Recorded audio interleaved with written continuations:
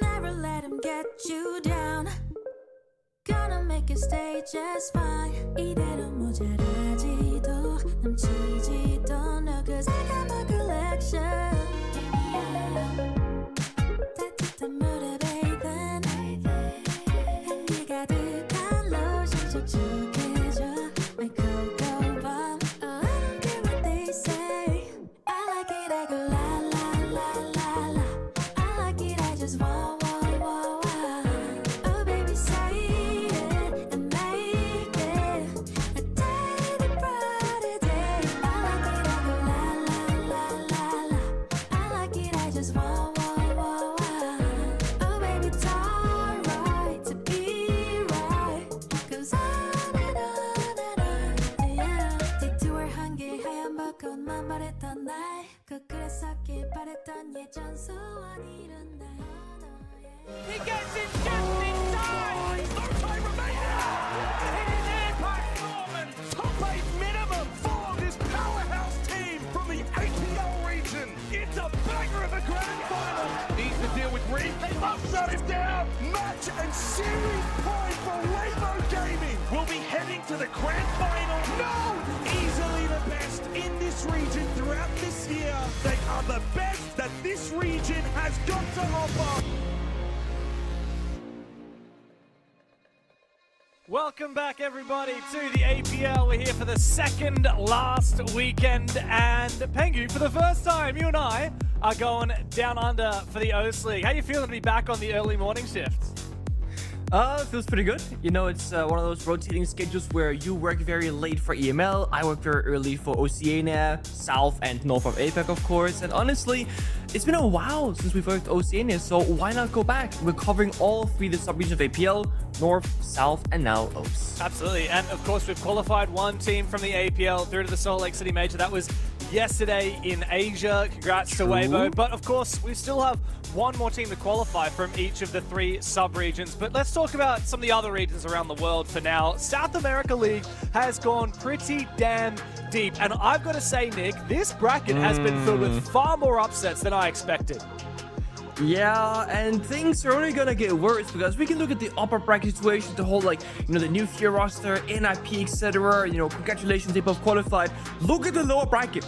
Team Liquid Alienware up against Faceland, only one can make it further. So those upsets, they're gonna keep on happening. ACL's been crazy. Sadly, I haven't seen the games live, but every time I start going on Twitter or I start streaming, everyone's like, yo, did you see the games? They were insane last night. Yeah, it's been a really crazy stage. I think of all the regions, SAL has had one of the most crazy roster manias because of what happened with Furia and Team Liquid Alienware. Even Fluxo W7M, because they lost a player to Furia, NIP lost a player to Furia. It's crazy to think that NIP, of all of the behemoth rosters in this region, they're the first ones to qualify through alongside the new Furia roster and our GOATs of FaZe Clan, the best team to ever touch the game. Team Liquid Alienware, which is the legacy of that old Furia W7M roster, arguably second best ever team to touch the game. They haven't qualified. Neither's Fluxo W7M, which was kind of my wildcard pick to be one of the best teams. So it's crazy to think that we're going to only have 2 out of those 3 teams qualifying through in that lower bracket. SAL has been utterly gnarly, but outside of that, I mean, you and me have already done a bit of EML. I know NAL's gotten pretty deep. I feel like we're kind of at the latter half. If Kickoff now, it really feels like that Salt Lake City Major is creeping up on us. Things start to shape up, that's for sure. And they're only going back to 2 weeks for thinking who's going to be better in all these various regions. And the results have been pretty surprising. You mentioned SAL has a couple of question marks about who's going to be the best team and NIP somehow making it. EML has been equally surprising. Like, honestly, for ACL itself, when we get to the major, who's going to win it? I don't know. Like, no one knows. Great question. We have no idea. At the moment, we're still trying to suss out who's actually going to make it from the APL. So, we've, of course, got 3 sub-regions in APAC North, Asia, and OCE. APAC North went down on Friday nights, and we've got one more playdate to go in the upcoming Friday. But we've already qualified one team through to our grand final. But keep in mind, here in APAC North, Penguin, we only get to send one team through that Salt Lake City Major. At the moment, CAG are in the hot seat, but they've got Kinotrope and D+ coming for them.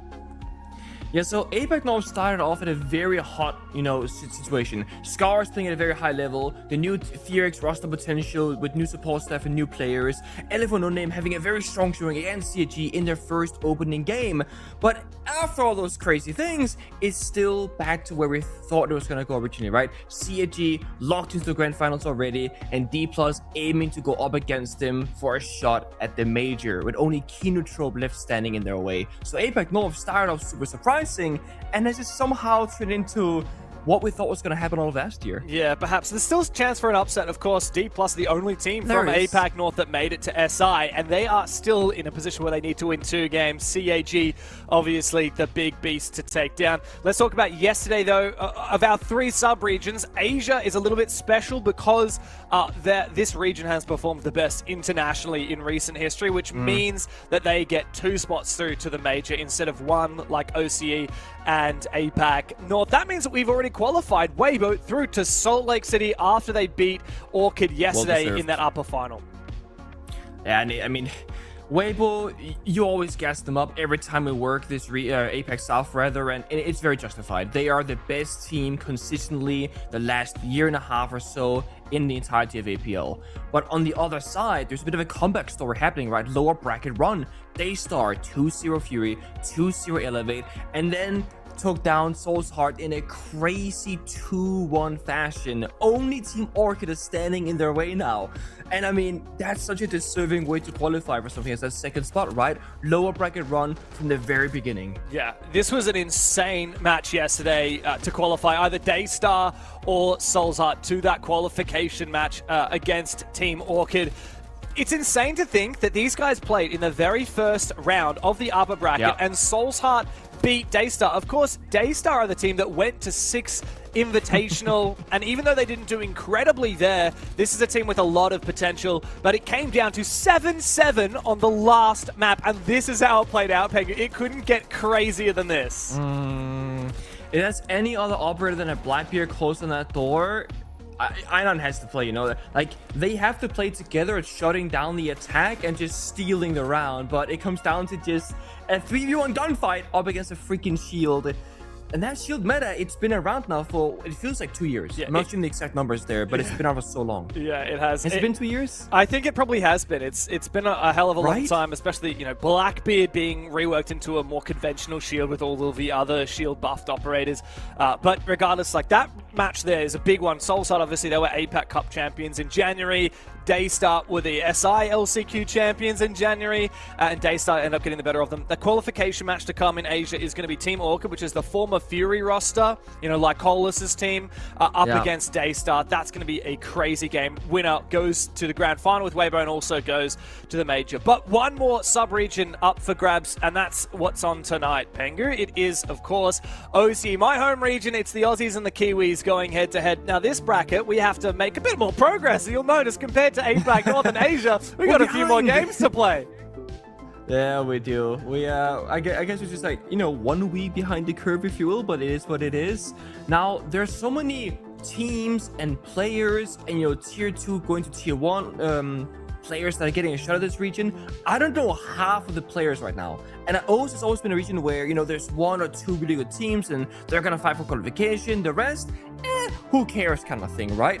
But with all the roster changes and expectation changes, it's like Enterprise are locked in first, but who's second? Who's third? I feel like OCE is super open due to the nature of all these changes. Yeah, so what lies ahead for this region, for OCE, as it's standard in this bracket, the playoffs? It's a lot of questions that still need to be answered. Of course, we expect that EP is going to be the favorite team. They've been the best team in OCE for a long time, but there is some up-and-coming talent, and there's a mountain to climb for Chiefs. And as you can see, they are depicted very heroically, shield on the back, sword in hand, but they have a long way ahead of them to make it through to that grand final. Chiefs, the most successful organization in history in OCE. Of course, the biggest OCE org.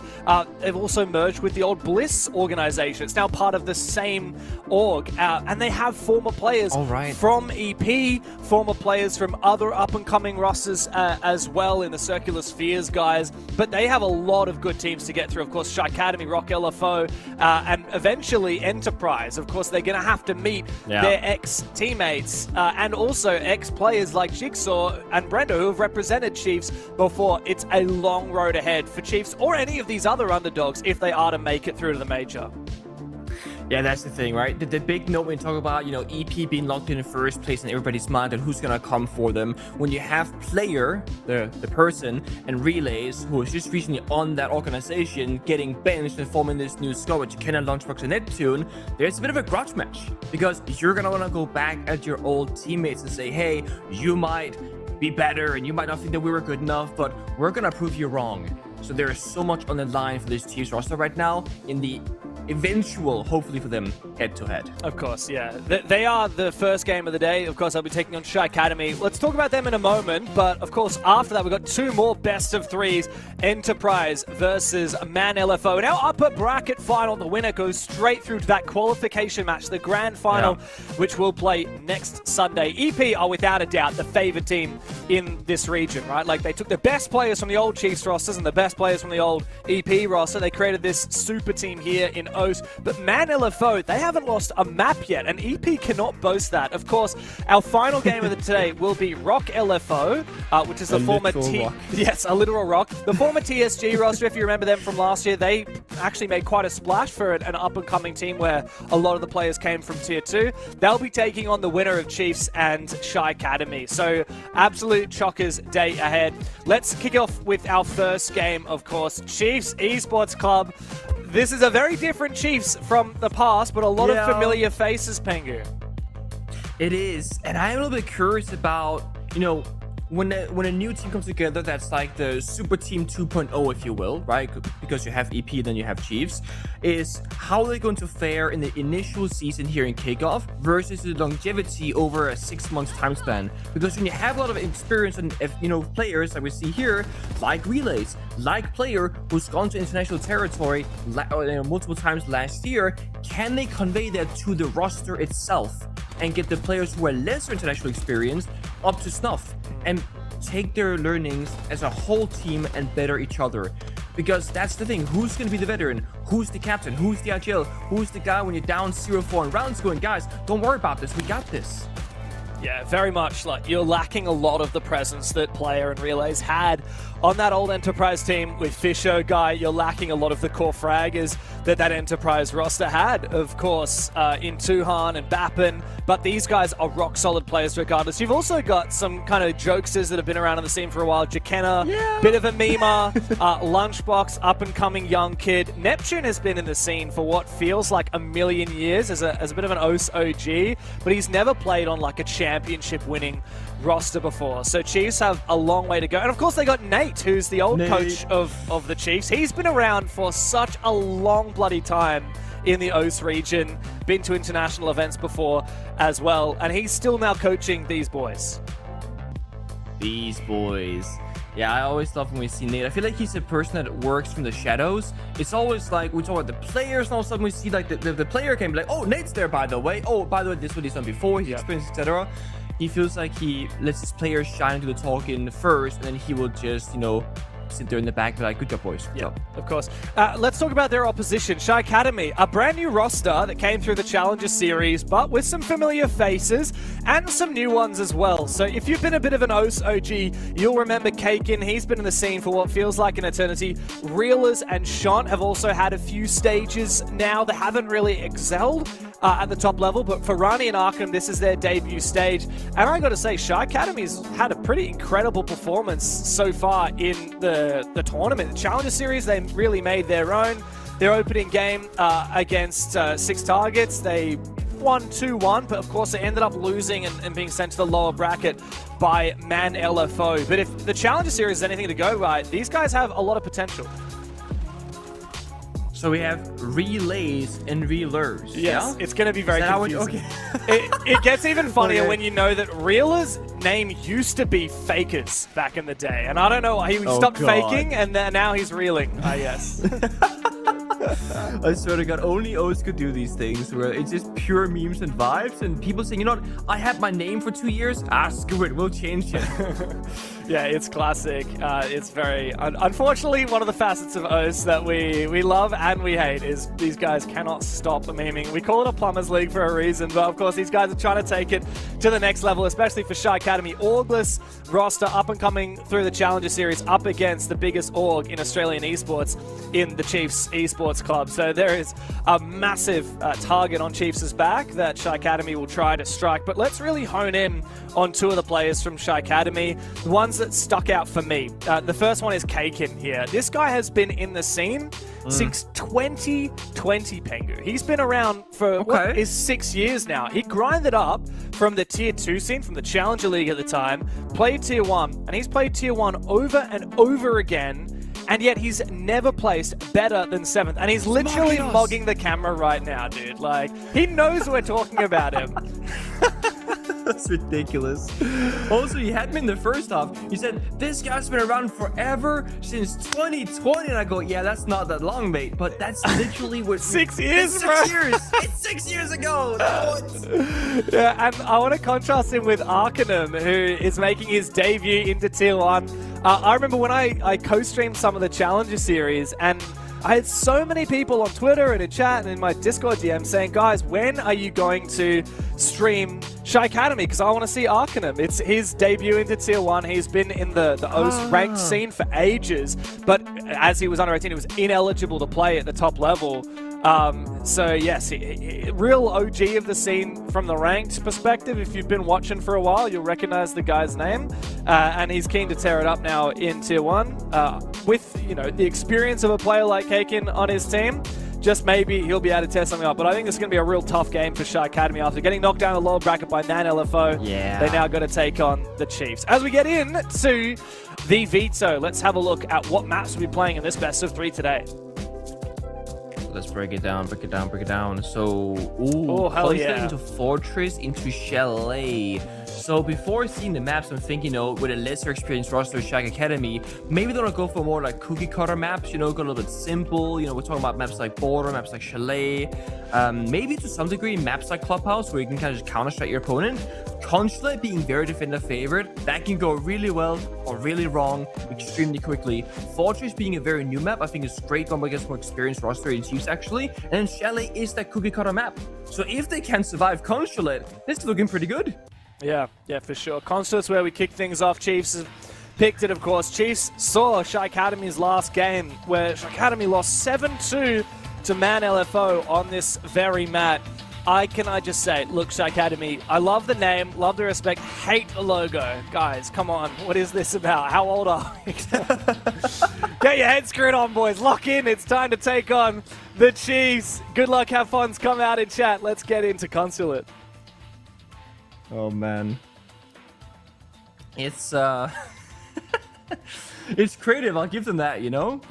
Creative in the worst of ways. No, I feel like it's a very non-inspired, non-creative person. I think that's very creative. It doesn't they wrote matter. 2 numbers over some text. It doesn't matter how much you glaze them. They're not changing their name to Pengu Academy. Hey, if they did, they'd be worse off, man. Have you seen Shaiko in G2 current? Oh, that's crazy. Shaiko in G2, but they've been owning over in EML. They've been cliff farming. They've been smiling. They've been having some great performance. And imagine if you had Shag Academy make it to SLC, right? And they go up against G2 with Shaiko on the roster. That is G2 is gonna milk that whole scenario on social media for weeks. They would not let it go. The Padawan and the Master. The Academy and the Professor. I feel like G2 would just be like, guys, we'll sponsor you for a season just because. Just for the memes. Like, they would make something like that happen. Look, like G2 Blue or something. These guys need it. At this point, obviously, OCE doesn't have a lot of organizations in the scene.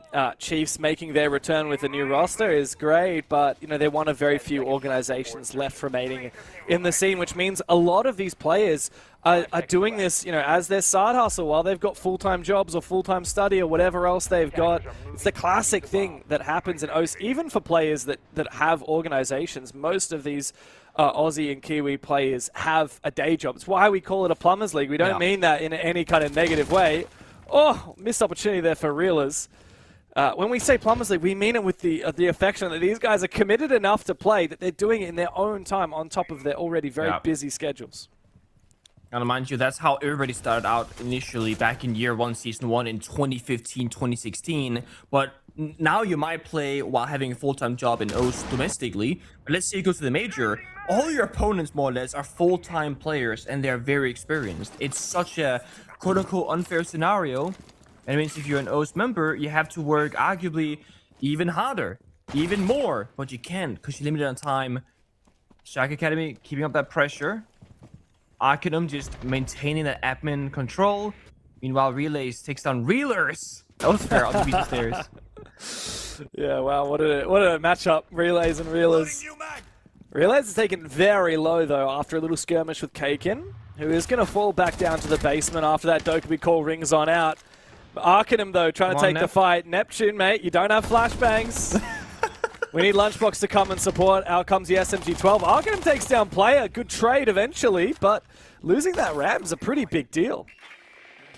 Very big deal there for Arcanum that he actually seeks out the 1v1 by him swinging first, because there's a triple push there coming from Chiefs. When you're on that roam, you have to make the aggressive push. Okay, guys, now I'm stuck in the corner. I got multiple enemies coming at me. I have to be the one to seek out the gunfight to hopefully go for a 1-for-1. And this round is actually still winnable from Shag Academy. They have Evil Eyes that can sap down Relays and Nep, who are half and 1 HP. They have a C4 in the pocket as well, being tossed out right now potentially. Yep, sadly, doesn't find anything. But Chiefs on the other side on the attack, they have all the tools that they need to execute. They got block for verticality, they got Dokkaebi who can hack those cameras, they got flashes and cabins of fire. They are in a prime position, but they gotta make it clean. They gotta figure out where we're gonna go in, where we're gonna cut off the bomb set from, and where are we gonna get down that diffuser. Because right now we're seeing Gardena, actually not Jackena, Gardena just sprinting around the building, going breach, going yellow, going breach, going yellow. But I think he knows just about where he wants to go. It's pretty awkward though to try and execute here from the yellow stairs. This gunfight, it's everything. It is, and the verticality is not pushing out Rand's position. Out comes the Dokkaebi call, but it's sprayed through the smoke. Perfectly well read, but Lunchbox can quickly get on that defuse regardless, and Nade to try and suppress the situation. Relays drops down below, but gets taken out by Rands, and Sean with the Maestro. The Evil Eye will take down Lunchbox. Big chance now for Neptune to cover it in the post plant. Finds one up above. Needs to find the second one. Is it being covered? Oh my god, he's just taken down Rands! Now Sean has to 1v1. And Neptune has all of the cards. He baits him off. Perfectly played. There's also an information, a drone on his position. Beautiful 1 versus 3 for Neptune. And it all happened, right? The smoke pre-fire, the thorn trap blew up, the Evil Eye to confirm the kill shortly after. All those small details make that so possible, but then you got the verticality, you got the good position upstairs. I love it.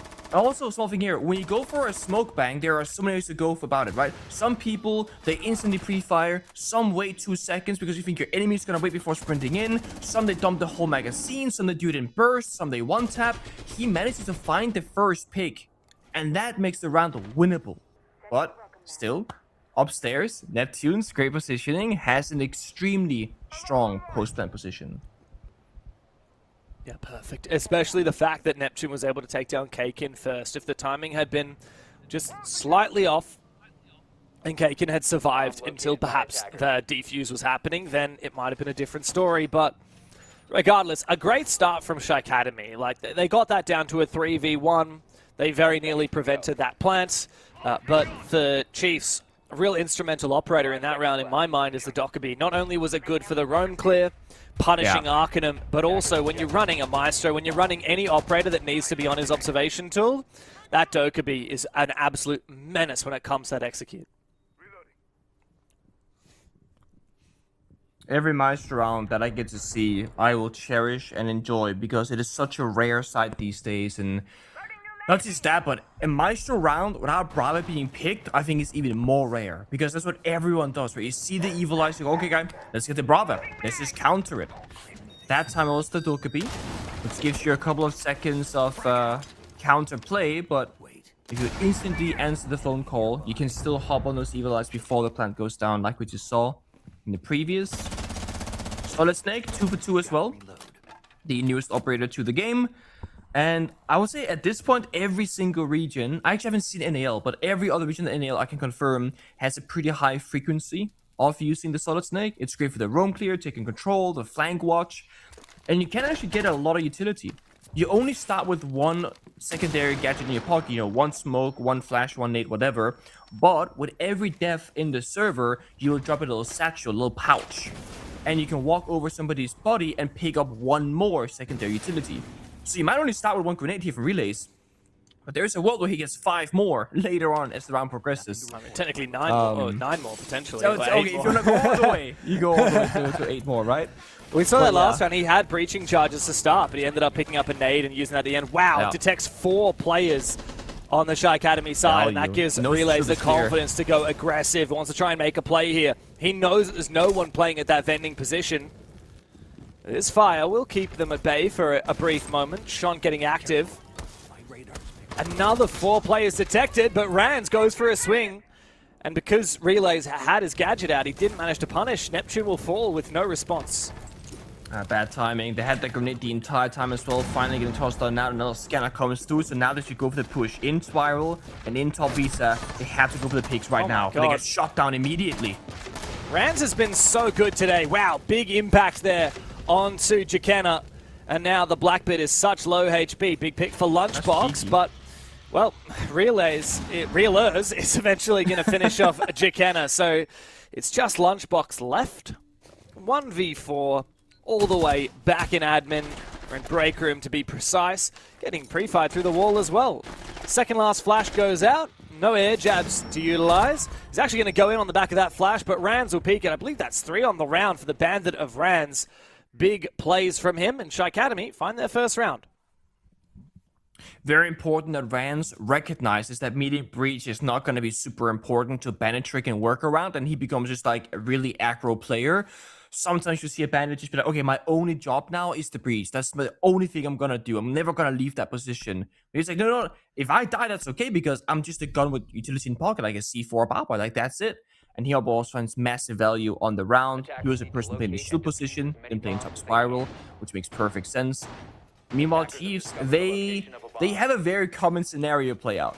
It is the nightmare of every single team on Consulate top floor attack. You get stuck in admin hallway. You got the visa stairs, you got the break room, you're playing in coffin, but you're fighting such an incredible crossfire. And I think the only way you break that open, if you're on the attack, is you win the initial gunfight on the entry on the visa stairs, where they had the bad timing with, you know, the Solid Snake looking away the wrong second, and then top spiral window jump in. Because if you don't get that top spiral control, you cannot play the hallway. Because they can swing at any moment, they got the crossfire, etc. So the entire round boils down to 1 or 2 gunfights that you must win. Which is why we often see teams in the attack play heavy into utility, stuff like the Grim, the Capital, the Flores, etc. to try and make it easier for them. Now, of course, Glass and Grim have been bent away, and while the Flores did find some value, the fight didn't find the pick. Yeah. That's why you put your best fragger, the person who you want taking as many gunfights as possible at that long desk position, top spiral, and that was Rands. He's now 5-1. Top fragging for his team. He really is. Keep an eye on him for the rest of this round, rest of this game perhaps. But of course, last round we get to play in this first half before the final ban comes through. So we'll see what are the instrumental operators. In the first round, I definitely thought for Chiefs it was Dockerby, but they're not playing it every round. Instead, they're flexing onto a couple of shields. They're also hammering away at this Solid Snake for Neptune. He's on the skylight. He's finally been hurt. The timing, he gets out alive. He'll take that. Like I said before, if you find this pig on top spiral, that makes the top floor push a lot easier. And while this isn't a top floor defense, you can attack it in a similar fashion. But Chiefs are mostly spreading out the feelers. They're going fishing. Also, mind you, the Bandit Mutant playing the Solid Snake for full information. Here it comes out the Candelas and then push the top spiral. Yeah, quickly Relays, though, backs out again. Jikena here on the Monty is trying to put a little bit of pressure here onto the Warden. C4 baited out, doesn't find anything, bit of damage to his feet. How does he look to play this? He backs out, back and forth. There needs to be another ingredient here for the Chiefs. Rands on a flank, but good shot from player. Taken very low, but Rands misses a critical gunfight. 4v4. And Chiefs are pretty close to that bomb site, while meanwhile also very close to the top floor. Yeah, just gonna drop the hatch. Actually say, you know what, screw the top floor roam game. Instantly hit the plan, watch the verticality. Oh! This could be good. Oh, he gets one tapped off from the side. Shant holds the fort down on the objective. Now Neptune and player, the latter of which is very low on HP, have a lot to do. And that bulletproof camera on site will continue to field information on where that diffuser is. 2v3, Neptune needs to have a big impact here as the Solid Snake, he detects Kaken. Just hiding here in the side room. Flashbang comes out, but that's a Warden you're playing against, mate. Those flashes won't do much. Shotgun in close range. All but guaranteed to win this fight. As the drone baited out, Kaken takes it down. Neptune needs to win a seemingly impossible fight as he walks into a goo mine. Not a fun spot to be, and Kaken will easily close the round. Shy Academy find their second, and they're up 2-1. Very well played there from Shy Academy. You know, there's so much pressure in the server. Chiefs, they have pressure top floor with the Monty, just getting, okay, we know exactly where the roamers are, and we're going to try and pressure them. We saw the Warden try and fight out with the Monty earlier. Then we have 2 players downstairs trying to just fish for a kill, and players finds the opening. And that's huge, because the player by the bomb site should start panicking a little bit when his only supportive teammate dies in the nearby area. Plus he's getting pinged by the Solid Snake, and Monty's dropping down, but no. He actually finds a tiny angle onto Monty, one-taps him as the bomb's just about to go down, and that resets the entire round. Because now Chiefs, they've lost the Monty. They've actually lost most of the roam game top floor because they dropped down the hatch to hit the bomb site, and that was the entire push from Chiefs. So you're playing top floor, you're playing bottom floor, you're roaming while anchoring, and the communication is very clear there from Shy Academy.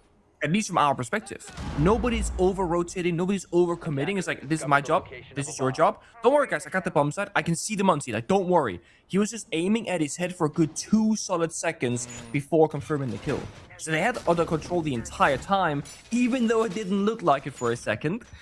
And the discipline is good. And in 3v2, they play power positions, and they even use the Warden gadget. Something that we don't see every day. A Warden actually turning on the glasses. Yeah, it's nice to actually see Warden use his gadget. I feel like often people just pick that operator because they're like, he's got a good kit, and I feel like, you know, people have like the aura of picking selfish operators, like your Wardens or your Vigils or your Oryx, your Rooney, your Ash, whatever it is. Yeah, people just do it for the aura, but no, Kaken, he's a smart player. He does it for the util. Now, we've seen the final operator bans come through. Smoke, Cheeky from Chiefs, getting rid of both the SAS boys on the defensive side, and Shy Academy getting rid of the Solid Snake. That's fair enough. It was played pretty much incessantly. Yeah. But we're now seeing a bunch of other power-ups that didn't go banned being leaned into on both sides. Monty for Jakenna, and notably the Mirror makes its first debut for Rands here on that defense. Mind you, the Solid Snake ban could not be better in the scenario. Like you said, played in the first 3 rounds, plus Chiefs target banned the mute in the first rotation.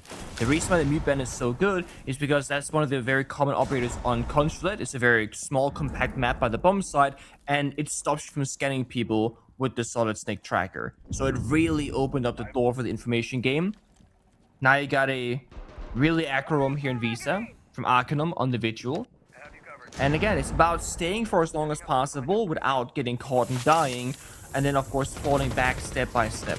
The Muncie makes life a little bit more difficult though, because this roam clear backside on server has been completely picked apart. No operator right now on defense, except for a Yokai stun, can really deal with the Muncie. The only C4 left in pocket is a floor above that roam clear, so they can't do anything either. So it kind of feels like Arcanum has to make a huge play here on the roam. There's a player right around the corner as well. It's interesting. They're not hard clearing him here. And without the Solid Snake, I guess it's a lot harder to do so, especially when there's the Echo continuing to just give them information on where these players are. But Reelers gets a little bit baited there. Player takes him down. Arcanum's also been spotted on his retreat. So this roam game is kind of nullified. All it's doing is essentially adding a crossfire downstairs. Lunchbox, you saw that Thorn Trap, the Razor Bloom, just to the right of his scope.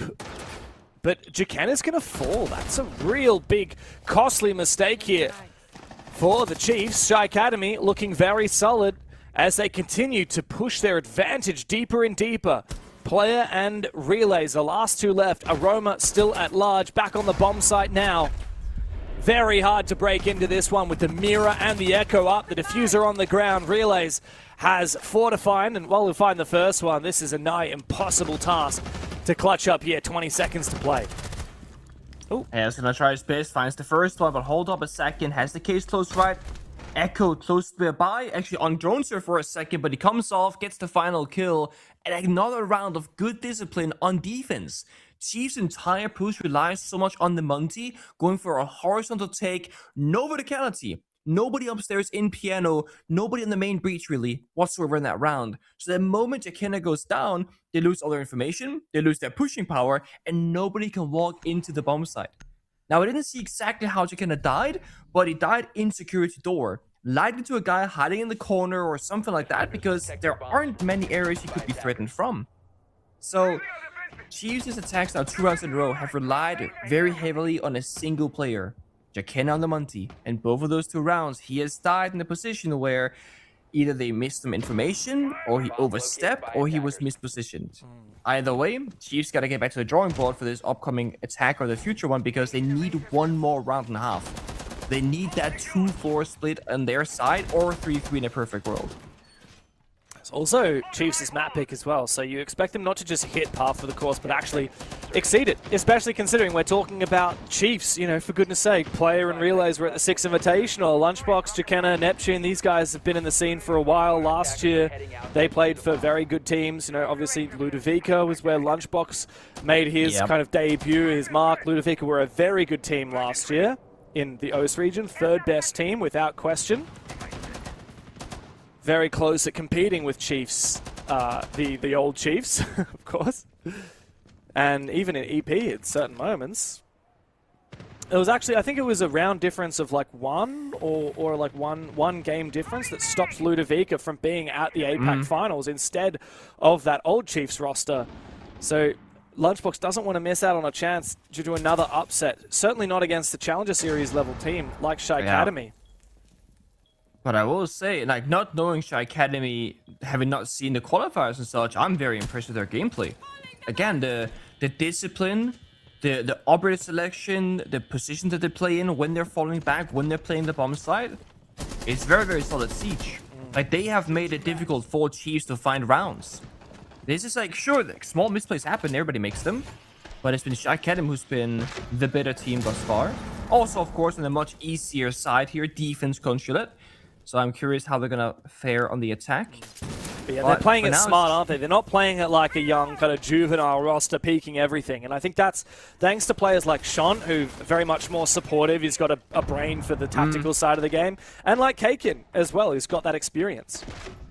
You're saying that the guy who's playing Jashanga and Maestro has the brain for the game. It makes sense. It adds up now. You know, I'm seeing the vision now. Because it was Sean who was also playing Maestro on the basement defense. So. Yeah. And he played Echo last round. I love Sean. Yeah, that too. Sean's, in my opinion, underrated player. He's one of those guys that's like never really played for a mid or top pack team. Always been kind of at the bottom, but like he doesn't usually frag out. But man, he's doing the dirty work that no one else wants to do. Yeah. He's countering those star operators like the Blackbeard. I see Blackbeard's gonna push in the door. Fire comes out, force him back. Thorntrap gets the kill. Meanwhile, player down by a bunch of damage. Rance gets a second. Double yellow push has to make the ankle. They're both 1 HP up against the Shanka Fire. Yeah, bro. Sean is gonna have a field day with this Tachanka Fire here. Player and Relays. Former Enterprise stars, now with no HP. Relays finds a nice pick. Neither of them can afford to take any damage.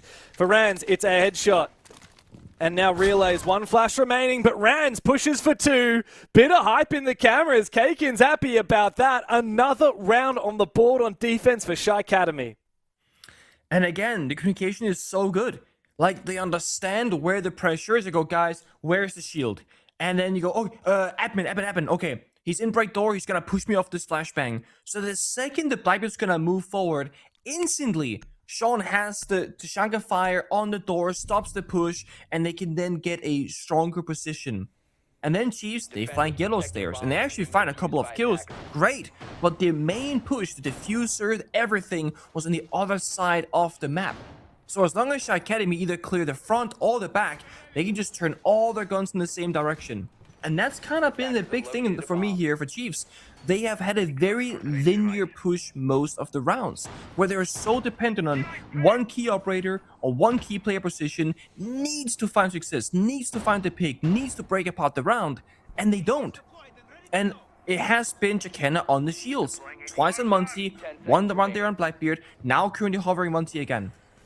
Either they need to get, stronger in the linear take, meaning that they cannot make a mistake, they cannot lose that gunfight, and that comes down to using more utility. I like the Nomad here. It stops the counter swings, stops that aggression, or they need more presence elsewhere. We call it phantom pressure, right? When we work other regions. Open that window, open that breach, pretend that you're everywhere but nowhere, and make Shy Academy look at all these different locations. Because if you're watching any player from Shy Academy, they're looking exactly where Chiefs are attacking from, never really wondering what the attack's gonna be. They know what it's gonna be. Yeah, you're dead right. And it's the last chance for Chiefs to do so. Also, if you think back, obviously it's 4-1 right now. Shy Academy looking good. If Chiefs can find a second round, then on paper that's not so bad. But reflect upon how this half has gone. Firstly, it's been 4 in a row for Shy Academy. This hasn't been back and forth. And what's more, the one round that Chiefs won was a 1 versus 3 clutch for Neptune. Those are the only 3 kills he's got in this game. This could very easily be a 5-0 for Shy Academy and potentially a 6-0 after this coming round. The ADS is catching a lot of the util. Man, this is insane from Realers. What a big counter. They read the play. But Jakenna is going to manage to get inside regardless. Is there going to be plant denial coming from down below? Sean doesn't have any kind of C4 and he's out of impact grenades to try and deny the plant from the verticality. So Chiefs will confirm that plant. However, Shy Academy got the opening kill. So it cost Chiefs an opening pick in order to confirm that plant. Rands is locked out of the side, but he sees that laser, so he knows he's being watched, and he might be able to call his teammates over because it's come support. He actually gets a kill off the back of it as well. Neptune's going to have a big post plant now.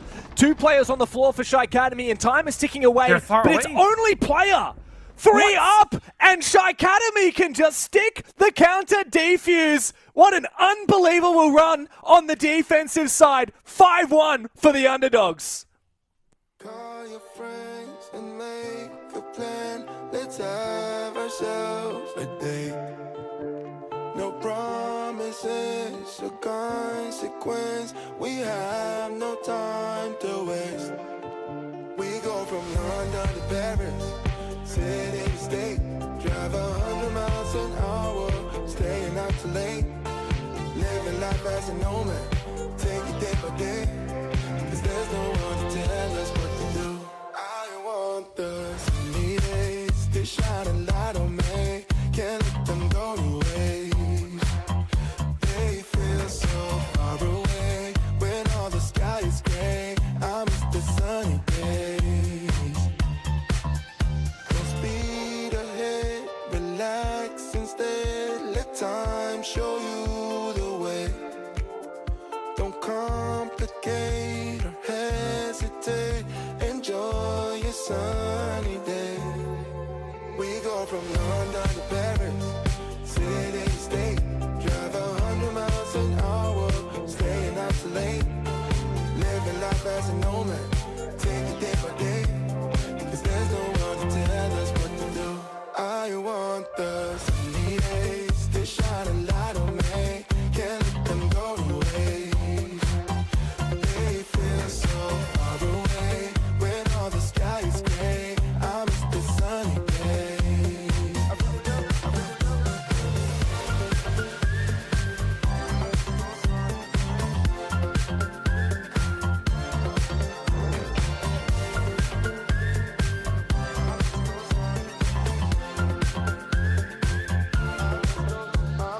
Sunny days, my sunny days. Where did you go? My sunny days, miss my sunny days.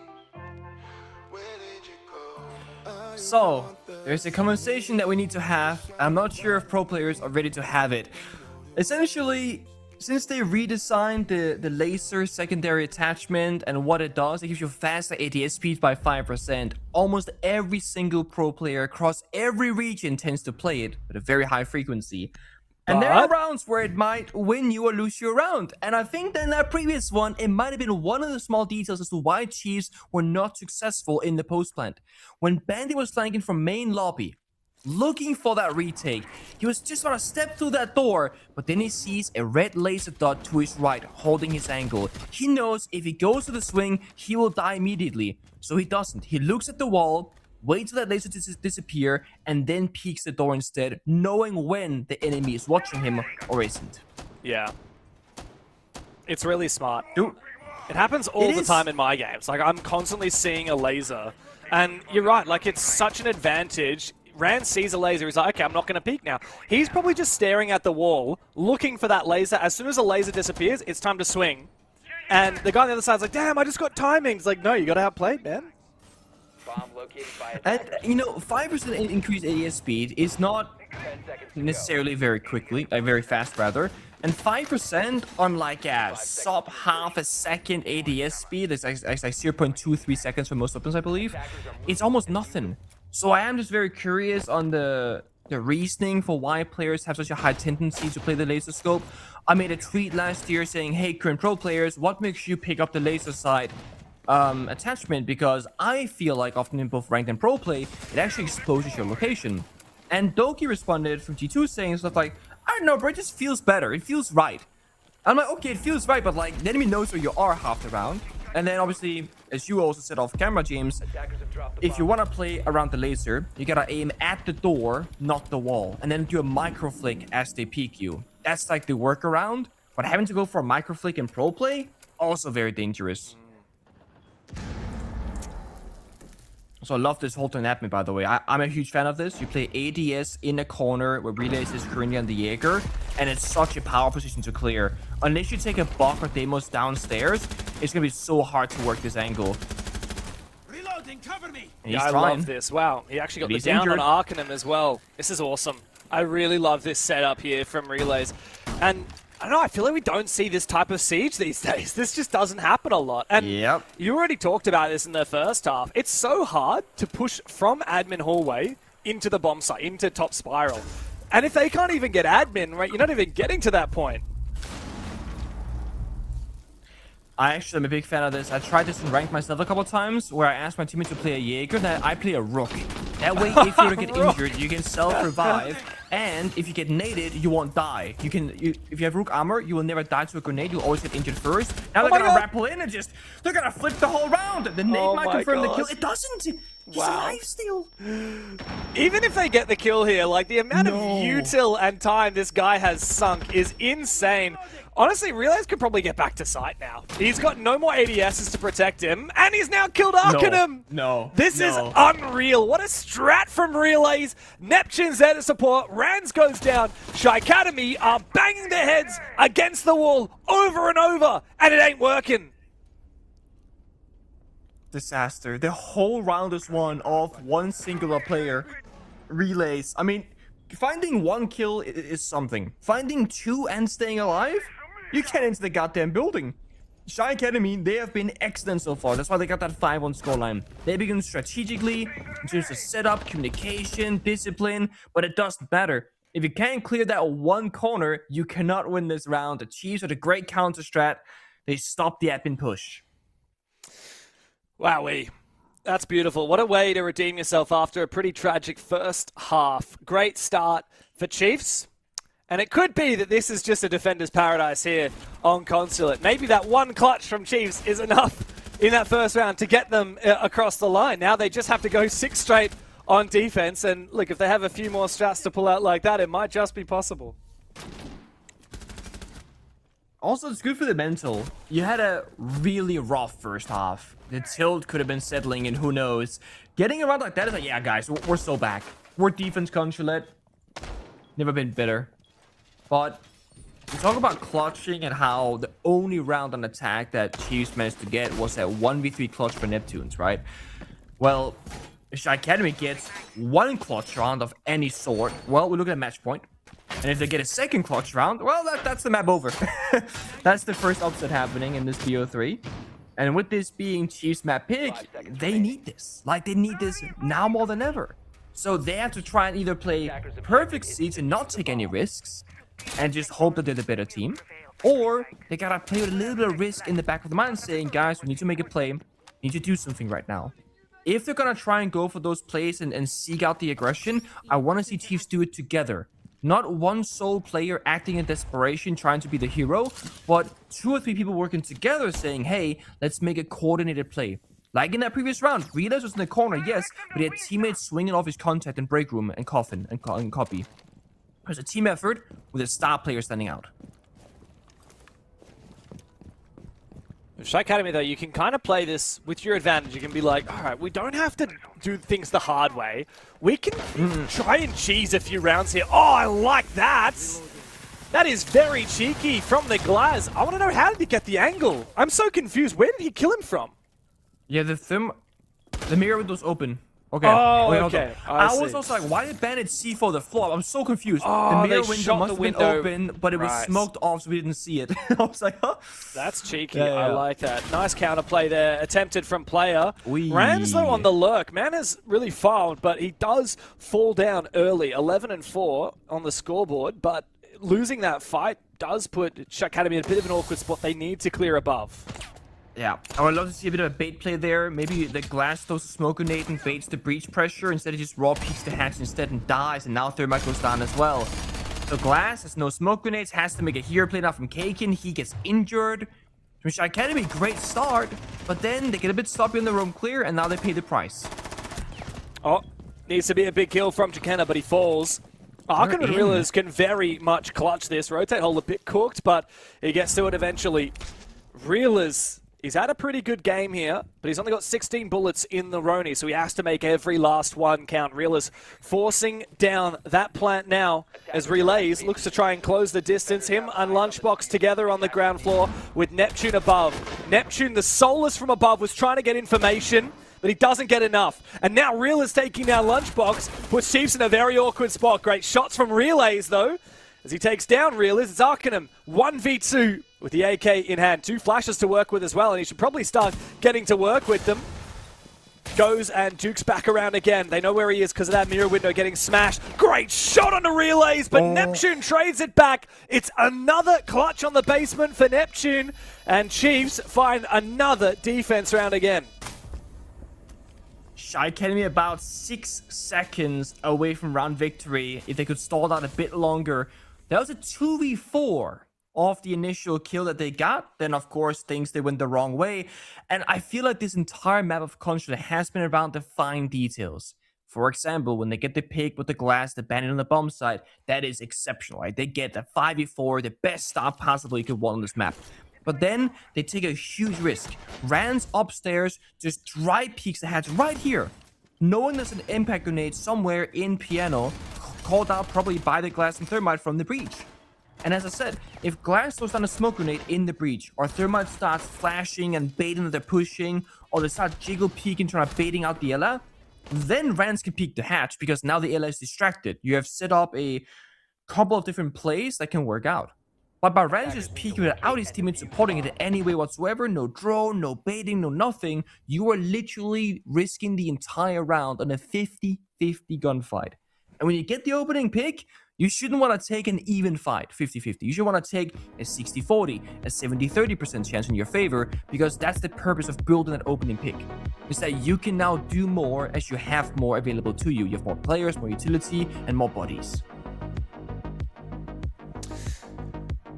Rehost now as we get everyone back into it. I don't know, I'm still a bit scared here for Chiefs, even though they're looking reasonably solid on this defense. The only round that they've won convincingly, Pengu, was with that Jaeger inside of admin. Every other round that they've won has been on the back of a clutch. It was that 1v1 clutch or the 1v3 clutch, both times from Neptune in the first round and in that final round. I am not... I'm not convinced here for Chiefs. I feel like Shy Academy is still a step ahead. I'd have to agree with you. The fact that the round goes from 2v4 to a 1v1 tells the whole story. Chiefs didn't push exactly together for the retake, didn't seek out the timings and the gunfights, and I think it was, I forget who it was with the Ela, when it came down towards security, they impacted the wall and then look to their right, and then they get shoved from the impact rotate shortly after. So there's these very small things going the wrong way. And just looks like Chiefs are lacking a bit of communication, especially on their attacks, but also a bit here in defense. I'm curious if we're gonna see Shy Academy play slower and more strategical, you know, step 1, step 2, step 3, or say, guys, they got gaps everywhere. Let's speed up our gameplay and actually skip some steps and just try and either hit the side or hit some kills in the roam. I'm vibing to this music today. I don't know what it is, man, like it. But we're killing it today. Here's the scores so far with 3-5. It was 5-1, though, in favor of Shy Academy. Chiefs have brought it back 2 in a row. But, of course, they're going to have to keep going for different bomb sites here. That's the thing about winning on your defensive side. You can't just hammer away at one that works. You got to show us depth across different bomb sites. And what's more, Chiefs can't just go back to admin and do the exact same strat in admin. Like, that ain't gonna work. Let's be real. You're gonna have to have a little bit more depth, because I don't expect to see Shy Academy make the same mistakes trying to clear it. Yeah, that's the issue with pocket strats, is that it's a strong strategy when the enemy isn't expecting it or haven't seen it and have the prep work forward. Now that it's been shown, they're gonna go, guys, we take, you know, either this one operator or we have this one position, like a block downstairs or whatever they want to do. Now they can clear it easily. So that's why the second rotation, in my mind, is the most exciting, because now we get to see the adaptations and the counterplay from both teams, and we get to kind of see if the rosters, they have a deep strat book, or if they just have that one bomb set strat that they're gonna run every single time. Because one thing is playing one round well, another one is going to a bomb set like 3 times in a map and have a different showcasing on it each and every single one of them. That's the real skill and test. Yeah. Man, seeing the Jaeger hard-holding admin just brings me back to the good old days of the Jaeger hard-holding yellow stairs on old Consulate. Man, like, take me back to the good old days. Old Consulate was terrible and incredible. I loved it and I hated it at the same time. There's so many good strats on old Consulate. I'm trying to think. I still miss meeting. Like when meeting, how it played out before the rework, where you'd often play like a deployable shield and smoke in the corner. Yeah. You'd have 2 singular windows, black it on the rappel. But then you had these very different ways of playing the map, where the smoke could call his teammates for help, and there were 3 main ways to do it. You could call your teammate, often Jaeger or Valkyrie, jump out piano window, back when you could still ADS while jumping out, of course, and you just shoot the Blackbeard mid-air. Or you have this angle from the basement through the hatch and lobby, through the vert in the floor and in the ceiling, into the window upside down rappel. Or with the 3-second runout timer, you could impact grenade the bottom garage wall, just like on current Consulate, sprint up the staircase outside, and then see the guy on the rappel. So there are so many small, intricate ways of countering the rappel player, but it came down to mini plays, and the enemy knew that they all existed. Yeah. But they didn't know which one you were going to use. Yeah, I loved it. You were one of the smoke players that would play meeting, weren't you? Yeah, so Boonsy and Sisu and myself and Penta, I want to say that we built that together because we played it every single round, and it was a matter of kind of one-upping each other. And that's the great thing about having 2 good teams is Boonsy would play there, for example, and then I'll be like, well, if I don't get any ADSs, I could play there the same as him, but my teammates get stronger, so if I die, the round isn't over. And then he would see that and go, well, if we don't play Jaeger at all and play post C4, then we get more information. Like, you kept trying to one-up your opponent because you both did the same thing, and it made us both so much better. Speaking of hard-holding positions with a bunch of util, let's look back at that first defensive round from the Chiefs and what they did with that Jaeger. Man, this was insane. Oh, yeah. I love this.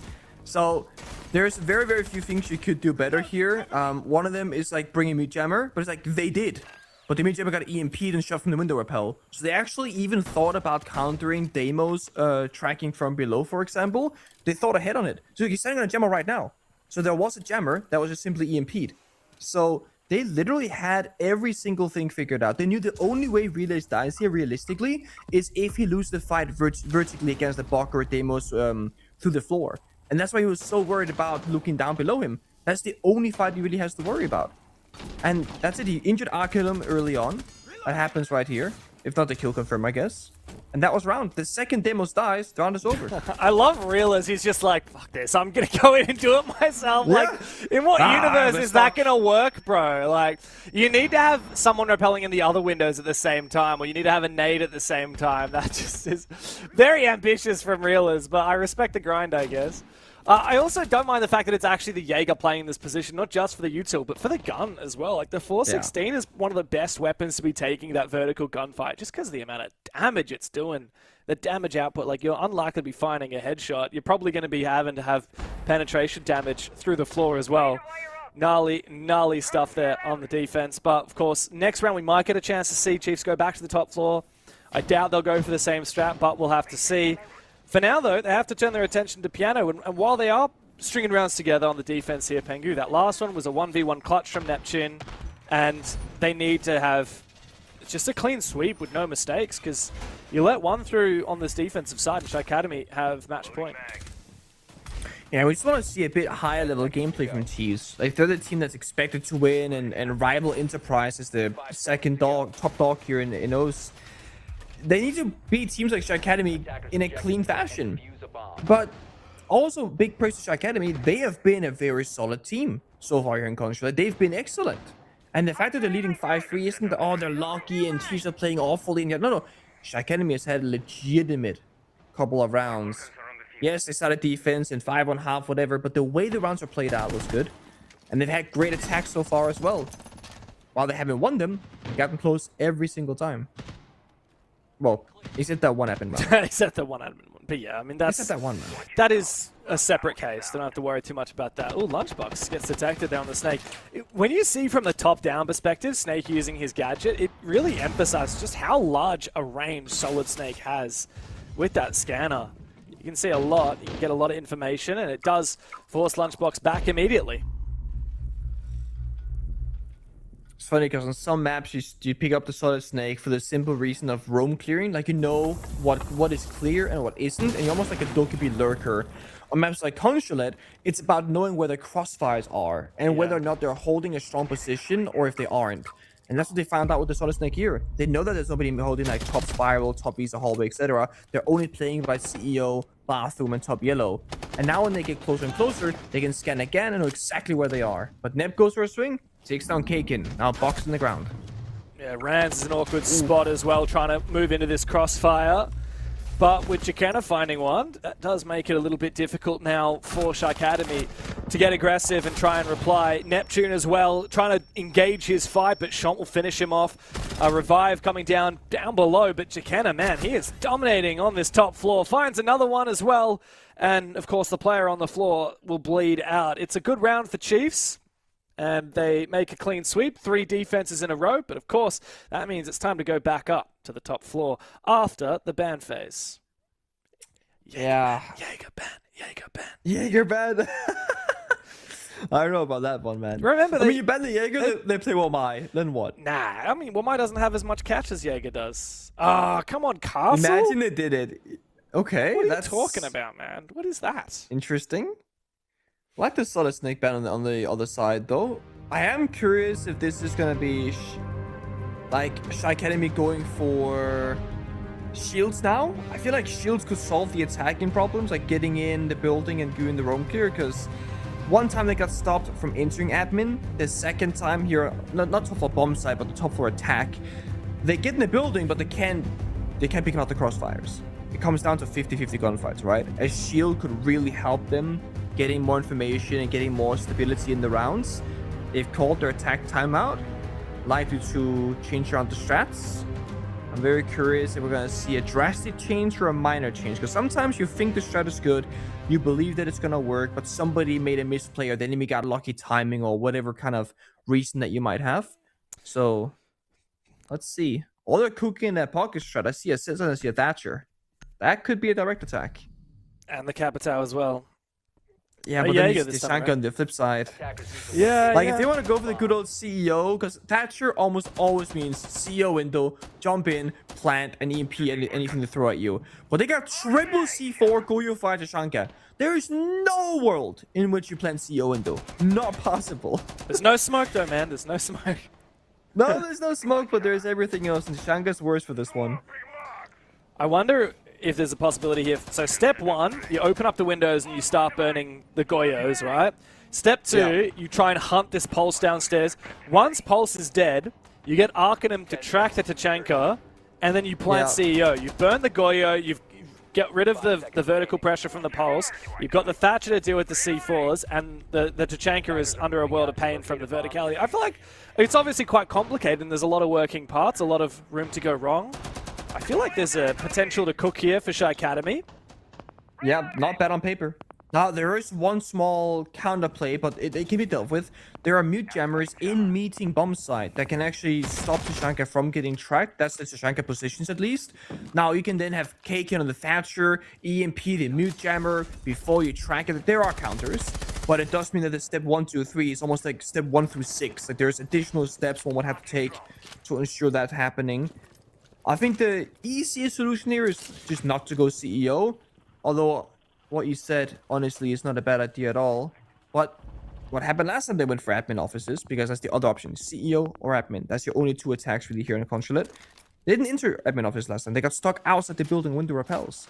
And we see Lunchbox ready with a C4 contesting admin repel. They got mid jammers, they're bandit tricking the walls. He's tanking the fire and he's gonna die. Damn. Great bait though. They sell him at the wall, they fired it, and there's the punishment. Impact grenade run out is great though. And that's gonna take away the ace, so no more hot destruction. That's actually a worthwhile trade. Bandit for ace? I'll take it. Maybe, I don't know. It's worth it if we kill Realist here. Yeah, especially the Capitan, man. Like, what an operator to take down. It's interesting, like, very rarely do we see teams hold on to admin as hard as Chiefs seeming to want to in these last couple of rounds. Because, as we saw on the Shy Academy defensive side, it's very powerful to just stall them out at this current position where Shy Academy are now, at the admin hallways.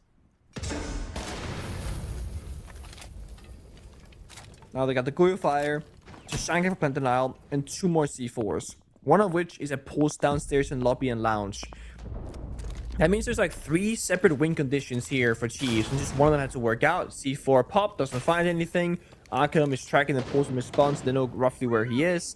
The issue is they can't chase beneath. They have to just go for upstairs attack and hope for the best. The fire comes out. The Senswall is going to dissipate after a few seconds. And Chiefs are in a good position. Wow, trying to take the fight through the Senswall is an interesting choice. And the support from Relays on the poles. This crossfire is not going to be fun, but Arcanum takes down Lunchbox. 3 bullets remaining in that Vendetta as he tries to push for another kill, but with Kaken on the floor, it's a 1v3. Good nade. This actually might finish off Relays. Okay.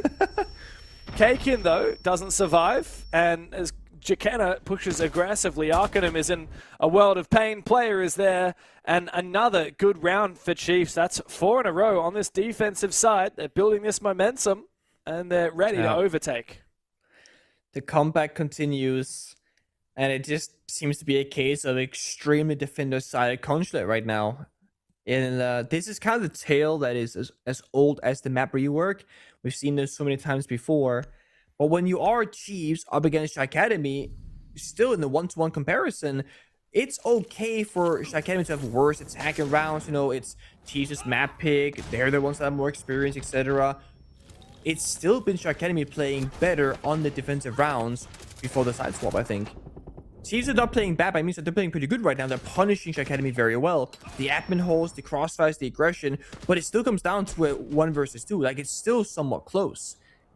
So on paper, I would still say Shy Academy had the better defensive sides, but both these 2 teams have had equal bad attacking rounds. Nobody's really run away with it or proven that they can attack this map just yet. Finally, a shield perhaps here. Do my eyes deceive me, Devmata, or will Blitz get played this one? 3, 2, oh, he baited us! No! That is... Last second! That upsets me, man.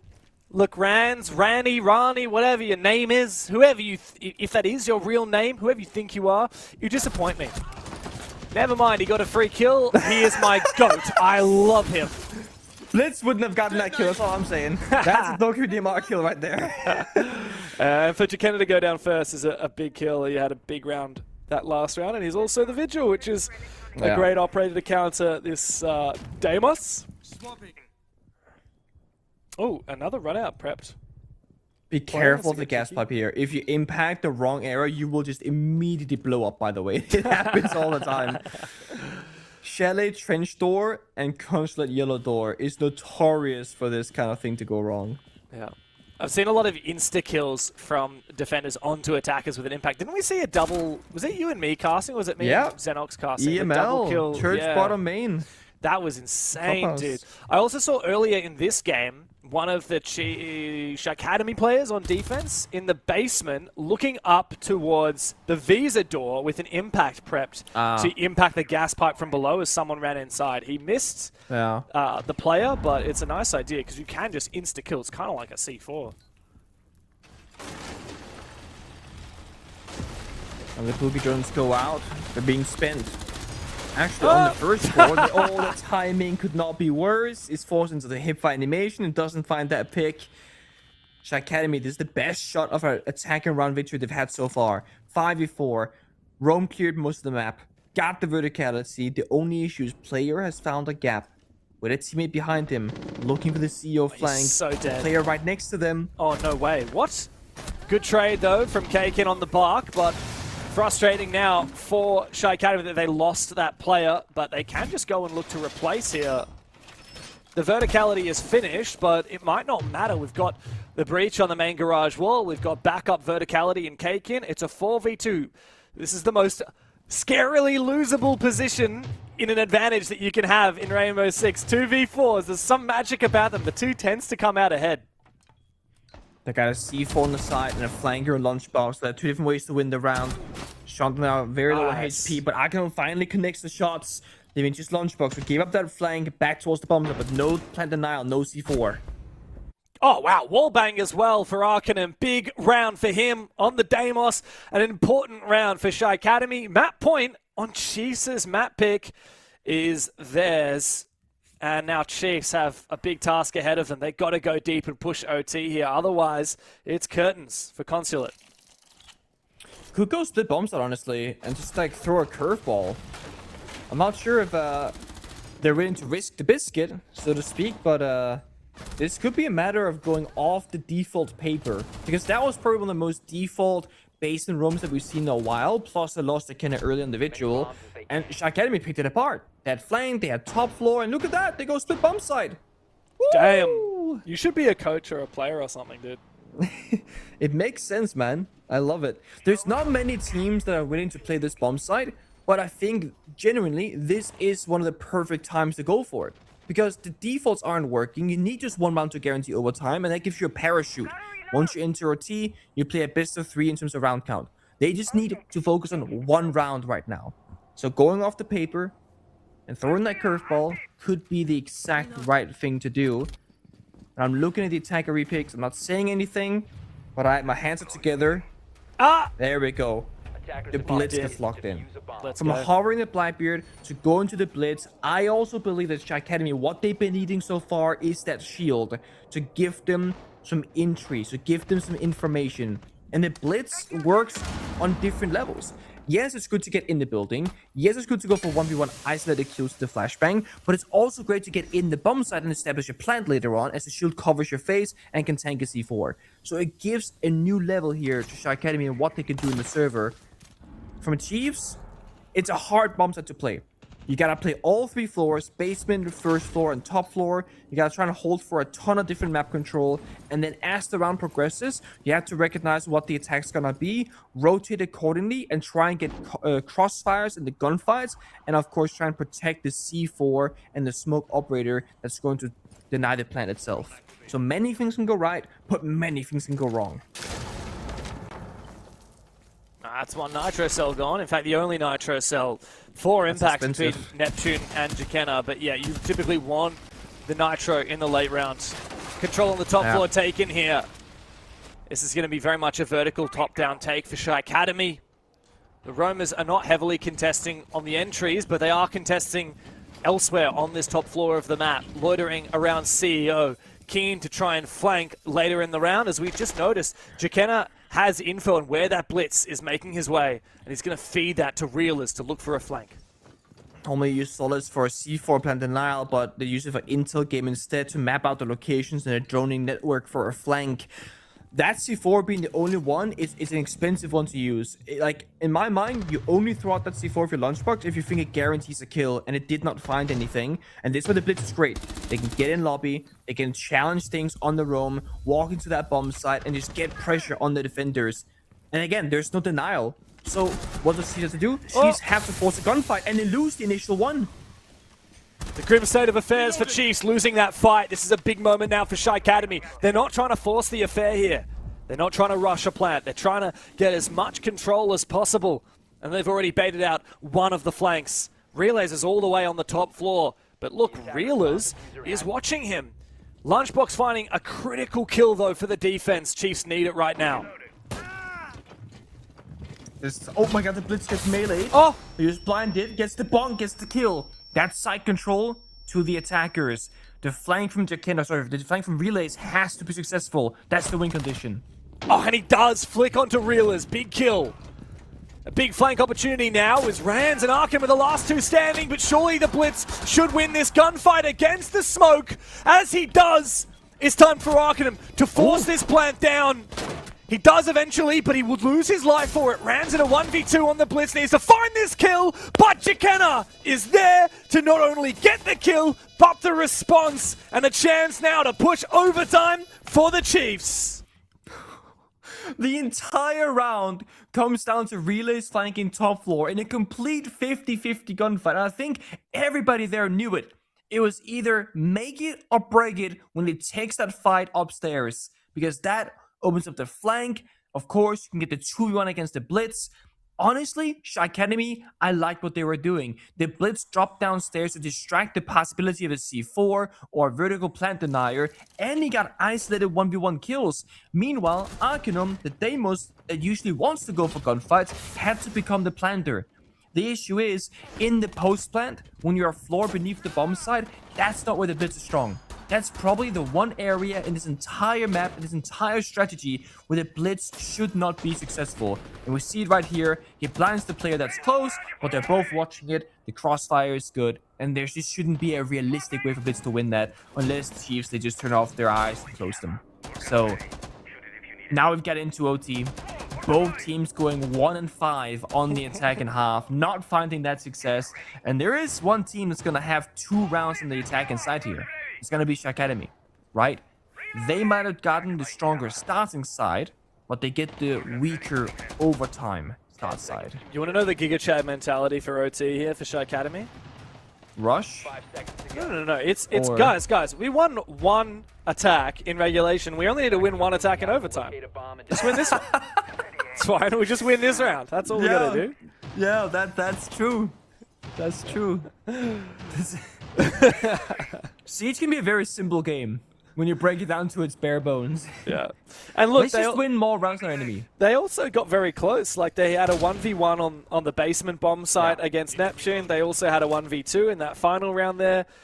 Whereas Chiefs, I mean, they only won their defense thanks to a 1 versus 3 clutch from Neptune. So Shy Academy, like, there's no question. Shy Academy have been the better team. I would have to agree with you. But sometimes you can be the better team and still end up losing a round, or maybe in this case even a map. Because Chiefs, I mean, they got the momentum. They got the player confidence that I think was missing before. And Jackenna, who went, I think he went 0-5 on the attacks playing shields. Ever since the rehost and going defense, he's been owning. He is currently sitting on 7-1 scoreline. And he was even spawn peaked or counter spawn peaked on Vigil on one of the previous rounds. So he's been finding a ton of different picks. Reelers, the Bok is now down, removed from action. It feels like Academy are running out of steam. Yeah, it's been a while between drinks for them, hasn't it? Neptune holding on to this top spiral position. He'll fall back. And Relays is reinforcing off. So Chiefs finally playing a little bit more strategic here. Trying to play a little bit more passive as well, which is very much a contrast to what we've seen from them most of this game, where they're lashing out on the defense, where they're going for spawn peaks. However, it gives up a lot of ground to Arcanum here.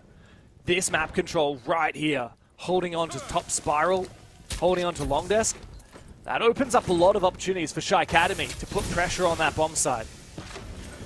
It does, but where does the push come from? Again, you don't have a shield operator, no Togepi, no solid snakes, there's no real information. And they got good crossfire, fire, smoke, C4, Goyo canisters on doors, ready for it. Oh, Rans goes in, finds the opening, that's huge.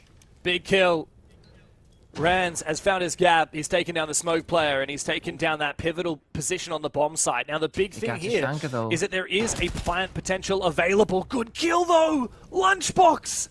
You can't be missing that opportunity. Yeah, you're right, that's Tachanka, and he's got so much util left. But if they have a way to try and distract him while they go for a plant, no player! You were the one!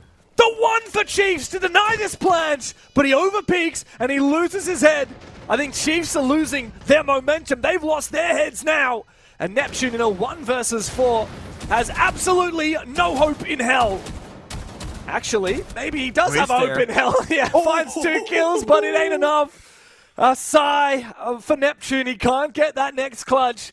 And Shy Academy, look, Pengu, they did it. They bloody went and did it. They won an attack in overtime. Now they just need to lock in on defense, and they put Chiefs on the back foot after the first map in the series. Of all the rounds that Shy Academy could have won on the attack, that was not one of them that I thought they would get.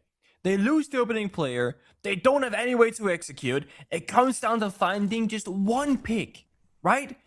I think it was Rans who just walked in, found the smoking meeting right here. That close to the first crossfire. Small miss from Lunchpop, had a C4 in pocket.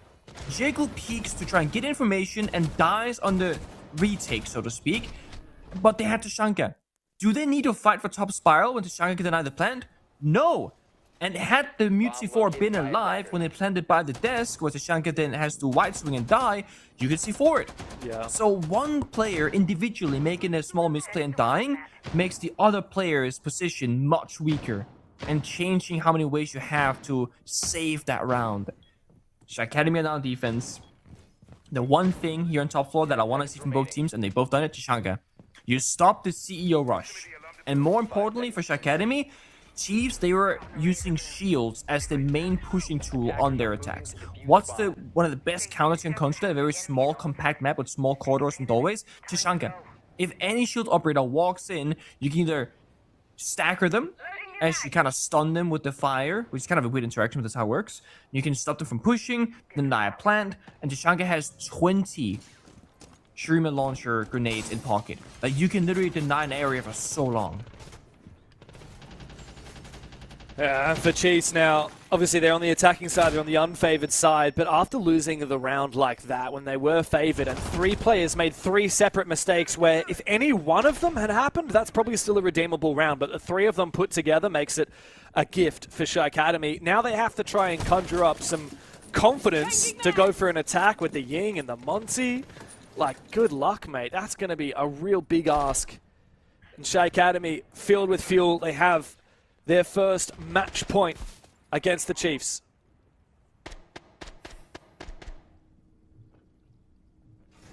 The thing about being down 6-7 in OT here on the attack is you might actually lose some of that fracking power. Who's gonna want to walk in and take that risky gunfight? Who's gonna want to walk in and make the round-defining play? Well, relays on Ying, so it could be him. He's on the sky, like simply baiting. There's the Ken on the info on Monty. But of course, Lunchbox behind them, and they have to be successful. If you cannot die, that could be the round. But Neb's in. Big chance for Neptune to make a statement. I think he just hop-reached using the Rams boogie drone. That's so clever, so quick, and he needed to land some kills. He did. Now 1v3 for Kakin. With that Monty up, this is such an impossible task. They hear that he got flashed. Relays is now rotated.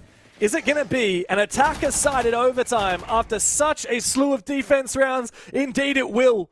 Great close from Relays, but man, what a big round from Neptune on the Ram. Entering with the R4C, Chiefs have pushed us to a 7-7. I mean, what better way to find that overtime attack around, just like do something absolutely ludicrous that's gonna catch opponents by surprise. Mind you, there was a Goyo fire popped on the window that Neptune's hot breached. So he basically hot breached the window, sprint through the fire, take a bit of damage, and then find 2 picks. Chiefs are calling their attack timeout. They're gonna cook up the best possible round on defense now. They gotta lock it in, because like you said, both teams have won their attack in OT, which they only got 1 of those in 6 attempts in the first half. Yeah, it's time for Nate to get in the action and let the guys know what needs to happen in this final round of defense. Nate's one of the most experienced coaches in the OCE region. He's been around for a hell of a long time. Started way back in the day with the Order roster. If you remember those guys, of course, he worked with the previous Chiefs roster as well. What is it now to lock in final defense opportunity? Which bomb site do they go for? How do they decide to hold it? I feel like you just boot up the spin the wheel app. You slap in every stratagem that you have, you spin the wheel, you see what the gods want you to play. Defenders, protect your bombs from being defused by attackers. They go basement. Oh, really? This is the one where they only won it after a 1v3 from Neptune, and then they lost it on the other defense of the basement. I'm trying to see. They have different operators, though. They're playing Ella Solis, Valkyrie. So they're playing triple C4, fishing for a kill to Valcams.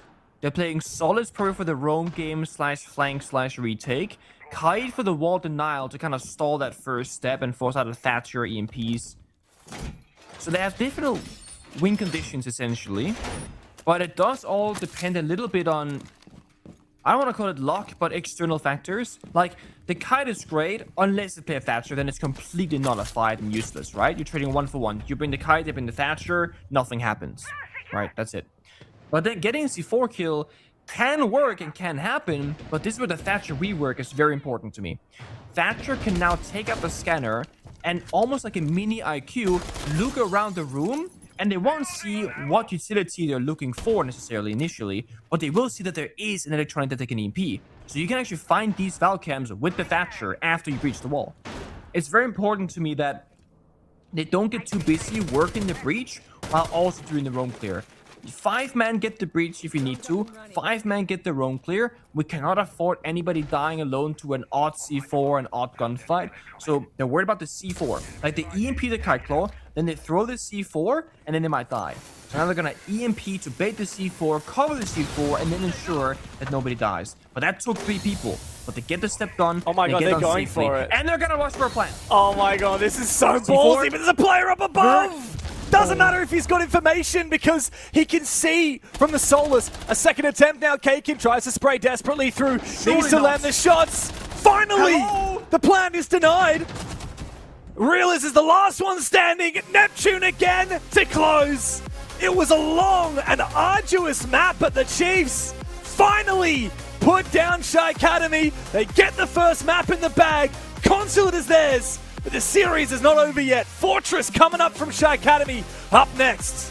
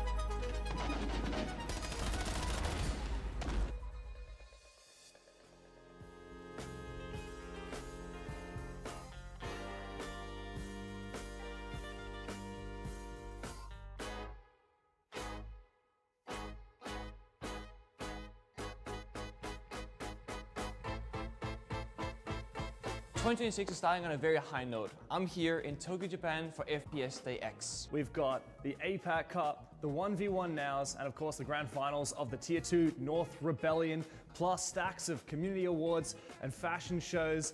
The Japanese crowd have been unbelievable. This event as a whole, the location, the people, everyone's been super nice. The food, of course, here in Japan, absolutely amazing. Great to be back for a second time, and yeah, hopefully can make it a third at some point. We really need a major back in Japan, so hopefully we can get that at some point in time. It's been an absolute privilege to be a part of this event, and certainly can't wait to do more of it in the future. The view here is absolutely insane here in this amazing tower.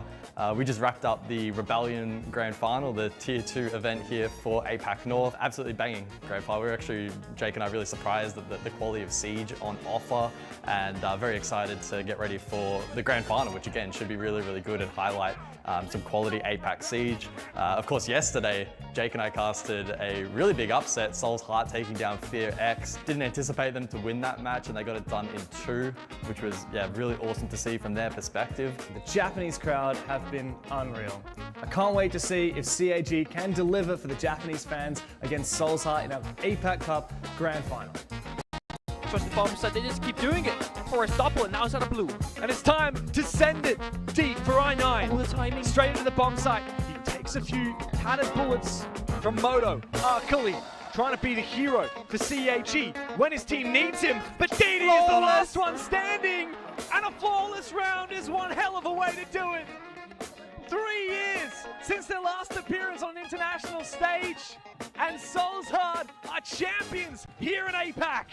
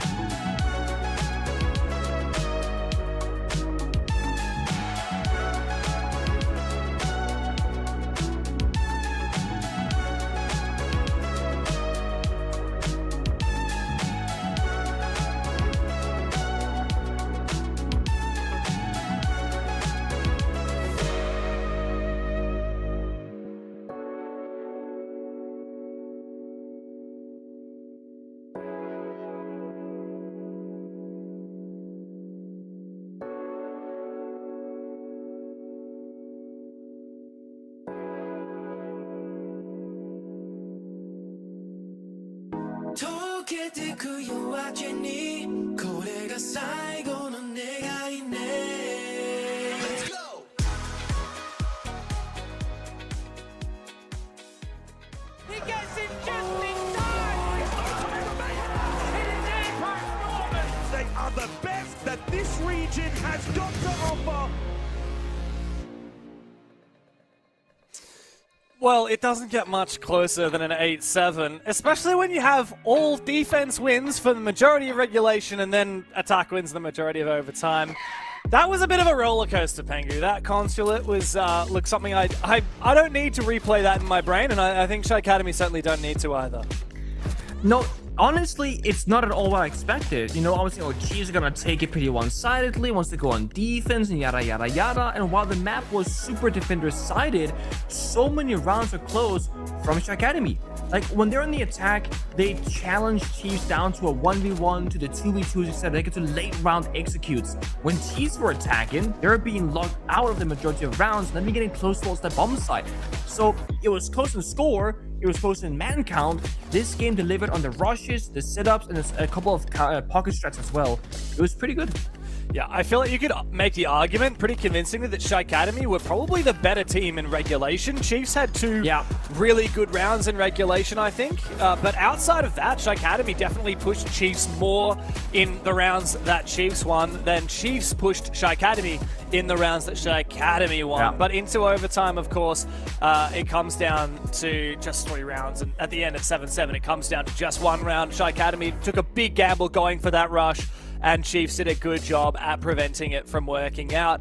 That puts Consulate to bed, and as we can see the stats, man, real player to watch for me. I know he didn't even top frag, but Neptune, a lot of big moments from him. That game would have been over much faster if it wasn't for Neptune. It would have been a 6-0, in fact, in the first half if he hadn't found that 1v3, and it would have been a 6-2 lead for Academy if he hadn't found a 1v1 later on. So big game from him. Relays and Rani, of course, the 2 top fraggers though. Also, mind you, Jakena went 10-9, which is actually pretty good, finishing 3rd best player. He had a total of 0 kills on the attack. His entire stat line was on defense because he was playing the shields, he was playing Monty, he was trying to plan, trying to roam clear, etc. He's not supposed to get any kills, right? But the attacks weren't successful, so the plan didn't go down, and he didn't get any kills or anything, he just died. But the point is here, Jakena did so much work on the second half, and that should not go unnoticed because he was like 7-1 at a moment on defense. So he was doing so much individual and roaming and shutting down the entries from Academy. Yeah, look, we knew the Chiefs were good on Consulate. They had already beaten Barbie Boys on it in their first play day. They also, pardon me, they also played Anios on this map as well. But aside from that, Academy, I think for them, it's a big glow up because in their upper bracket game against Man LFO, they got 7-2'd, which is how they got sent down here into the lower bracket. So to go from a 7-2 loss to Man LFO to a 7-8 loss against Chiefs, I think that's pretty impressive. Now, of course, we move on to Academy's own map pick. It's Fortress. It's a map that we haven't seen from either of these teams throughout the entire bracket so far, which means it's become a little bit of a dark horse. I don't know whether these teams are prepared for it. I don't know. Obviously, Academy, I hope they'd be prepared for it. They picked it.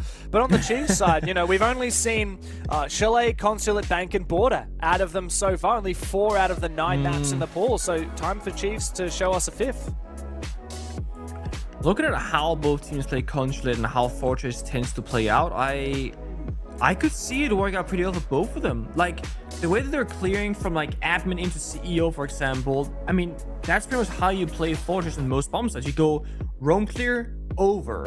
The thing is, Fortress is just kind of an easier version of that because it's less defender favored. It plays a bit more on night haven laps where there's a couple of key areas you want to fight in, a couple of key doors you want to open, and it comes down to, of course, just the simple executes.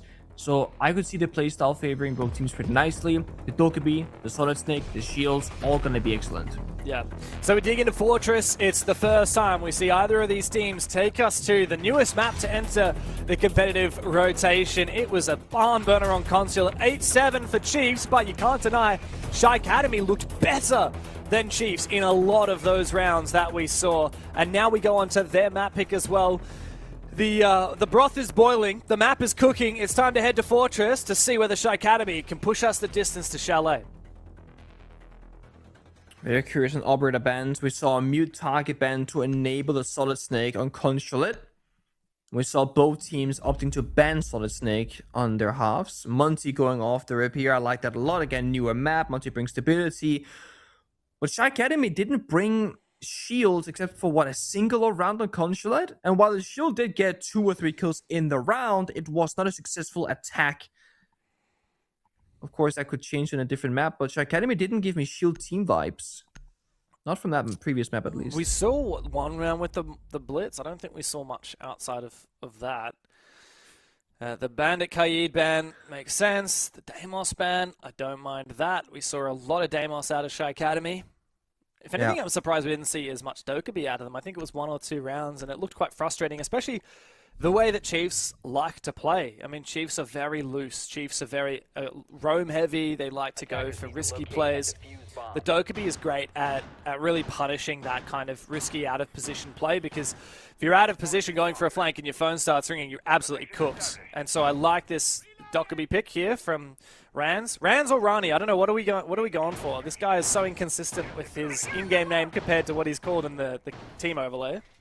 So it's always better to call a player by their actual name, and if that's Rani, that's great. But when you're just in the the spur of the moment, kills are happening, you're gonna do the classic of reading the kill feed, right? That's what's gonna happen. You're not gonna read Rans and go, oh, Rans is Rani, so it's Rani, like when it's just flick of the moment. Maybe it's Raccoons. It's Raccoons. Raccoons. I like calling him Rans because it's funny. It's like, who are you versing? Oh, just a bunch of Rans. Okay. That works. I mean, to be fair, if you're Chiefs, it might not feel like that to them because they always know the players a lot more than we do. But for me, watching Shy Academy, I already know Kaken. Yeah. Oh, speaking of that, reelers, not relays, reelers goes down. Oh man, that has been tripping me up on Consulate. Reelers versus relays got me a couple of times. But thankfully, Reelers is dead. No more Thermite's a bit of a yikes, though. At least we have Sean for some backup hard breach. Thank God. He's either playing can openers or playing 2 separate hard breachers. But it gets worse. Relays takes down Sean. And all of a sudden, you're in this position of, well, the attack is kind of cooked, guys. And the fallback here makes perfect sense. They got the second layer, reinforced walls, Denari lasers, deployable shield. This is a rough start for Shy Academy. Yeah, nothing quite like losing your first 2 hard breaches in the first minute of the round. Doesn't make things easy, does it? Problem is, Fortress is so many choke points, narrow hallways, and you really need to hunt these roamers. You need to take map control. It's not easy to do, even when you do have hard breach. Arcanum's going to need to go big here. I mean, realistically, the only way that Shy Academy win this round is a couple of insane shots. Well, not gonna hit the first one. A second, nope, not being given. I love the layering here. Like the over-aggressive roam into utility, into triple 5-man crossfire. They're gonna go for the kill. Come on, just swing him. They're coming for him. Actually, they're staying disciplined. They didn't full commit to the swing. Well, I mean, they have so much util to sit behind. I don't blame them. Yeah, but it's a 5-0. Come on, guys. Oh. You swing this one. One guy control. Yeah, I think they are going to do that. There's 3 of them. The prone peak. And they eventually get the kill. Big opening from Chiefs. What a statement to make on their opposition's map pick. And we continue the trend of a very defensive favored series. Oh boy.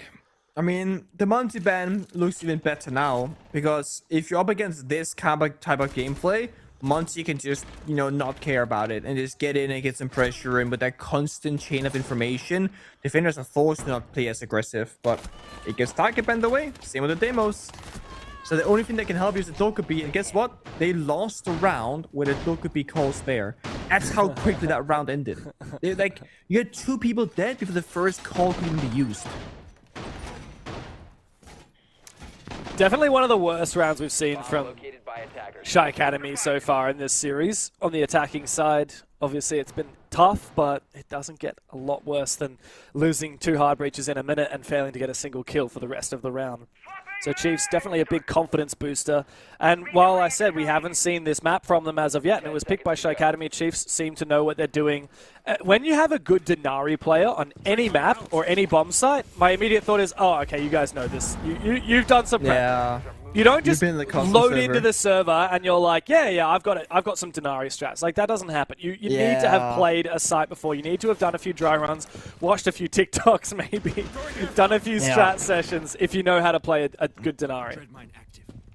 I had a rank session not too long ago where I was that kind of guy. I was like, okay, I can probably cook with Denari right now. So I picked it not knowing what I was going to do. I spent the first 60 seconds, not of prep phase, of the active round on top of prep phase, trying to figure out where to put my goddamn lasers. And it was beautiful. But then the round was over shortly after because my teammates were spawn peeking and it didn't matter. So you definitely want to go into a custom game or boot up some videos and just efficiently go bing bang boom. Now the lasers are set up and it's all done because it can take a while to connect the dots otherwise. Yeah, it can. Looks like a lot of pressure near Old Tower.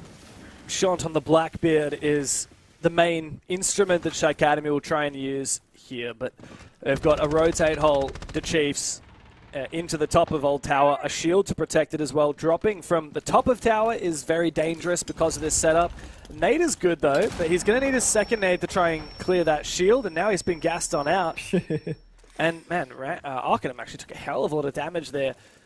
Apparently the way we say this guy's name is Rams, which just does not look like Where's the R, my guy? Where is it, huh? I don't know, man. I don't know. That's what our production team has told me. It's Rams. So it sounds so fancy. Sounds so like posh. Rams. Oh yes, Rams. Rams. Oh yes. Top of the morning to you. Top of the staircase is about to be with this flashbang. Like we can walk on up and start taking down that map control. No more toxic babes in pocket. Shield destroyed. Fenrir mine activated. So it's all down to Shant and Rons to work together. But hello, goodbye. Says player flanked. coming from down below. The Denari has a big impact with the Scorpion. Rons though will trade. That's a nice little narrow angle. 2v2 looks very winnable here for Shy Academy. Definitely it's winnable, but they still got some of that bomb side to work with. Spare keyband pocket and more health on the bars. And they know Kaken is stuck outside the building. So it's just Rounds holding an angle, Twitch stoning for him. They need to link up somewhere and fight together. Otherwise, Kaken has to be able to make the first play and get a pick. Get shut down. Look, if anyone's going to do it, it's this guy right here with the AK-12. Don't overpeak here, relays. Don't give him the chance. Nice, clear the FNAT mines, the Dread mines one by one. Oh, he's not even going to peek. He's literally proning. He's prone. He heard him. Yeah, this is a nice play here. Rans actually knows about it, but that is an angle and a half. Still gets the injure, but the kill not to be. Chiefs go 2-0 in the first couple of rounds here on Fortress. Heartbreaking round if you're Shy Academy. You spent about 40-50 seconds on that tower staircase waiting for the toxic babes to expire, juking the C4, tossing out your grenades. The moment you make this push right here, you get flanked and player gets 2 kills. It's like you did such a good job at waiting and burning util and doing all the right things, but you forgot about the flank for just 2 seconds. And it's not even that they forgot about it necessarily, it's that they were basically actually making the push happen. So really great timing pick there from player. It's a big thing about timing, right? When you're going for a flank, do you do it really fast before they expect it, but there's 5 attackers alive and flank drones, or do you do it right when they're about to execute, when they're all busy calling, planting, covering? Well, he picked the perfect moment. Shy Academy, they might not have played the shields in the first map of Consulate, but they have been pretty keen so far here in Fortress. Perhaps they are a shield team after all. Clearly. But is it going to be enough? I feel like if you were going to pick any shield here for the way these rounds have been playing out, it'd be the multi. It would be really nice to just have some free info, the walking drone, to be leading the way for Shy Academy. But no, Chiefs banned it out, and I think that was a good move. The Blitzer and the Blackbeard really just do not achieve the same thing.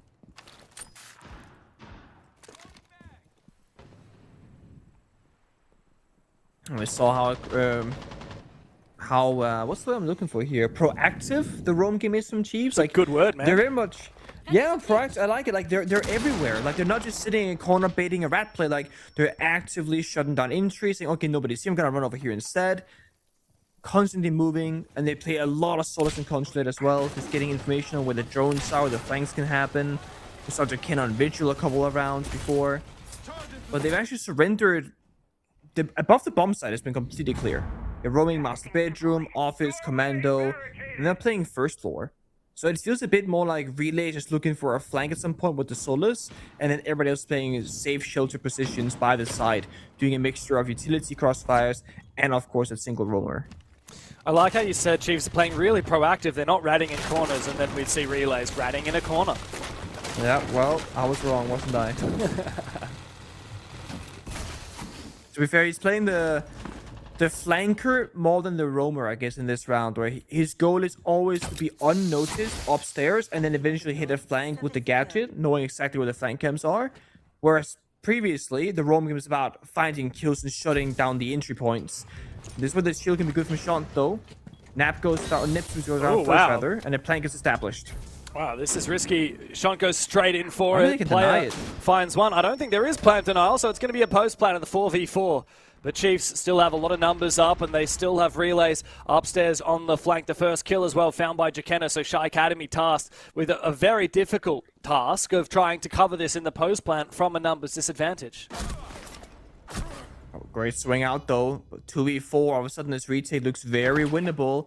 They have both players actually above here on the attack, so they can start sticking at diffuse and just go for a push. Nice, good bait there. Irans finds his as well, but relays on the top floor. He finds both kills. Player's now going to have free reign. I don't think... Wait, Rans guts the down. He finds the second kill as well. I completely misread the situation. I thought the Solus got the double, but no. Rans has a big clutch moment. 1v2 plant is not going to be disabled, and finally a round on the board for Shy Academy. Yeah, I mean, a couple of things there, right? They actually have 2 people flanking above and 2 people playing beneath. If the new both attackers are gonna be the floor above, I feel like you send the full 3. Because if you have 2 people beneath you and the flank upstairs is not successful, you have 2 people doing nothing. You know, one guy's gonna try and defuse, the other guy's watching the guy defuse, while the other people are fighting top floor. And it all comes down to this good position there in the post lane from Shy Academy, playing very safe positions here from Reelers, gets the first, and then he might get traded by the Solus, but then he has his teammate right behind the door going for a good old trade. As long as you have one attacker on the verticality left alive, you will win this every single time. The post lane verticality is too strong. It is such a one-sided affair. And it came down to a quick plant. There was a Warden on the bomb side, right at C4, but he's on the other bomb side essentially, not in position to toss it out, not able to see through the smoke. So I think the fact that Shy Academy went for an off-pace play going very quickly there is the big reason why they found success. They were not ready for it from Chiefs. They were still trying to flank. They were still trying to make a play elsewhere. 10 seconds left before insertion.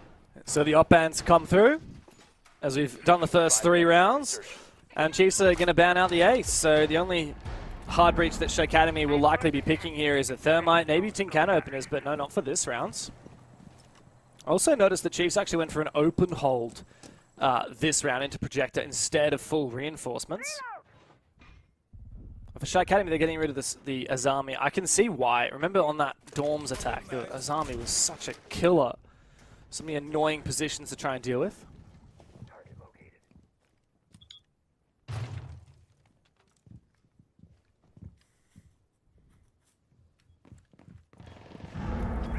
Well, this is a bit more proactive, right? The rotations, holding both Horse, holding Master, holding the main stairs, Eagle stairs. Bit of debate there from different regions, I see. Lol.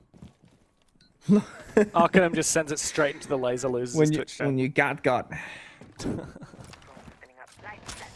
That's a tough world, man. There's so much to worry about if you're a Twitch these days, right? The Mossy, the mute, the lasers, the players. Oh, hello. hello. Bait and switch to Quintela, and another flank downstairs. Successful. Again, Chiefs are everywhere.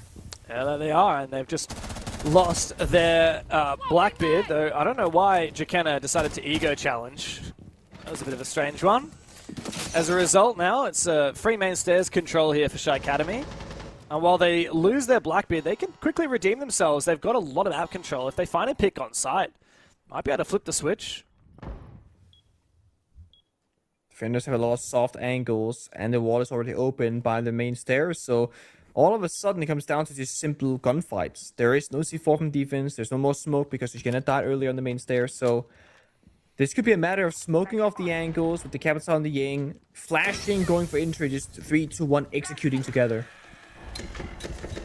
Well, in goes that Candela, but Lunchbox finds Arcanum, and another one for Chiefs as well. Reelers and Kakin, the last 2 left, they need to go fishing. Oh, this is an awkward gunfight here for Reelers. Oh, come on. no. Doesn't have a chance there to finish off player. They know exactly where the last one is. Such low HP, but 2 freebies. Watch out, Chiefs. Don't ego them too much. Neptune's low HP. Reeler's gun packs a real punch, but players got him on lock. And Chiefs find a 3rd round on defense. The trend continues, Pengu. Even though Shy Academy have 1 round on the board, this is a very defense-favored series. I do not praise Chiefs, they're doing a great job at just not allowing Shy Academy to go for executes. I mean, the 1-round victory that Shy Academy found so far was an actual bomb site execute where they get down that diffuser. Chiefs are saying, we're picking strong guns, we're picking traps, and we're gonna fight you. We're roaming, we're flanking, we're swinging. And as long as they get, 1 or 2 kills in the round, they can disrupt Shy Academy from achieving that late round plant scenario. And any attacker that you remove from action is pretty high in value. Like, last round, there's a shield, died early, huge impact. The Twitch, for example, that can clear out stuff like the Denari lasers. It can give you good information with the extra drones. That's a big pick. Capital, for example, the fire, the smoke, anybody that you kill and trade 1-for-1 with is probably going to be worth it. The only really high-value operator that Chiefs tend to bring often is Shakina playing smoke. And he was playing on that aggressive position, main stairs, he's like first in line. But because they got a 1-for-1 trade, it's okay that he died. Because they killed Blackbeard in response. That's honestly kind of worth it, looking at Chiefs' playstyle. So as long as they keep trading in even numbers, the strat is working. That's all they need.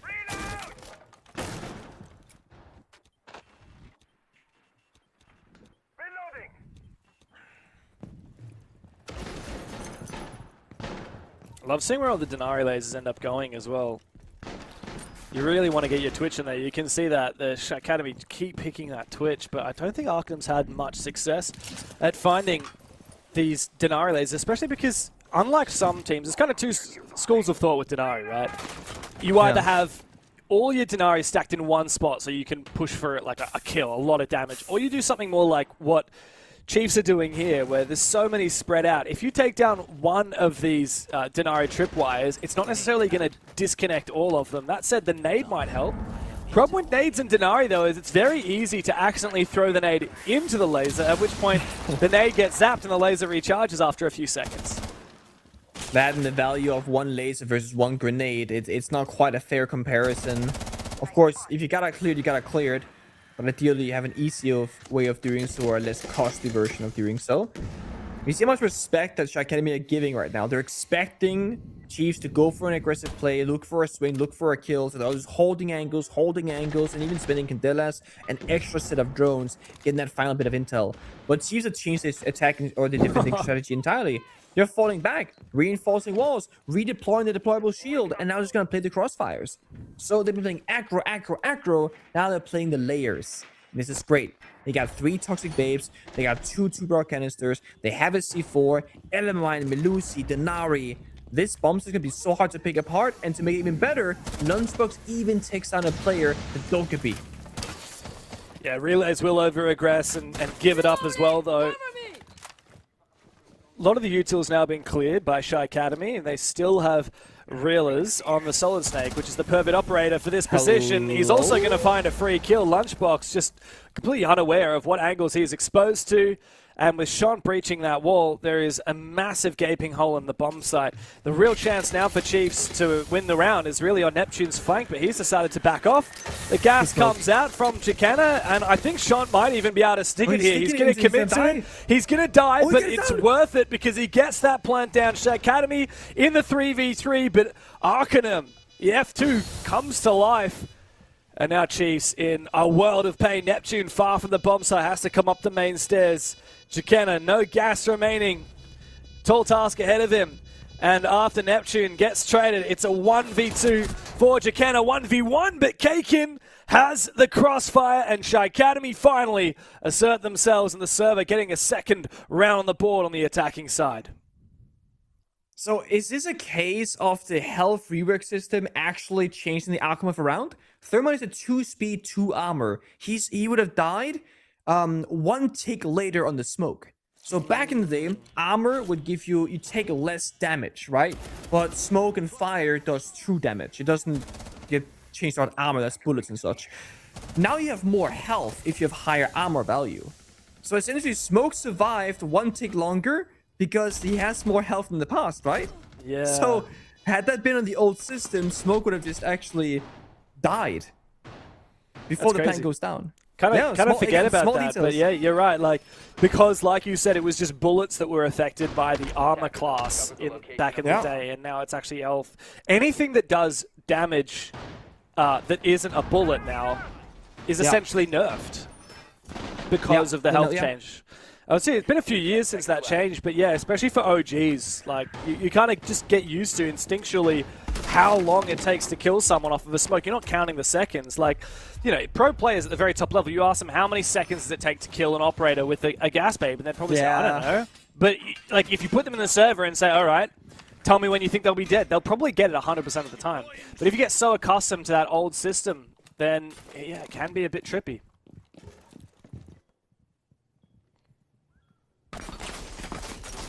Yeah, that is, again, if you play Rook now, they just buffed Rook last patch. You get 25 health per player if you all pick up a Rook t-shirt. You get another player in terms of value of health, right? Because you get 100 more health on the board, essentially. Which is pretty spectacular. More, actually, 125 health on the board.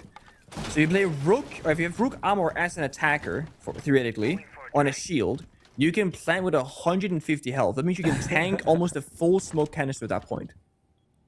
That's pretty insane. You do it in a hacked Thunderbird device while Doc is overhealing you as well. And Okay. utter juggernaut. They buffed Thunderbird too. Increased the healing by 50%. 3 a second now. From 2 HP to 3 HP, that's a game changer. Hey, yeah. Apparently it feels pretty good. I haven't tried it myself just yet. But Oh, they droned him! He doesn't know it, but they droned him! He doesn't know. That's huge. Oh, Relay's about to be in a world got a of pain. flank here. I'm about to get a freebie, guys.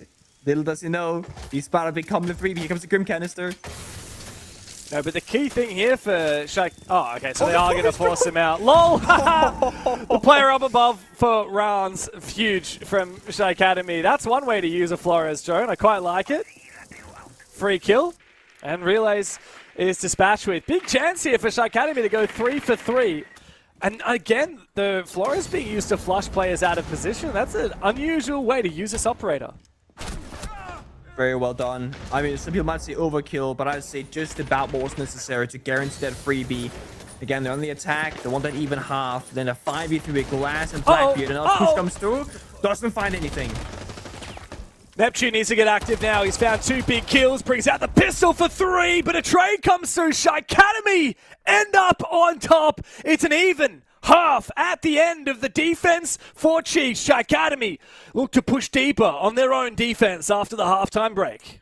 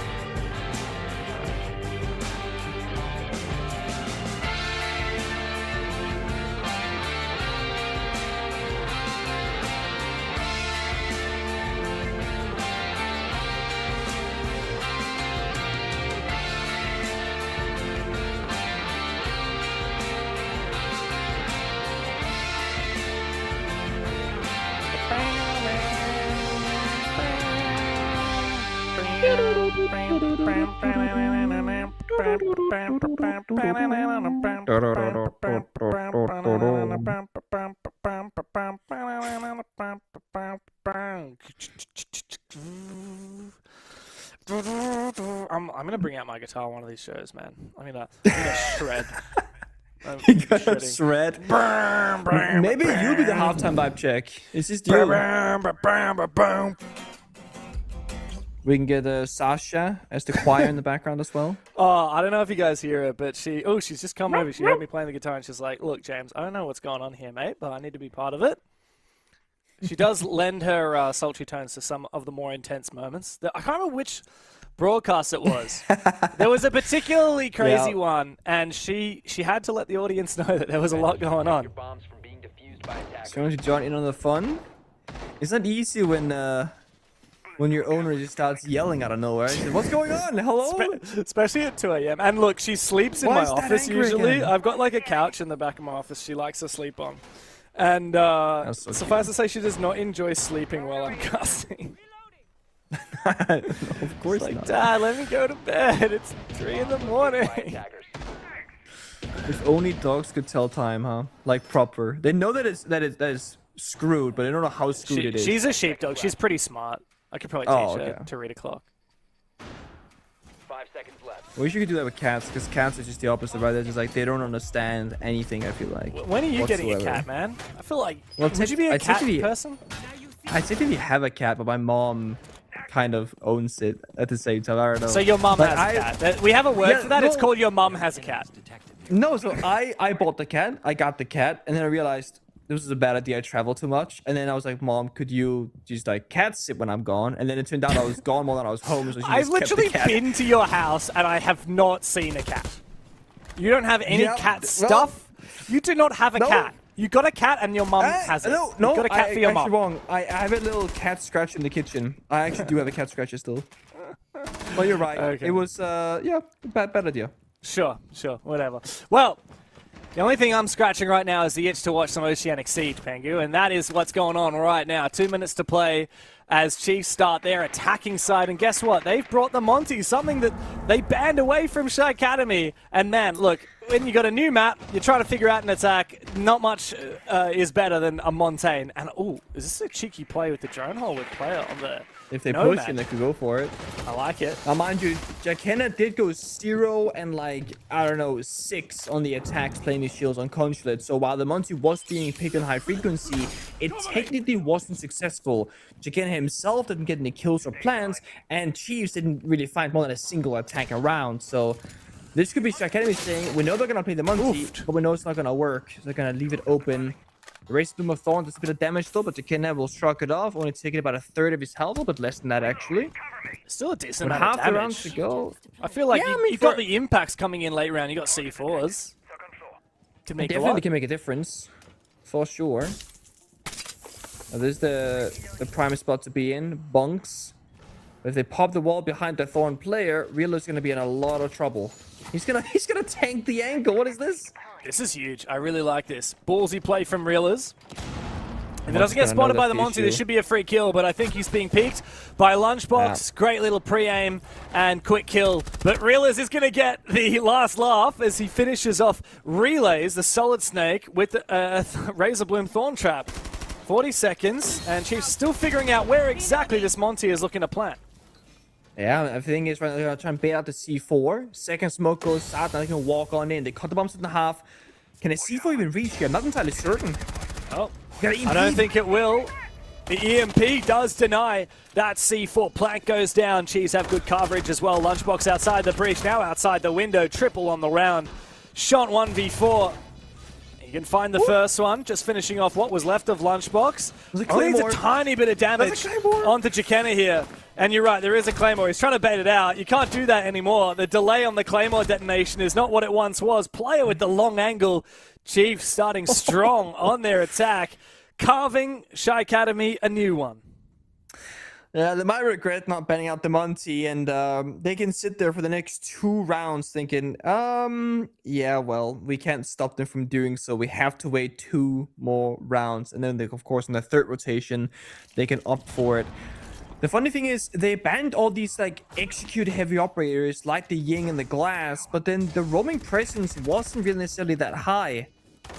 I feel like, do they just want to ban Ying Glass and bunker up because of execute? Because then they're gonna take full map control.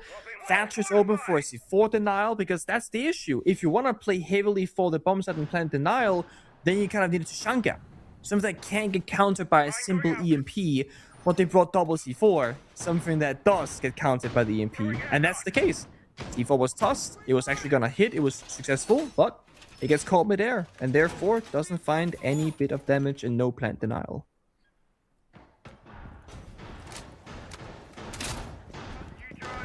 Nice little hack on that drone there from Reelers. Wonder where he's going to be able to relocate these drones, get a bit of information, maybe go for some vert C4s. What do you think of Mozzie these days? The buffs have come through. He's now got 4 pests, but I mean, aside from that, still like not a heavily played operator. Got the shotgun back at least. I was gonna say the most recent buff was the shotgun return. I'm always gonna bring this up because I'm salty about it, right? When Mozzie had the 1.5x Roni, it had 21 bullets, and Ubisoft was like, "This gun is too good. Let's take away 5 bullets." So it has 16 now. The problem Then wasn't the number of bullets. The problem was the scope, right? Yeah, but so this is the thing. Then they took away the scope years ago, but they never gave back the bullets. So the Roni still has 16, but no zoom scope. Yeah. What's up with that? It's funny, if he had a zoom scope, I think he'd be played a lot, even with 16 bullets, because what mattered is the scope and the recoil. Because it also does, like, no damage. That thing is a literal pea shooter. Yeah, but having 16 bullets, the lowest count of any alternative weapon in the game, by the way, without having any upside, that's a double C4 kill shot. That is a round victory, my friend, right there. You can clap. Very GG. nice. Call it. GG. Round over. I mean, unless you throw it now, it's always throwable, of course. Or clutchable. Player gets a pick onto relays. If he had 21 bullets, he wins that. But never mind. Arcanum looks to re-peek, and player finds a second freebie. Shont decides, it's my round, guys. I might just do it all myself. 3 kills for him. Neptune and player, though, don't count them out. Yeah, well, one player is playing for the ace, and 2 players are playing to win the round. Let's see which one wins first. Well, Neptune knows where Shont is. If they had the Monty right now, they could get so much intel to work with, but unfortunately, Jakena did go down.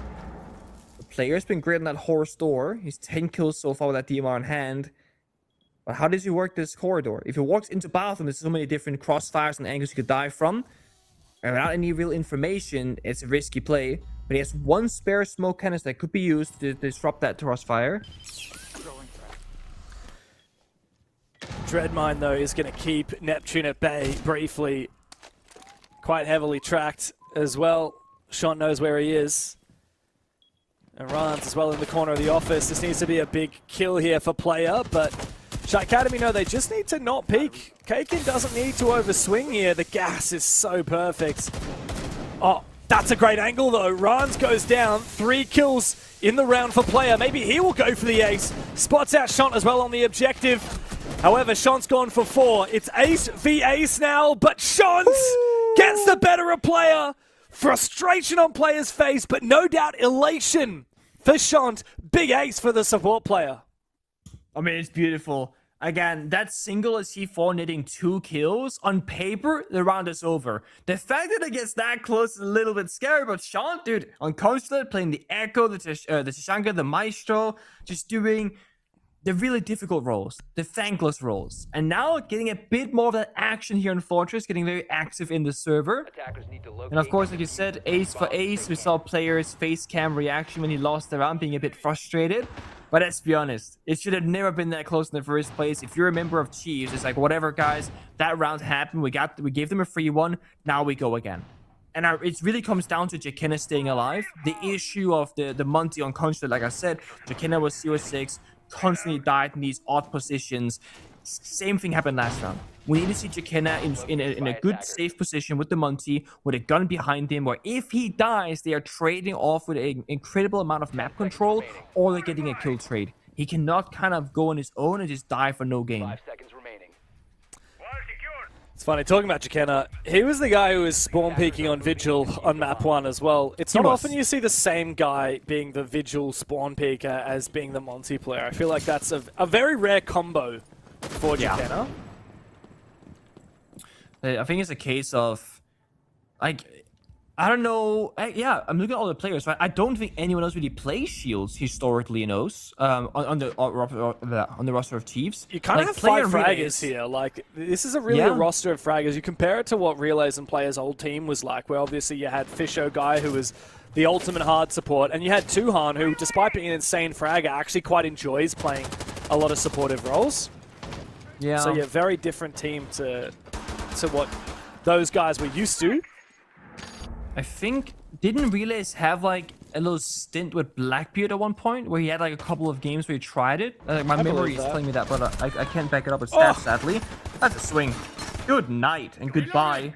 That's player, the guy fighting for the ace last round, now dead first, and that's a lot of active util. Grenades and Gridlock, and Kaken gets a second as well. It feels like 2 rounds in a row now. A single player gets a quick 2k, and the attack, it is just stopped immediately. No Gridlock, no sense, so much lost active utility. It's funny, it's the 2 former Enterprise players as well who just feed Kaken, peeking that external window under the stairs. Do not mess with the Vector, I tell you what, Kaken's now hungry for a 3rd kill on the exact same window.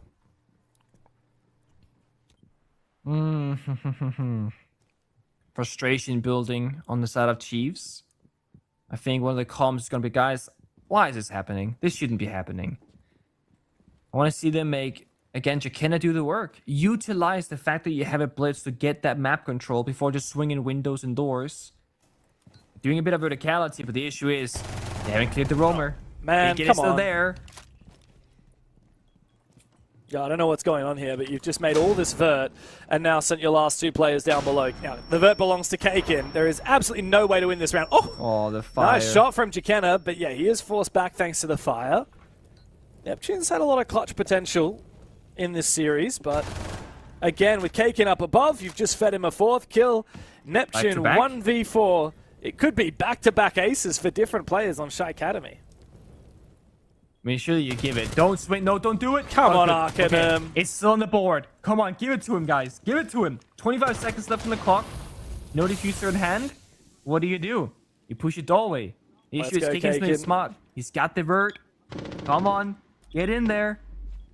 Neptune, do not save, my friend. Come on. Rans eventually gets the kill. Kaken doesn't get the ace, but that's okay. He's a man who's happy to play to win. Cheeky smile on his dial. He knows he's doing all right here. Big He's being 4K gassed up for right him. now. Somebody said, "You're the GOAT! That's all you, by the way. Who's peeking you, huh? Nobody." It's funny, like, every now and then we see a great round from Chiefs. Very rarely do we see a round where we're like, wow, Chiefs really won that on the strat. You know, Chiefs really played smart siege there. There was one round where they did on Consulate. It was that Jaeger hold. But outside of that, I don't think I've seen many smart rounds from Chiefs. I've just seen a lot of, you know, oh, this guy's a hero. So they need a cook here in strat time. But Lunchbox has said, no, that's tactical timeout. This is bathroom break, mate. It's Nate's chance to talk with the roster. Yeah. But I think you're right. It has felt a bit like individual gun skill has been the win condition for the side of Chiefs Esports, and I don't think that's good enough.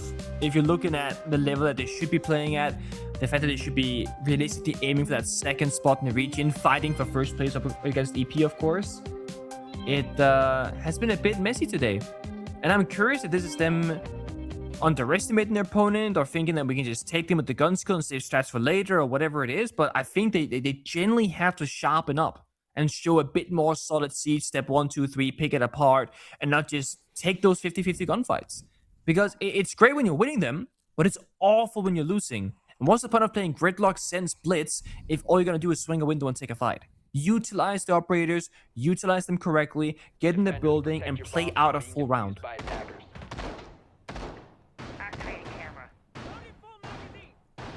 Yeah, I can't help but wonder how much Chiefs are being punished by the Monty ban here. Yeah, they can bring the Blitz, yeah, they can bring the Blackbeard, but it just isn't the same, right? And the way that Chiefs won that one round that they did get on the attacking side, it was very much, all right, we take map control, Now our Monty just looks at the bomb site, pings people, we kill who we need to, we plant. Very, very simple when you have that Monty, and I think when things get a little bit more complicated, it's hard for Chiefs to play as structured.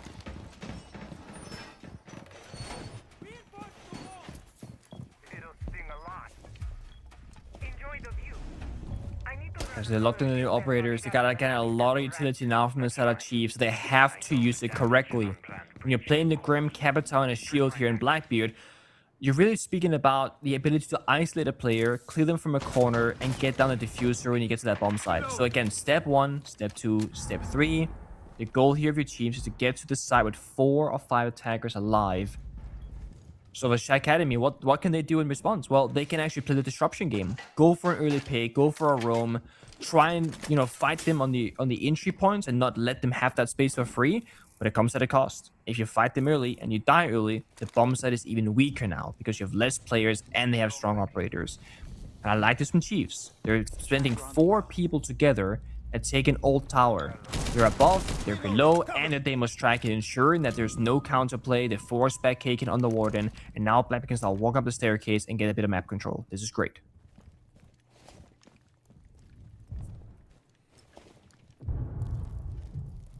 Oh, Arcanum's just heard Jakenna as well. Wow, that Blackbeard just putting his shield back on his front from his back makes a hell of a lot of noise. Somehow, there seemed to be information. Lunchbox goes for a good pre-fire. Arcanum obliterated. Nice C4, but Jakenna doesn't take any damage from it. A lot of drone work happening. Without that pressure down below, with one C4 nullified, can't help but think Chiefs are in a lot of good stead here. Breach on the outside wall about to be ascertained now. I believe player will get rid of the mirror window that was facing it. And Relay's finding a pick on Kaken, and it's a dream for Chiefs now. Very close to that bomb site, 5v3 advantage. Like I said, you fight them early and lose those gunfires, the bomb site gets a lot more hard to hold. But Relay strikes back to relays and gets one pick. Here comes the fire. Bit of smoke. Blackbeard can walk on in. And there is no more plant denial, no C4s. Yeah, it's going to have to go for Broke. Jumps on through. Player cuts him down from outside. What an angle for Player. Tucked behind the half wall, covering through a smoke. The fire from Lunchbox prevents Reelers from going for a swing. And this is surely going to be a tie of the scoreline. Textbook clean round for Chiefs. Perhaps the best attack we've seen from them so far in this series. Who would have thought when you play step 1, 2, 3, like strategical siege and picking apart your opponent's setup, that you actually have a clean victory? Crazy things, right? And this is the thing. Chiefs are obviously capable of doing it when they want to, when they have to, when they opt for it, but it's not seemingly their first choice of play. It's like, guys, now we're kind of getting silly with it. Now we're throwing it. Let's strap back in, you know, let's play properly. And look at this round. It's a 4v2, Blackbeard planting, play outside the breach, they burned the C4s, they spent 4 people roam clearing the entry, nobody died early. It's exceptionally good. But this happens once in a half when they're attacking. It happened once on Consulate, and it's happened once here in Fortress. This should be half the rounds, if you ask me. Yeah, especially considering Shy Academy managed 3 attack round wins in that first half.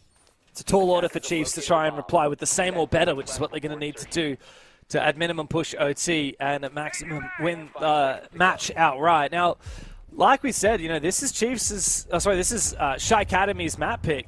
Chiefs were pushed so deeply on their own map pick, and now I feel like the story is kind of flipped here.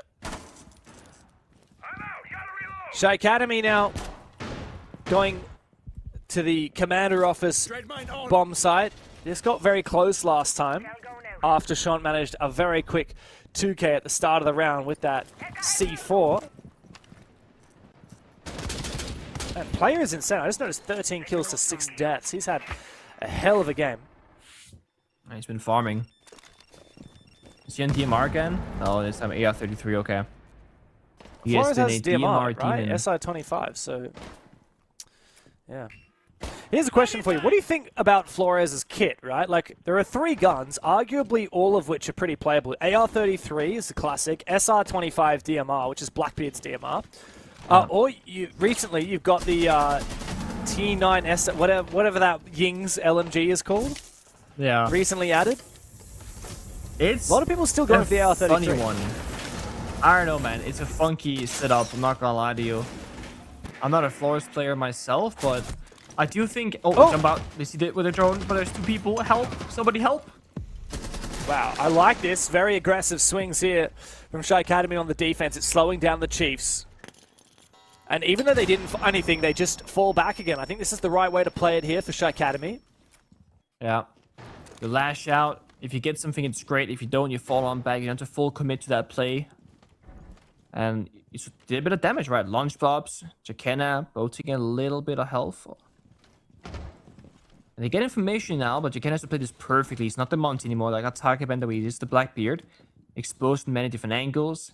If they breach that single wall, it's going to give another avenue for the defenders to retake as well. A window swing, reach the hallway push with the pre-fire, can get back to the bomb side maybe. Yep, but Jakena takes down Arcanum instead. So attackers, Chiefs in the driver's seat, 5v4. Arkham struggled, but good rotate from Real as though he loses his opportunity.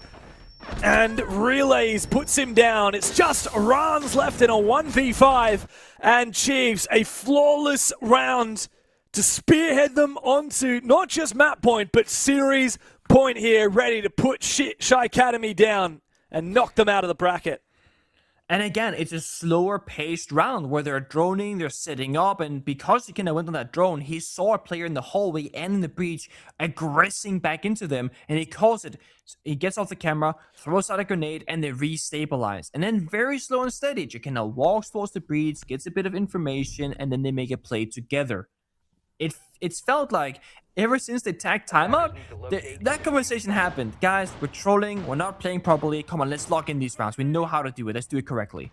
They've played different operators, and they've been using utility a lot more frequently and not dying early. And it's making a world of difference.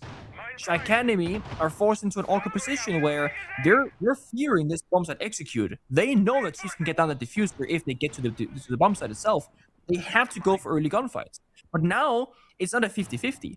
It's Shy Academy swinging desperately into strong angles, into shields, into 2v1s, and they're losing those fights now.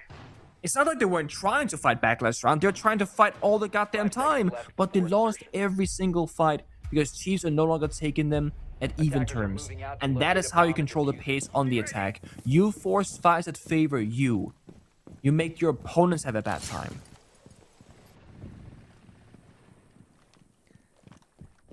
Now we see how Shy Academy deal with the pressure. Certainly needs to be the last thing on your mind right now, but it's overtime or bust. And when I say bust, I don't just mean the map. I don't just mean the series, but the tournament. On the verge of elimination, they have to come back with another defense. They've only won 2 so far in this second half. And they've gone down to the tertiary bomb site kitchen. Now, last time they won this bomb site, really thanks to Kakin, single-handedly owning that top floor. At the moment, Chiefs not really putting a lot of pressure on the top floor at all. They're trying to pretty much solely do a horizontal take, which feels very risky to me. It's definitely not the norm. And they go up against Goyo, Warden, double C4, Toxic Pips of Smoke. A horizontal take could be quite challenging. Also, mind you, there is a room called Furnace that you're going to be seeing in not too long, most likely here. That is not a plantable room. So they have to go very deep here on the horizontal attack. This room right here, not plantable, by the way. You got to go all the way to the kitchen portion. So you got to work a lot of map control still for this to work out. Well, that's a bit of I haven't actually seen this boost angle. Very commonly used. Quite like it. Very powerful angle because you've got so much coverage, and most people have their crosshair placement at head level, not at the boost. Beta C4 as well, but Relays doesn't seemingly take any kind of bait.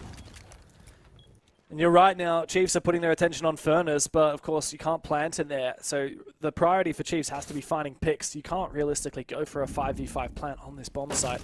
And what's more, Kakin is down below. He's actually just got an angle almost onto Relays. I mean, he could send it, honestly. Oh, Arcanum swings it wide. Relays goes down. That's flank watch. Here is this horizontal take. What are they trying to achieve? Fire, smoke, crossfire. You cannot plant in that room that they're staring at. You cannot plant here if you're the Blackbeard player. Does he think you can? I don't think he was trying to go for it there. Surely not. Surely not. Player is in a pivotal position, but Arcanum swings him and player just gets completely timed. It looks like it's overtime here. Jakenna will fall, trade by Lunchbox, 3 more to find. Gets the second one, but the flank from Kakin rockets Shy Academy into overtime. It's not over yet. They have another chance at pushing us the distance to a third map. Okay, so if Chiefs Esports, if they win, right, and we get an interview with one of the players or Nate, we gotta ask them if they thought they could plant there. Because Jakenna went to the... He turned his body so that when he started planting, if it was possible, he would be kind of covered by that little, I don't know, table thing on the ground. Maybe that's a coincidence. Maybe it just looked like he was trying to go for a plant, but it did look like it. And looking at how the attack happened, they didn't take any map control, no verticality. They breached in a very passive angle on the wall, and they never pushed deep except for at the end in 2v3. So it very much felt like they thought they could just send it. Otherwise, again, I don't know what they expected would happen. Nobody attacks at that linear on that horizontal attack because you can't plant in Furnace. If you could, that's a different story. You can once plant that door any day of the week. Blast, plant, Ying, rush it. Like, there's so many options available, but it just simply isn't the case. Riddle me this, Bengu. So Shy Academy have just finished their defensive half. Now they're back on a defense into overtime. They played 3 different bomb sites. They played Command Office, they played Waiting Room Cafe, which is that ground floor bomb site we just saw, and they played Dorms. Now, Dorms is the only bomb site they haven't actually won as of yet. They played it twice, they lost it both rounds, both times quite convincingly as well, and yet it's their first port of call come overtime. What is their thinking? This seems like madness. I mean, if there was a time to win it, it would be now, no? Kind of change the script and change the outcome. Or if you don't, and then you go into an attack round, but staring at another match point. No, we know what happens next because Consulate, super defender favored until OT. Yeah. So it's low-key genius. Oh wow, that's a hell of a lot of damage onto Jakenna. Tries to spray through the wall as well. I think Arcanum's going to get away with his life here. Man, Jakenna is really going to get punished for taking a lot of damage, especially if the goo mines come into action. The gas babes and 2 C4s. Only a tiny bit of damage needed to finish off what's left of Jakenna, and he does take a whiff of that smoke, making him even more vulnerable to the next fight.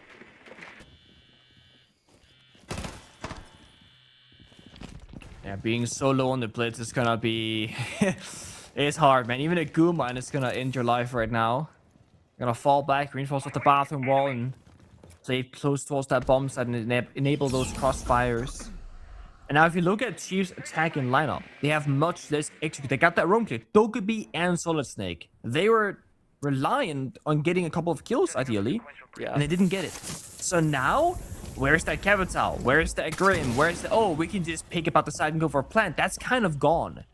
If Shy Academy has seen the majority of those attacking operators, which they've heard the Dokkaebi, they've seen the Blitz, they've heard the air jab, they've seen the Selma, they should know that, guys, these corner positions, they can't clear them. They have maybe 1 frag grenade, and that's it. They have no utility. So Shy Academy just shouldn't go for crazy swings anymore. Yeah, and Jakenna again nearly dies to that smoke. 1 more in pocket here for Shant, and it could be the round determinant for Shy Academy. Chiefs are in such an awkward spot.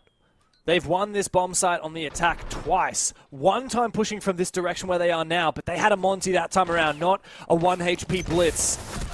A big peek though, and they find 2 kills! This opens the floodgates now, but Arcanum looks to fight back. That blitz still alive and still in low HP as Shant has used his final gas babe. He wants to try and get an angle, desperately trying to spray onto Jakenna. But it's up to Neptune and Lunchbox now to find these final 3 kills, but Shant goes big with the SMG-11. Arcanum will fall to Jakenna on that blitz. It's now up to Neptune to have a big round, but finally the blitz is put to rest. Shant and Rans together on the bomb side, hold it down. Map point for Shy Academy, desperate to send us to Chalet.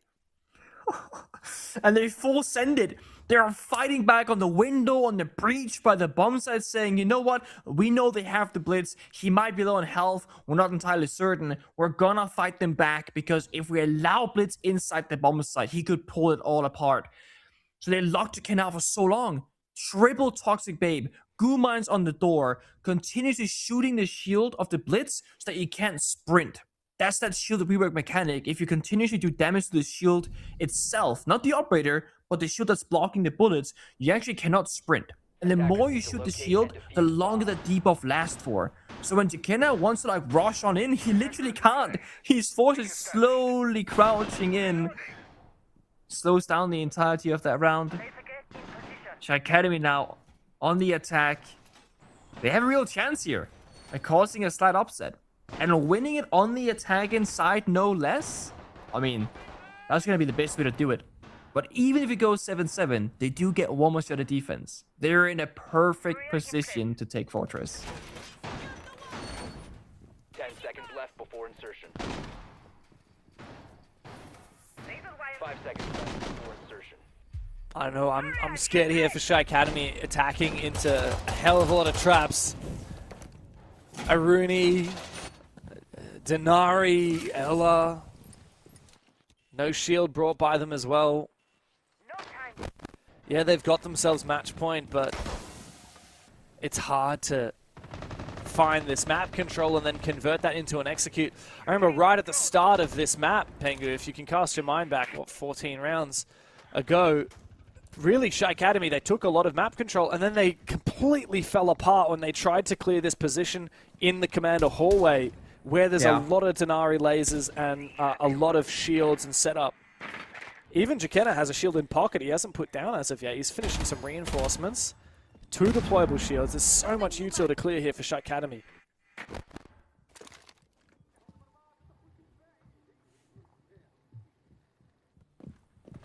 Feels like a little bit like the risk assessment has changed, right? You're in overtime. This round matters so much.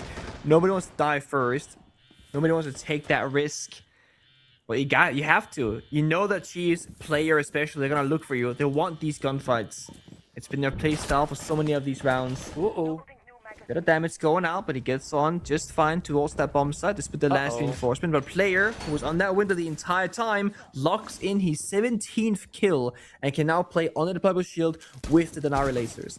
An area that they've seen it before, but like you mentioned, it was like a 1v5 when they got to that part of the map. They haven't picked it apart. They haven't dealt with it, and I'm not sure they have the tools to do so. They have no explosives. They have no way to clear the shield. They have no reliable ways to clear out the Denari laser either. They're going to be completely stuck in meat room here, if they breach the wall even. Oh, they do. They do. Problem is now they can't safely peek the other hallway at all. Exactly. Chiefs don't have to worry about the hallway because of this breach. However, Chiefs do have to worry about that massive breach onto the bomb site. However, Reelers finds a kill. I mean, the DMR holding down this position, it's pretty much a right-angle fight. Like, he could even reactivate the gate here and force Shy Academy to clear something extra. He can play all the way back on the boost spot. This is such an advantageous angle for him. He can prone down and hide in the bathtub for all he cares. There's so much ability here for Chiefs to hold on to this position. 3v5, and Jekena's smoke will keep Horse locked down. 30 seconds to play. I have no idea how Shy Academy expect to break through here. Relays has found another kill. Rans and Reelers try and go big, but player steals the show. It's a flawless defensive round in overtime for Chiefs, and another match point opportunity for them. And it's another showcase that Chiefs, when they want to, they can play that fall back, play discipline play style. And strategically, that round is so good there from Chiefs. They have double deployable shield against no soft breach from the attackers. That means that those shields are never got removed. The Denari lasers never gonna get removed. It is such a lockout of a round. And honestly, Fish Academy, I don't even know exactly what you do. The only thing that makes sense to me is if you see the entire setup like we do, which obviously they can't, you go lobby. You just flip the attack. You say, okay, going backside, not gonna happen. Let's rotate over, walk up lobby stairs, play from new tower, and then try and get the wall open. Because they attacked straight into their setup. And they didn't have the right tools, plus they lost a player early on. 7-7. Shy Academy goes to tertiary bomb site, which they were wildly successful at previously. But that was Chiefs going for a very horizontal, direct, linear attack. One of the most simplistic ones that we've seen so far the entire best of 3. they're going to be doing something different this time around. They're not going to go here for Furnace. They're not going to just go into the blender. Surely they're going to have a different approach this time. Yep. I feel like the real key thing here for Chiefs is take medbay and try and take it early. Once you eliminate that player out of medbay, that is like the backbone of the bomb site opened up. And from that position, you can go for 100 different kinds of pushes. You could push through Furnace if you want. You could take above. You could push from Old Tower, or you could push from Courtyard. But once you have medbay, you no longer have to worry about that key position from Arcanum. Infirmary is what it's called in the overlay. Okay. And it's such a big position to play because, like we saw before, there's the boost spot, there's a couple of windows, or one window I should say, and the door. But you can also look into both of the bomb sites, waiting room and cafeteria. That's hard. I mean, that room is, like you said, it's almost like clearing office and clubhouse in a gym attack. It's the heart of the bomb site. It connects all the rooms together. It stops the push. It starts the push. It's why you invest so much as a defender and why it takes so much as an attacker to clear it. But you're not wrong. If they could get medbay control or infirmary, either or, like, it's huge for the round. But it's also highly risky. Now, I'm a bit worried, James, because I'm seeing a horizontal push. I'm seeing everybody downstairs. I'm seeing that same old Furnace approach. Okay, so they do know you can't plant there. I'm going to assume that because they learned it last time. What is the goal with this attack, though? I still don't understand how they can get through. Because there's... it's the wall. I think it's just that scared the crap out of me. It did scare me for a second as well. I still don't see how they're gonna pull this off. Let's say you smoke off one side, push the other. You're still going through a blender. There's gonna be 3 people holding the angle. There's a Warden. There's double C4. Goyo Fire, Toxic Babes. Like, look at the cross between Reelers, Shant, and Arcanum. Like, I just don't see it happening. But it looks like they're gonna try and go for it anyway. Yeah, Infirmary's going to be so hard to clear as well because we've got those 2 players in there at the moment. We've got Util.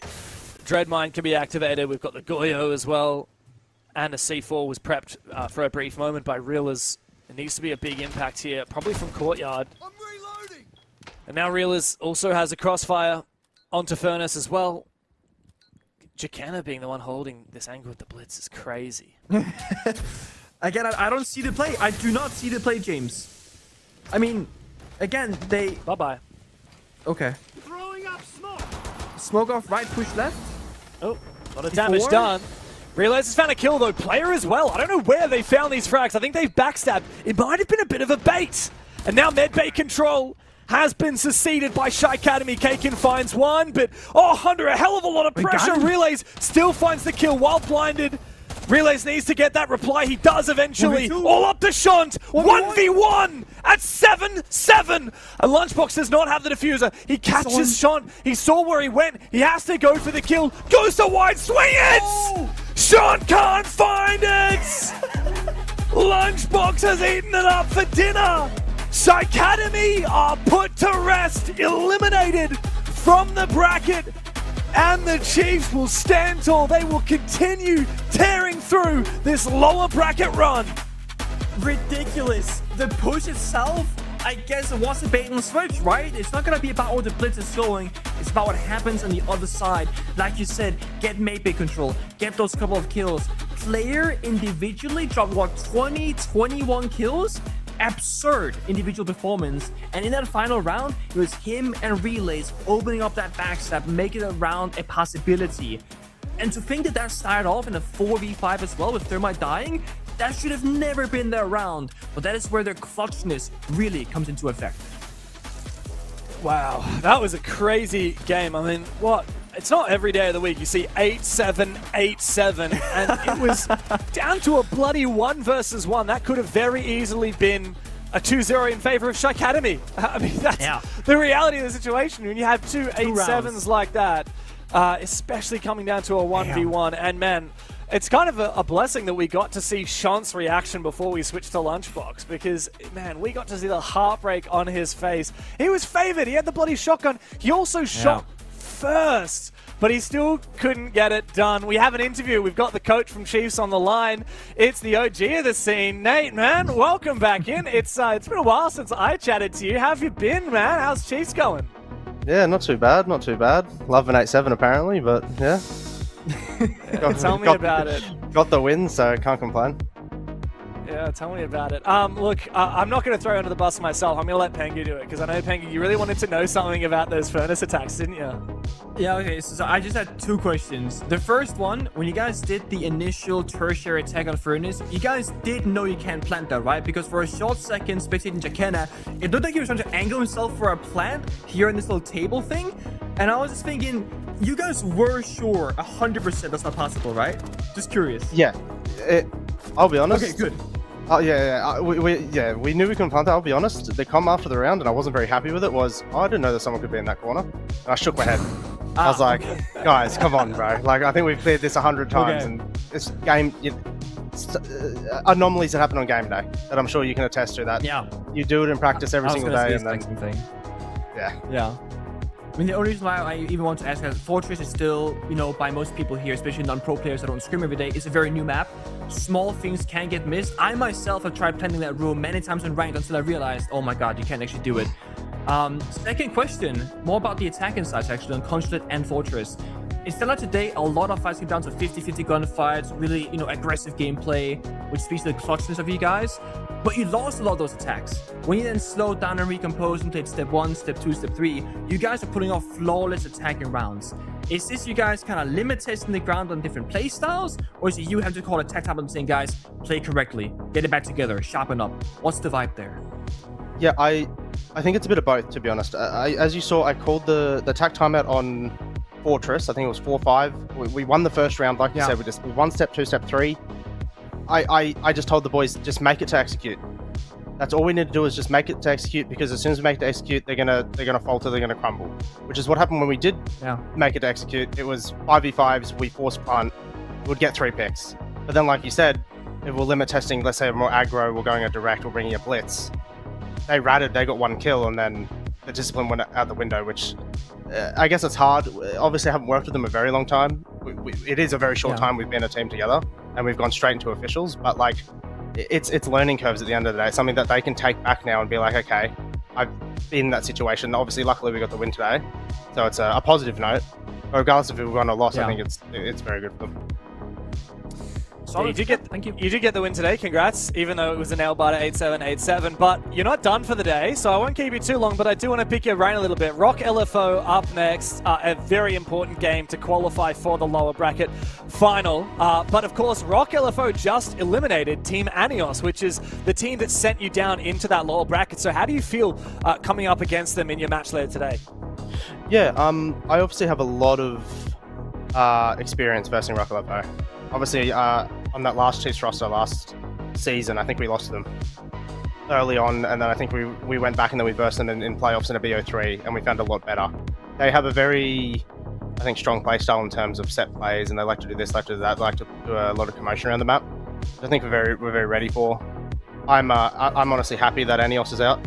They are by far my biggest bogey team. I think we lost to them last year in Gauntlet, and then I've lost to them again. When I played, when in the LCQs we won, but I can't always play. So, but nah, I think it'll be I think it'll be great. I think the boys are very ready. We've been working on our discipline. We've been working on trying to, like you said, we'll get those 3-2-1 attacks, but it's step by step. I can't expect to be the best team in the world within a month. You know what I mean? Yeah, you sound like you want to roll back the clock, Nate, and sub back into the team. But I'll let you and the team work out what you're going to do for your upcoming game. Good luck against ROC LFO later today. Easy, thank you, boys. Very insightful. It is, yeah, very insightful. And yeah, I mean, it's nice that he kind of covered his team. It's like, no, we did know that you can't plant in Furnace there. But, you know, when shit hits the fan, it's very hard to stay on top of all your prep and everything that you've done to work out what should happen in the server come game day. Crazy first BO3, but of course, up next, Enterprise taking on Man LFO in the upper bracket final. Stay tuned to see the best 2 teams in the region go head to head.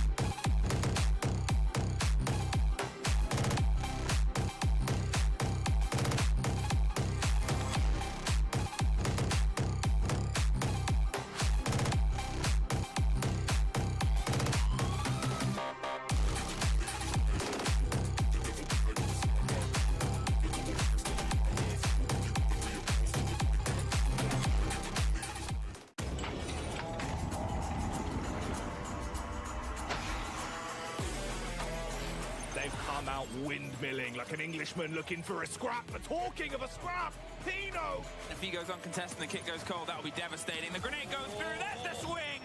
Cyber and Bullet are able to get one apiece with the kit so far away, and Canadian down upstairs. Cyber, wow, that was special.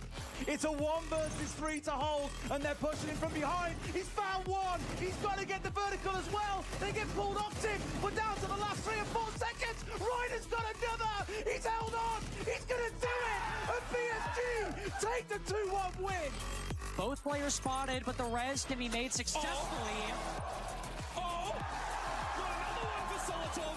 Information from the bees. It goes in. W7s! They cement themselves as one of the greatest of all time. He's starting to get cooked alive, Ollie, but he's using the stim pistols. Look at this from the dock. Surely not. Brilliant! That's play of the year in my book. Plays the game, hits the old body, doesn't quite catch it. There's the Oh, impact. he gets it! There's the dash! He doesn't have the he doesn't know! confirmation. He's going back, he's not quite sure. He Nesk, you gotta has go. a few seconds. Stick it, Nesk, stick it. This is an angle that he might be able to contest. No, unfortunately, he takes just a bit of damage there. A walk, I guess, the second one. Eclipse, though, will get one, turning it into a 2v2. Now they push it on the side. The Bandit will lose out on this. Eclipse, the last alive on the Ella. He spots the head and takes him down. The ace for Waka. He will down BC. Canadian positioning to pick up, but that's going to result in a double nade from Vertical. That's 4 for him in the round. Necrox, the final defender against Vertical. The ace, absolute domination. Oh, believe in magic, Michael! Team 1 does as they win the Mexico Major.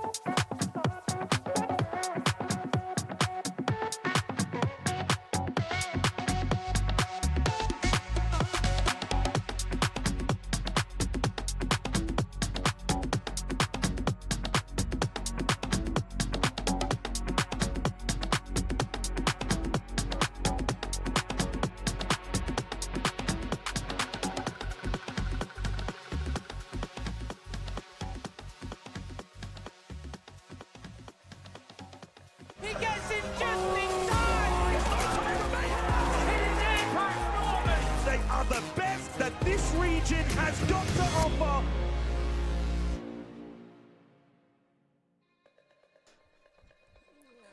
They are the best region, the team that this region has to offer. I almost got it. Almost, but I've heard that bumper so many times. It's ingrained in my head. And the best team that this region has to offer is about to play up next. It's our upper bracket final, Pengu, and of course we're going to have Enterprise in it. They're going up against Man LFO. The winner of this qualifies for the grand final. The big thing here in OCE is winning that grand final. Whoever does is going to make it through to the major from OCE. But of course, Enterprise have a pretty solid opponent. It's Man LFO. These guys have been in the scene for quite some time now. They've made only a few roster changes, actually some of the fewest roster changes of any of the teams here in OCE coming into this stage. The core of Pluto, Hunter, and Beers have been around for a long time. Sharky as well. Man, they have been really good, and they've made pretty short work of this upper bracket. They haven't even dropped a single map. They've had a great time so far, that's for them certain. And I don't know. You said yourself that, we're here in the upper bracket, semi-final, yada yada. Or upper bracket, is it upper bracket final going to the grand final? Is that how it goes, yeah? Upper bracket final going to grand final? Upper bracket final, yeah. We expected EB to be here, but did you personally expect Man LFO to be the second team up here or someone else? Like, what was your take before this kickoff started? I think, before kickoff, I think I had picked probably Chiefs or even Barbie Boys, to be honest, who got first round at the end. So big surprise to see Man LFO going the distance. Maybe even Team Anios as well, considering the results that they've had. Now, of course, Barbie Boys and Anios are both eliminated. Man LFO is kind of one of the slip under the radar, really solid teams, exemplary teams. And for me, I've been so impressed with the run that this team has had over the last couple of years, as a mid-pack team that's challenged the top dogs, and it's players like Hunter that have made that happen. Hunter, the real OG, the kind of support player. He's notorious for being like the shield god. He's kind of like in OCE, he's the closest we have to like a Hungary that they have over in EU. But in terms of young up-and-coming players, it's Elements that we really need to focus on. This guy's been in the scene for quite a long time, way back in 2020, 2021, made his breakthrough into Tier 1 with Overt, Kraken, and NQS, and he's had a couple of big games, eventually making his way this year into Man LFO. As you can see, it's been on a lot of different teams throughout his history, and that's not even every single one of them. Just ones that was, I guess, worth mentioning, and the ones that can fit here on the paper at least. And, I mean, hopefully for him, this could be a longer stay in Man LFO, hopefully getting an Oracle course with these guys at some point and having a more stable roster. Because it's hard to find yourself and your footing as a player when you're always in a new team or in a team that makes a ton of changes. You keep changing your roles, your operators, the strats, the callouts. It can be so hard to thrive in. But he's had a great time so far here, and hopefully that continues. Yeah, of course, despite him being in the scene for a long time, his peak at the Tier 1 of OCE is actually only 7th place, and that was 3 years ago he achieved that back in the NQS days. It's been a while, but of course, the team that everyone talks about here in OCE, the best that this region has to offer, it's Enterprise. And man, you take the EP that has been the best team in OCE for a year with Bappin and Tuhan. Fisho goes and retires, you drop Relays and Player, and you bring on the two best players that weren't on EP in Brendo and Jigsaw from the Chiefs, and you bring on Cairo, who was the best player on Ludovica, who's been around for a hell of a long time. Like, this is the definition of an OCE super team. Like, having Tuhan, Brendo, and Jigsaw on the same team, like, this is three of the best teams OCE has, three of the best players OCE has ever had when it comes to fragging. And now we've got basically 5 fraggers. And then you've got Cairo, who is a bit more of a creative player, and you've got Tuhan, who's been taking on a lot more leadership roles. It creates a very dangerous combination. I was a bit curious when we saw the stats there what they were going to look like, because when you have 5-star players, can Jigsaw still frag out? Well, I just looked at the numbers. He can. He was like 53 kills, I think, so far in this kickoff event. He is absolutely still popping off. That's just going to be Jigsaw. But like you said, any individual player can do it. It's a question of who's it going to be.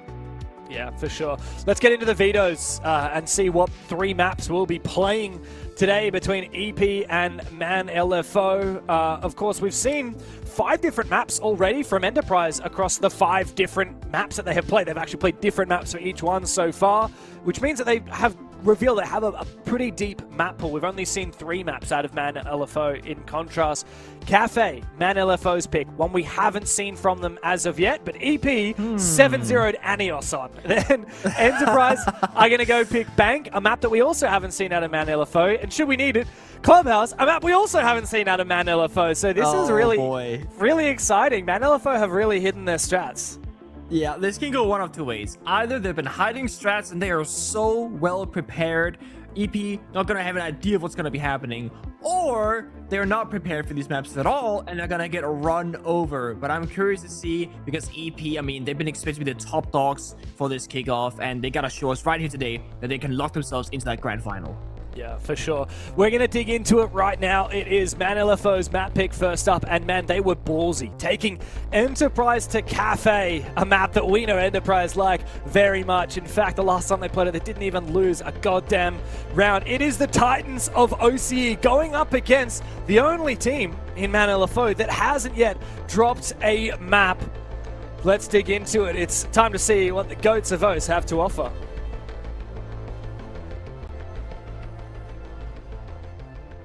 Now, when you're talking about EP and the star players and the fracking capabilities, after speaking to Nate especially, right, saying about the discipline for the side of Chiefs and having, you know, Chiefs play EP players kind of mixing back and forth and whatnot, I could be worried about discipline here when it comes to Enterprise. You know, if they have too easy of a game, too easy of a round, are they going to stop making some silly plays in game? Because we've seen Tuan, we've seen Jiggy, we've seen Cairo. These are 3 people, 3 players who can very easily ego challenge, overswing, and make a very winnable round and a little bit more turbulent. But that's where I look at players like your Brendo, like your Bappin, who to me can have a little bit of that more, guys, come on. Okay, let's not swing this alone, let's swing it together. Go 3, 2, 1, here we go.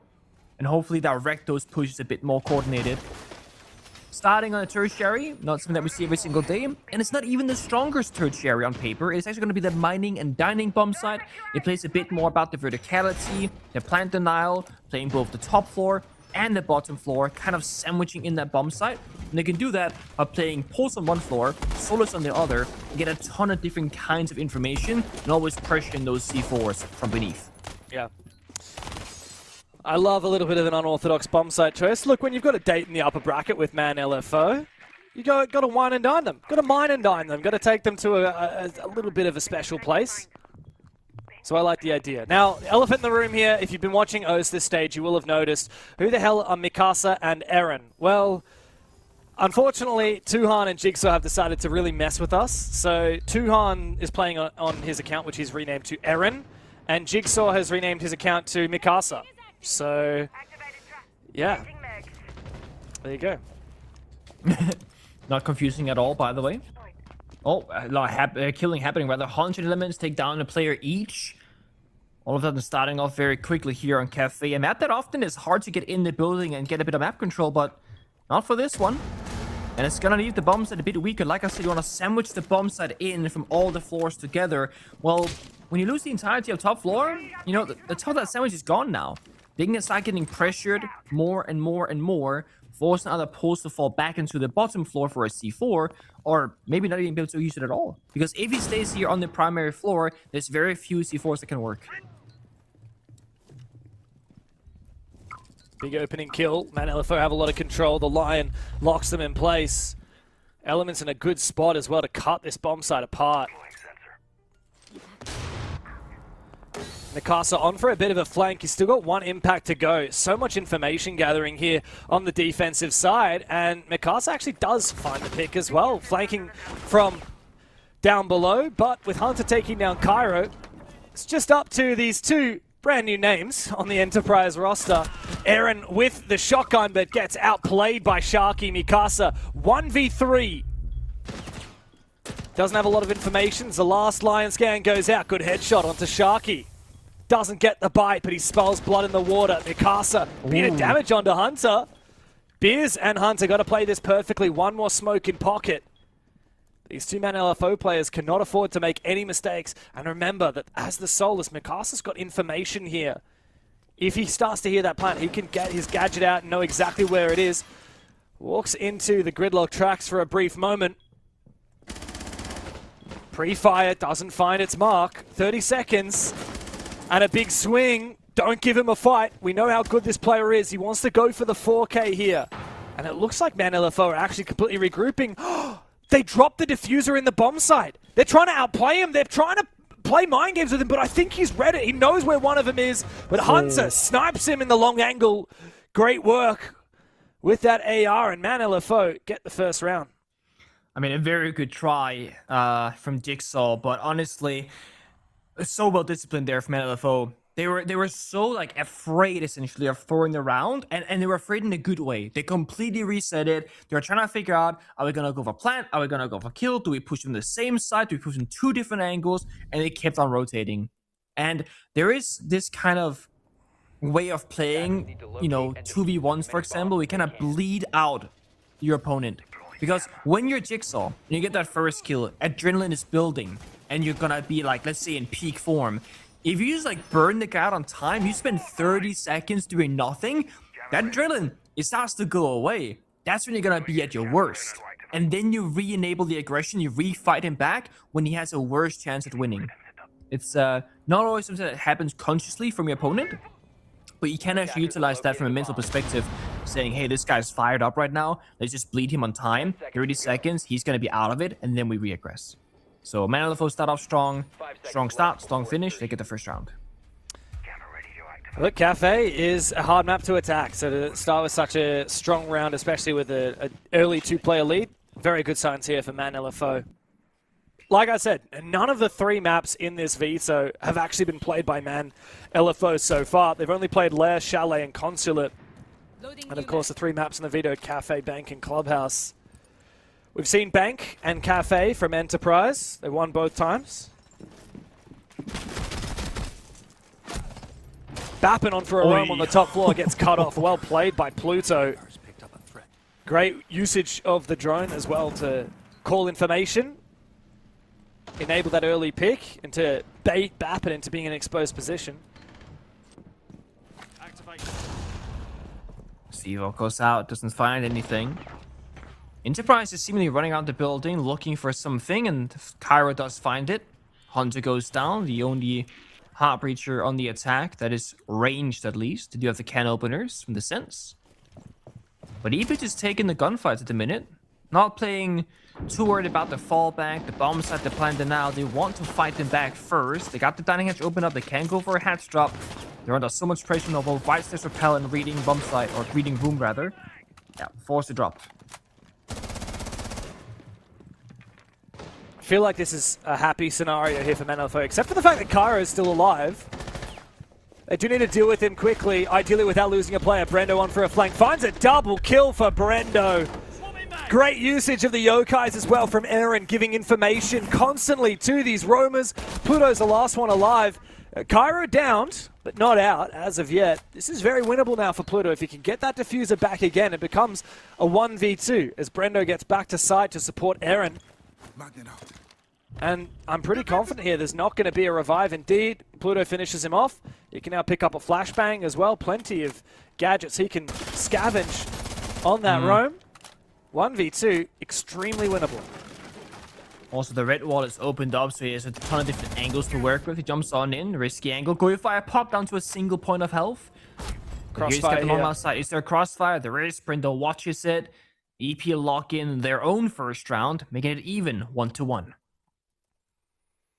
Still a very close round, but a great roam game there from Enterprise.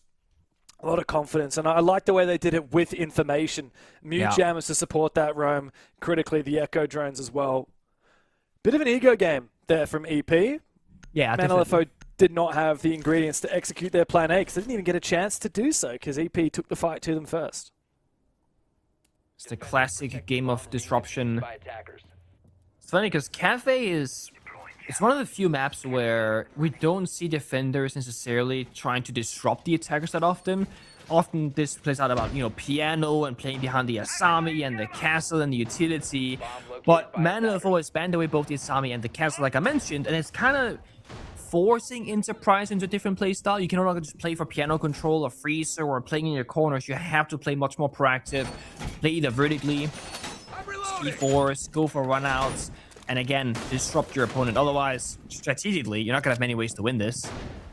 And I think this, if you're wondering why they're playing so aggressive, this could just be the reason why. And we see here, they're doubling down on intel, both the Valkyrie and the Pulse. 4 C4s. It's very evident what the strat is here. They want the attackers to go in above, and they want to C4 them from below. And that's it. I love it.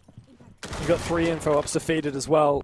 And another thing I love is the mute. People underrate how good the mute is at just slowing down teams. You pick that mute, and immediately you're going to have a lot more people standing around droning because their drones are much slower to get through. So you spend a lot more time faffing about. Bappen's just found a kill on Beers, peeking out these piano windows. That's a big one. No more Lion.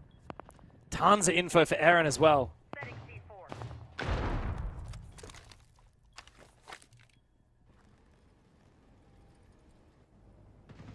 Again, disruption is the name of the game. And with Lion going down, it does make life a little bit harder. Combine that with the Monty Ben. I would love the Monty right now if I was Man LFO. Just drop down that hatch, walk into piano, play by the concrete area, impact run out here from the Solus. Knows there's no air jab on the door. Oh my god. Couple bullets around the operator. Eventually takes down Pluto. Couple bullets. Couple bullets. There's well, 25 bullets by the way. No big deal. That's why you don't play the Roni, because that would have been a different story. You would have run out of bullets before you can get the kill. Would not have been good. Yeah. Look, Pluto, you can smack talk in the old chat when you're not dead. How about that? Hey. I think it was oh my fair god, pointing that out. He dropped on top of his face, man, on beneath the skylight. Help! Oh, what a nuke from Brendo. See you later, Elements. Hyped him up in the pre-show, and he has achieved very little. Hunter 1v4. Look, it's not going to be a 7-0 for EP like it was in their previous match, but certainly looking like it could be a dominant scoreline. 2 rounds in a row. They are carving Man LFO a new one. Poor Hunter. He hears the player, drops on over, gets double swung again. Good little bit of crossfire there from Enterprise across the map, always forcing numbers advantage. And it starts off with getting down that first player, taking out the Lion, and then after a run out, onto the second. It really feels like the moment Enterprise get 1 kill and they get like a small lead, they're just gonna run with the round because they do not slow down. It just means that Man LFO have less bodies to counter with, but EP just keep throwing themselves at the enemies.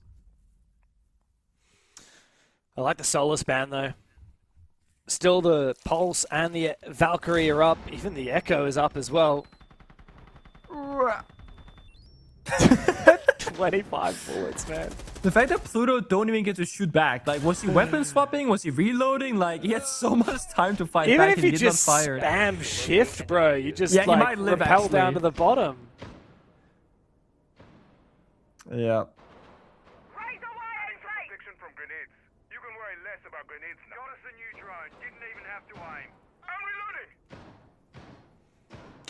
Nice to see a cute little strat that we see sometimes. Bappen on the Oryx has just sprinted into the bar, the long bar, and completely destroyed it. This is a classic thing. When Oryx came out, people realized that if you just use the Oryx dash into things, it breaks the hell out of stuff. It's also, when Oryx first came out, Cafe had this notorious, I don't know if it's a bug or whatever, but half the patches, that longbar disc was like indestructible by shotguns. Like, you made the tiniest holes and it would take so many bullets and so much time. So when Oryx came out, people realized during the patches where that disc is hard to break with a regular shotgun, you genuinely would pick Oryx to make it break, because it's such an important angle to generate to play Freezer, deny the default plant, etc. Watch the skylight drop as well once they land. Pluto's just hot freeze into the hallway window. He's gotten the first kill to Clash. This is my guy right here. Get the hell in there and mess some shit up. Especially with all these bars destroyed by the Oryx. It makes it so much easier to take fights with these anchors. He sees the laser. Pluto's keen for a little bit more. No, that's his teammate's laser. There's 2 lasers. It looks like it's a bit of a bait. Was there another laser? Man, I'm so sick of these lasers, dude. It's completely debating all these players. Pluto gets stuck on a rotate hole and ends up losing his life to Brendo, who's 6-1, by the way. Mikasa finds 1 before he's being traded back. Brendo 1v3. Good luck, son. They know exactly where you are. And while you have a deployable shield, you don't have a lot of safe havens here. Man LFO, so much util. 4 flashes, 5 flashes, and drones to work with as well. They're watching for the position. Beautiful. Hunter shuts him down, and it's a second round on the board for Man LFO. And again, such good discipline in the 3v1. That's generally where Man LFO, they are so good at just not giving any free gunfights and throwing those rounds and making it easier for Enterprise. They get opening pick thanks to Pluto. So he's in the white hallway corridor window, and he starts rappelling in, sledgehammers it mid-air, and it's just in there. Takes Clash away in 90, in Pixel, and Piano, and just the round plays out. Literally the entire team works off of that play. But the important thing to note, Man LFO didn't all rush the bomb side, because then you can lose the round immediately. They let Pluto make that initial play. The moment he killed the Clash, that's when everybody else joined the battle. So it's them saying, hey guys, we're gonna make this play, and based off the outcome, we're gonna do either this, we're gonna do that. If you get the kill, we all push with you. If you were to die for nothing, you just play the round out like you got spawn in his 4v5. Right? You go hatches, you get them, you breach Piano, whatever, probably. So it's very important to note that Man LFO, they had kind of two strats in one, basing it off the outcome. And I love that. It generates a more stable and consistent playstyle, and also showed how much foresight went into that round.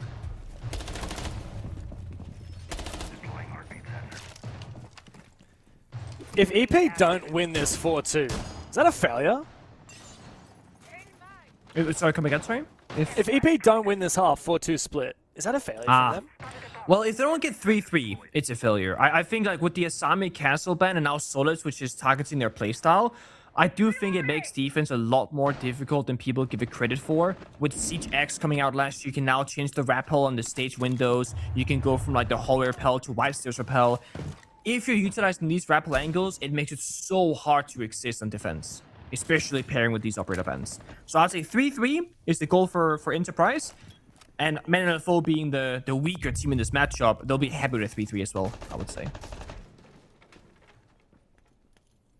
Very fair point. Very fair point. Very operator heavy this map, right? It's one of those where you can literally play Asami Castle, my Jaeger, and a shield. Or you can play 5 C4s. You can play Echo Maestro. Like, you can do so many different option setups based on the operator bands and the playstyles. Karak is the first one. Abaddon on the 5 from 2 different people. Speaking of repels, that south window on stage cleans him off. Is the problem with this very fluid playstyle from EP. Man LFO on these repels, by maintaining superior positioning, can pick this setup apart. The C4s do not land so much information here, thanks to Mikasa on the Valkyrie. Yellow pings can come out from Bappen while he's dead and enable more C4s, enable re-aggression as well. But the attackers have their own fair share of info. Ooh. Big double C4 from Mikasa on the Valkyrie. Beers and Elements completely out of it. And Sharky has got to be asking himself some questions. He hasn't yet dealt with these Valkyrie cams, and he's picked the bloody IQ. Last C4 comes out. 4v2 now for Enterprise. Yeah. And it's going to make it worse. 4v1. Just Sharky left that IQ. You can sit there with your thoughts and go, guys, my bad. I didn't check for the Mossy and the Valcam and the post and the pre-place. And he will check it now because he doesn't want to die to it, right? The issue is, my guy, the damage is done. Getting the Valkyrie cam cleared out now, it's too late. You got 40 seconds, 4 enemies, and so much map to cover. So, I mean, what you can do now is you can check what they died to, where the camera was, because it's good to know for the future rounds if they play IQ, or sorry, if they play Valkyrie again, for example. But this round is cooked. There is no chance.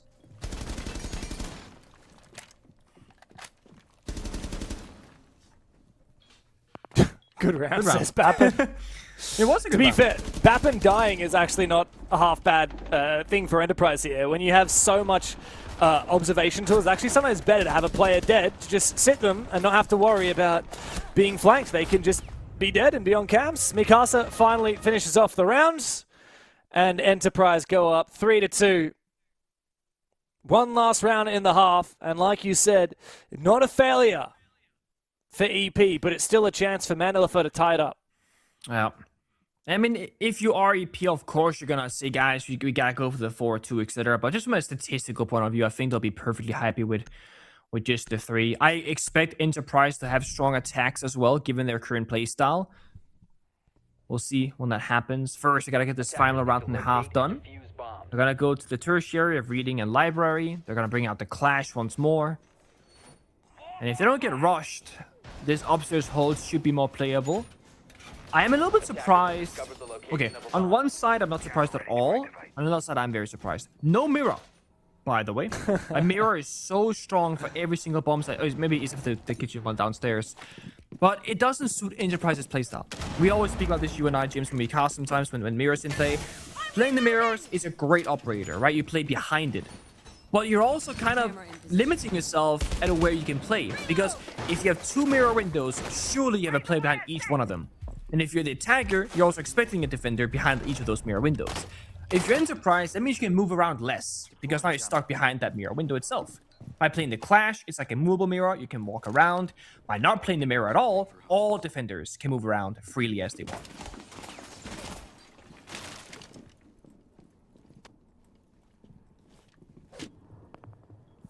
Loading mag!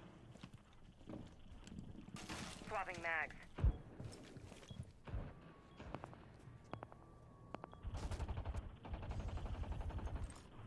Still very loose look from Enterprise. I like this from Man LFO. Here's a bit of gusto, a bit of bravery. Activate the Adrenal Surge from the Finker and get that blitz in there.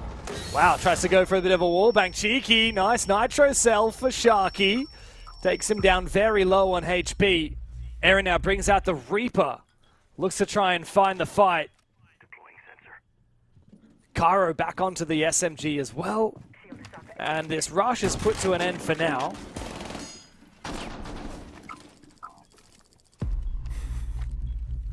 Still got Cairo though. As long as Clash is here, all is good in the world. And Sharky being so low on health means that he can easily get shot in his toes or shoulder, and then that'll be that.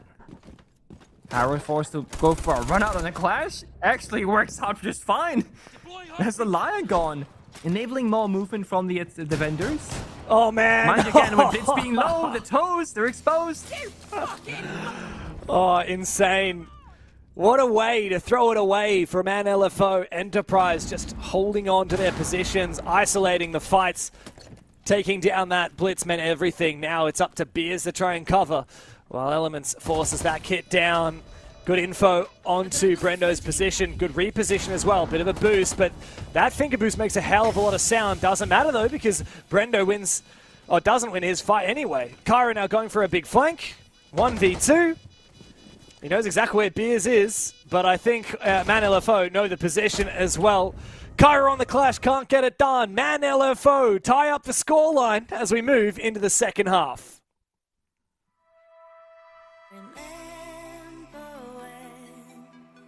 Told me you believe in something and you said you're done pretending that fate is patient. Go run away, get it out of your system. Come back when you're older. Go find a place where you can't be the victim. And come back when you're older. Go catch the storm within your broken bones and be wild, wild, wild, wild, wild, wild.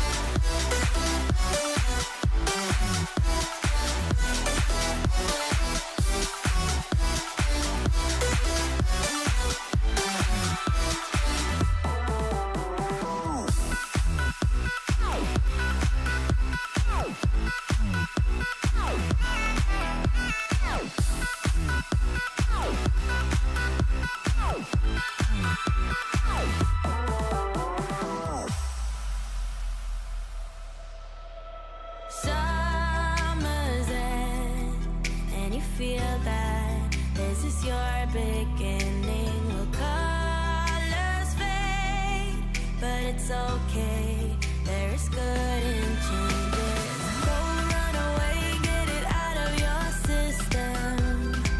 Come back when you're older. Go find a place where you can't be the victim.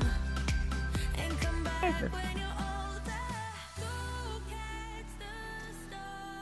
What a Bit throwback, of a chance huh? to talk to their coach with Sali there. The coach from Man LFO getting in on the action. Sali is a bit of an OG as well. He's been working with Hunter for what seems like an age now. I remember back in the day, I first knew Sali because he was with the university team way back in the day. We've got a little bit of a university scene here in Australia. I know a lot of, yeah, we don't really call it college here in Australia. I don't know, it's just a dialect thing. I know in America they love calling it college. They love collegiate. But yeah, I like the word collegiate. I think it's pretty cool. Yeah. Yeah, when like people say that, oh, I played collegiate, I'm like, oh, I know what that is. That makes sense. Yeah, I get you. I mean, it's kind of a fancy word. Sounds a bit French, you know? Okay. You know one of my favorite words, Pangu? You ready for it? Which one? Which one? Hugelit. Or Hugelit. What? Huge. Hugelit? Oh, Hugelit. Oh, Hugelit. Yeah. Oh, I thought it was a slang in Australian. I thought it was No, Danish. it's Danish. Oh, so you gotta use the quote-unquote correct way of using the word, okay? How do I? So yeah, Hugelit, Hugelit is actually it's like a specific version. You say Hygge. Okay, so wait, what's the difference between Hygge and Hugelit? So, okay, Hygge is like something that's been termed internationally as like a thing. Like, this is Hygge. It's like this nice, cozy, like vibe thing, okay? Yes, right. Hyggelit is specific. So, oh, this specific instance was Hyggelit. So it's more like it's saying this specific niche is this. Saying Hygge is like a general term. So could I say like, oh, last night I was curled up by the fire reading my book, having a hot chocolate, and it was very Hugelit. Yeah, that exactly. So it's a specific. Whereas you can say, oh, last night was super Hygge. You can also technically say super Hugelit, but it's like Hygge is more general coin term, and Hugelit is a specific thing. When are we going back to Denmark for a major, man? Take me back. Probably never, because about 4.5 people showed up. Yeah, expensive. Surely we could do it in your backyard, mate. Yeah, I live on the second floor in an apartment. I don't have a yard. Well, we can find a field somewhere. Plenty of fields around my town. Some cows, some horse, some sheeps. Oh, you will have a great audience then. Yeah, actually. Rock up in numbers. Just like this bakery tag, what, 4 people? 3 in the door, 1 in the window. Blitz goes in, sends off the wall. Here they come. Oh, here he goes. But Elements has got him. Aaron, though, good for a trade. And Beers gets him back again. The Sophia stun killed the Blitz. What? It wasn't an Elamine. They Sophia the Aruni. Oh my god. No, really? Yeah, that is Sophia stunned the Aruni, but has an AoE explosion, so it hit the Blitz as well. Ah, that is a rookie mistake there. Ironically, the concussion from Brendo probably didn't have much effect on Elements whatsoever, but absolutely sold Cairo on the Blitz.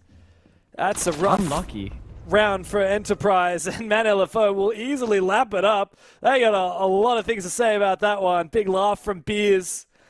A big laugh from Elements' forehead as well. I think Sharky just realized and his teammate told him what happened because he was dying laughing. So yeah, I was at first I thought, why would there be an Elamine that deep in Bakery? That makes no sense. I checked the operators, there's no Ella, and I go, oh, I know what happened now. So yeah, the Sophia stun will only activate immediately with impact when a defender or an enemy is nearby. Otherwise, they'll just kind of fuss around it when they eventually blow up. But while only the enemies can trigger it, it does share the same effect as like an Elamine where it has a radius of explosion. And right before the Blitz was gonna hit the flash, they got broken, stunned, can't use the animation, or sorry, can't use the gadget, and therefore died. Disaster. And that kind of chalks the entire round, unfortunately. Yeah. But you rush, you win. What was the purpose of the Zofia? Because she's very much out of meta now, being a slow operator. She doesn't really bring a lot more util than a lot of other counterparts. Like, you typically use a Capital for that position. What was the thought process behind bringing the Zof there? Because all it did was sell the Blitz. So, Sophia is essentially just Ashe with more utility, right? Like, you can both stun and you can do self-destruction. You can bring Heartbeats, for example, canisters on the operator as well, right? I think that these ones would like mentally completely annihilate the person in Bakery, but they just mistimed the stun. Because why wouldn't you stun? He's gonna jump out, by the way, surely. Oh, maybe not. Why wouldn't you stun the guy behind the desk? It makes perfect sense. He can't see, he can't hear, he's getting completely obliterated. but unfortunately mistimed it with the blitz pushing in, and therefore it's a team kill instead. But you're right, like they could have played Capital. They could have played a lot of different operators for that specific niche. So I'm not sure if they had any other intent than just like rushing by Sophiaing, open the door, and then stunning right after.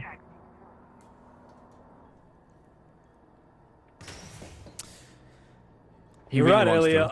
Yeah, I'm really surprised that Hunter hasn't so far. Maybe he'll go for it soon. Nice nitro cell from Beers. Perhaps just waiting for a call out from his teammate to know that he's within range, because obviously this shotgun is going to do absolutely nothing against Brendo when he's this far away. If someone repels on the cocktail window, I think Hunter would probably find it. The thing is, by playing the Capcan shotgun, if you're not gonna jump out this window, there really aren't that many great gunfights for you to take later on. So that's why he's still gonna do this. Like, this is literally his role at the minute. Now, he can play around any corner, playing by a door, but he needs the attackers to push into him. Because like you said, with that shotgun limited range, so if they pick apart it vertically here and break open the entire bomb site, Hunter is just going to be a pistol secondary. His shotgun will not do anything this round if they can do that. But they only have secondary shotguns to break open the floor with both the Grim and the Gridlock. So they wish they had a ram right about now. They wish. Yeah, they do. Or a sledge or breaching charges. Anything, right? Yeah. Also, what's the Thatcher doing this round? Like, what is his operator doing? I don't actually know. Good question. I guess it could be looking for Valkrams or looking for, you know, Mozzie Pests. Could even find the Capcan traps. Yeah, big pick for Aaron, though. Taking down the DMR. It's the best weapon that Man LFO brought to the table. You're still doing good. This shotgun has been going at it for the last 60 seconds, and they've barely broken the floor. But they're doing it.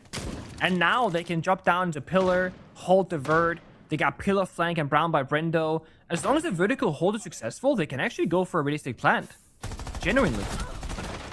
Oh man, Brendo almost with that, but Sharky goes down. And you're right, there might be a plant opportunity now, except for Bappin falling. Yeah, it doesn't matter that Hunter's running shotgun, because he'll do damage with the pistol regardless. The PMM packs a serious punch. Brings out the shotty, Pluto for a flank. I think this is going to be a round for Man LFO. Mikasa, the last one standing. The plant has not been confirmed. Had it been, it might have been possible, but in the 1v1, Mikasa cannot get the job done. And Man LFO retake the lead. Oh, very small things there going the wrong way. And honestly, when it comes down to the fine details, Pluto getting that pistol kill to make the attackers of one less person makes a huge difference. Because, mind you, Brenda was watching the pillar flank and the brown stairs. Then they had two people in the bomb site door, and the fourth guy was watching the verticality for the bomb site push. When they lose the first player, either you surrender the flank and pillar / brown stairs, Brendo's position, or you sacrifice the vert. But sacrificing the vert is not an option, because if the defenders retake white stairs upstairs, now they see the planet vertically, you guarantee lose the round. So they have to let go of the flank by rotating over Brendo to that door, replace the player who died, and then again, Man LFO, great discipline, great foresight. They recognize they cannot cover the bomb site and the flank at the same time with only two people. So therefore, they get a punish and they get a kill. And now they're playing Caveira, hiding in piano. Man LFO are now playing standard siege, and it's working really well for them. Yeah, I mean, 2 rounds up on a map where Enterprise 7-0'd they can afford it. Their last opponent. Yeah, they can afford it. Oh, they're playing the Cav. Like, this is just utterly insane from Man LFO. Thankfully for EP, they're running a Dockerby. Oh, I think Hunter's hoping that someone's going to try and solo into Bake here. I don't think so, based on the spawns at the moment.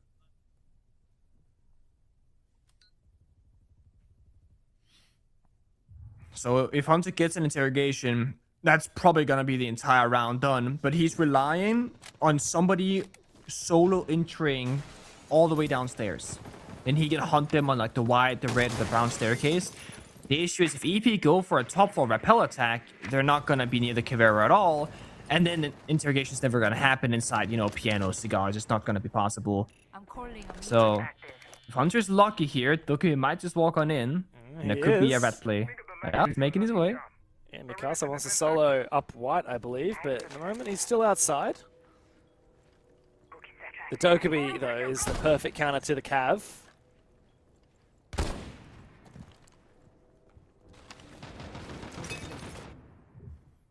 Slow and steady. He's repositioned for it. Look at this. Yeah. He's so keen. Elements is trying to bait He's him in. baiting I it. like the way that Man LFO are playing this. Very cheeky here. Even if Elements dies, it's worth it. Absolutely. Brendo, though, takes down Beers, so no more Aruni. Mikasa is watching. He's seemingly aware of a potential flank. He doesn't know, but he's got a suspicion. Don't think there's a drone. You can see Hunter keeps checking around. Is there a drone on me, or is this just game sense? He's got to bide his time here. Doesn't need to make a move too soon. It's awkward, right? Because, mind you, the other defenders are 3 versus 4 elsewhere. They're trading 1-for-1 here below bottom white.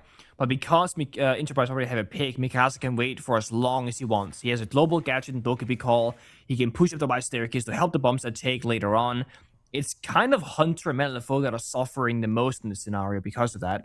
Had it been reversed where Man LFO had man advantage, it's so much better for the defenders. Yeah. And EP can just continue playing slow and steady. Tear off the vert. You look at the ops that have been brought. They've got Sledge. They've got Ram. And what's more, they got Bappin on the Brava as well to tear away at info on the side. I think they've now spotted Hunter. Know that there's a cav on the board, and that tells you a lot. Aaron will take him down. It's just Sharky and Elements left. It looks like Man LFO's reign of terror might be at an end, but there's not a lot of time on the clock here, so a big chance for Sharky and Elements to go big. Couple of bullets, though, wasted by Sharky. That means they know exactly where he is. A flawless close to the round for EP. One trailing now behind Man LFO. One more to try and even it up. So much more solid than the previous round, right? It's giving Chiefs vibes, where somebody has to say, guys, let's play properly. Step 1, step 2, step 3, count it down, execute together, and just win it. It's again a matter of maybe competition. When you can just win the majority of your games and your rounds off individual skill and just running over your opponent, there is going to be an area where you start slacking a little bit because you're just used to playing this way. Man LFO will call their attack timeout despite being 1 round up.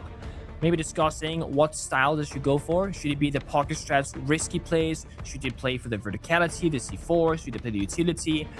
They need to conjure up 2 more rounds to take this in regulation, and that's quite realistic. And there's the throwback. Mr. Magnet himself from the good old Fnatic days. New coach for Enterprise making a return. Did you manage to bump into Mag at the APAC Major qualifier when you came down to Melbourne? Because he was there actually working as one of the admins. Yeah, a couple times or so. I've been to Japan twice in the last, 3 years. And I've been to Australia. Every single time he's there. He just shows up. Like, I went to Japan for DreamHack. He was there. We went out together one night. And then, obviously, he was working in Australia as an admin, I believe, right? So I bumped into him there. And it's fun seeing him every now and again. I also speak to Diesel every now and again, too. Oh, yes. He plays a couple different games on Steam that I also play. So he'll tell me that, oh, yeah, you're playing this game right now. What do you think about it? So, yeah. I love Fnatic, guys. I mean, I spent so much time with Mag and Diesel back in my playing days because we scrimmed Fnatic more than anybody else. I think Noah, Rengo, and Fnatic were our 2 most scrimmed teams when we bootcamped internationally because they would also be there. And when we're playing, a major, for example, we're there for like 2 weeks. We don't want to scrim the best team in EU and NA because like they're our competition. We can scrim Fnatic and Noah, Rengo every single day because they're probably not going to make it as far to the point where it matters. So we spent a lot of time together in the server.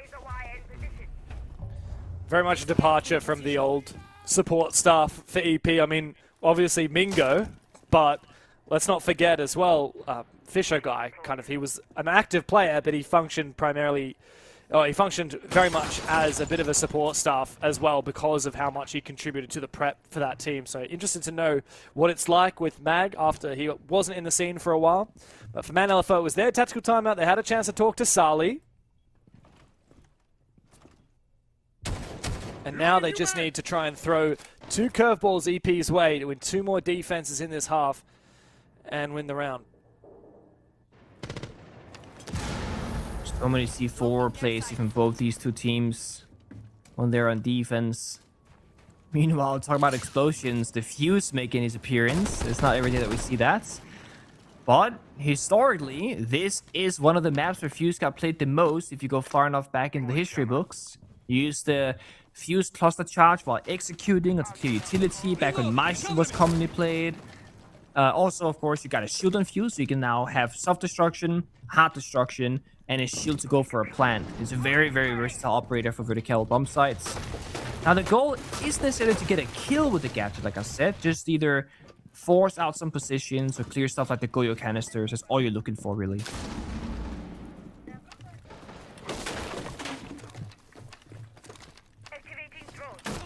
Once you open up the vert, those fuse charges are going to send those defenders running around. Also clear a hell of a lot of that util. I want to know where the final execute is to come from for EP, though. Obviously, the Sens and the Fuse shield will be the main operators that can enable that execute. Brendo's gone down, though. I think that was just a contest through the vert. Yeah, Kyra at least can breach up the hatch and breach a lot of the breaching... destroy a lot of the util that's over near dishes on site. And it could just be a default plant here. You can just like drop down the hatch, walk into the site, and I think that's not a bad play at all. Prep a little fuse charge as well, and you can start getting some pressure. The issue is Enterprise are not really doing the vert and holding the angle, so Man LFO keep running around beneath the verticality. They're hiding by the chassis, they're playing by the window, and there's vert right above them. They shouldn't be allowed to do this. Oh, nice. The Sens wall, I think, just got shot from Sharky. So, no, it's still part of it is active. He's just added a second one. Guys. Yeah, it is. 20 seconds left. Sharky now just has to spray on through. Being the Clash as well, such a good operator. Now he drops the cover and hard watches the angle. Mikasa finds the opening kill. Two players pushed together. Bappin for a double. Elements is the last one standing. 1v4, the plan is down. And EP have conjured up a miraculous execute onto Kitchen. Plan is down. Bappin goes for a third. Massive round from him. Beautiful execute for EP. It's funny because EP could have done that exact execute like 60 seconds earlier because they had all the same tools, all the same player positions, but they were missing something they thought. They were looking for something else or something to find, maybe expecting to get a kill or hoping that they were going to get impatient from the side of Man LFO. But at the end of the day, they do the expected play. Drop the fuse shield, utilize it for a plant, the cover is good, and it's very important that the player bottom white who's just watching the flank doesn't challenge the Clash and walk in and take that gunfight. Your job is to just stay alive and watch the flank, because if you die, your teammates die right after. So everyone played their role perfectly. And the thing about that bomb site and why it's often hated by defenders is that you just don't strategically have many ways to win that round. If you're Man LFO, you had spent your Toxic Babes, you didn't have a C4, the only way to stop the planter is to do what they did. 3 people swinging together, hoping to win their gunfight. But if you don't win that gunfight, you will literally just lose. So you don't have that many tools as a defender. You're forced into a bad spot. Enterprise, they tied up 5-5. But now we're going to see the stronger bomb sites for the remainder of regulation. So EP gotta be better on the attacks now and be successful here on the tertiary, and then probably top 4 afterwards.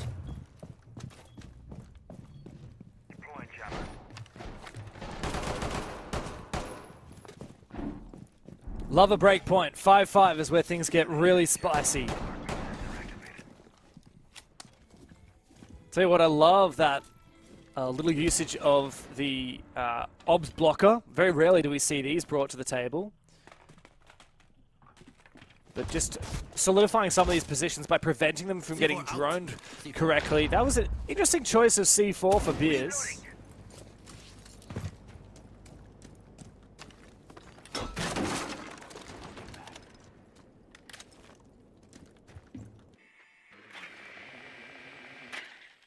Big chance for EP now to show us that they could do what they did on that kitchen bomb site on a couple other of these sites.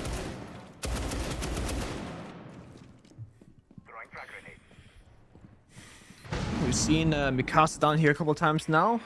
The roamer on the first floor looking to get up one of those staircases later on. It's all about timing. This is the thing about having Mikasa on your team. Also on his Jigsaw, by the way. He requires... Oh, he's dead. He requires either freedom or he requires resources, right? When you're in IGL, Kyra, for example, here, calling the strat, and then we just wall bang him back. You're saying, guys... Traced him, yeah, he just took him out. If you're Kyro calling the shots right now, you only really have 3 people plus yourself to work with, because Mikasa, aka Jigsaw, is going to be stuck doing his own thing. That means that he's actually taken up a lot of freedom in the server, meaning other people have to cover his position, because you just have one less guy to do it with. And it's why a player like Mikasa, aka Jigsaw, has to get a lot of kills, because he's actually taken up so much either resource or space for the team. So him going 11-6 is excellent, but rounds like these where he dies for nothing, it means that you gotta be really efficient with just 4 people. But EP and Babin getting that kill traded right back with the wallbang, that makes things playable. This could be big though from Pluto. Oh, doesn't have a lot of info. He's just got audio this. No, actually he's got the pulse from Sharky. Hopefully he can do a little mango call out, as I like to say. As soon as you see the player over it, you call your secret code word and your teammate blows that C4. It should be a freebie. Oh, he's getting close. We call boom. I prefer mango personally. Mango, okay, I've not heard that one before. Plan's going down, guys. They're still trying to bait the Hello? C4. Guys. Anybody home? Man LFO, there's stuff happening. Pluto, though, quick, jumps on top of the washing machine, finds a quick pick on Brendo, now exposes himself, goes on the washing machine again. Looks for another kill while exposing the Grims, but Bappin doubles up. Oh, perfect post-plant positioning from Enterprise. Aaron and Bappin together, finding big kills. Beers, a bit of damage, but no kill as of yet. Map point for EP. I mean, that's just unlucky. They're so distracted with the mango boom call out that they're just not even thinking about the fact that the plant was going down. The Grimpies were there making some sound and noise, and red ping if you were to walk into the bomb site again. Clinical out from EP, way too easy, I would argue, given the fact that there was C4 available to deny the planter. But oh well, sometimes you don't hear the plant, or you get stuck on bad timing or distracted or whatever the case might be. But no, I haven't heard the mango call before. I gotta say, that's not the European call-outs. No, I mean, that's from my OS goat, Silex, who was back on the wild card, and Orglis and Athletico team way back in the day. That was in the Fnatic era. Okay. Silex actually won the first ever LAN in ANZ. It was called the ANZ Invitational, and that was in 2016 or 2017, before we had a Pro League down under in OCE. Good old times. I still play ranked with Silex these days. He is an old man now, though. Aren't we all? I mean, if you were around in 2015, you'd be old by now. That's just math, right? I mean, yeah, but like... You can't be young and have been a pro player actively in 2015. It's funny because, like, look, you and me, we're not 30. Like, you know, we're in our mid-20s. Late 20s. Let's call it mid-20s. Okay, yeah. And we're still old these days by O standards, honestly, by esports standards in general. Yeah. It's scary, man. It's scary. I think I saw the average retirement age in esports. I'm not sure it was very specific games, or generally speaking, but it was like 23 to 25.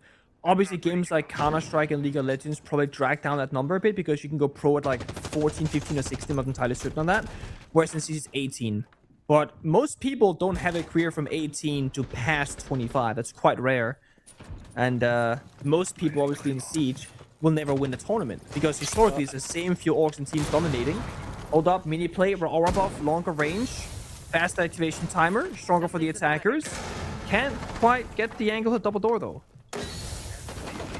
Bit awkward though, trying to play that newly buffed Aura. This is going to be big from the C4, however, the Thatcher EMPs it out of the air. The plant will go down. Beautiful play from Enterprise. Mikasa and Aaron together find opening kills. Man LFO are doing their darndest to try and retake, but this Rayora has made it all kinds of painful. Upside down repel, doesn't quite find the shot there for Beers. So many players in the building, outside Hunter to hunt down Mikasa, but still a three-way crossfire for Enterprise is impossible to withstand, and it is oh so over. Big game from EP. They let a few rounds slip through the cracks, but a massive finish with a beautiful brand new strat nets them the first map win. They look to get it done in 2. Map 2 coming up after this.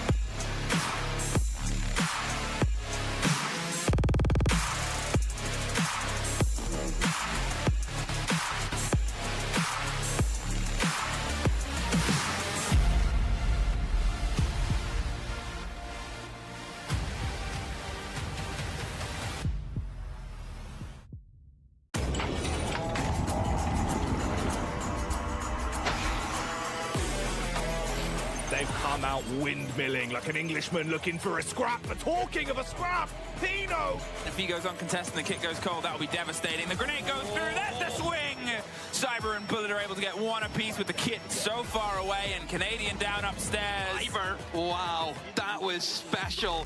It's a 1 versus 3 to hold, and they're pushing him from behind. He's found one. He's got to get the vertical as well. They get pulled off him. We're down to the last 3 or 4 seconds. Ryder's got another. He's held on. He's going to do it. And PSG take the 2-1 win. Both players spotted, but the res can be made successfully. Oh! Got another one for Solotov. Information from the Bees. It goes in. Shotgun. W7s! They cement themselves as one of the greatest of all time. He's starting to get cooked alive, Ollie, but he's using the stim pistols. Look at this from the dock. Surely not. Brilliant! That's play of the year in my book. Plays the game, hits the old body, doesn't quite catch it. There's the impact. He gets it! There's the dash! He doesn't have the confirmation! He's going back, he's not quite sure. He Nesky gotta go. A few seconds, stick it, Ness, stick it! This is an angle that he might be able to contest. No, unfortunately, he takes just a bit of damage there. A walk, I guess, the second one. Eclipse, though, will get one, turning it into a 2v2. Now they push it on the side. The Bandit will lose out on this. Eclipse, the last alive on the Ella. He spots the head and takes him down. The ace for Waka. He will down BC. Canadian positioning to pick up, but that's going to result in a double nade from Vertical. That's 4 for him in the round. Necrox, the final defender against Vertical. The ace, absolute domination. You believe in magic, Michael! Team 1 does as they win the Mexico Major.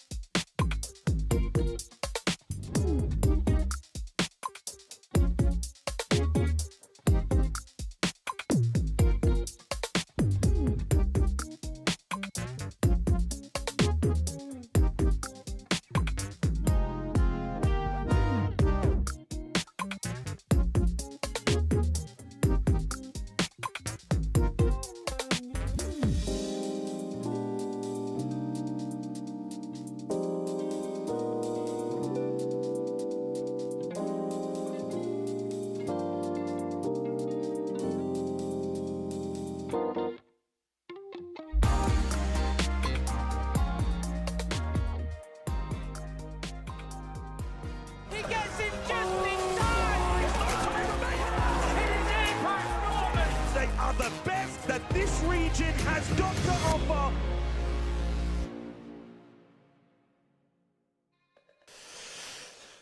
So the big dogs of OC looking pretty strong. Man LFO picked Cafe, but EP take it 7-5. What a way to close it as well. How many days has that Rayora buff been out for? What, a day or two now? And already Magnet and the boys are cooking some strats. Beautiful kickoff to Cafe. Yeah, I mean, I love seeing the new kind of reinvention of Thatcher, how it's being used not to deny like the walls and the Bandikai, but how you're denying C4s mid-air so consistently across various bomb sites. It's the sole reason why they won that final attacking round, because they're going for a plant, the C4 was tossed, it was landing in Fuse's lap, but it gets EMP'd mid-air. And then you're thinking, oh, snap, we lose the round. Because literally, if you deny the planter, you win as Man LFO. If the bomb goes down, you win as Enterprise. For sure. It's funny, you look at the Enterprise roster and, you know, no Fisho guy anymore. He is obviously retired, and it has been 6 years, I'm going to say, since we saw an OCE team win a match internationally without Fisho guy, because the last team to do it was Fnatic way back in the day in 2020 when they beat you on G2. Every team that has won a match internationally from OCE since then has been either Bliss or Enterprise with Fisho guy. I don't think Chiefs ended up winning any games when they... Oh, sorry. One against a non-APAC team, because Chiefs won, but they only beat APAC teams. Doesn't really count. Yeah. So, yeah, it's been a long time. What's Fisho guy got that separates himself from the pack in OCE? Well, no, he's not even that old, dude. I think he's younger than me. It's the fact that he is a strategically minded player, whereas you look at this roster, it's like Jigsaw, Brendo, Tsuhan, Bappin, like these guys are known to be fraggers. Cairo, he's known to be a little bit more kind of tactical, but still a bit of a fragger. So could they play with a more strategic playstyle has been a big question, and we saw it, I think, in that final round of attack. The answer is yes. The answer is yes. But how often? That's the follow-up question, right? Because most of the time, it's, guys, I see a gap. Guys, I can get a kill. Hey, I'm going to make a play. When they go for those stable executes, it's phenomenal. But I think one of the issues for OCE and even the greater parts of APAC, maybe outside of Weibo and Asia, is the consistency of play. If you can play strategically sound very commonly, you can go international and you can maybe take maps or games off other regions. But if you play this like, oh, my gun skill is better than you, and you play against Brazil when you're used to playing in Oceania, that's not going to net you any good results. It is so important to me, now working in OCE and APL, to see teams play more strategically, because yes, you might dominate domestic, you might get the first place in Oceania, great, but you're gonna get first rounded on LAN every single event unless you can play strategically sound commonly. So I just want to say, it's the most Aussie thing I've ever seen. We've got Brendo with his AFL on in the background. Yeah. It's been going the entire game. Who's playing today, guys? Who's playing today? I don't think we have the broadcast rights to show the AFL stream. Is that a workaround? Very classic Aussie. I love to see it. And then Sharky has the generic like guy's room. He's got his PC. He's got like a little couch chair behind him and a gym rack. Like that's Sharky's entire room setup. Yeah. He's locked in, dude. And then we've got Elements, who's playing from hell itself. The fires are starting to rise, boys. Fully blacked out the window with the curtain, then got the red lights on. He's getting that infrared treatment while gaming. He's actually healthy. Yeah, no, I love that. I love that. Yeah, long way to go here for Man LFO. Of course, they lose this series. It's fine. You go down to the lower bracket. You can make a comeback and win in the lower bracket final, and then go and get a rematch against Enterprise, even if they do lose today. But they need everything they can get, especially going on bank against Enterprise. After losing their own map pick of Cafe, they now look for redemption on the second map. We go to bank. We've seen EP play it. They destroyed Barbie Boys 7-2 on their first match here in Kickoff. Now they look to put away Man LFO and rocket forward into the grand final. Bank is where we find ourselves as Man Esports LFO look to try and make a comeback on the second map. Surely it's a multi-ban, no? Just thinking ahead here. I could see it. For starters, it's Ying and Asami. Maybe it's not a multi-ban. back in the day, Hunter was known to be like the best shield player in OCE. I don't know if he's really hacked it so much recently, but no, they're going to leave all of the shields in for the attacking side. We're going to see the follow-up with the Asami and the Castle Band. Same thing as on Cafe. It's again... So this is the only thing that I actually don't like about the Asami Castle Band. Like, and this is purely theoretical. On Cafe and on Bank, if you give your enemy Asami Castle, they can bunker down or bunker up, whatever you want to say, and play behind utility, which kind of makes you able to pick it apart, you know, again, step by step. By banning Asami and Castle, you're giving Enterprise the mindset, oh, we can't hide behind utility, now we're just going to swing and go for gunfights. But when you're up against mechanically more talented players and people who have better shots than you, do you want to force them to take fights because they have to? Or would you rather just pick apart against them and play like Capitao and DMRs?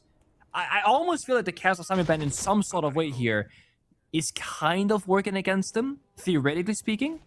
Of course, it also makes attacking easier and yada yada yada yada yada in some ways. But I am curious what Cafe would have looked like if Asami and Castle were not banned away. Yeah. Because you could just give like false sense of security, right? Like, oh guys, just play piano with all these keybasts, and then next thing you know, there's a line with grenades and DMR and the window repel, and like you just die. Yeah. That type of thing. I've noticed a lot of people kind of forget how good the DMRs are against Asami. Like, a lot of people really obsess over that Asami. It takes like 2 seconds to clear out a Kiba barrier with that Asami. Yeah. So yeah, don't discredit how powerful that is. Don't overestimate Asami sometimes, I think, as well, as part of it. Oh, I love me a little pocket strat here. Beers on the Nook with the new DMR, I believe as well. Yeah, there it is. Kind of, you gotta be really strong to hold this DMR one-handed, by the way, while walking around like Nook. Like that is gonna be a lot of weight on that forearm and that wrist.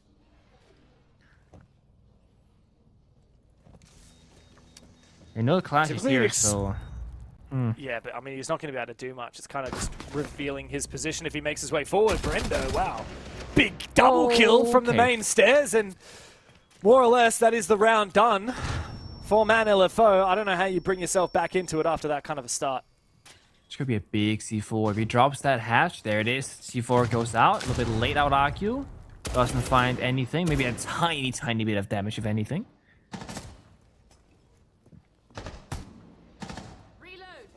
But yeah, you said well, it's kind of the round over. It's still technically clutchable, but I used the word clutch, not winnable. You would have to clutch up massively, or Enterprise would have to absolutely throw the round and give it to you. Again, they got Goyo Fire, 2 Brock Canister, Clash, double C4. They have so many ways to lock you out, but that's when we're going to start things off. Beers is down inside a garage. Needs help though. Oh, the fire really locks him out. Bappen knew exactly where he was. Easy finish off. Elements and Sharky now in very awkward positions. I feel like this could be a flawless round for EP. Man LFO need to win some insane fights, and even that is just the beginning. Throwing grenade. The nade isn't the worst. Does bait a swing from Brendo, and he'll find that kill. Costs him a lot of HP though. Sharky straight into the waiting arms of the Goyo inside of Garage. Now Elements, 2 kills found so far from inside of the elevator, but now he's being followed by Cairo and Mikasa. That's Jigsaw all the way from way downtown finds the final kill. It's a great first round for Enterprise. So, I want to pick your brains here, James, okay? You know how we got like the new the smoke canister, fire extinguisher, gas pipe, Siege X ingredient, right? Yeah. Something that's bothering me is present here on Bank. When you drop that elevator hatch, you are just locked in that room and there's no way out there. There's nothing you can do unless you're armor, right? What if you could, as an attacker exclusively, rappel back up certain hatches, or maybe all hatches? Because it's such a quote-unquote bad design that you're stuck in elevators. Like, there's this ginormous room with nothing to do. I don't know. I feel like it's just what too if you powerful. could rappel back up? I feel like it's part of the punishment of dropping a hatch, is that you're committing, you're making that decision. It has to be the right decision. I feel like if you could rappel up and down hatches, I feel like people would just drop that elevator hatch all the time and then just rappel back up. And then imagine you're a defender. That's the beauty, right? You play like information, you gotta peek it sometimes. Like it's just that hatch that I hate. It's not any other hatch. It's just that one. What Like, about on Cafe? for You're like example- rappelling back up the hatch onto the roof after you've... Well, that's what I'm saying. I don't think it should be every hatch. But for example, you know how you can go up the skylight on bank in lobby.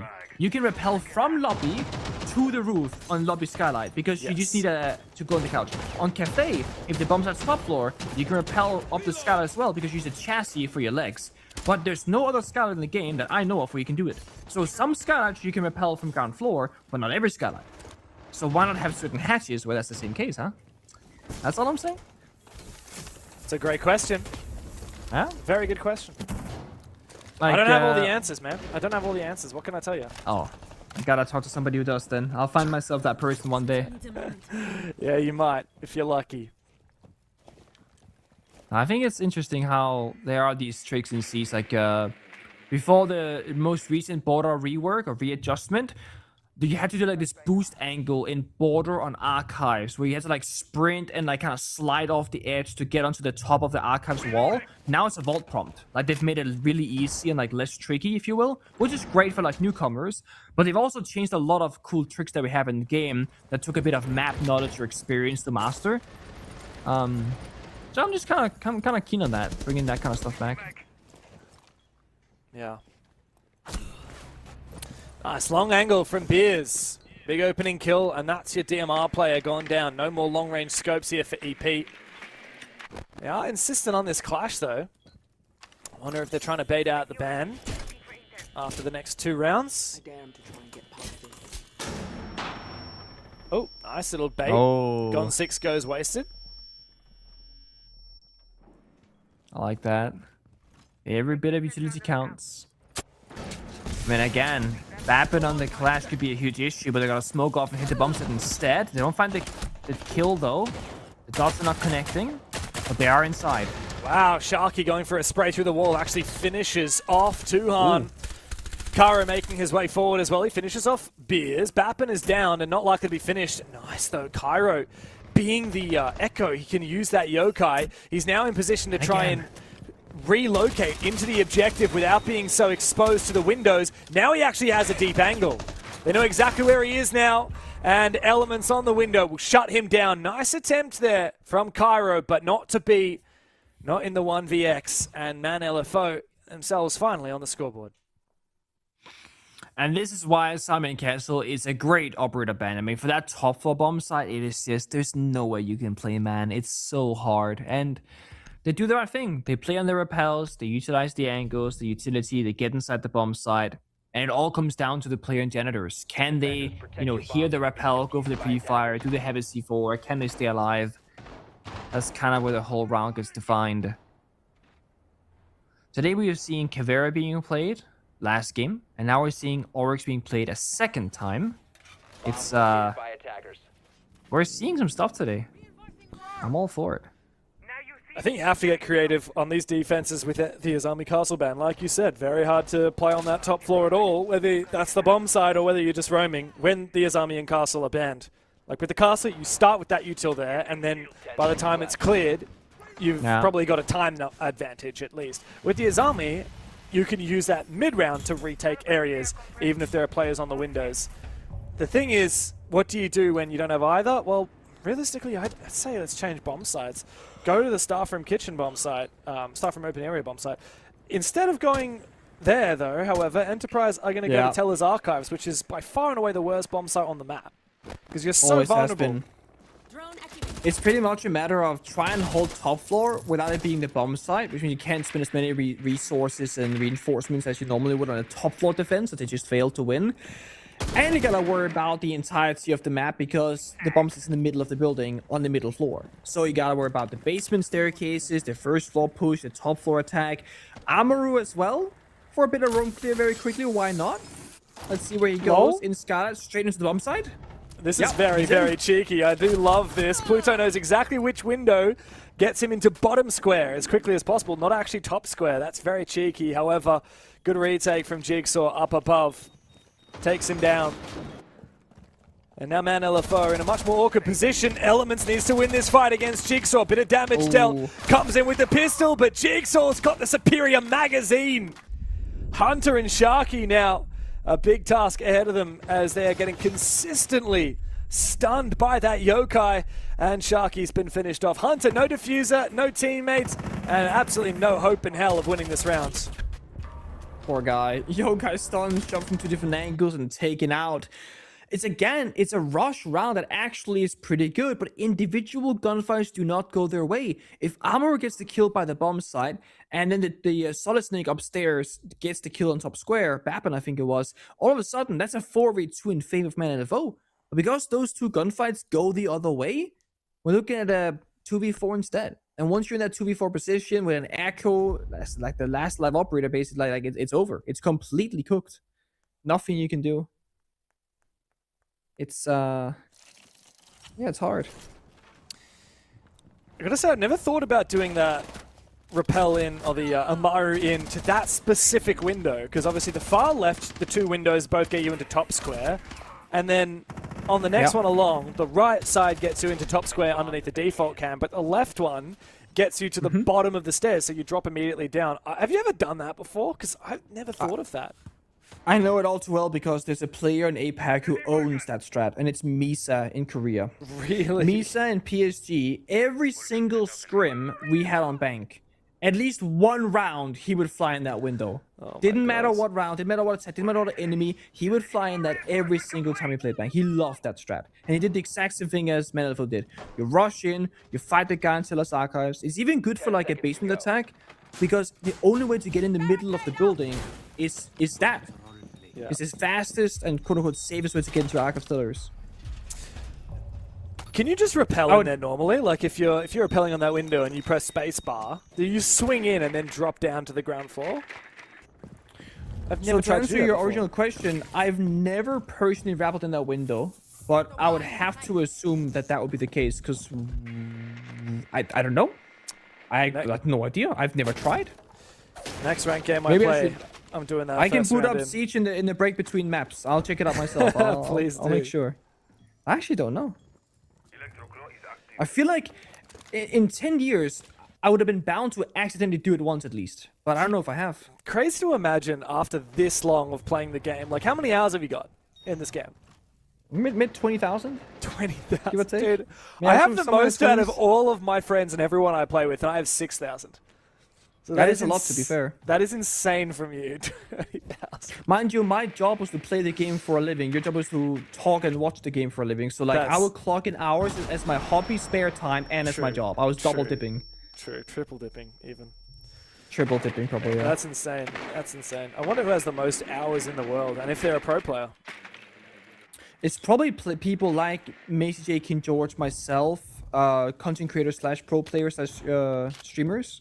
Yeah. Because you've naturally played the game for a job for like 10 years straight. Because I know King George clocks in literally 6 hours minimum every single day of the year. Man's a grinder. He's level like 3,499 right now. Jesus. Yeah, I think he's one of the highest, maybe the highest level player in the world that I know of. Oh my god. Him and Macy. Yep. I'm level 1600 for reference, but I also play That's custom game insane. scrims, no XP, and other accounts, of course. So Yeah, that is insane. he's way ahead. Come at me. All right. Man LFO got a lot of work to do on this attack round, especially because come that late round, you're going to deal with the Clash, you're going to deal with the Goyo, and if you're going for an XQ with Smokes, you're going to be dealing with that Warden as well. At least some of the hatches are already open. Now the A hatch inside of admin's opened up, but Bappen's just going to peek it. That's very aggressive. EP are playing this like they have no respect for Man LFO, and Bappen is trying to dominate that A hatch to buy enough time for Cairo to fall back. Wow, Cairo's going for an aggressive swing underneath this hatch. Beers is going to be able to peek it and take down the Clash. Oh, he's gone. He's a magician. He's just vanished. Mikasa finds a second as well. He said at least the hatch is open. There's 24 seconds left. They open it at 56 seconds. There's no time left remaining. They have to go right now. Just found 2 though, eventually traded back. Elements 1v3, can't get into the bomb site, and Enterprise locking down that basement. Second successful defense, and they've won 3 rounds now to just Man LFO's 1 on the most attacker-sided map in the game right now. Doesn't bode a very good sign here for Man LFO. That's a very good point. I didn't even think about that. It's very much attacker's paradise, and they're struggling. And I think it comes down to the fact that they're not really being allowed to execute. Look, they opened the hatch at 54 seconds left. The moment they open the hatch, they lose player by peeking that exact same hatch. So they don't get to go 5v5. They never cleared server stairs. They didn't get server control until way late into the round. And then while their teammates only just entered server, you have Pluto sprinting down the main stairs through a Goyo fire to get 2 picks. So it's like Man LFO are operating on 2 different areas. One is saying, wait. And the other one is saying, no, we have to go. Come on, guys. And it's this awkward in-between where they're going so slow that they have no time to execute, but then so fast that the execute isn't being done correctly, and it's just a mess of a round. It really comes down to, if you have a basement roam clear, you have to spend no more than half the round at roam clearing the map. And ideally, if you spend any more than 1 minute 30 seconds, so half the round, you'd want to get a kill for your efforts. Yeah. You cannot spend 2 minutes, not get a kill, and then realistically have a good shot to win the round. This is not going to happen. Yeah. It's hard when your plan A is to have someone on that A hatch. Like, you don't expect to lose a fight by playing on that hatch. So I think it's credit to Enterprise. Obviously, they know how to play this disruptive play style. And getting that kill from the hatch made a hell of a lot of difference. So credit to Bappen. Credit where credit is due.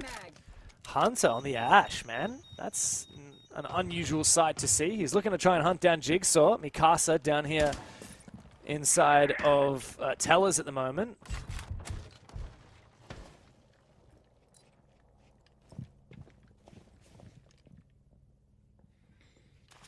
Speaking of boost spots, there's one right here. Oh my god, Jigsaw! Holy shiza! Hunter just got absolutely deleted. That's an Alt F4 if you ask me. Brings out the SMG-11 again. About to get double swung. Beers gets him. But man, the mental warfare there. Look, technically the trade is probably worth it for Man LFO. You've taken down the Solas, you've got the map control, and you only lose the Ash. Not the end of the world, but man. Take down the top frag here as well. But the mental warfare, right? Like, Hunter's got to be tilted off that one.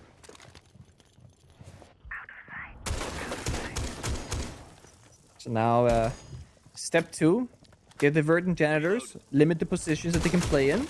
Seen that one before, it's a very nice little angle. Problem will still be the clash. They only have, what, 1 frag grenade that can somewhat do something with the clash. They have no 2 sets of EMPs. Oh, okay, they have EMPs, yeah, just that. Yeah, 4 EMPs. Let's see how that goes. It's not the best. It doesn't stop him from just putting the shield down and killing you. It just stops you from...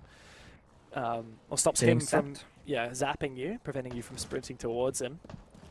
But yeah, the lack of Capital fire here is rough. The lobby flank, I think, is going to be, maybe not enough. I mean, because the player inside of Elevator, Bappa doesn't feel pressured at all, so he can just focus up.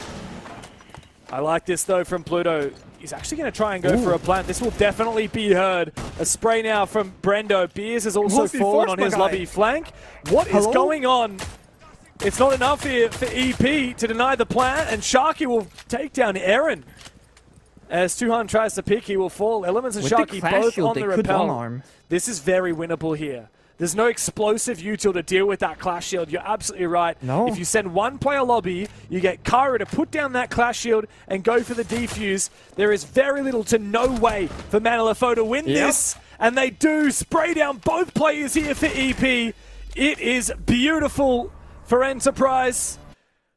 And in round 5, well, they've just made it 3 defenses in a row. Man LFO look lost.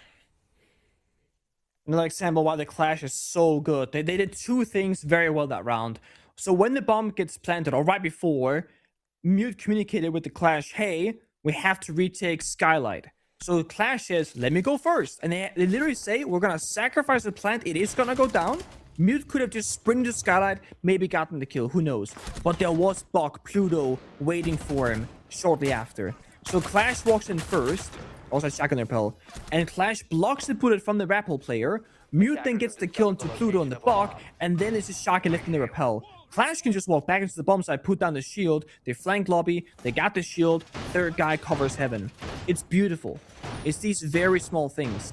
If Mute walks into the general hallway alone at the class shield, he dies to Shaggy on an upside down window rappel, no chance to fight back. So they take those 5 extra seconds it takes, sacrificing the plant, but ensuring a stronger chance of a retake.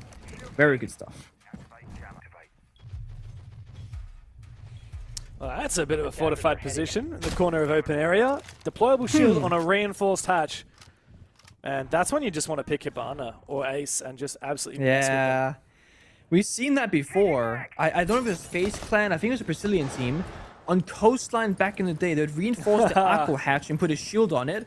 And the only counter back then was the Hibana from beneath.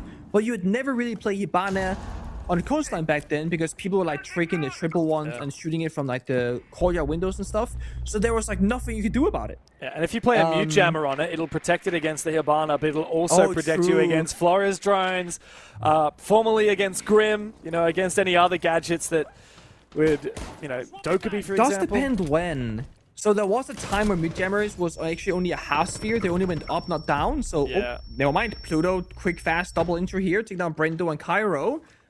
Out of nowhere, seemingly. Just walked right in. There is no trade game. So now Enterprise, much more vulnerable in this final round and a half. But no, I pick up what you're putting down there. I know that Mute used to be a cylinder that went up from the base of the Mute jammer instead of like the sphere that it is currently. And that wouldn't have protected the hatch. Because that was a funny thing. If you put like a jammer on an elevated position, you could drone right beneath it. But if you jumped, you get jammed mid-air to the drone hit the floor again. It's kind of funny.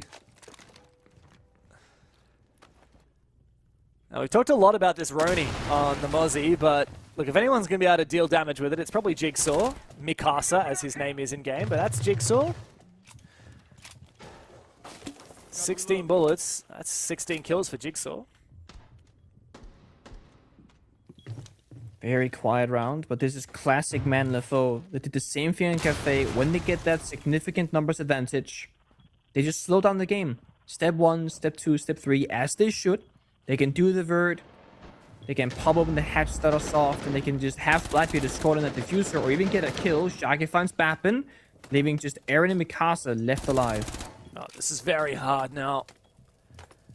Aaron, or Tuhan, as we like to call him, holding down this 90-degree angle. Great weapon to be using as well. Oh, nice pre-rip C4, but taking Jigsaw down there was imperative for Man LFO. Now it's a clutch opportunity for Tuhan, the best player in OCE last year. Can he find the 1v3? Nitro Cell in pocket. They know exactly where he is. Bit of a spray through the couch. A lot of damage, but no kill onto Elements as of yet. Unfortunately for him, though, he misses his chance with that Nitro Cell. Bit of damage onto Sharky is not enough. Grim Bees come out. It's a 3-way crossfire. Now he knows that Pluto's outside. Doesn't realize if he's on rappel or what. Bit of damage. Again, he keeps lighting up these players, but not getting the kill there. Finally, Sharky goes down. This might be possible. Pluto's going to have to jump inside. He's gone bot square. This might be possible. What? He's going to stick it. No. The Ninja Defuse 1v3 for Tuhan is unbelievable. What a way to send off the half for Enterprise. Don't be sad. Don't be lonely. Don't you know that I love you only? Just be mine, and I'll be yours forevermore.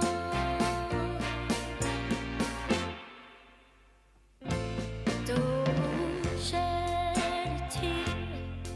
Don't hang your head and cry. For no one can make it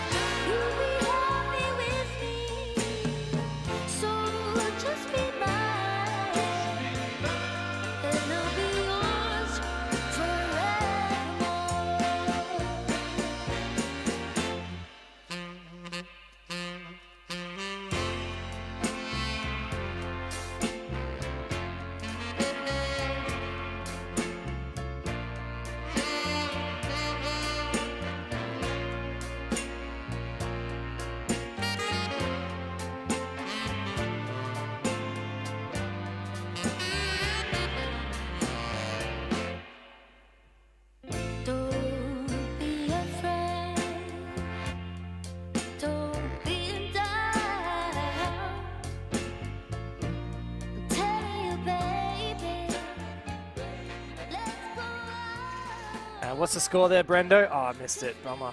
What a shame. Careful now. Careful. Oh. Man. 5-1 half on defensive bank. When was the last time that you saw that happen? It's not just a matter of the round score itself, it's how those last 2 rounds were won. Top floor clash retake in like a 4v4. What? Into a a sense ban. That makes no sense. Hey, because they banned it, so it won't be played, so it makes no sense. Get it? I get it, dude. That's pretty smart of you, man. But I'm still confused by it. This round right here. I mean, how do you win this? It's a 1v4 against Blackbeard and 3 fully health enemies. He toe shots like 3 people to 1 HP and sticks the defuse. Oh, look at the energy from him. I mean, literally, it's 7 seconds, right? It's 7 seconds where you are holding your breath. There's no way you don't stick it if you're 2-1 because you have to. And everyone's sitting there like, please, please, please, please, please. Woo! Yeah, it's insane though. Like, he must be in Man LFO's heads for them not to pick. Definitely. Crazy, crazy, crazy stuff. I mean, I don't know, man. It's been a turbulent bank here for Man LFO. Honestly, there's been some things they've been doing quite well, and then even though they do them quite well, they just get turbo gapped in the individual performances. Could they have played that 4v1 better? Yeah, sure. Did they play it awfully? No, not really. Not until the post plant in the 2v1, where the counter defuse came through. But like, it's a tilter for sure. Now they're on the defense. Statistically much more difficult. Confidence in the gutter. And Enterprise feeling like they can do anything that they decide. They can take any risk that they want. Because with a 5-1 round lead, they can afford to be a bit silly with it and lose a few rounds. And Man LFO banned Monty and Sens, which leaves a lot of other shields up, but it also leaves Dockerby, Solid Snake, Ying. Man, Enterprise is going to pick all 3. DMR for Brendo is massive as well.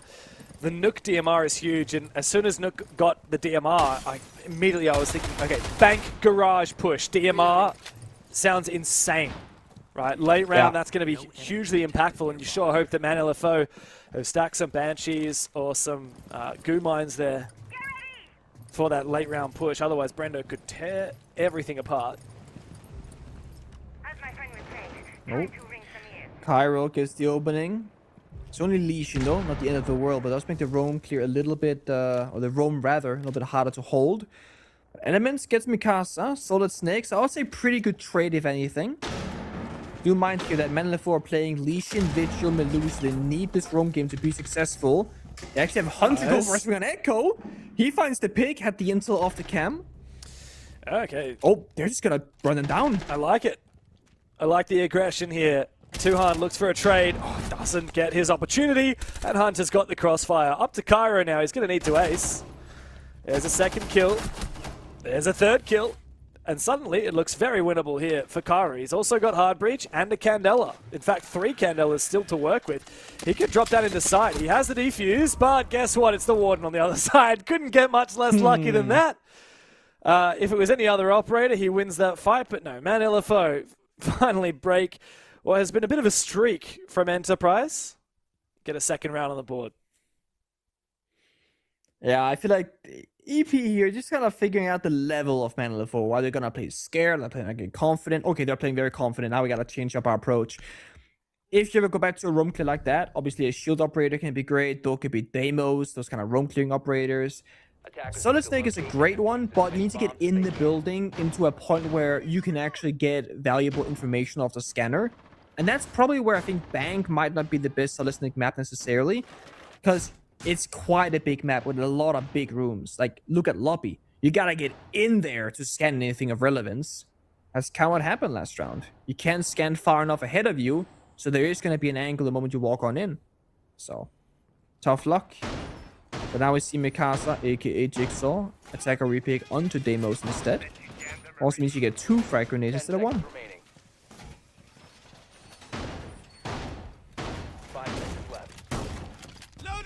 Ooh, Lion. Lion, Dockerby, Deimos. That's a lot of global util. And a shield. Man. It's funny. Man LFO when they played that top floor bomb site, they banned out the Azami and the Castle. Now they go to it themselves. Azami's banned, but Castle ain't. And they're not going to pick it. So I feel like EP could very much do the same thing that Man LFO did to them. Yeah, it's definitely a possibility. Speaking of Shield, Dokkaebi, Deimos, they're all being brought after attacker repick. Together with the Lion and the Grim. So they can stop defenders from moving with the Lion. They can constantly red ping them with the Grim if they're in a certain area. They can grenade them with Deimos and Blindbeard, and they can push them around. It is going to be miserable playing most of these positions. But that's where something I'm curious about. Beerus is on the 2-brow. Not the Aruni who can get the laser gates, but he can freeze off both the Grim Bees and the Deimos tracker instead, and stop the Dokkaebi phone call actually. But he's dead. Just like that. Just rebel angle, double nade, triple nade, boom. Yeah, now you really just consolidate your advantage, right? You got Deimos from below. You got 3 tracks still remaining. You got a Blackbeard. He can repel in when you decide the time is right. And Brendo can just sit on these windows forever, pretty much. He's got the DMR, which is perfect for creating additional lines of sight with the soft destruction. Oh my god! That is just classic Jigsaw right there. Elements obliterated. Not a single player from Man LFO has gone positive right now in this game. As soon as that bulletproof camera's been destroyed, I feel like it's just a matter of time before Enterprise look to execute. The Cairo on the Blackbeard goes down. That's a big pick. That's your safest operator to try and get in and look for a plant. That puts us at a bit of a standstill.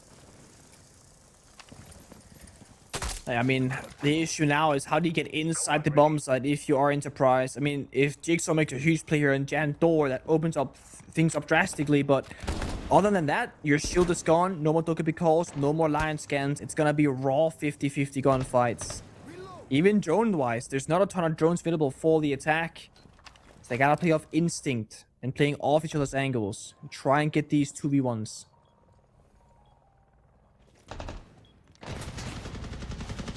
Big shot.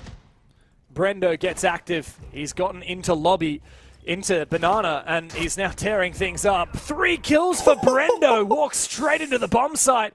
Takes a sip, checks the score of the footy, and gets back to work. It's 6 rounds now on the board for Enterprise. And match point on the verge of yet another grand final here in OCE. I mean, out of nowhere, we're watching Janitor, watching the window repels. They're not the ones fighting the kill. It's just Brendo walking up and owning the entirety of the bomb site. Elevator, quad window room, and then of course the last player in Jan. And with that, it's going to be a Man LFO tactical timeout. It's a little bit late, one could argue, being down on match point, but better late than never. I do think that you should call it whenever possible, of course. Don't just sit there and drag out the game and just lose. Sali needs to whip the boys back into shape. 4 match points. They're going to have to stare down now to push overtime. Then they're going to have to overcome an OT and take it to the 3rd map. The job is so far from over here. On the flip side, time for Mag to get in the voice comms for the Enterprise boys. Give them a bit of sage wisdom. But it's very chill in the Enterprise camp. Obviously, still pretty hyped up for Tuhan after his big clutch. Attackers need to locate. Likely Brendo pretty hyped up as well after that big 3K. It's funny, you know, in North America they call it the mailbox position, where you just kind of have one spot you have to sit and you have to cut people off. That's essentially what Brendo's job was that round. Repel on lobby, and just be our mailbox. Just cut anyone off on the rotations, put some pressure on. And then after all, he's like, dude, I'm kind of bored. I'm going to get off this rappel and kill everyone. Walks into lobby, walks up the lobby stairs, and farms kills with the SMG-12. Sometimes it's that easy. And it's the irony of what is needed versus what you want to do. If you have a great aimer who's on a mailbox position, just watching a flank or cutting off a rotation in the middle like he was, it's necessary, because if any defenders go there, you get a freebie, and if you cut off that rotation, the other 4 attackers have a much easier time knowing they can't get swung from that angle. But if you can just walk in and get 3 kills, that's obviously much better to do, but, you know, consistency, how often can you get those, and you want to play for your team as you just play for yourself. Walking up and getting 3 kills, that's you playing Go self-centered. Holding the ankle for your teammates is playing selfless, which you need to do sometimes. True, but I think Brendo also made the right call. You know, he needed to come in and help his teammate in another way. But you're right. It's all about the right. It was necessary. Yeah, exactly. Time and a place. Like, had he done that off the rip in the 5v5, he's trolling. But after the round is a stalemate and like nobody can make a play, he has to join the boys. Otherwise, it's not gonna go anywhere.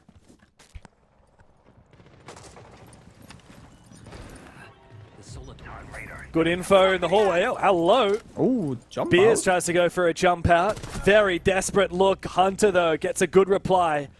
And Tuhan goes down, but Brendo's gotten active with the AK-12. Look at how aggressive Sharky's getting now. He tries to retake bottom square. Hunter's doing a phenomenal job up on that top floor, though. He's taken down 2 players, even up the numbers again. And now Man LFO are wondering, do we try and commit here? Do we keep getting aggressive, or do we fall back? Because the bomb site's actually not very well fortified at all. They can't really fall back onto it. There's a lack of reinforcements. The hatch is open. And when it comes down to it, Jigsaw, Mikasa, he has the info with the Solid Snake to try and find the last remaining players in that late round. They don't even have all the holes for rotates by the bomb set itself either, I don't think. They're kind of making the mid-round. We saw just a second ago. Spare Guikan in pocket from Sharky. That's like the second time I've seen that from him. I'm a bit worried here about Man LFO's hold. Solid Snake can get so much information here. Oh, there's a player right there. Be careful. Around the corner. I mean, Jigsaw knows... That could be a freebie. Yeah, he knows with 100% certainty he's tucked in this corner because he didn't see him leave. Pre-fire. On for the cross from Elements, but he gives Jigsaw a taste of his own medicine. Big wallbang headshot. Brendo needs to reply. Him and Cairo together in the 2v3. Brendo finds it. Into the 2v2, looking for another kill. Out of bullets for Brendo. But that gives enough time for Cairo to get in the building and make it a 2v1. Cairo and Brendo together will close. And the best team in this region finds themselves yet again in another grand final. 1 match away from the major. Again, whenever the young gunners can't find the entry, it's Brendo who steps up, dude. This guy's phenomenal at reading the round, where the enemies are playing from, when to swing them. You saw in that final 2 versus 1, they were trying to time it together. Cairo had the Aruni gate on the double door, and it was going to be Brendo saying, I'm going to swing, then you can tank the Aruni gate as I take the gunfight, and we can 2v1 force it. It is such a clean way to end this game for them, and after a couple of sloppy rounds at Cafe, it was a very, very, very nice bang. And as we expect out of Enterprise, a lot of hero moments. A couple of these players had their own round. You know, Jigsaw had his moments. Of course, Tuhan with his 1 versus 4, the Ninja Defuse clutch, and Brendo with some big impact rounds as well. This was insane. That flick through the wall from Jigsaw. Hard to forget that one, and hard to forget Tuhan's clutch as well. Man LFO, I mean, sadly for them, that means the end of their upper bracket run, but they do have 1 final chance in the lower bracket final. We don't know who their opponents will be as of yet. It'll either be Rock LFO or the Chiefs, but either way, it's a long way to go for Man LFO, and definitely, you know, sad for them to not only lose their first map, lose their first series. For EP, though, well-deserved, as we expect out of the best in this region. Let's hear from the horse's mouth themselves. Brendo, we got you on the line. First of all, mate, congrats on another grand final. It just feels so right to see you back fighting in a grand final again. How are you feeling with EP? I think it's my first chance to talk to you since you joined the roster. How are you feeling with the new team? Yeah. The new team feels great. Like, I think we have, like, obviously a little bit of game day nerves and whatnot, but I think once we get used to game day with this team, it's going to be unbelievable. Like, better than any team I've been on, I think. Wow. Oh, wow. Okay. Big praise. You guys have this new, like, super team, you know, combining some of the best parts of, you know, the Chiefs and EP situation and making this new roster. But you also have an OG. You have Magnet now as support staff. What's that been like in his advice? You know, he was a player a long time ago at a very high level. Does he still know what he talks about, or is he kind of clueless? Like, what's the kind of... Is he a strategy guy? Is he a mental guy? Like, what's his role? Obviously, Mag is out of the game for a little bit, but he's working really hard, and he's catching up on the meta, and he's doing really good work for us. But just him controlling the vibes, like, Mag knows how to create a team that is a dynasty, basically. Like, he's had the most successful team OCE has ever seen. And just his guidance and leadership is, like, really helpful for us whenever we get stuck on problems or anything. Great bit of insight. Brendo, what's the score of the match behind you? Who are you supporting? It's actually a good game, so can we get this wrapped up? All right, sorry, man. I won't take you away from it. Look, last chance to just have a word. Of course, we'll see you in the grand final, but until then, I'm sure you have a lot of fans who've been waiting for a chance to hear from you, so the floor is yours. Thanks everyone watching. Shout out to my mum. I know you're watching right now. She supports me every week, so I appreciate it. And thank you, EP, as well. Sick. Brendo, thanks so much for your time. Now go watch the footy. Go watch the Thank you. Bye, guys. Oh, absolutely classic. I didn't manage to see who was playing actually during that interview, but I wonder who he supports. I think he's a Perth boy, so maybe one of the West Coast teams. But anyway, we got one more match tonight. Pengu, I know you're not exactly across the AFL, being from Denmark. No. I don't think it's particularly popular over there, but you know what is? Rainbow Six Siege. And we've got the Chiefs making a return after their 2-0 win over Shy Academy this morning. They now go up against Rock LFO for a chance to go and face Man LFO in that lower bracket final. Gut feeling, what are you feeling for this upcoming game, Pengu?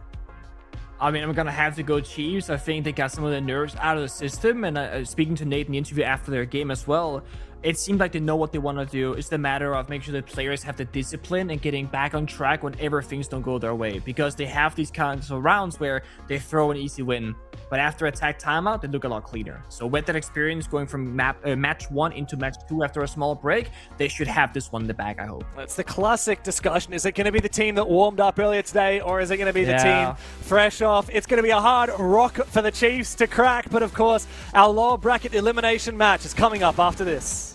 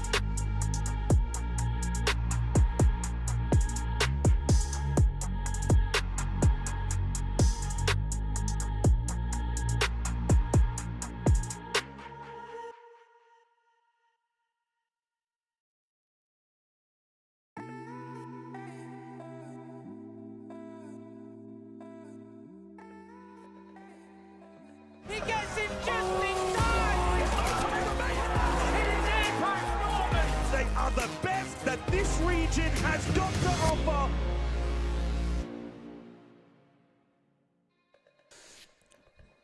Down to our final match of the day. It all comes down to this for Chiefs and Rock LFO. We already know one of the teams going through to the grand final. It's going to be Enterprise. I don't think anyone would be too surprised by that. But of course, Man LFO have another chance. They're going to play in the lower bracket final against the winner of this game coming up right now. We already saw Chiefs play this morning, but let's talk about their opponents first up, Nick. It's Rock LFO. Last year they were called TSG. And they kind of surprised everyone. This team had a little bit of an unusual history. They came through Tier 2. We didn't really know much about them coming into last year, and yet they impressed us massively. And they've done pretty well so far throughout this bracket as well.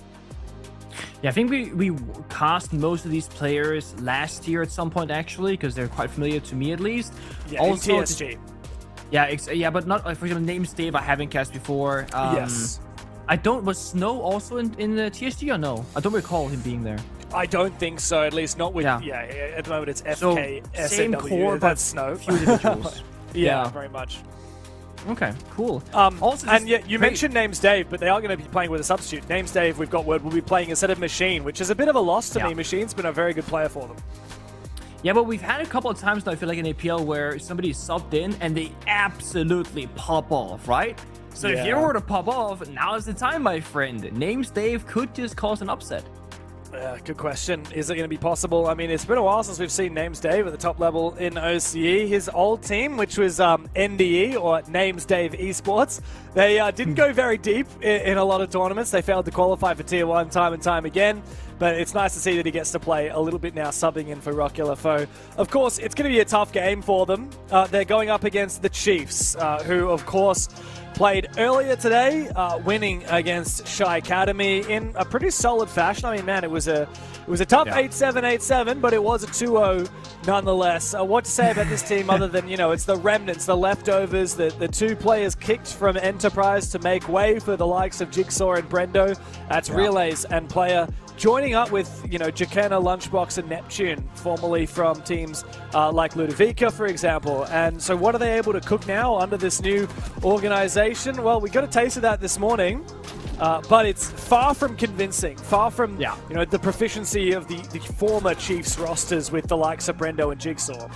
It feels a little bit like half the rounds, they're just 5 guys playing ranked together, trying to figure it out as they go. And the other half, they're a solid 5 seconds on the screen for a month and a half.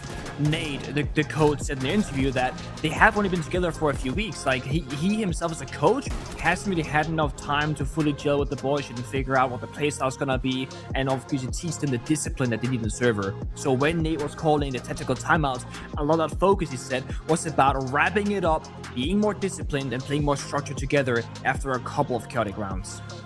Yeah. We know what these guys are capable of. Obviously, Relays and Player have now played at quite a few international tournaments, not the least of which the Six Invitational in Paris a couple of months ago. And of course, prior to that, Munich Major and EWC last year as well. But a long way to go to... Oh, bless you. Bless you. A long way to go to make it back to that grand final to have a shot at this upcoming major. Let's talk about the vetoes. BO3, we've got to have 3 maps selected. It could be done, though, in 2.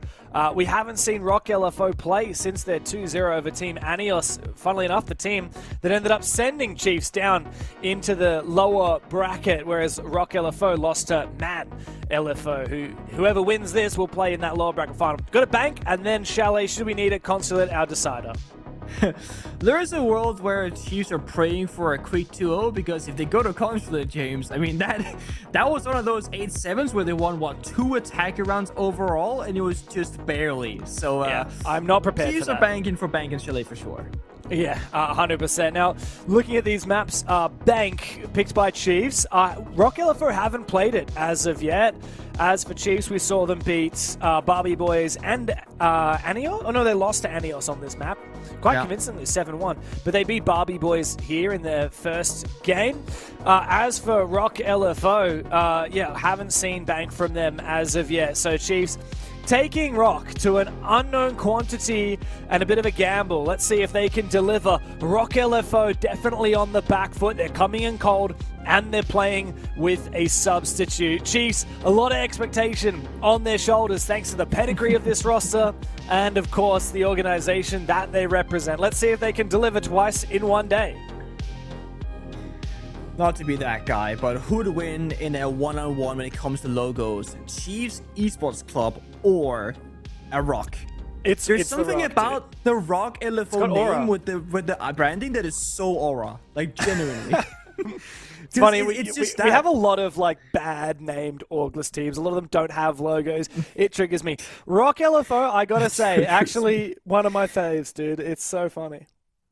Also, you mentioned Names Dave, and he played for a team called Names Dave Esports. Was that what you said? He did. I actually drew their logo in Microsoft Paint. Okay, that's funny, because I used to be a sub for a EU Tier 3 team called Dave Esports, where we drew the logo in Paint as well. Oh, dude, that's amazing. So it was like, you know, Feral played for Dave Esports. Feral, Zach, Dearly Die, that guy Jesus, and then I would get subbed in when one of the players like internet would break or they couldn't play it a certain day, and they would actually go on to play in the Tier 3/Tier 2 Prem lands with the likes of, you know, Navi with Doki and Citizen and Kendra, all those guys. They rose to Tier 1 eventually. They played at those kinds of events way back in the day. That's amazing. I love it. Fun fact with the Dave Esports, somehow it's very international because we have it in OS and we have it in EU. I'm looking back through my old Discord servers. I can't seem to find that Names Dave Esports Discord server anymore. Maybe it's gone. That's absolutely tragic. But oh well, it's the current era. We're seeing Names Dave himself in Pro League. I never thought I would see the day, but here he is. Let's see what he can achieve. But yeah, it's going to be a hard slug here for Rock LFO on Bank. Chiefs' map pick. Rock LFO on defense. We know Bank is traditionally an attacker-sided map, so Chiefs definitely start on the front foot. I just sent the logo in Discord, by the way, so you can have a look at it. Oh, I need to see this. That was our logo. Oh, dude, for Dave Esports. very eerily similar to the Names Dave Esports logo. No way. Interesting. Player had a huge game earlier, by the way. Dropped 20 or 21 kills, I believe, in the game on Fortress, being a DMR player, and starts banking in a similar fashion. DMR player gets the opening pick onto Laurel, who was roaming with a Thorn, and Chiefs' aggression and their pace is probably one of the highest and best in the region so far, probably only rivaled by Enterprise, which is why if the Chiefs were to qualify for that grand final up against Enterprise, it would be a battle of muscles, not brains, but brawn.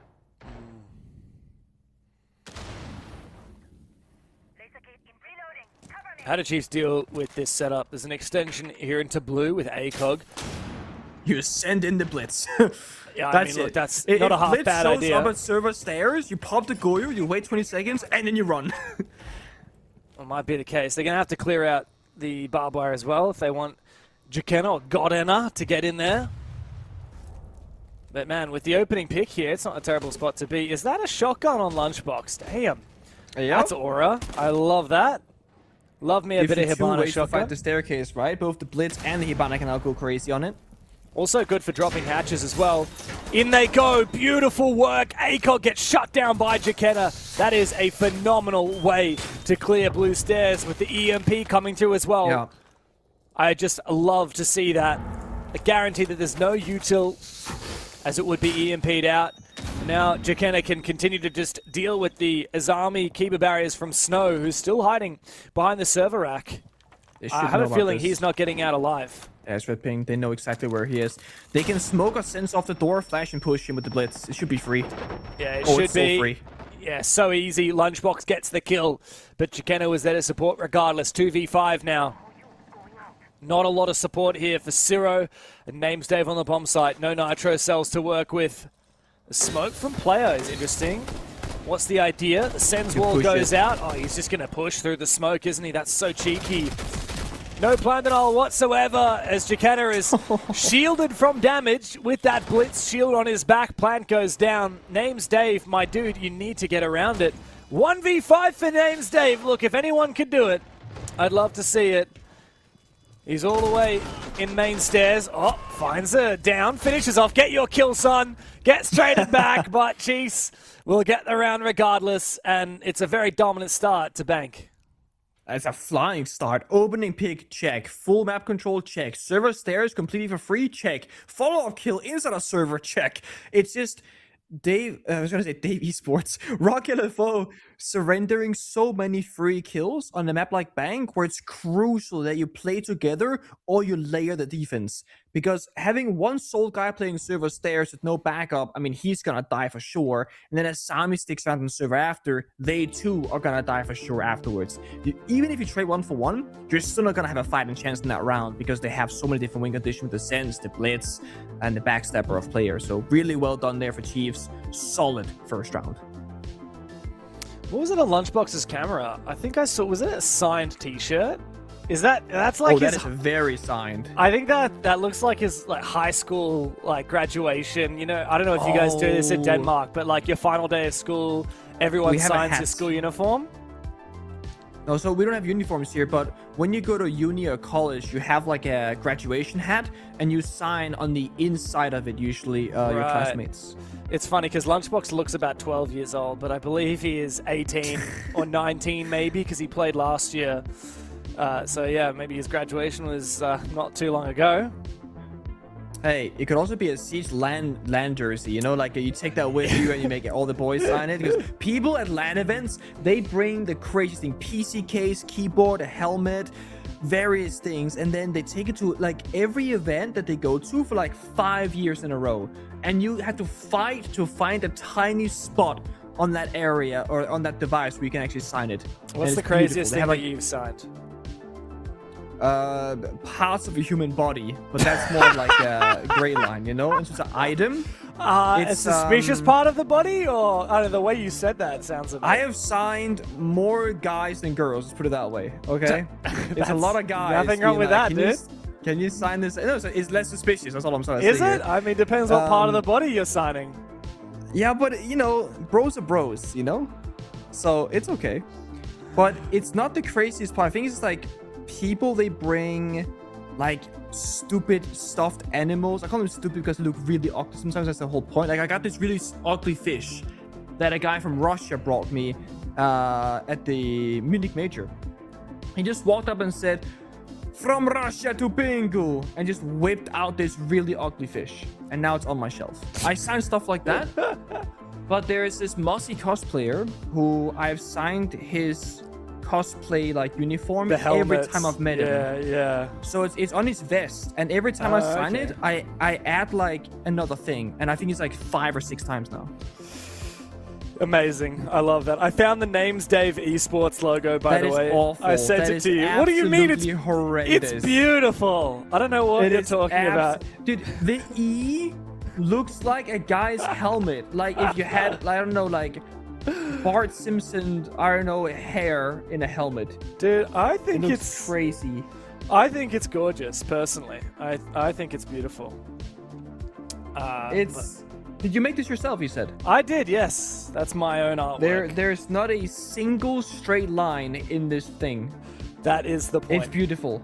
Yeah, okay, I'm glad you appreciate it. I'm glad you appreciate it. Oh, we got it on the stream! There it is! Hey, look! That's the logo!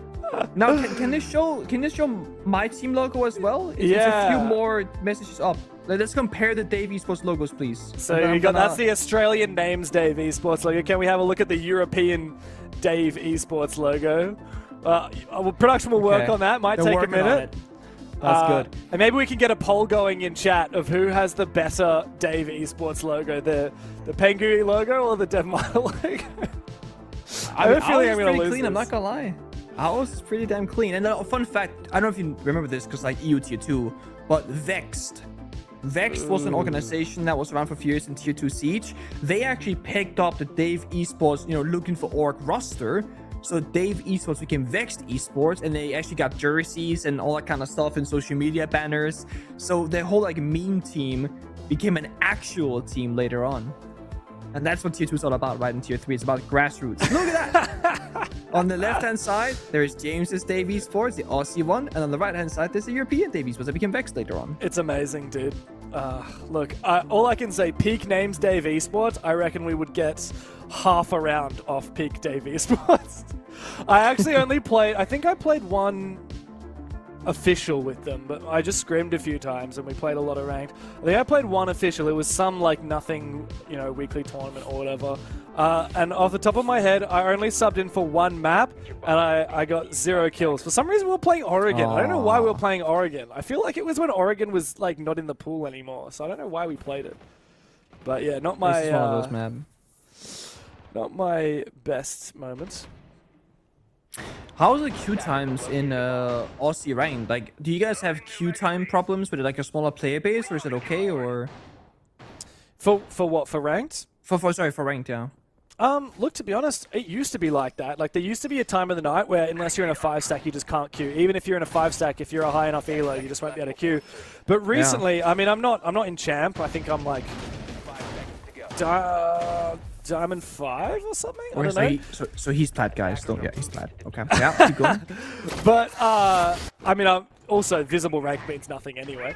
But, like, I've been playing at, like, you know, 4 in the morning, and I'll get a game within 10 minutes most of the time. So, which is strange. Okay. It didn't used to be like that in OCE for the longest time. You just had to give up at one point. That's why the visual matchmaking is the way it is, because you get games at any hour, at any elo, I guess. I don't know. Yeah. It feels sometimes like you queue into like top 50 champs as like a peak plat player in ranked 1.0 sometimes. I don't know. It's definitely. I also queue sometimes and I'm like, these guys have never even played a round of Siege before. And yeah, there's both ends of the spectrum. Yeah. But hey, next season, in only, what, month and a half, 2 months from now, we get rank 3.0, which is super exciting.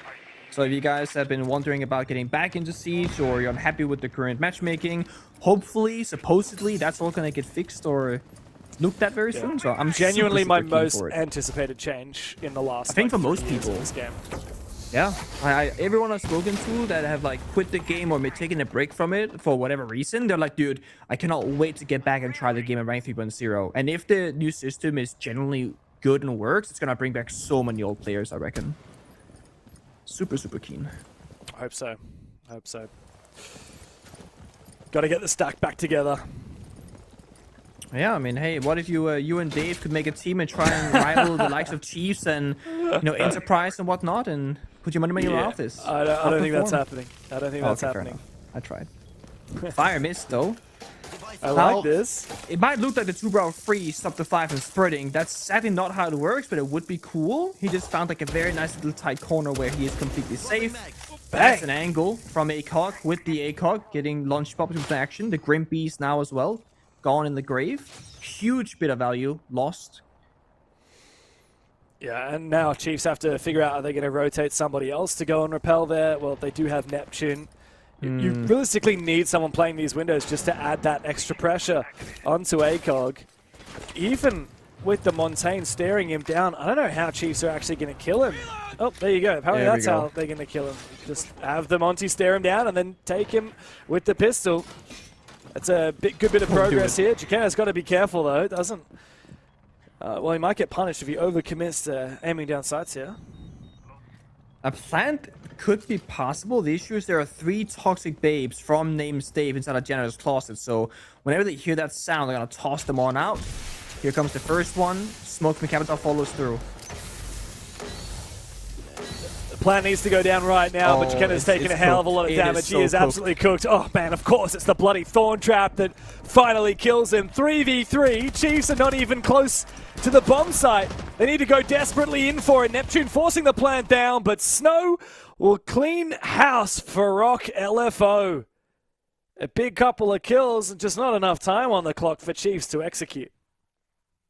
Yeah, very good example there of just the timer running out. It's very important when you have your multiplayer, Jakenna in this case, be very proactive. It took them, I would argue, too long of a time to deal with that one player, the 2-brow rather. And then after that, they just kind of stalled out for 30 seconds. Jakenna is standing with the Monty with full overview of the bomb site, and nothing's really happening. You have 2 people on repels outside the building. You're getting countered by the toxic babes. Nobody's pressuring from a stock or janitor hallway. Nobody's wallbanging to janitors from meeting.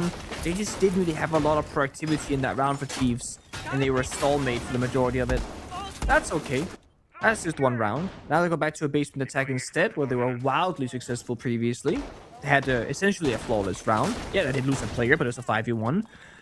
And I will say I'm very surprised with Jakena and how much shield he's playing. Like, every single round on attack, he has been on some sort of shield operator.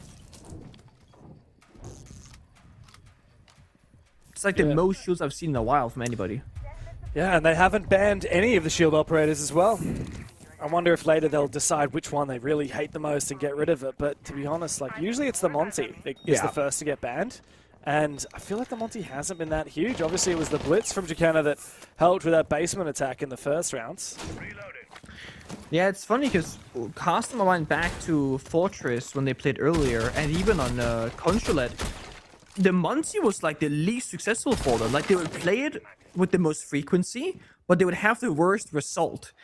And the Blitz and the Blackbeard have been the better operators, but it's Monty that gets target banned, like you said. It's a safer operator, harder to kill operator if you're a defender, but it's not necessarily what's aiding Chiefs in these rounds. So let's see now that Jakena's back on the Blitz, if he can find that same positive result. Roam clearing. Snow is going to play on the open area hatch. He's going to stick around for as long as humanly possible, but always preferring to drop down the hatch rather than take one fight too many. Loyal covering from the main stairs. So now it's about Chiefs. Can they clear this out cleanly? Again, if they just force them back towards the bomb site, that's a win. They don't have to get kills. They just have to get map control. What is that from Ciro? He runs out of garage, tries to pretend to flank lone, but they detect him, so he doesn't end up doing anything. Just goes back into garage. I think he's checking for L'Oreal, right? Because L'Oreal's doing main stairs. If nobody's on the rappel watching the flank like last time, maybe they'll go for a backstab play. Makes sense. Well, Snow's gone back to the bomb site with 4 keepers in pocket. I like the fact he's fallen back with util. I mean, that enables mid-round aggression later on, especially blocking up that hatch and going for a retake into A. Keep in mind, in the late round, it's going to be very hard to deny this plant. You've got 3 gas babes, 1 thorn trap, and 1 C4. But Chiefs seem to be very good at getting that plant down. I am a little bit curious here. It feels like they're getting baited into a default plant scenario up against so much plant denial, and I don't like the sound of it. I think he wants to plant on the desk where he was pinging. I think that's what he was trying to say. But that's like the second most obvious plant spot once you get the sense and the smokes out, right? If you're not doing anything, you're planning default. If you're doing this, you're planning either chassis, you're planning elevated spot. But they got, you know, C4 and 3 toxic babes. Only 35 seconds. They don't have time to bait it out. They have to force in the commit. So they're hoping that Man LFO is going to make a mistake more than he's going to make a good play. But they still got the mirror window. I don't know about this one, James. Yeah, the mirror window is going to be deadly here. Nitro Cell as well. Good grenade, though. Name's Dave takes a hell of a lot of damage. Nitro Cell is not perfect. And Jakena has successfully planted the defuse in the elevated spot. The gas was not in position. Snow gets aggressive and finds one. We need his Kiba barriers to get active now. It might be possible to go for a retake with these Kibas. He's got 4. That's 2 set up. A third one goes down. The last keeper activated, but he needs his teammates to support him. And in the post-plant, Chiefs have the superior numbers. Relays together with player have been very active. Big kill for Snow. Zero needs to support as well, as he's found one, but one of them needs to get onto that defuse, and they need to do it right now. But with the mirror and the backstab again from Chiefs, there is no retake capable from Rock LFO. Another successful attack down into the basement. I feel like that's a very good display of why it's important to have foresight and pre-communicate who's going to do what, because the round is going to get very chaotic. Now, they might not have known from Rock LFO's perspective there was a sense on the board until they saw the gadget rolling towards the bomb site. But they had a good, 15 seconds, maybe a little bit more, before the sense was seen, and then versus when they got activated and they went for a bomb site execute. And there are 2 ways they can salvage that round. The first one is you actually don't C4 for the planter. You C4 the floor to break those roly-polies, and the sense wall will go down. You can break them with any self-destruction utility, impact grenades, or a C4. So if Mira tosses C4 on the ground in front of the mirror window, then you would see what the planter is with the mirror. That's free information, and you can maybe shoot them. The second option is you communicate with names Dave, who's playing the smoke operator, and you say, okay, when things get crazy, you're gonna smoke here, I'm gonna C4 there. Because what ended up happening is they actually stacked 2 toxic babes and a C4 on the exact same area, and nobody went for the elevated desk position. Where in my head, either you C4 the desk and smoke the chassis default, or vice versa. You don't want to stack the utility because then you're gonna have a gap somewhere, and that's what ended up happening. 10 seconds to go. Yeah, I think Small you're really, things. you're really on the money about carrying the Sens wall in that position as well. I think that's Just because you got the mirror window. Yeah. I mean, it gives you such an advantage. But of course, we've passed the first 3 rounds. We've passed the operator bans, and the Sens gets eliminated by Rock LFO. The mirror manages to sneak on through, but yeah, Rock LFO don't want to deal with that Sens again. Interesting. It's the second Sens ban today, which is more than entirety of stage 1 or stage 2 last year combined, probably. Yeah.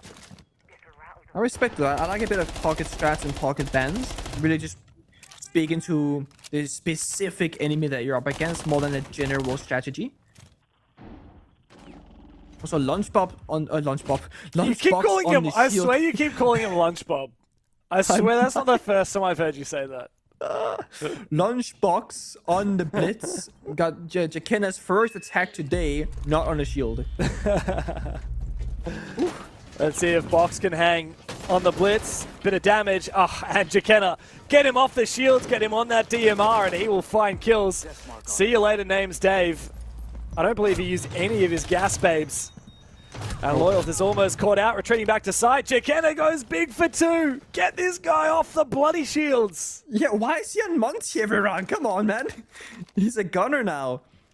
And I think players calming as well. He hears the guy in main lobby area. There goes the pre-fire. He's just out of there. He's not going to take the fight. Very nicely done. They were trying to go for a 2v1 isolation kill, and player figured it out and just got out of there before it could happen. 5v3 now. Another E1D, 2 tracks of the Deimos, and 2 Dokkaebi calls, not to mention a Blitz. It doesn't get much better than this for Chiefs. They just have to decide where they're going to push and then do it together. That's really all that matters. Synchronize here on this execute. Lunchbox took a fair bit of damage to inside of Archives Tellers. Getting shot from these far angles. They have so much time. Unlike the previous rounds, they have a full minute and they're right by the bomb site doors. And they have significant manpower advantage, 2 people more than Rock LFO. So they can just hit every area at the same time, and just half of the team has to hit their shots and you will literally win. They can just keep this up and keep everybody alive to the right moment. I don't think Neptune's got information. Oh, it seems like he just shoulder peeks and finds the kill. Doesn't have the track, doesn't need the track, it seems. Snow now caught in a real pickle. He's got a nitro cell to utilize, but it doesn't matter because Neptune's gone hunting with the Vendetta. A flawless round for the Chiefs as they start to build a bit of momentum here. The Avalanche is starting to continue roll down this hill, and Rock LFO can't do seemingly anything about it.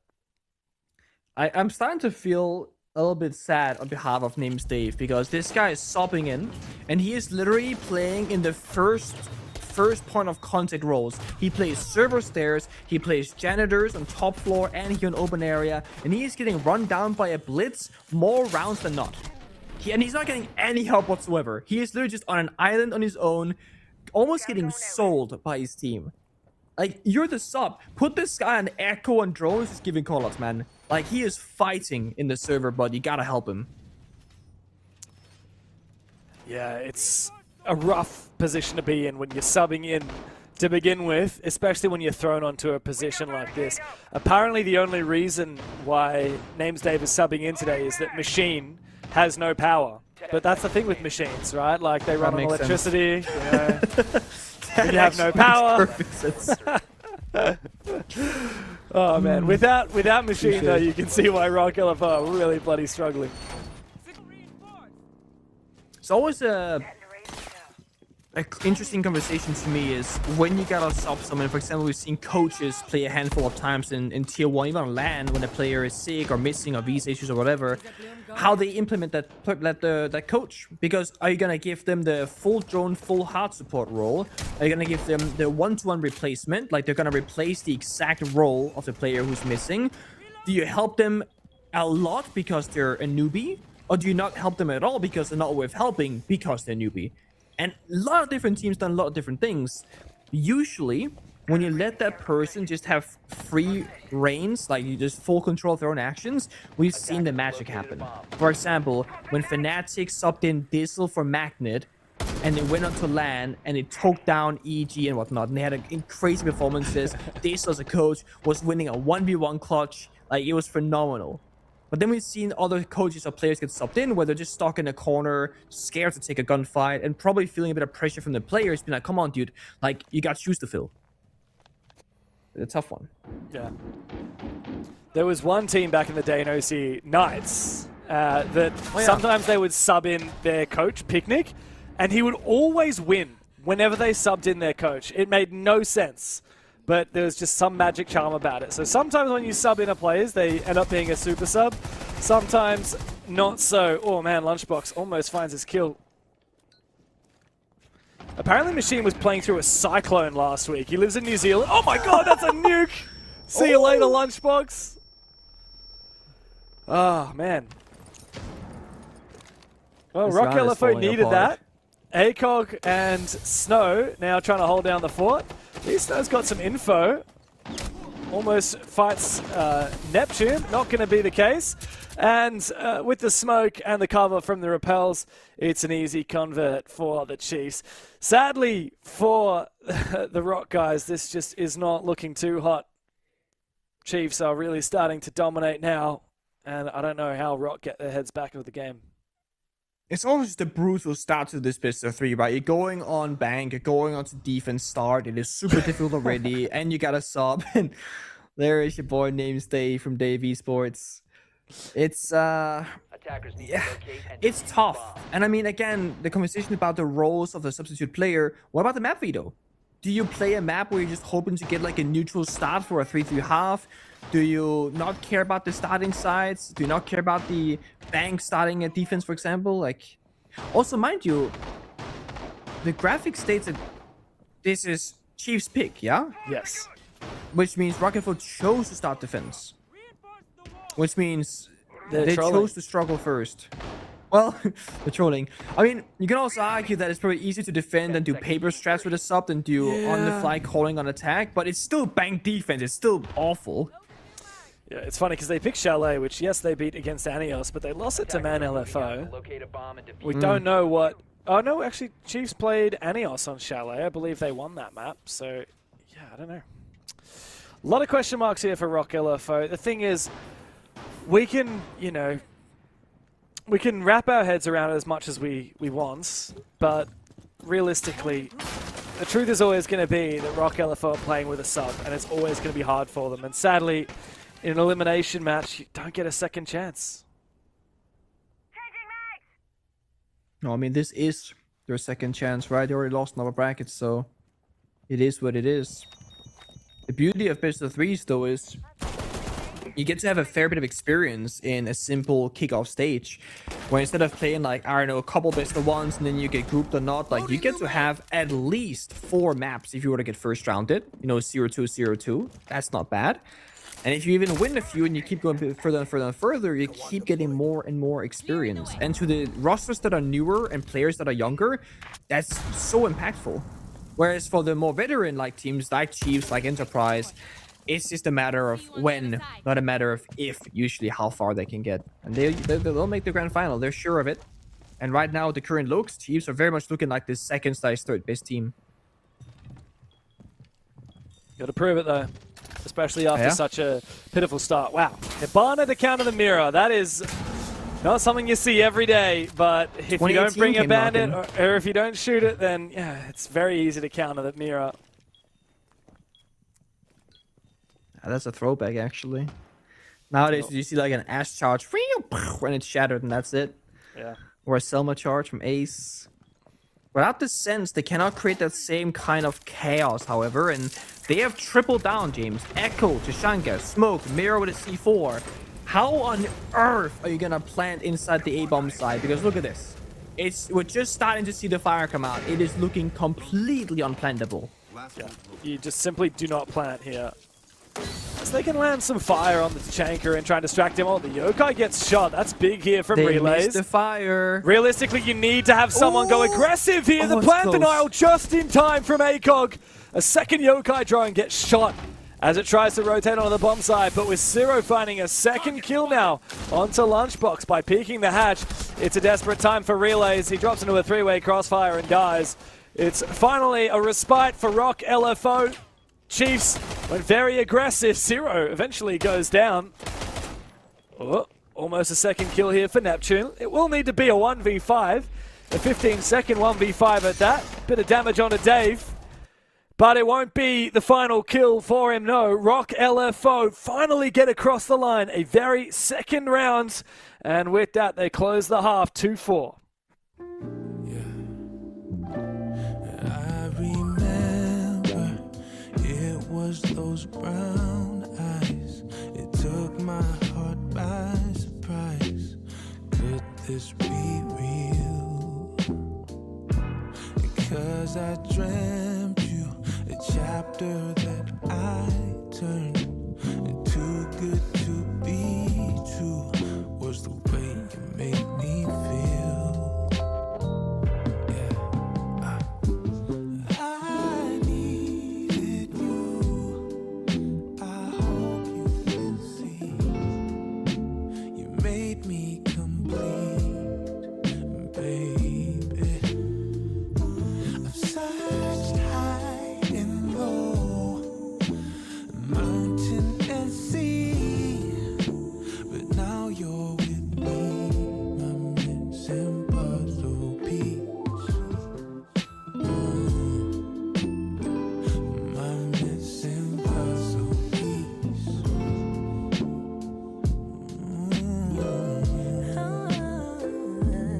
I remember how you approached me. It wasn't like anyone else in this world. Boy, I read you. I knew you were nervous from the first word. Tried to play it off, but baby, I heard your heart speaking of mine. In time, I knew I needed you. I hope you can see. Hope you can see. Made me complete. Made me complete, baby. I've searched high and low, mountain and sea, but you're here with me, my missing puzzle piece. I'm always so relaxed after these chill vibes.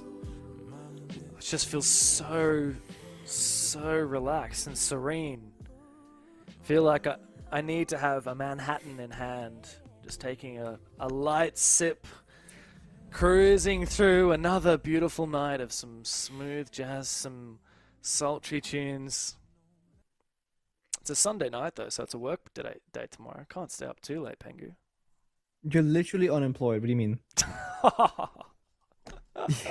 You think freelancing is a real job? All right, buddy, I got news for you. Fine, I'll you go make get your a- own hours. You Fine. work from home. Fine, gamer, I'll go get a real job then. What are you gonna do about it? Well, I'm gonna have to find someone else to work with in that unemployment role. Come on now. It's only fun to be unemployed if you can do that with other people. Like You know, that's the like whole many thing. things, it's better when you have company. Better with friends. Unemployment, it's better with friends. Yeah. My best friend in real life, he's been unemployed for the last year and a half, unfortunately. You mean and me, trying right? to find I'm a your job. best friend in real life. You're my best online friend that I Oh commented my with. god, I'm Pengu's best online You're friend. like my 7th favorite Australian that I know, which is a pretty big That deal. that is a pretty low on the ranking. Hey, don't point out how many people that I know. It's fine. It's fine. Trust. But I got really busy last year with the whole APL casting, streaming, whatever. And then my best friend got unemployed, and every day I see him online playing games, and I'm sitting there like, I should really go work, but I need to help my unemployed friend not be bored. And it was a Right. daily struggle for me to figure out, should I do my job or should I just join him and be unemployed? Because I felt bad for him. And then you brought him to He's bored out of Australia his and New mind. Zealand because he was so unemployed. Yeah. You're like, man, you may as well just come travel the world. Yeah, I was with me, like, right? you got no work stopping you. You gotta take time off. Like, you got all the time in the world. So I'll get you a ticket. You go with me. I'll pay for your food. We'll have a great time. And you know what? We had a phenomenal time. It was worth it. I love that. I love that. And I just noticed there was a little peculiar set up the castle barricade with the Aruni gate on it. And I think that part of the idea there was if they used a Hibana, then if you step away from the Aruni gate, it then zaps the Hibana pellets. Yeah. Yeah, you can kind of control how you want to deal with it, right? Like, if it's a grenade, it'll just burn the runic gate off the rip, maybe. If it's an Hibana or something, you can kind of choose to trick it. It's pretty nice. And just in general, it takes 2 pieces of utility now to deal with that single castle barricade. So all is good. Now, name's Dave. I like this. You're sopping in, getting the Monty. That's what I meant on defense with the drones. Just get on a really hard-to-kill operator that you might not be the playmaker, but you can share your information to your teammates. The problem is, Relays is on the Clash, which makes it very challenging to play a Monty because you'll keep getting stunned and exposed. Yeah, Relays loves a bit of Clash. He played a hell of a lot of it on EP. What's happened here? The name's Dave. How does he manage to get downed? That's a big opening here for the Chiefs and Ciro as well. Walks straight up and Neptune finds another one before he's finally dispatched with. But Loyalth has been fragged out. It's all up to ACOG now. 1v4. And the Clash is staring at him. He's trapped here in the airlock. What to do about it? Help. When he's being stared down by this Clash, Relays can just toy with him. Wow, is that a C4 shot out of midair? NS in the chat from Neptune. He's got 1 EMP he could use on the Clash when he thinks it's his time to move forward, but never mind. Lunchbox has the angle. It's a 5th round on the board for Chiefs, and they are edging closer and closer to that elusive 7th round. I mean, it's so cheeky of them to play the Clash here. Again, they're saying, if you want to bring the shields, you're not going to find much success. It's hard to deal with us. And again, we saw how well teams can use this operator. Enterprise literally won 2 rounds individually from just the Clash enablement of helping their teammates, getting a counter defuse, blocking off lines of sight. And I think Names Dave had a bit of a bad timing. I couldn't see exactly what happened, but I think when the smoke grenade came out, he unextended the shield so that he could sprint forward. And then Castle just like shot through the smoke at like feet level, I guess, and just kind of injured him in like 4 bullets because the MP does like 46 or 52 damage a bullet now with the extended 10 barrel. million. 10 million Gazillion damage now per bullet. Yep. I mean, it makes sense. Like, I generally believe that you should make support operators have some sort of edge, right? Either Castle UMP has like more damage than Pulse because like the gadget is not worse but different. Like, if DMRs didn't have ACOG and you could pick 3 defenders to give the ACOG to, there is no world where Echo doesn't get it, right? Yeah. Like, sure, like Echo is that kind of, he's far away, he's lurking, deep angle, etc. It makes sense for him and Maestro to have it, right? Like, of all the operators. Yeah, Echo, Maestro, Rook, or Dark, like those kinds of operators, like Hibana, Thatcher, Thermite, like if you're going to attack. But the issue is, if you gave Echo the ACOG as like the only defender, it's just like a Rooney, except instead of putting down passive utility in the Rooney gets and barbed wire, you have active yoga drones that nobody would ever use. So you pick it for the gun, you die, and that's the problem. Very true. Yeah. Oh, They're geez, about now, to sprint in, by the way. Yeah. I mean, they're trying to hold off on this push from Rock LFO. I don't know what player was doing, though, because coming around the corner, it's Names Dave. He joins the fray with the pistol from the Blitz and finds a big kill.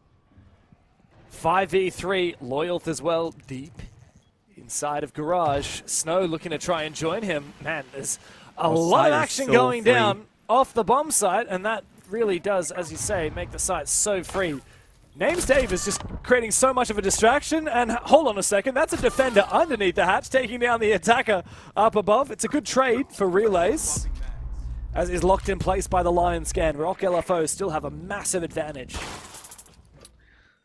if Names Dave gets caught off guard now and dies the blitz to a toe shot, that could change the conversation very quickly, to be fair. And they're looking for this flank. They hear the blitz, they see him. Look for the toes. There's one bullet. There it is. Injury confirmed. This changed the conversation. Either Rock LFO, the rush the bomb site now, playing 3v1. Oh my God. Oh, they get shut down by Katana. Wow. All right, he doesn't need the ACOG, does he? The Echo? No, he just needs a chance to shine. Big round from Chiefs, a 2 versus 5. Can't believe it. But with that, they're now on to a 6th round. It's map point. Lunchbox isn't even there. Where's Lunchbox? Oh, there he is. He keeps disappearing. God, Kenna, man. What's he doing, man? Bro was on the bomb side as Echo on the Yokai, trying to assist the roamers. His teammate dies in open area from the attacker beneath the hatch, and Yakina is like, snap, I need to get off the cab and help my teammates.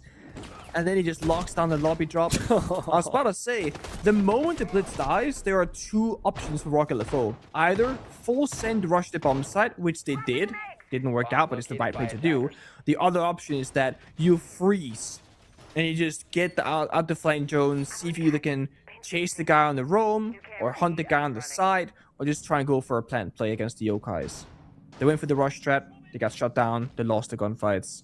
Chiefs, the rounds that they have no business winning, they will win 2. They have been very clutch throughout today so far. Yeah, Rock LFO only have 1 kill in...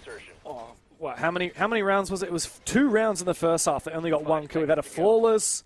We've had a couple of rounds where they've only found a single kill across the whole round. Like, it's just been a bit of a drought here for Rock LFO. I mean, you think that you ban the Goyo and the smoke, you're going to be going for executes, right? But Chiefs aren't allowing that. They're playing this roam, this aggressive game. They're really dictating the pace, which I think is such a good way to lean into the bans at present. Also interesting to me, so Chiefs, they're not going to go to the top floor because even though they've banned the Ace and the Hibana, they just think that they're going to have more luck down on this Starframe bomb site. Rock LFO now have, well, not many second chances now. None at all. It's now or never for this map. So they're very dependent on an opening pick, dependent on Names Dave finding a good entry with the blitz. Just gotta execute together. Like, make sure they get that 2v1. They can force a push somewhere. Because you know Chiefs, if you want to give them a gunfight, they'll happily take it. So you gotta make it into your advantage. Well, in goes the blitz. Out goes the Dokkaebi Core. Lunchbox cleanses it using the Mute Jammer. His name's Dave, makes his way to the stairs. He's held at bay by this Banshee. So I'm going to do a lot from here. Chiefs just has to, I mean, look at this. Neptune on the bomb site. He's got an absolute what is this? Fortress created by those keeper barriers. And players on for a flank as well here with the Qaid. This is very deadly here for Chiefs. I mean, Rock LFO don't have a lot of ways in. There's 2 players below. They have player on the silver stairs and Jakena in lockers behind him watching his flank. They really are banking on this spot being high in value because if they go for a main attack, there are only 2 defenders and a third from Kitchen technically that could stop that push. I mean, if player gets in a position, he could throw his Nitro up from the open hatch. It is true. But he's not really in position to do that at the moment. Might go for a flank through Archives instead if it comes to it. I mean, they're so slow from Rock LFO. Chiefs haven't done anything in the serve for the last minute, and yet the timer is just taken away. Now player finds a pick on the Cyro, so they retake Archives control for a flank. There's an enemy right by him. There's a blitz. Help. Please. Oh my god! He's dead. Names Dave gets completely deleted. 3v5 now for Rock LFO. As ACOG finally finishes off Jakena. Loyalty, though, is on the floor, and Snow with Diffuser has to rotate down from the top floor. Looks to try and hunt down player. They know exactly where he was, but great shot from player. It's just Loyalty less the last one standing. 1v3. There's no hope in hell for him to win this round. As he rounds the corner, player finds him, and with that, the map is done and dusted. Rock LFO only find 2 rounds on bank. And they need a hell of a lot more than that to come back. Chalet coming up after this.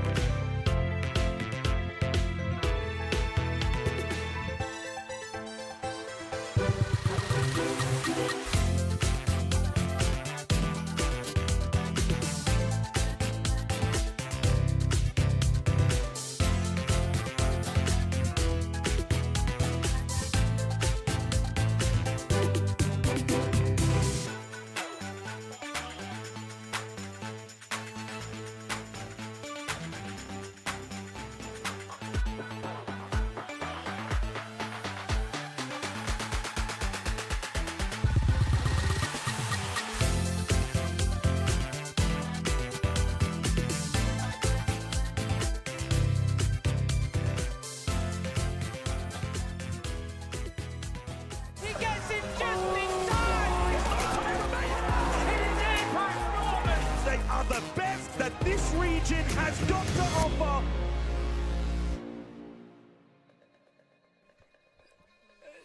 Chiefs have had an unbelievable day with 2 8-7s to kick off the start of the play day, and now they're on the verge of making it through to the lower bracket final. Just one more map, Pengu, that's all they need to put away Rock LFO and get their next match up against Man LFO booked for next weekend. And they're only just warming up. It's almost like the first VO3 today was the warm-up, because they were a lot more locked in, playing a bit more discipline, getting a couple of pocket strats in there, and still they have that clutch potential. So the rounds that they probably should be losing, the clutch comes in, they win them regardless, and the rounds where it's not needed to clutch, well, you're just clean rounds. So overall, a fantastic bank. Rounds at Rock LFO are playing with us up. I gotta say it. Yeah, sadly we don't get to see Rock LFO at their full power because Machine is out of power. So yeah, it's a rough position to be in if you're a Rock LFO player or fan. But yeah, for Chiefs, I think a lot of us expected them to run the lower bracket. They are just one step closer to that match in the grand final. Of course, unless they make it all the way to the grand final, we actually won't get to see Chiefs versus Enterprise at all, because Chiefs were knocked down into this lower bracket by Anios, not by EP. And of course, Anios are now out of the tournament. But of course, that's a 7-2 on Bank. That's the first map done. That was Chiefs' map pick. Next up is Chalet, and you know, there's a chance it could be a little bit of a different story. We haven't seen Rock LFO play Chalet since last weekend when they played against Anios. They won comfortably, but they also lost it in their opening play day against Man LFO. Chiefs also have played Chalet against Anios. They beat them as well. In fact, both these teams beat Anios with the exact same scoreline on this exact same map. Take of that what you will, but it may come down to just this for Rock LFO. It's a last chance, a last-ditch effort to survive here in the lower bracket and keep that dream alive. For Chiefs, it's the chance to push and push deeper and deeper, run this gauntlet and get that match that they want with their old teammates in that grand final against Enterprise. Why did Laurel say good luck, have fun, the rect admin said? I assume the admin said it first in the chat, and then he was like, and he said, that's what he said. I don't know, maybe he was just catching us up to date, making sure that we know what was said in the chat, you know, before the game started. It's good to know that we have nice admins. Very good to know. Huh? Huh? No? We do. Our admin's a little bit filthy, though. Unfortunately. Filthy? Filthy? They know what in I a mean. nice way. They know what I mean. Yeah, In a nice exactly. way. Yeah, absolutely. They're sick nasty. Yeah, they're nasty. They nasty with it. They nasty with it. You know what else is pretty nasty? Is these operator bans, man. Whoa, what a segue, James. You're so good at this. I love a Warden ban. Okay. I just love a Warden ban. Like, nothing tickles me quite like a Warden ban. But sadly, the Ying was also banned out.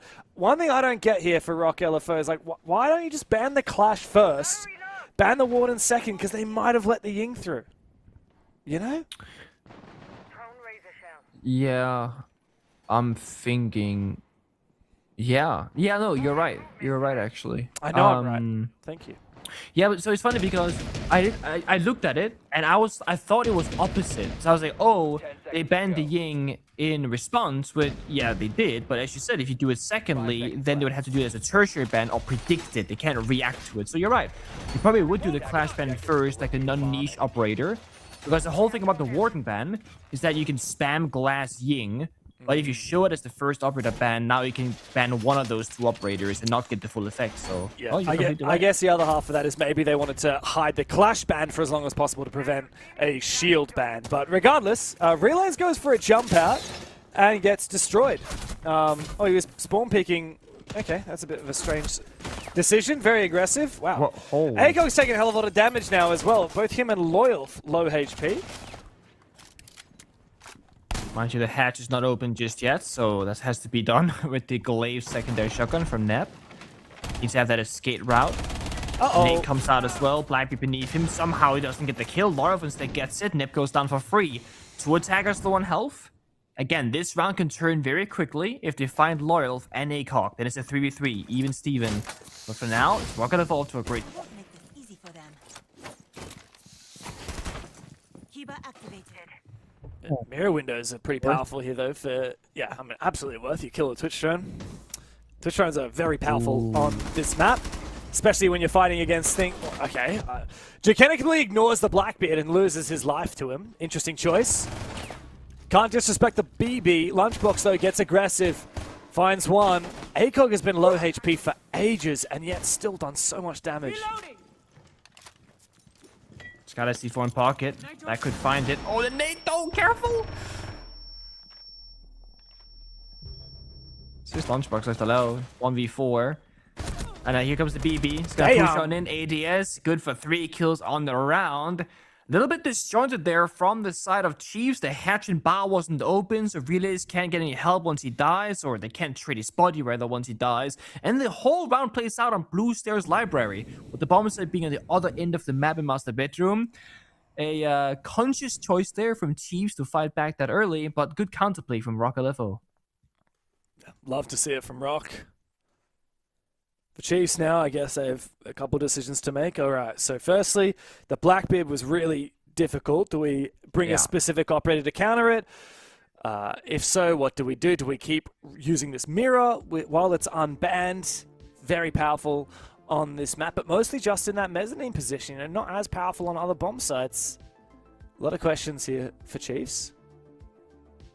Nice to see a few quick laughs and smiles from Rock LFO. Man, what is this forehead cam from Zero? Oh! We saw a brief forehead moment there from Dave. Oh! He's just hiding behind the monitors. Come on, move that monitor, mate. Move that camera. I want to see your beautiful face. Yeah, I feel like if you put the webcam on the monitor itself, it would be like straight to his forehead. So instead he puts it behind the monitor, but now it's just half a monitor instead. It's one of those. Attackers need to locate and defuse as many bombs as they can. So who's Ollie? Do you know? Good question. Oh, you don't know the players like that, huh? You just know them as Relays and Neb and Laurel. You don't know who's Ollie? Let me check, bro. Jeez. Okay. I'm just saying. I thought you guys were tied over in those. Relays and Loyal both have the name Oliver. So I assume he's talking to Relays. Okay. There are some players that I feel like are more likely to get called by their first name than others. I think it depends on the team, obviously, but I've noticed the trend tends to be the top-level teams with organizations and support staff tend to be more likely to call each other by their real names. I feel like it's a common trend for, like, when you've got, you know, an org or you've got a coach that's experienced, they'll say, use your real names because it builds a bit more familial team chemistry. So I know, like, you know, Chiefs, the old Chiefs, that is, you know, Enterprise, they typically would call each other by their real names. So yeah, maybe he was talking to Relays. I believe they used to call Relays Ollie on EP. Okay. We had a different mindset in G2 Penta. We used real names when it's very serious, personal, or emotional, and player names for just general usage. That's so cool. if Fabian would go, Nick, like, listen up, dude. Like, I know it's heavy. Whereas if it's Pingo, what the hell, man? It's more like, you know. That's kind of cool. It means you can be critical of your teammates in a way that is less personal. Like, so you can say, Pengu, that was a terrible, like, I hate your idea, like, we can't do that. And you're not going to take it as personally. And then he can say, Nick, I'm really sorry about, you know, what happened in your personal life, and create that kind of distinction. I think that's actually cool. I've never thought of it like that. That's kind of what we opted for. But it also depends on what people's names are. Like, especially, like, if you have a really hard to pronounce player name or very long player name, well, then name is like Ollie. You might just say Ollie because it's faster in the server than saying potato, you know? Yeah. Wow. That's a big wow from player. I don't know what he saw. He was shook, dude. He got shot down. Balls of steel. I guess Ciro made a crazy ballsy play. He sent it. He sent it as Brava, which is quite surprising, to be fair. Lucky balls. Nice. Rocking the M80 skin, by the way, on the Para from Cyro. Realize is in the hot seat right now, getting targeted by the Deimos, and he's in the most important position on this bomb site, which is playing half wall. Some good players can stay here for ages, but you're right, the nades are about to come through. It's fine, easy kill for him. Takes down Loyal. Oh, Snow gets very aggressive, runs straight up to half wall with a final bullet, takes him down. ACOG joins as well as Jakenna goes down inside a piano. That is the top floor almost cleared, just Lunchbox left. But Rock LFO have got to be careful. They can't afford to forget about Lunchbox on the top floor here. Oh, beautiful. That's an awkward fight. Great shot there from Namestay with the wall bang. And Neb in a 1v4 now against the Blackbeard and Deimos Tracker. He's going to be in a world of hurt momentarily. Nice. Somehow finds the wall bang onto the Blackbeard. That kind of changes things a little bit here. I don't know if they have a red tracker for the Deimos. Oh, they do. Tracker's being started. Impact, but it's a little bit too late to cover off that position. Oh, bit of damage on a Dave, but Snow finishes it off with the pistol. Nice attempt there from Neptune, but a good round from Rock LFO. They found that tiny advantage, and then they just brought it back further and further until they had it converted. Chiefs now showing, okay, it's not going to be super easy on this defensive side. Rock LFO have got a bit of bite to them after all. They do. They're very much fighting back here in Chalet. Something that we didn't see much of them from, or much from them on Bank. Maybe they're too focused on trying to execute in step 1, 2, 3 and kind of play it off the utility, because now they're just picking the Blackbeard and now also the Deimos and just walking in the building with it. Even Cyro picking the Brava and just running to lobby fireplace and getting a kill onto player. That's a play that we did not see from them on Bank. They were not taking that same kind of risk. And I think it's catching Chiefs a bit by surprise as well. He tries to get Ollie. Here he is again in the old chat. I think from memory, Relays plays with chat off. I feel like somebody told me that. You ready for the best Essentials rush you've seen in your life? Dork. Damn, we don't even get calling names, man. That's pretty heavy, isn't it? That's a lot. I'm pretty sure he plays with chat off. Yeah. Also, what's more, I mean, like, this is just a note to anyone who does smack talk in the all chat. Like, if you're in prep phase as an attacker and you're talking in the all chat, like, come on, of course they're not going to, like, they're doing setup. They're not going to respond. Like, if you're a real Giga Chat, if you're talking smack and you're doing it in prep phase on the defense, that's when you're a real Giga Chat energy, because you're like, I'm so chill, I don't even need to do my setup. I can shit talk instead. Drone phase? Nah, phone phase. Come on now. You think people drone in prep phase? Well, hopefully at this level they do, but maybe L'Oreal had the flying drone in basement and didn't need to do much moving. We'll see. Yeah, instead of rush, I don't see no rush happening. They're going to office. Very close there for Reloads. Takes quite a lot of damage on his retreat. No shield. So Smoke got the shield back in the last patch, but has brought barbed wire this round, which again they need one piece of barbed wire, or one set, and they have brought it. Actually, sorry, there's a shield from Nep. I just don't see it anywhere on the map. It's not top mezzanine. It's not top blue. So I guess it's by the bomb side. That's weird. Which is surprising to me. Yeah, usually wouldn't see a shield anywhere except for top mezzanine or top blue. Ooh. Very strange. Know exactly where he is. Oh, nice. Oof. Jukenna's lucky to have survived that. Sura is the perfect operator here with the Lion to be playing this position. It doesn't need to rotate anywhere else for his util. And he's got the DMR to take down the Akiba barriers. However, with Loyal and Snow going down, Chiefs are looking rock solid on this top floor. Even the Blackbeard tempting fate by pushing aggressively isn't going to be putting that much pressure on Chiefs. And guess who's gone for a flank? It's Ollie himself. He sees no drones are watching his position, and it's free real estate for relays. What does he achieve here? I don't think they have any idea that he's flanking. No one's looking for it. No yellow pings. Freebie.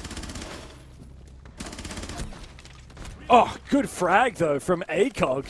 Ironically, with the holo sight, but he does manage to dispatch with relays quite quickly. 2v3, kind of winnable here for the Rock LFO boys. I mean, if Dave and ACOG put their heads together, this looks very winnable.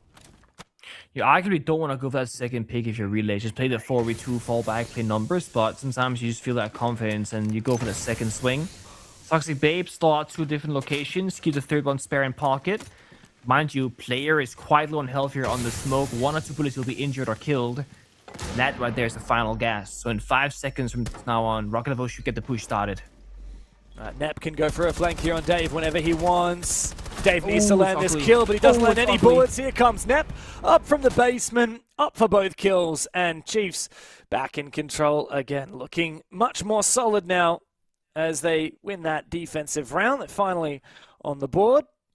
Rock LFO, don't need to be too stressed about that. You win some, you lose some. No cause for concern yet. I mean, Rock LFO already got the same round count as the entirety of Bang, right? They finished 7-2. Now they are 2-1. Blackbeard ban, not surprised. You mentioned just a few rounds ago how pivotal that it's been. They just send in the Blackbeard, follow through, get the kills. Asami ban responds. We just saw how strong Asami is, even with the DMR on the Ivy window. It just, you keep chucking out those keeper barriers. You gotta keep shooting them, reloading, shooting, reloading, and it buys a bit of an opening for the defenders. This might make the library hold in the extended roam game a lot more difficult for Chiefs' defense. So they gotta maybe go to something else. It could be C4 play, it could be traps, could be deployable shields and playing more utility upstairs. Come on, because Mira, holding library is not Mira gonna happen. back, I feel. You know, Yeah, hold on to do some Mira library stuff. with Mira. Even if you want, like, bring Kaid or Bandit as well. Force this. Force a more diverse operator lineup here from Rock LFO, because firstly, ban the Blackbeard, not only does that get rid of his shield, but now if Rock LFO want to bring his shield, they lose a set of nades. Right? At the moment, the only nades in the lineup are going to be the Lion and then you got the Deimos as well. There's actually quite a lot of nades in this lineup. It's probably going to be Deimos more or less every single round, and then occasionally we'll get like the Lion or the Solid Snake that has a singular one in this case. Yeah. So you're right, like, they are going to lose technically 1 frag grenade by playing Solid Snake and Deimos instead of Deimos and Blackbeard. But if Chiefs had added a Mira to this lineup, perhaps with, you know, I don't know, I mean, like, you could even go Kaid or Bandit as well to support the Mira window. That really just forces a much more diverse operator lineup from Rock LFO, because obviously the Kaid/Bandit counters both the Hibana, the Ace, and even the Ash as well, at carrying those mirrors. Yeah. Oh, that's exactly right. I do agree with you. I do think Chiefs could do more to challenge the attacker repick here from Rock LFO. Make them choose between what they can bring. Gunfight 50-50. Looks the wrong way. The wrong second. Player caught off guard. You died in the exact same spot to Cyro only like, what, 2 rounds ago. Now caught in dining hallway again. It means one of those C4s from downstairs removed from play. Yeah. And that kind of plays into the strategy. This is going to make Chiefs' upstairs defense a lot harder. They can stall the 2-bar for a bit longer, try and keep these walls intact, but they're going to get opened eventually. They can't stop that from happening. Yeah, so I feel like the Kaid to be better than the 2-bar here. Just does the same thing, but it forces the problem solving from Rock. Yeah, I mean, yeah. What's the Mute really achieving, I guess? Like, is that trying to protect against the Deimos and the Snake, maybe? Hard to say. Because I don't think that Jukenna is actually playing on top of a Mute Jammer and Piano. Anyway, wow, what a shot from Loyal. That's a tilter for Relays. Chiefs are really struggling to find much success here. Oh my god, Snow obliterates Chikena. The top floor is, thankfully, for Rock LFO, theirs for free. And now Lunchbox, 1v5. Good luck, mate. You're going to need it. Yeah, that's a brutal one.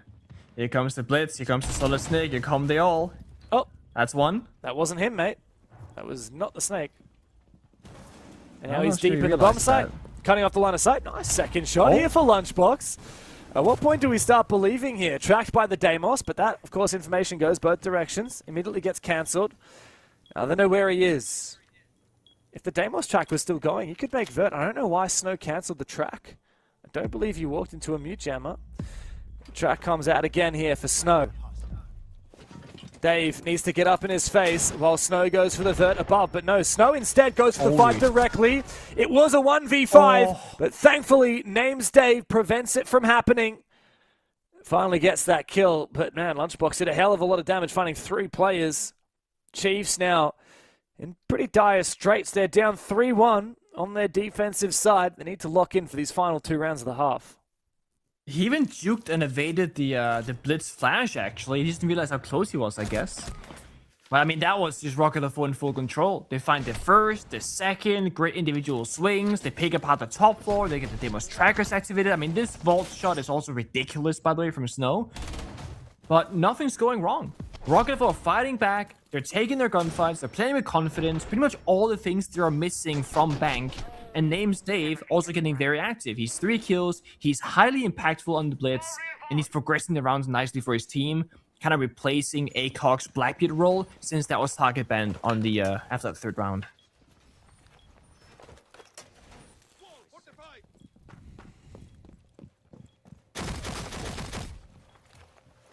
Seconds left before insertion.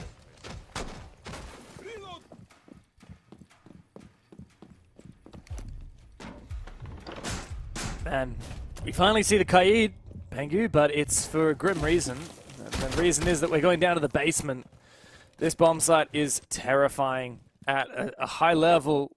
Trying to defend basement, there's so much high breachability, there's so much vert potential as well. We have the Ram brought to the table by Ciro.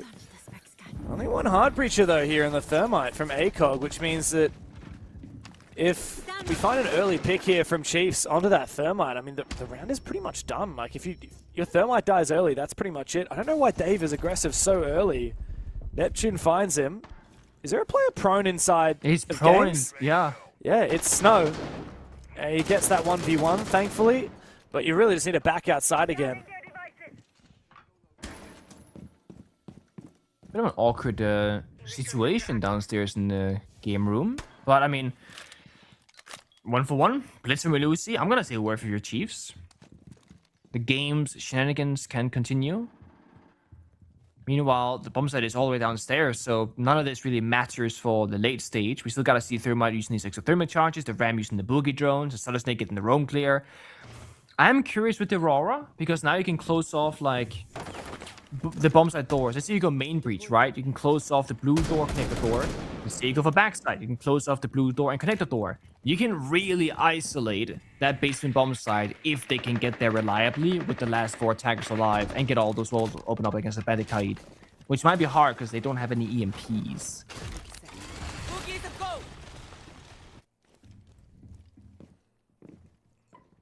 What's Relays going to be able to achieve on his flank is my question. He's got these impacts. Oh, beautiful shot from Lunchbox, man.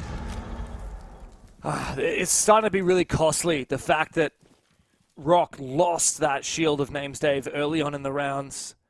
The fewer players on the board here, the harder it is for an execute.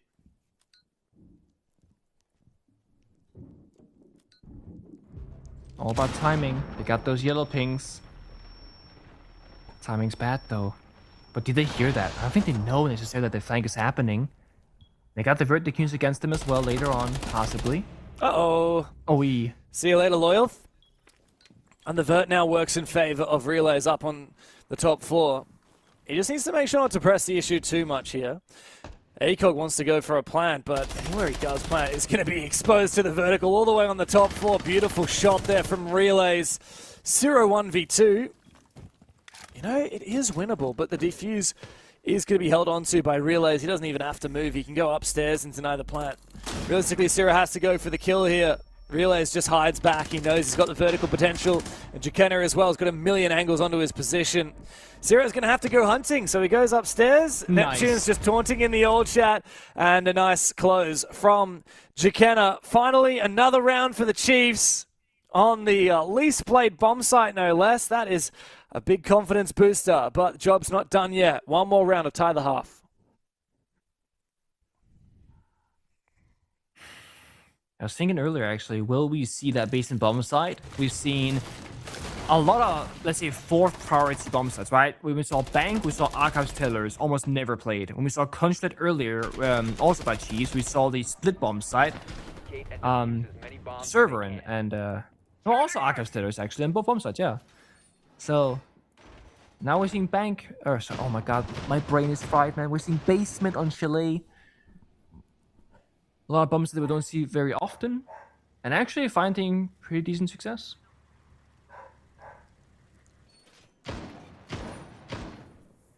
You know what else we're seeing, or not seeing, I should say? Amira. No. Where's my Mira, Yeah, man? It's funny because like I'm the number one like don't ban Mira in rank, just counter her kind of guy, but also like Azami's banned, Clash is banned. Play Mira. She's freelo. Just like force Rock LFO to problem solve a bit more. I mean, at least they listened when it came to the Kai 2 Brawl, right? We spoke about why the Mute 2 Brawl when you can play Kai 2 Brawl. They brought that now, twice. So, they're playing on the wall denial instead, perhaps. But for this bomb site in particular, I'm not sure what your 2 Bro kiting. If it's just like for the inconvenience factor.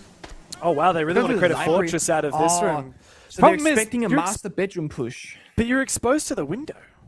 Like, yeah. This partially. is, I mean, yeah. Why? This seems kind of, I don't know. I'm not sure it's full cooked. Maybe it's half cooked. But I don't get it. They're expecting a master bedroom push, and then they want to disrupt them from opening up the wall. But the wall works both ways. Most defenders play a soft wall and a reinforced wall and have a crossfire. Instead, they're kind of giving up the crossfire to the enemy. He's just in there. Hello, Blitz. Hello there, name's Dave. Can you just do this? Yeah, maybe. 2 rounds in a row. Dave is dead very early on, soloing with the Blitz. He just rushed 3 people in library, and no one else pushed anywhere on the map. His name's Dave, all right? His name is Dave. And he had the diffuser, by the way. He had the diffuser, James. Oh, my goodness. Not a great start here for Rock. 2 kills back in their favor, though, but Lunchbox has still got control of Office, so he's given a freebie as well. Seriously bloodied, but still with a chance. Just not a lot of map control, and like you said, no diffuser. But a great operator here in the Solid Snake to try and bring it back. I don't think Neptune's going to overexpose to this angle, Loyal. I don't think you'll get a freebie here. Hostile near me. Knows that there's one on the mezzanine. Yeah, and then he knows one's in the box as well. How do you isolate these kills? Count to 0 to make the play first. Has 2 frag grenades, there out goes 1. Looking for the Kai, but Neb is not overswinging it whatsoever. He's playing it very disciplined. Freebie. And the second he does, he gets the freebie, and the second, beautiful round for Chiefs. Yeah, 4-2 split, and the Chiefs are looking damn solid.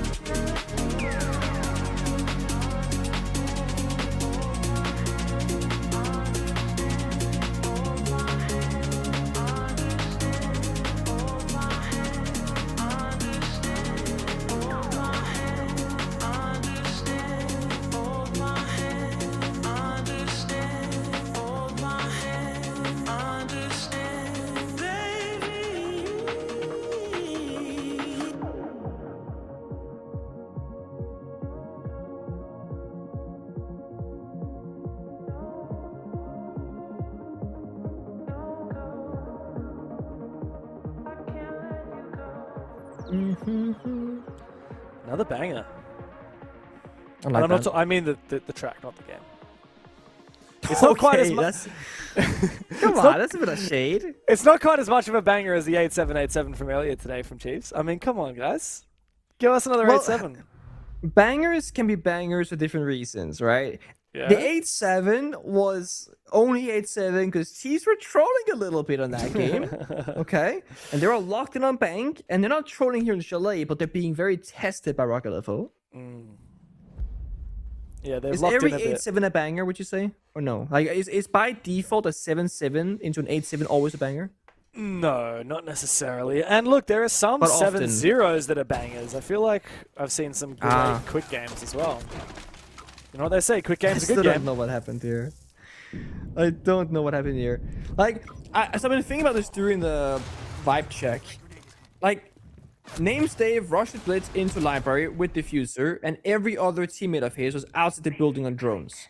Like, I don't know if they were trying to distract the players in library and go for a side rush, but then they realized halfway through, hey, the blitz has the case. What do we do now? I think his Uber Eats arrived and he had to go answer the door, so he's just like, guys, I'm just going to quickly this rush. It's like, sorry guys, we gotta send it real quick. Like, no, you interview, no, too late. Come back. We've all been there, right? Like, we're doing something on the other side. We're like, guys, I'm gonna spawn peek and die. They're like, sure. But then you get the kill, and then you gotta go for a second spawn peek and try and die faster. Yeah, exactly. I was playing a game of Ranked the other day with one of my good friends who's actually working on this broadcast right now, I believe, Mr. Sky, who's usually one of our observers. I think he's been producing recently. And I can't remember what he had to do. He had to go run and do something. So started prep phase, he's like, I'm just going to spawn peek. And I'm like, yeah, cool, that's fair enough. And he picks like Vigil or something. And I'm like, wait, why are you... If you're going to spawn peek, pick like Play something some with trap you. operators. Yeah, like put some traps down or something. It's like, what? pick like, at least pick Rook, man. Like, give me some armor or something. It's health, actually. Oh, whatever, you know. Yeah. There you go. It is true. That's a good point. It's same when people they pick like the tuber for the DMR and they go spawn. I'm like, bro, that's painful. at least pick a Rooney then if you want the DMR. Like, don't give me this active util death in pocket situation. There's this one guy I keep versing in ranked these days. He's just solo queuing all the time. I just keep like playing against him, and without fail, every round he plays Tuberel and he spawn peaks without fail. It's hilarious. Like, as soon as I see him on the other team, I was like, all right, I'm gonna check for spawn peaks then, I guess. Well, I played ranked 2 days ago, and I played against a Kali Kavera. Wait, hold up a second. The Blitz is rushing in. Player gets the kill. Good cut off. Every round they play Kali and Kavera, and they are like dropping double digits. That's insane. Obviously, they're not trolling. After the game finished, we won in max OT. Enemy, the former tier 1 French pro player from like back in the day, typed GG in my chat and said, I'm on a 0 to champion account journey, only playing Kali and Kavera. I'm like, bro, you were destroying us. We thought either you were cheating or that you were just some crazy smurf. That's angle, insane. by the way. Yeah, I was gonna say, talking about cheating, I feel like that should be not allowed from Names Day. What is that? That is a disgusting angle. That is insane, bro. Man has got the tech. Tell you what though, Lunchbox very low HP. Be careful. Nitro Cell ripped. It finds the down, and even though Names Dave can get punished by player, still that blitz is on the floor, and Rock LFO have a numbers advantage. We need to have a big play from player and relays, but relays been finished off. It's now player up against 3. A little quick 1v3 action. Got that DMR, shot. finds the first one. Don't give this guy the freebies, guys. Ace time. Is there any world that you cannot see Lunchbox? He's injured in the hallway. There's no chance. Just gonna say, what if he could reach him? It's hard His as well. BP in the flower pot is a problem. Yeah, and it's very hard to destroy that bulletproof camera. Hard to get the angle onto it. You know it's there, right? He sees it. Yeah, I still have the audio call though, so it's not perfect. Watching for Gumine is a good idea while you're so low on HP. He's got 2 nades, but he is obviously covered off from ACOG. Good round for Rock LFO. They prevented that aggression, and let's be honest, it all came down to Names Dave, my hero. What a beautiful angle for him. Hero. Oh, it is a nasty angle. Definitely caught his opponents by surprise. Yeah, thanks, Dave. Now I'm gonna have to watch that every ranked game. Yeah, every time I see a hole there, gotta watch my angles. It used to be that you could actually kind of boost yourself on top of like the chassis on the bomb sites back in the day. And there was this angle on Bank CEO defense where you could see and shoot above the reinforcement from the chassis and CEO to top square double door. And you could literally watch the walk-in from that position. So if the enemy didn't go in the window or repels, you had that on lock every single round. It was disgusting. Nowadays, you kind of slide off most elevated positions, so no longer doable. And Asami keep a barrier boost spots are not allowed in competitive play, so don't get any funny ideas because there are some nasty boost spots. But not allowed. Saw someone in a crazy spot the other day. I'm trying to remember where it was. I don't know. It was on top of an area that I just did not think you could get on top of. Was it on Cafe? I think it was in Cafe Kitchen or something like that. It was on Kitchen. Exactly. I know what you mean. Is that an illegal boost spot? It's an Asami boost spot. I had it against me in ranked where I was playing classic Monty round. I jump in the window and prep after getting a couple kills. I'm like, there's an Asami proning on top of the thing. I'm like, how do I call that? I just killed her. But I was like, dude, he did the thing. It's like a TikTok trick. But not allowed in comp play, sadly. Or happily, probably. Sadly? No, let's... happily. I'm not a player. Actually, sadly, because I'm a spectator, but happy when I was a player. Because if I died to that as a player, I'm not happy. Yeah, it's crazy to think that, one of your jobs as like a coach or an analyst for these pro teams is probably to watch all the latest Coconut Bra TikToks to see what the kids are doing these days. Cowboy from Kinotrope, I actually follow his YouTube channel years ago. Yeah. And I've been using his tricks in my coaching when I was working at PSG. No way. That's definitely a thing. ACOG's getting cooked alive by Lunchbox's fire, but thankfully he somehow gets out of it. Usually you don't survive that. Somehow he managed to sneak down the hatch. What now? They don't get their pick. Nobody's overstepping into fireplace for a freebie. That means two separate players from teams just watching passive angles. Oh, hold up. I see a Thatcher. I see a Blitz. They're going to go for a plant and EMP those C4s. I like this plant spot as well. And I love this backstab from Relays. And now Rock LFO are constantly worried about where the hell are these players at? Are they snuck into mud again? Hard to say. Lunchbox will go down, but with the Blitz still up, I mean, this is extra impossible now. Just such good coverage here from the Chiefs. They have pretty much every single position you could possibly ask for. Relays has a beautiful long angle. And while Loyalty's finished off Nap, doesn't really matter. Player can also sneak back into sight, waste more time. It's all up to Names Dave now. Relays has found 3, player finishes it off, and the Chiefs are back in business. 4-4 on the scoreboard. Very beautiful there. Worth noting, Names Dave actually did throw out a Kite Claw before the C4 trying to bait out the EMP. I didn't actually see whether or not they took the bait, because there were 4 EMPs left for Thatcher when the round was over. You start with 6. So I'm not sure if they EMP'd the Kite Claw, reloaded, and then EMP'd the C4, or if they consciously did not EMP the Kite Claw, expecting it to be a fake and only therefore waiting for the C4. But either way, Names Dave tried to have the counterplay.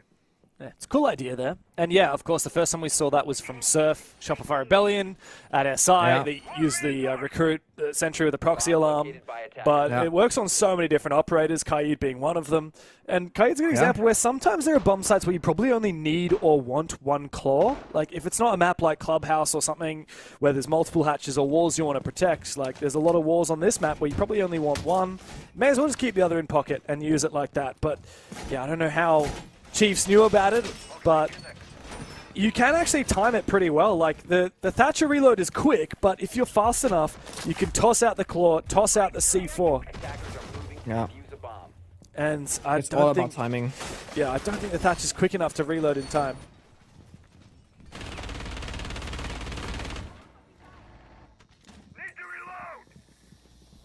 I do like the interaction with Thatcher. Like, in a way, the whole like bait and switch mental game I think is very interesting to watch when it does happen. On the other side, I do feel a bit helpless against the Thatcher because there isn't any real counterplay. It's like, you can try and fake it out, but if they don't go for it, then you have no control over the outcome. It's not like bandit tricking where you have sound cues and you can choose left or right and whatever else that you got going for you. Different timings, great swing from Snow, full confidence. Again, Rock LFO, very different to Bank. They are completely just challenging the entries. He's not phased by the Blackbeard either. Nope, he's not. He's about to get hunted down, not just by the BB, but by Lunchbox as well. Good flashbang. Full white, a good nade as well. Man, there is no way he should survive here, but Loyalth has done a hell of a lot of damage elsewhere. Finally, Chiefs are able to hunt down Snow, but I mean, look at that. ACOG finishes off Chikena, so this has not been worth it at all for the Chiefs. They left in a 2v4, and all they did was take control below the bomb site. That was a rough one. I can't even lie. They got the job done downstairs. They cost them a grenade and some flashbangs, lion scans, but the issue is they lost everybody else during, I don't know, different roam clear, trying to go in fireplace double door. And now Rock LFO, as long as they just play safe by the bomb side, get those crossfires and don't overswing, they should have a locked-in round. They even got the Denari lasers, a runic gates, they got a spare C4 in pocket, they're watching the staircase angle. They got it all. Lunchbox and Neptune, though, able to get deep into Solarium. And Neptune's got his DMR at the ready. Dave in an awkward spot, detected now by the Lion. ACOG on the long angle, finally repping the ACOG. Dave has been good on Chalet, I tell you what, but the finish off comes from elsewhere. And yeah, with that, again, taking the lead for Rock LFO. Really respect the fact that Snow is just holding his own in trophy. I mean, I think most people just kind of panic, run away, and they get shot in the back. I feel like that happens all the time. But he's like, okay, he recognized I cannot fall back. There is a Blackbeard. He has grenades. I'm getting line scanned. I can't stand still. I have to go for a swing. And he makes it work. I mean, well, first of all, he gets a kill. But secondly, he wastes so much time and so many pieces of utility that even if he were to die, they lose all their flashbangs and grenades for the bomb sites and the lion scan. So, again, incredibly high value individual play. Rock LFO now go to kitchen and dining. They're just kind of going through the site rotation here. They're very happy with their current circumstances. Bombs from being defused by attackers. Attackers have located a bomb. Deploying kit. I'm trying to think, what would you cook up here if you're Chiefs? You've got so many ops, right? Like, obviously you're missing the Solid Snake. You're missing the Ying and the Glaz, but I don't know, like, there's so many other super powerful attackers available. Like, all of your possible shields, which seems like they're not going to be brought at all. I think the Monty has not been good enough here. The Deimos is still in, but I feel like Chiefs have kind of struggled with a lot of these operators. I don't know what the strat is here. Like, do you just go for a default, kind of take top floor, clear the power positions? Because I feel like Chiefs are struggling to do even some of the basics. Does feel a bit that way. I wouldn't mind the attack timer, a little nade get in there, get involved. But it's also, it is Chalet. You kind of need to play this map a bit in the chaos zone. You cannot play your really, really stable step 1, step 2, step 3. Like, you do have steps to a round, but it is going to have a bit more risk to it on the attacks. And so far, Chiefs, I'm not sure if they're just not respecting the individual players enough or just wanting to do too many things at once. Because mind you, they could have 5-man hunted down Snow instead of trophy or instead of dining last round. But they only sent 2/3 people. They could have sent the whole cavalry if they wanted to. But they want to do different things at once to be efficient. And that efficiency is costing them at times.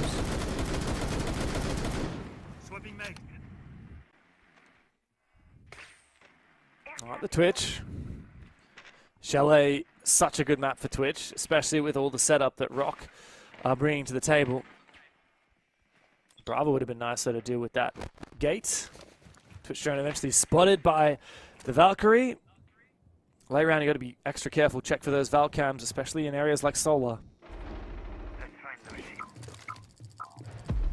There comes the smoke. Work the window. Try and take Solar control and get a catch from the rotation. But it's relays elsewhere getting into the action, finding a pick. And just like that, out of nowhere, Chiefs are looking mighty fine for this one. Yeah, here we go. Another pick as well. Drop of a hat, it's a 5v1. It's a flawless round for Chiefs. Oh, took them long enough, but back in business again. And the scoreline is tied. 2 more rounds is all it's going to take to finish off Rock LFO. But you can't deny, Rock have been really good in this second half on Chalet. They fought tooth and nail. And now Bar Gaming is tempted to be gone to for this Next defense round here at breakpoint. Next round determines who finds map point. Rock LFO going back to bar. I mean, this seems risky, Pengu. This is where Chiefs went for that insane quick execute with the Thatcher and the Blitz. But I like this, though. They got double deployable shield, Jaeger Womai, and the Kite. They're playing heavy into utility. Something that we haven't seen much of in recent history. Most importantly, they've got the Frost, though. Let's be honest. Is that the most important factor? Most important. I'm calling it right now. Frost wins this round. Oh, I mean, low key, I'm seeing the Blackbeard Thatcher here. If they're playing heavy util top floor, it would not be a bad play to full send it into side again. And that Frost Trap, if it doesn't get cleared first, you will die. You will get injured. You will not live that.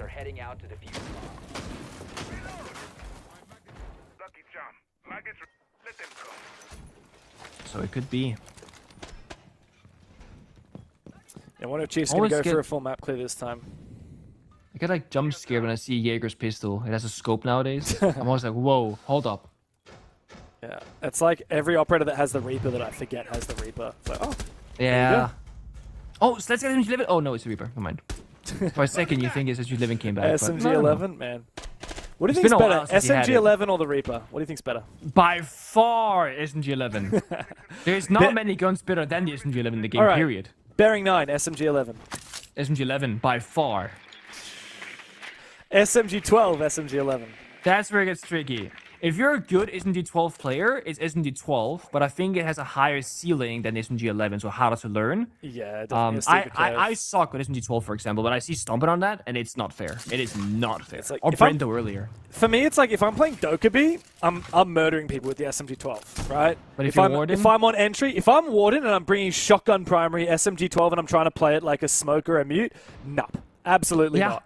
Same. Have the same experience. They want to do it again, though, by the way. Blitz looking to go in. Pistol in the hand can, of course... Zero is corner caught. First. He drops. As if he survives. Maybe. He's alive again? How? Are they? Surely they could be killing him just by getting the deep angles and spraying it as he drops down the hatch. I've seen that happen so many times. I mean, either they did and they missed, or they just weren't doing it. All it took I'm was not entirely certain. Like literally sneeze on the guy and he's gone. Yep. But don't do that I'm because curious. that's not very sanitary. Not sure what the play is anymore. I think they've seen the Frost. Oh, what could have been? They're baiting it out so perfectly as well. Good idea. At least they get the wall opened up. So now they got the wall opened up, so they cannot play in stock. That means they can only play from the bar bomb side, enabling the Blitz jump in. The Frost Trap can literally win them the round now. If they do not know the Frost Trap is there, they will get injured, and if the Blitz dies, nobody can replace the plant position. You might just be right. And there are no nades on the lineup to try and clear They any have to jump in, the window. pistol in hand with the Blitz and shoot it. Oh, But there's a player! Already, you see it. There's a player right below him as well. It's not just the Frostmat. He's hiding in the smoke. Zero who's hiding in the smoke. Wait, he still hasn't... I think he's lost in the sauce. He's lost in the sauce! What? I am still so there. confused! He was prone underneath the window on top of the Frostmat the whole time! Wait. The Frostmat doesn't even go off! What the bloody hell have I just watched, Pengu? What? Chiefs have just done a daylight robbery on the Barstock bomb site. Rock LFO have been smashed to pieces, and now it's match and series point for Chiefs. So Blitz jumped in the left-hand side of the double window, and the Frostman was off-centered to the right. So he jumped in, shooting the floor in the smoke, and it just been like, oh, I'm gonna get it, I guess. He didn't. The Frost Trap was on the other side, with Jaeger on top of it, and nobody realizes anything. The attackers have no idea. Cyro simply had no idea. The Frost Trap wasn't triggered. And they do the same exact attack twice, but with a very small adaptation. And that's the important part for me here. Chiefs, they had a counterplay. They went basement, and they had the Thatcher, and they EMP'd the Kite Claw off the stock single wall, and then Selmat it open from the basement stairs. This way, you cannot get C4 from stock. And it changes where the C4 angle is coming from, and how many playable positions you have as a defender. Very small detail. And it's one of the things that plays a part of netting them that round victory. And now they're one away. They can no longer tease one pocket strat these kinds of rounds because they should be figured out by now. I say that, but the attacker repicked the sense. They might have something cooking for this one as well. Remember, the Sens was really good on Bank, so much so that Rock LFO ended up banning it as a third operator ban. Oh, let them cook, Pengu, let them cook. It would be a beautiful way to send yourself forward in the lower bracket, no? Like, you start bringing out some of those pocket strats and you start struggling against your opponent, show some creativity, show some depth to your roster. I'm sure Nate is very happy with these round victories. Oh, a goo mine, though. That's ugly. This is aggressive. Wow, very big push here early on from Chiefs. They try to do something a little bit cheesy with the Ram. Yeah, the plant is going down. It's up to Relays here to cover. Catches ACOG. The plant goes down. This was a very cheeky and cheesy play here for Chiefs, but it might just work. Plant is down underneath the big window. So many ways the plant could be denied. The kill has to come through here from Loyal. Low HP. The spray comes through, but 0 to trade. 2v2 now. A C4 still available for Names Dave. It's one of the main ways that you can kill that player on that double window. Player himself has a grenade that could also protect the diffuser in a dire moment. Names Dave starts at 1 tick, 2 ticks. The nade buys him a few seconds and just enough time. He goes for it again. Zero has to cover. Excuse me, Neb! What are you doing? Neb! Why are you halfway across the map? Even my dog is wondering what the hell you just did. The worst part is, you can see that post plant from the, I don't know, the tower in spawn. I'm not sure, like the little snow tower. You can see exactly where that diffuser is. If you go, surely you go on the rappel. Like, if you're worried about the trench run out, the fireplace run out, the office balcony run out, surely you can watch it from the rappel so that if your teammate dies, you're not in a bad spot. The second aspect of this is the player who's on the window rappel the sense, surely you go upside down on the rappel. That way you guaranteed see them before they see you, and you don't just swing into an angle with your little rappel line showing your exact location. That is just small misplay there from the side of Chiefs. A round that they could have so easily won with very minor adjustments. Look, there's only like 10 million ways that they could have covered that post plan, but the one way where you lose that round is if you run outside and do nothing. Like, genuinely, what was Neptune doing? That must have been that he was just so lost in the source. I think his teammate just said, the only way I lose this round is if I get run out on. Your job is to cover me. That must have been the communication. Where it's like, hello, Nep, I'm in an unkillable position unless I get run out on. And you just trust the call blindly.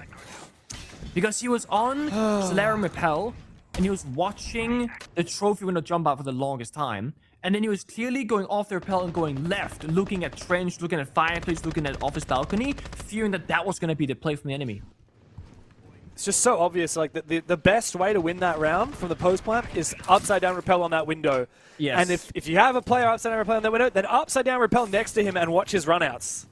I'm also saying, like, imagine you go bathroom window, you jump in, you can see the diffuser from piano. Like, you can get an easy backstab kill from bathroom window jump in, where the blitz started the round. So many small things.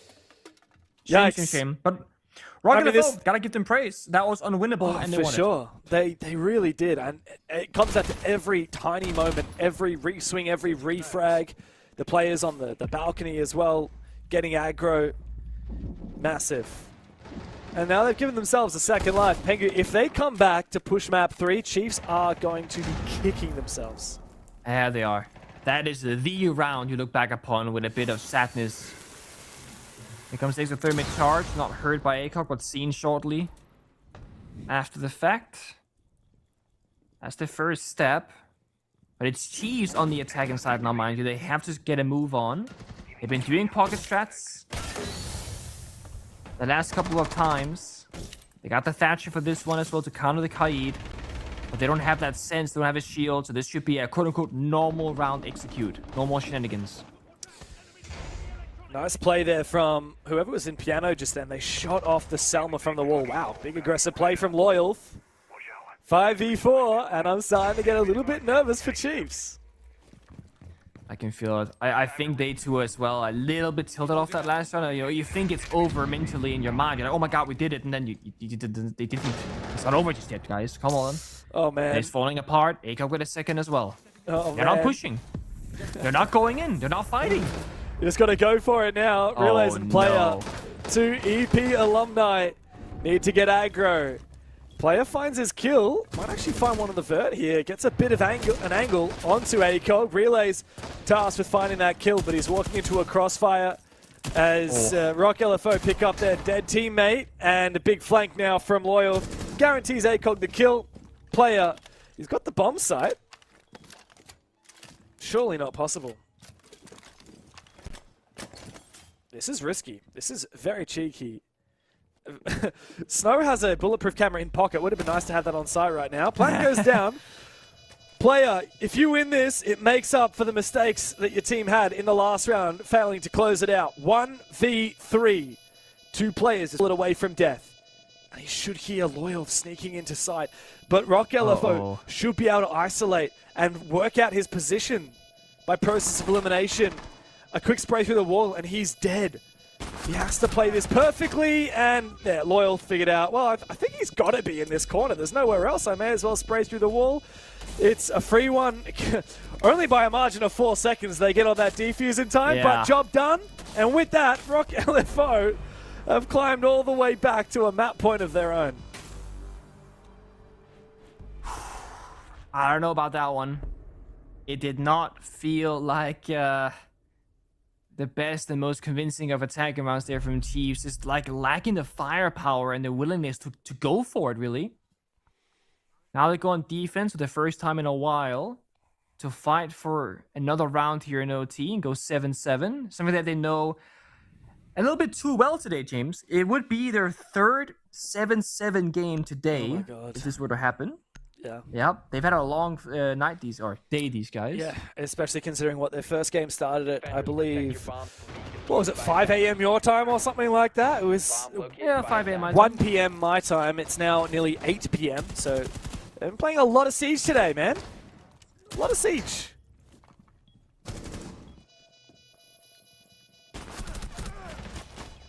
I don't know. I'm trying just to think about that like 1v3 there from Player, and I see the vision of him hiding in the corner.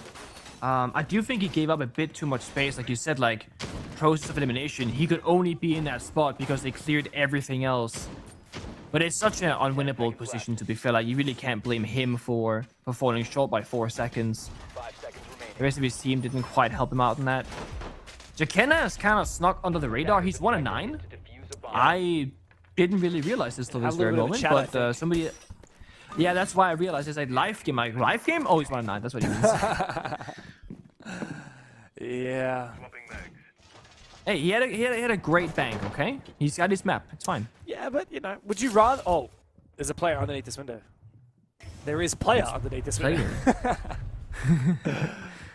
Here's a question for you. Would you rather someone that's like peak Cantor Raketti, 1 every 10 rounds, but like useless 3 out of 10 rounds? Or would you like someone that's just like good old stable every single round? I would much rather have a stable player. However, in a perfect world, you have like 4 stable players and you have Cantor Raketti. Yeah. Like, that's the perfect mix of it. Because you need stability for the foundation to work, but you need that clutch factor for when the rounds don't go your way. Yeah. So I take stability any day of the week. Hello. Oh. What? Oh, he was in the freeze himself. You jam yourself in the freeze. Right. Oh. Interesting. Well, Neptune goes for a big swing. Looks like we might see another 7-7, Pengu. Chiefs are hungry for it. Good little escort back to the bomb site area there from his teammates. They all showed up. However, Relays wants a little bit more, and that's gonna get punished immediately. Again, 5v3, why do we want more?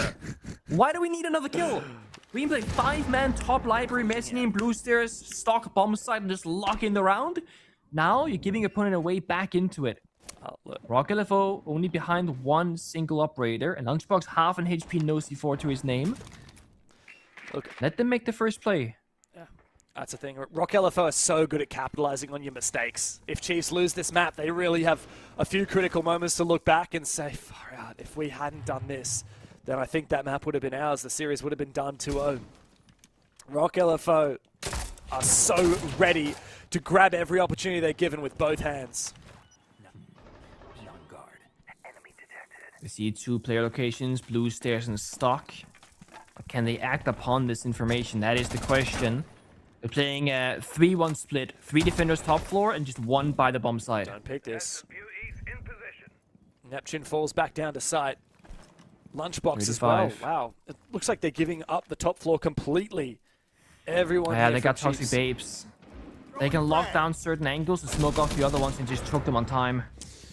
Indeed they can, but Snow makes his way up from the blue stairs. Punished now. Jakenna finds his second kill. A much needed one at that. ACOG now gunning to break double digits. Bit of damage, but player finishes him off. ACOG can't get it done. And we go the distance. It's another 7-7 overtime. Match point here for the Chiefs. And a chance to finally finish this off. Eliminate Rock and go through to the lower bracket final against Man LFO. Big question now. Do you do a pocket strat, you know, shield, Thatcher kind of plant if you're Chiefs, or do you go for a more default round? Because they've had really mixed results on the attack. They have had flawless victories. They have been flawless where they can't clear the roamer, they can't get to the bomb site. They have had the most 50-50 outcomes I've seen in a long time. So I think if you're the IGL, calling this next round based off the bombs that you see is gonna be a challenge. Because in terms of confidence, I'm not sure what you're gonna feel the best about. And look at this, James. There's a mirror. Mirror, Jaeger, Wamai, Echo. The Echo works greatly at denying the planters, slowing things down, countering the shield, stopping the push, giving you intel. The mirror can hold library because Asami got banned. These are solutions to Rock LFO's problems, and they have arrived at the most dire moment at 7-7. You know what hasn't been brought, though, for Rock LFO is any form of wall denial to protect that mirror window's position in bar stock itself, because we've seen Chiefs time and time again. They just go into the basement early on, they breach that wall with an ace Selma. We've got relays re-picking onto the ace. We've got so many ingredients here for Chiefs to play in a couple of different ways, with the overall likely intention to end with an execute, with that blitz planting and the Thatcher covering. But in the mid game, there's so many pieces to work with here. Capitao, you can clear the dark corner inside library. The Thatcher as well can get rid of any Wamai magnets and ADSs. Hey, you could even try and counter the mirror window with the ace, though I don't think it would work. You'd probably get shot off. And look, even the Thatcher to counter the Yokai drones is huge here. Even the Thatcher to counter the Warden is huge. There's so many ideas. So let's see what they can do. Again, there's a world where Chiefs just like panic default and go straight for a plant attempt, thinking that it's easy. There's a world where they try and clear fully library first. There's a plant where they just bait out the plant and go something else entirely. They can smoke and not jump in, but just try and bait a C4 or bait them to run around and take the free map control. That's the first problem here. The verticality with the Selma charge on the mezzanine. They need to ideally watch it from the office window. That's going to be player's location. Then EMP bait it out maybe, or maybe just raw dog it and then throw out the Selma. They can EMP to bait a swing, and then maybe player can catch him off guard. They're not going to opt for it, just Selma off the This wall. is good. You wait for player. Oh, wow. Did Relays just try and send it into sight? I don't know why he exposed himself. That's the vert. That's very dangerous. I don't think he had the proper vert angle. Oh, GG, no. dude. This is not looking good at all for Chiefs. After every opportunity they had, they fumble it at the final moment. Neptune finally confirms his kill 2v3, but man, at least for Chiefs, everyone from Rock LFO has fallen back down to the bomb site. But no blitz left. This is such a tough position. It's winnable, though. I think the issue is that they have a drone in bar somewhere seeing parts of the bomb site. If they find the player in stock and shoot him through the wall that they opened up earlier, that could be a freebie. If they win their individual or they hack the cameras, so they see all the old So they guys. know exactly where the Echo is. Yep. If you get into fireplace or in basement, you have a complete freebie. They saw Echo was just on the floor inside a bar stock. I sure hope that Jakenna and Lunchbox aren't actually spectating. I hope they're looking at these Yokai drones. And Togebi's coming for it right here. Ideally, you try and bait it with the neb above. Maybe he tries and like floor bang a little bit and try and make some sound cover like this exactly. Oh no, Neptune! Oh, he dies. Okay, yikes. Player now in a 1v3. It becomes a 1v2 after he finds a big kill, but ACOG jumps up, takes his head clean off. I cannot believe Chiefs have fumbled it here, but Rock, they come back facing down match point time and time again, and they push us to a third. Chiefs are not out of the woods yet. Another map is required. We'll see you after the break on Consulate.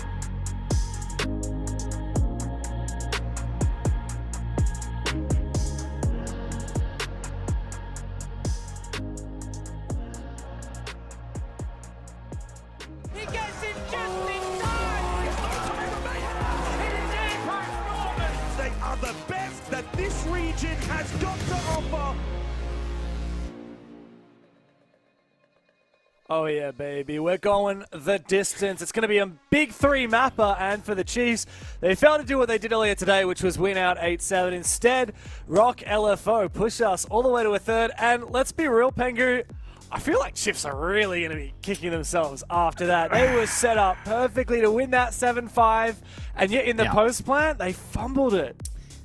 Brutal, absolutely brutal. And I feel like it's a post that we've all been in before and ranked as well, so they should have just had that on a lock and key, but they let it slip. They go to OT, they lose an OT, and now mental boom, third map. Yeah, absolutely. We go to Consulate for our third map, and of the 3 maps we've played so far, Bank Chalet, Consulate becomes the most... Wait, what is that? Did you guys hear that? You hear that too? There's an alarm going off. What's happening? Oh! What is happening? There's an emergency sub. The machine has some power, guys. We have Rock LFO's 5th is back in the server. It's goodbye to names, Dave, and machine is back in for map 3.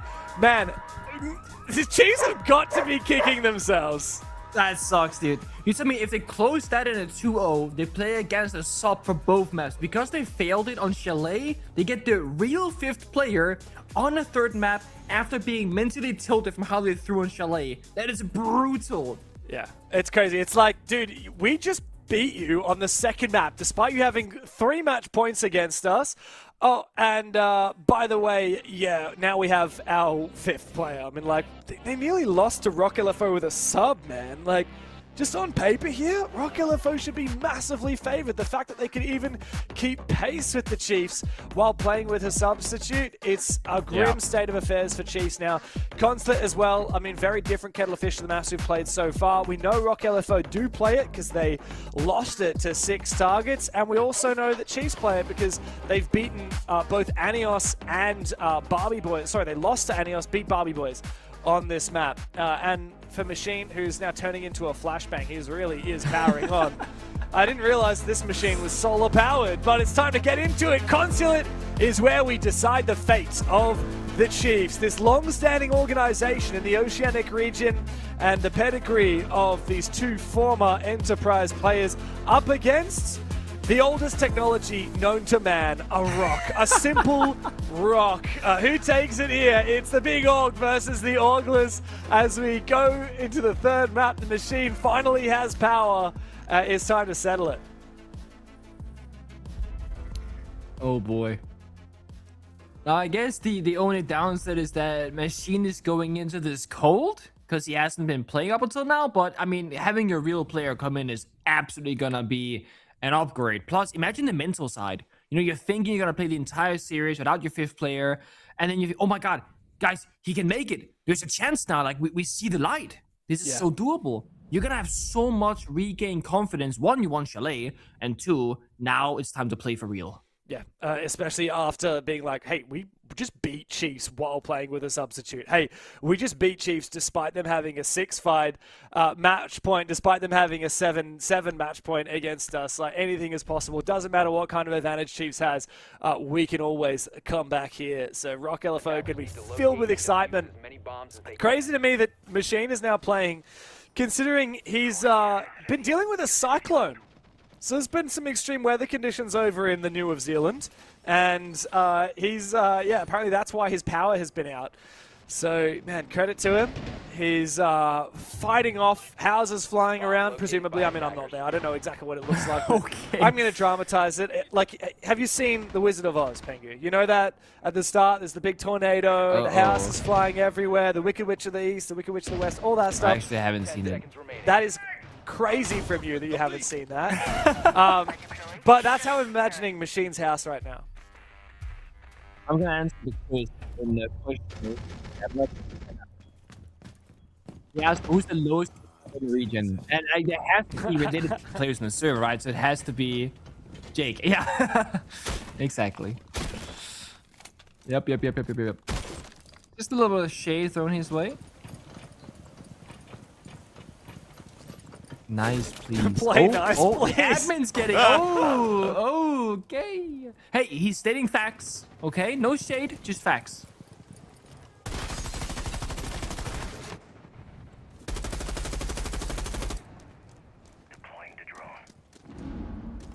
I see a Glass, I see a Monty, I see a Grim. This is going to be a down the yellow skylight in through the CEO box with one player presumably on the meeting breach. Grim kind of just going out for information. And then it comes down to Laurel for Machine, if they can make this work together. Mind you, names Dave, the sub player, previously tried to play the Blitz, the Blackbeard, the Monty, and had some mixed results. Now it's Machine's turn. Laurel opens up greatly though and takes down the first player. The Thorn removed from action. He's gonna give this attack even more teeth. Glass frag grenades, by the way. They have 6 frag grenades and only 2 smoke grenades, despite playing a Glass. I've seen a bit of that these days. Thing is, I mean, Glass got a buff a little while ago, so he gets more bullets in his magazine. Back in the day, he only had 11 shots. Now he has 16.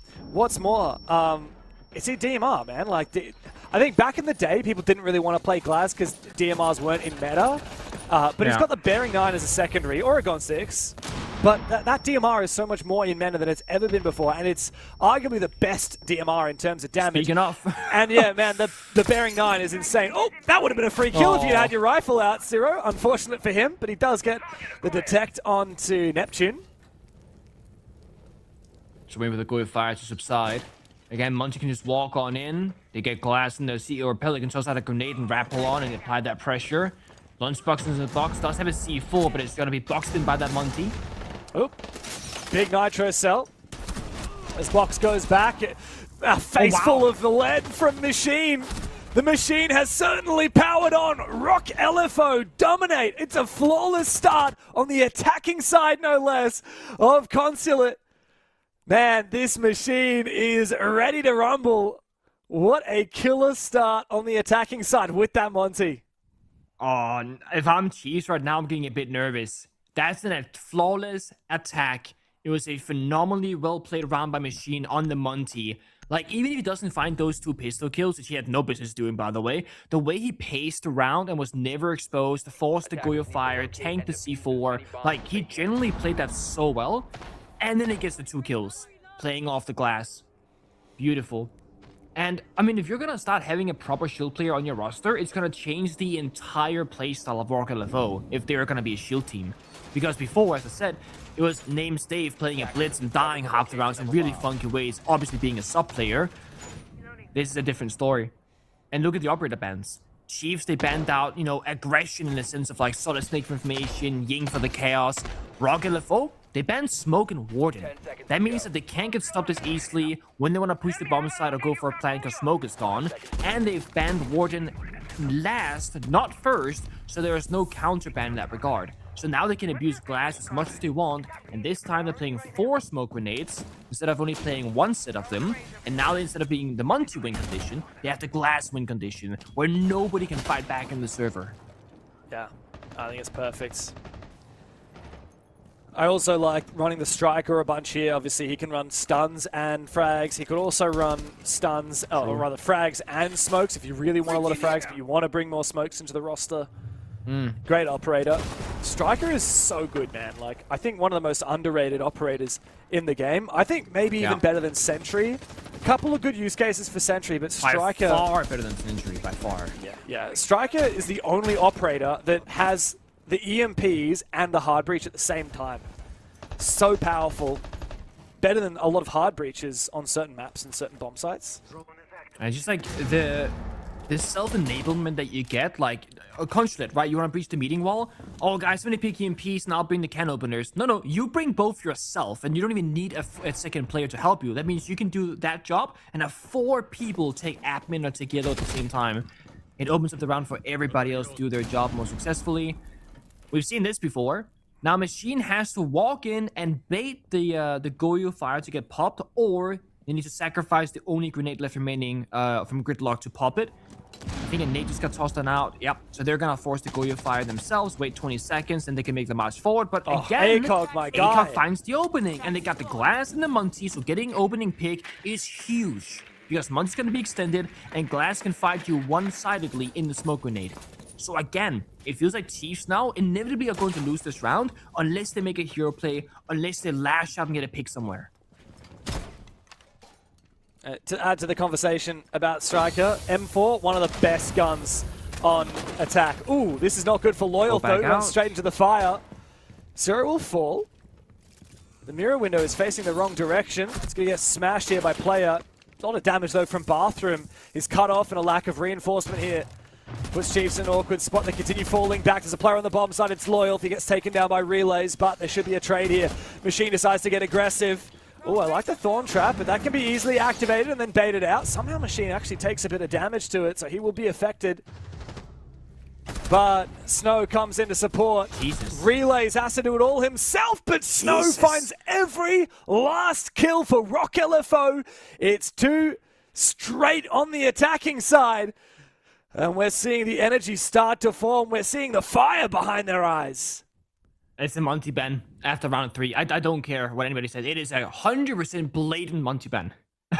The issue is, if you ban the Monty, the glass will stay open with the Warden being banned away. So you're gonna see the glass continuously as a win con. And then you can play the Blackbeard or the Blitz on top of it. Like, this is gonna be a really hard defensive half, it looks like, for Chiefs. Unless they can figure out the counter. And the counter is gonna be stuff like the Tashanka. Infinitely better than the Goyo for these type of scenarios. It can also be stuff like the Echo. It can be a Pocket Ella. It can be so many different operators, but not what they're currently bringing. Because when you play the Goyo, you are pre-positioning where the fire is gonna go. Tashanka, or it's not Tashanka, Monty's gonna see it. And then either you can bait it, or you can clear with a grenade.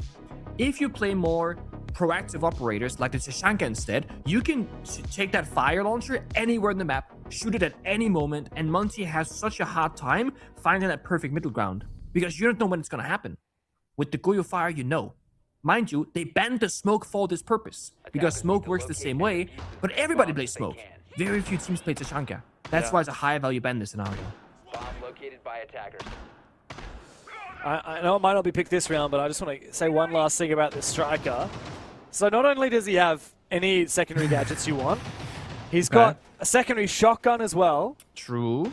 And on top of all of that, he's got the M4. And can I just say, as a former Maverick main, when Maverick was at the height of his power, I actually think the M4 is the second best gun on attack. Maybe the second best gun in the game. 10 seconds remaining. You lost me there. Really? You don't like the M4? I can shoot you 2 weapons off the rip without even thinking that beats the M4. SMG 11, technically a primary. Okay, technically used as a primary. Not a primary, it's a secondary. Okay, AK-12. Yes, AK-12 is the one. And then any DMR attack. Oh, sure. Well, AR then. The best AR. Also, if you want to DMR a striker... We're moving the goalpost. We're moving the goalpost. Actually, any AR that has this fire rate and less damage or less. We'll just keep moving, mate. I can't win with you. You're right, though. I don't think it's a bad weapon. M4 is but insane. for whatever reason, it's not loved, right? It's not like widely accepted as a good weapon, even though it is a good weapon. I think it's underrated. Like, massively a lot underrated. of people love Jacko's C7E, Box C8, like Sophia's AR back when she first came out. It's kind of awful nowadays, I would say. But the M12 has never gotten any love from people that I play with, at least. The M12 is Cav's gun. Oh, sorry. Different weapon, I guess. M12 sucks. Yeah, I got the black guys for that, by the way, in my my pack opening. Yeah, imagine my reaction to that. I had to play Kavera 1 round for chat when it happened, because I had to show off the skin, obviously. And how'd you go? I got an interrogation, won the round, easy peasy. Oh, well, you're not playing the black ice, right, if you got an interrogation, because you should be using the primary. Well, winning is more important. I'm one of those boring players where, this could be fun, but we'll probably lose, so I won't do it. Yeah, no. That's me, dude. I care too much sometimes. I feel you. Oh, careful the crossfire here. The double shields. Oh, both of them fall. Looks like Chiefs are finally recomposed. 5v2 now. Loyal and Snow, the last remaining. Damn, that was a big nuke there. Time to finish off Lunchbox. Got the kill. Oh yeah, finish him off again. Yeah. Whoa. Bit of BM, mate. Get it done. Way to go, Box. I'll tell you what, Rock LFO are going to lose this round, but they are having fun. They are in Chiefs' heads, that's for sure. He's going to bait out a swing here. He'll find at least one of these two. Watch. Never mind, he doesn't. Relays has the cross. Snow falls, as it tends to do. And Chiefs finally get themselves on the board on Consulate. Nice. Just in time for a Monty ban, and then they can start having a happier time on the defense. I mean, it's no question, Monty. It's no question. And what do you ban on D? What do you get rid of? Mira or Bandit. I think Bandit's an easier ban because you can play Thatcher against the Kaid. You cannot EMP Bandits because they can trick actively. Mira. Okay, Mira Monty. Makes sense. Is that or you ban like Tashanga or Goyo and you play heavily into planting and straight attacks? But that is going to be a bit harder with a Monty, but yeah. It's true. I love the aura of like banning Tachanka and Smoke. I just think it's so much aura. It changes how you can attack entirely. Sorry, I've been told to change my describing word to dork. Yeah, the nicer way to say moron, I guess. I don't know. Let's see, what are the origins of the word dork? Let's see how PC it is. It's like nerdy, no? Like if you're a dork, you're a bit like geeky and like glasses and... A dork is slang for a person who is socially awkward, silly, or clumsy, or unfashionable. Yeah, so a nerd. Yeah. Exactly that. Related Social terms, awkward, nerd, no fashion. Geek, dweeb. Yeah. I like dweeb. Yeah. Dweeb. I wonder what the origin of the word comes from. Comes from the 1960s? Okay, that's early. Yeah. Perhaps a variant of Dirk, influenced by Dick. There you go. Okay. Good to know that bullying existed back when my parents were young as well, you know? And bullying isn't like a new concept. Great. I love a bit of childhood trauma. You poor thing. You know what they say? Bullying, it grows you. You develop because of it. Yeah. But I think most people just suffer for a couple of years, and I don't think that's necessary. There are other ways to grow without the pain. True. True. Well, Chiefs finally get around on the board, but now they're... Sorry. You know what? I'm going to shut up. You know what you're talking about. You go. Boom. Oh, wow. Great insight. I was right, wasn't I? It went boom. No, I was going to say, like, obviously they're going to replace the Monty with the Blackbeard. That's the most logical thing to do. But I do expect a bit of a stylistic change-up from Man LFO. Probably a bit of a slower pace, more usual Consulate. That was my only point. Nice. This top floor bomb site's going to be pretty hard to break into. As we've seen already today in the previous games, teams tend to stall out a lot on this admin hallway area, especially when you got tons of utils like the Goyo to clear. Suspicious rotate to CEO window. This could be a flip and a half. If they naded off the Goyo canister in the beginning of the round, they could just rappel on in. The issue is going to be the C4s and the pre-placed Thorn Trap. If it's, they have 3 Thorn Traps in pocket. That's a pocket smoke. Instead of playing smoke, they're playing Thorn for CEO in the denial. I love that. That's kind of smart. And it is very hard to shoot those Thorn Traps when you're repelling. Yeah. You will not have enough time. There's no doubt about it. But nice little adaptation there from Chiefs. I kind of hope that Rock go for it just to sort of get to see that active. Aggressive play from Relay as he peeks the player on the roof. Oh, almost loses his life in response. And with Zero dead, no Rotero drone to come in and destroy the long bar. Makes things very awkward for Rock. Long bar. Now, do this out of the Monty. He impoted the Thorn Trap. The second one goes out. Never mind. Takes down Machine. Bit of a stall out. Oh, he repelled inside, but it doesn't matter because Chiefs go for the swings. The Thorn Trap won't have an impact in the end. It doesn't matter when they just swing to win. 2 rounds in a row now for the Chiefs, and they're looking a lot more comfy after that round on defense. Feel like, I mean, Man LFO, even if they don't find any more attacking victories, this is still like a better outcome than Chiefs' previous Consulate. That was like a single attack, right? So 1-5 half. Yeah. So getting 2, pretty nice. If they get a 3rd, they'll take it. But I'm a bit worried about the depth of their attacks. Like, they showed us the Glass Monty to great success. Ever since they went off that, it hasn't really hit the same. We'll see what they got. It's still early days in the second half. Or second half, first half, but after the 3rd operator ban, whatever you want to call it. It's funny, yeah, it does feel like we have halves of the half now, right? Yeah, it does feel that way because it's such an influential thing. Yeah. Like, the 3rd round is full bombs at reset. You go back to restart it if you want 3 or whatever. Sorry, beginning of 4th round, after round 3. Plus, you get that 3rd operator ban before round 4 begins. So it's a huge moment. I think it's really interesting. I've heard the commentary that, you know, with the comp changes, how bans work now, and with obviously the change in ranked to how bans work, ranked is now so different to comp. Because in ranked, you only have 1 ban on each side for the very first round. That never happens in comp. You always have at least 2 bans, and then a third gets added. It would be more similar if in ranked you have 2 ops banned in the first round, and then nothing extra banned in the second round, and then 1 more ban for the final round. Yeah, that is actually a fair point. I mean, I don't know. I still think ranked is a bit of it's a hard situation. Like we spoke about getting ranked 3.0 next season. That's great. But playing first to 4 when you get a 3-0 lead on defense still feels completely wrong to me. Something about like you constantly defense start 3-0 up. GG guys. Like GG moves to win. And when you play first to 4, mind you, every single round is so influential. Like having a teammate mess up a bad shot, or you miss a C4 or some small minor mistake, that is a significant round to lose because you play such few rounds. Yeah. And probably it's first to 7, so you obviously play more than double, or you play about double rather.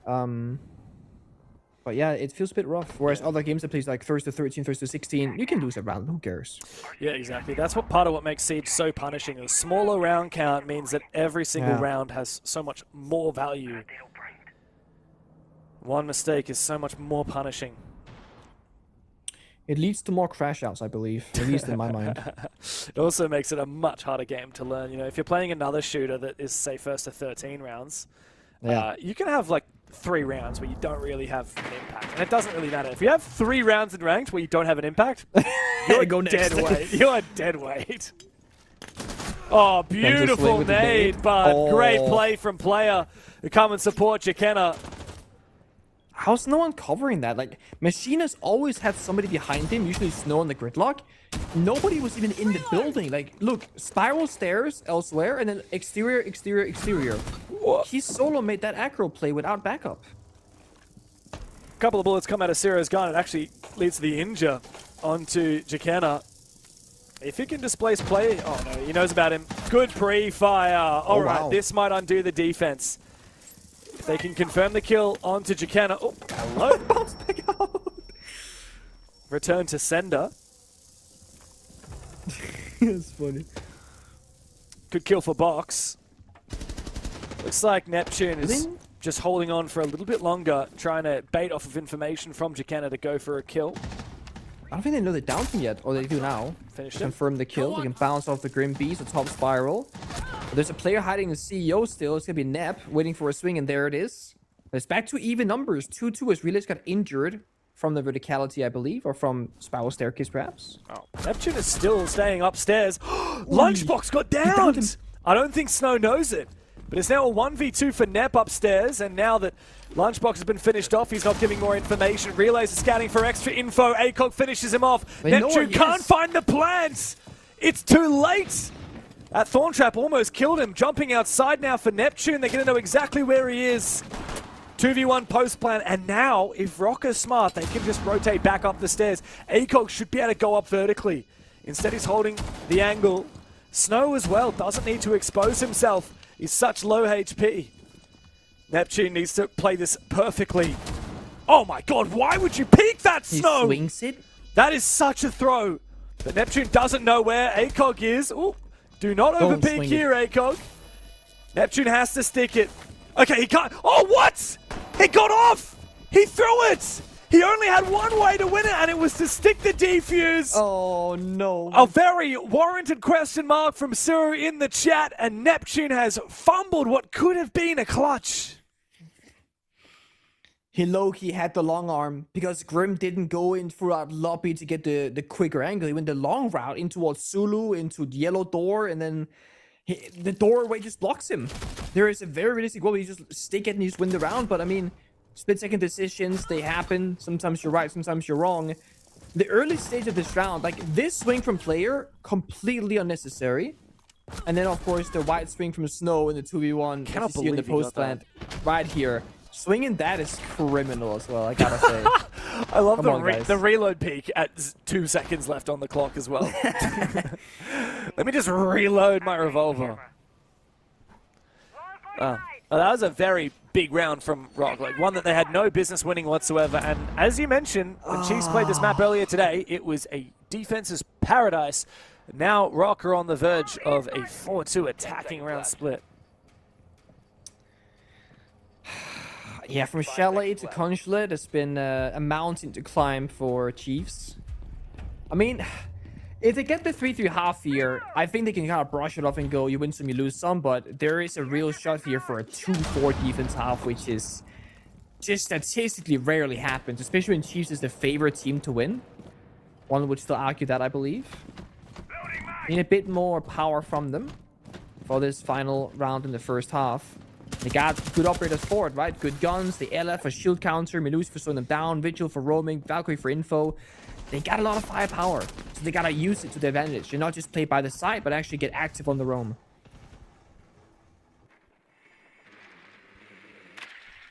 Yeah, it's going to be very much about the roam. That's what happens when you pick Vigil, Solus, Valkyrie, Ella. You know, it's going to be all about that roam, No anchors. And they've got info, and they've got great roam hunting potential as well. But where's Machine going to be? That's my question. Being the Blackbeard, he is often like that single most impactful instrument that the attack has available. I think a server push here with the Blackbeard, or you have a bit of a lurk going on the ground floor, might be pretty powerful here for Rock. Yeah. Well, this certainly could work. The benefit of the Blackbeard is you can get in the building, and there's a softball which you can pop open with the box or the BB gadget. Or just a DMR. Bit of damage exchange there. Now, there is a realistic world where with the Lion, you can kind of pop the gadget, run on in, and just kind of see what happens. You don't want to drone all of this out. Still could be called in the same action. Yeah, shoot the gas pipe, why not? Yeah. Worst way to die in the game as a shield player is the gas pipe. It's the top 5 most painful siege deaths, I would say. Notice how Machine's running the iron sight as well to increase his aim down sights time. Or rather, decrease his aim down sights time, increase the speed. Yeah, yeah, that's it. Laser plus iron sight is a 15% decrease in a... freak, now you got me confused. Increase in speed, decrease in time. Yeah, that's it. You do it faster by 15%. Pretty significant. Relays and Laurel, they go for blows. 1-for-1 trade, though. Anybody's round. Yeah, Relays is keen to go for a flank down, I believe that's spiral stairs. He needs to bide his time. Neptune spotted on the bomb site. He's supported by Player, who's got info on where some of these attackers are pushing from. Chiefs want to make a move, but they're biding their time. And ACOG's just opened things up by taking down Player. That Solus finished off. Nep cornered here. Insecurity, but time is ticking away. Numbers advantage for Rock LFO, but they need to make this good. Oh, the timing is off, but he still backs into him. And Neptune finds one. The trade, but no! Not to be. Machine up against 3. And Chiefs, thanks to Lunchbox on the flank, rise above and tie the score.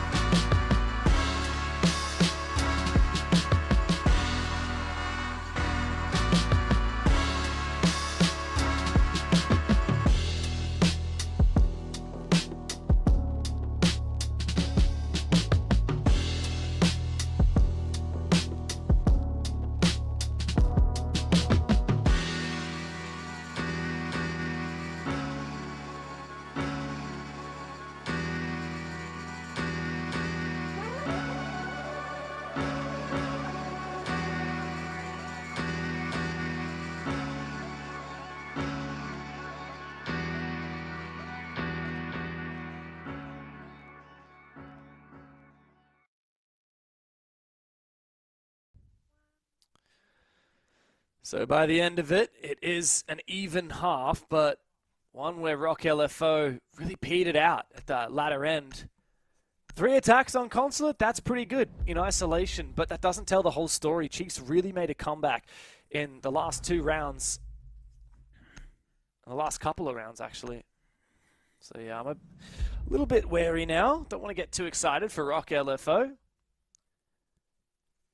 Wow, do you reckon the Ying Glaz ban was just to predict perhaps a Warden ban coming out on the defensive side? It's possible, but we have seen a trend with whenever Chiefs are involved in a game, the Ying and Glass ban, at least one of them comes out with pretty high frequency, I would say, from my limited experience. So it could be insider knowledge and the play style, could be expecting a Warden ban, of course, or maybe Rock LFO knowing how strong they played the Glass and how strong they found that operator to be, that they want to get rid of it. I think the Clash ban here is genius, because it is like the #1 stopper of all joy in the server if you're attacking, no matter if it's a yellow attack or an admin attack. It's just these narrow hallways, the crossfires, and how easily Clash can navigate without, like, you know, verticality and hatches and different angles to die from. You have just so much safety net around you. So it kind of opens up the attacks a bit more. Also enables the shields, of course. And big praise here to Machine. Bro plays the Monty, bro plays the Shanka. This is my kind of player. Can I have a look? I don't know. I know it's a big ask, but man, the Denari laser going all the way from near Long Desk, all the way through the drone hole into Break Room is absolutely insane. Look at where Tachanka is. That's where one of the corners is. The other one goes all the way through that drone hole and it attaches to the cabinet in Break Room. That is insane. The problem is, I think it'll be pretty easy to shoot, surely? Like, once you're inside of Break. Yeah, I think you can just wide swing the door without going through it and actually get an angle for it. But I think the rush. It's a rush! Ram rush. It is! We've seen this Neptune before. is in the building. Tachanka! The Tachanka fire is a little bit too little and a little bit too late. The smoke in tandem as well, but could be a Jukena is able to go deep on the back of it. He takes down Machine on the Tachanka, and he looks for the plant himself. Loyalth and Snow, the last 2 remaining. I mean, they're caught with their pants down. It's hello, Blitz. Nice little duke there with Snow on the shotgun. Oh, nice little wallbang as well. A 1v5 is a very big ask as Jukena pre-fires. Again, suppressing this position. He's got a little bit of info, but not much. Forgot to put out his last piece of barbed wire as well. He's not going to find these kills. Surely not. 3 now. As Jukena goes down, it's time to lock in for Neptune and Relays, but Neptune finally closes it. That is a killer way to start off the second half for Chiefs. If you're up against Chiefs and Nep is an enemy roster, just play CO, because he's going to take the Ram, he's going to full send it in twice, and he's going to get 1 or 2 kills now and it's over. We saw this exact same thing just, what, 3-4 hours ago? When they played, maybe longer actually than that, in their first series today. It is incredible how consistently he's finding that opening pick. And the whole team follows through, right? Drop yellow skylight, pop the finger boost, push together, sprint past the smoke. It is a full send, full commitment, and a confident first round and a half. Man, I'm vibing. This track's good. Back onto the bangers again. Oh yeah, then the drums come in. Zero, put him away. You can hurt someone with those things.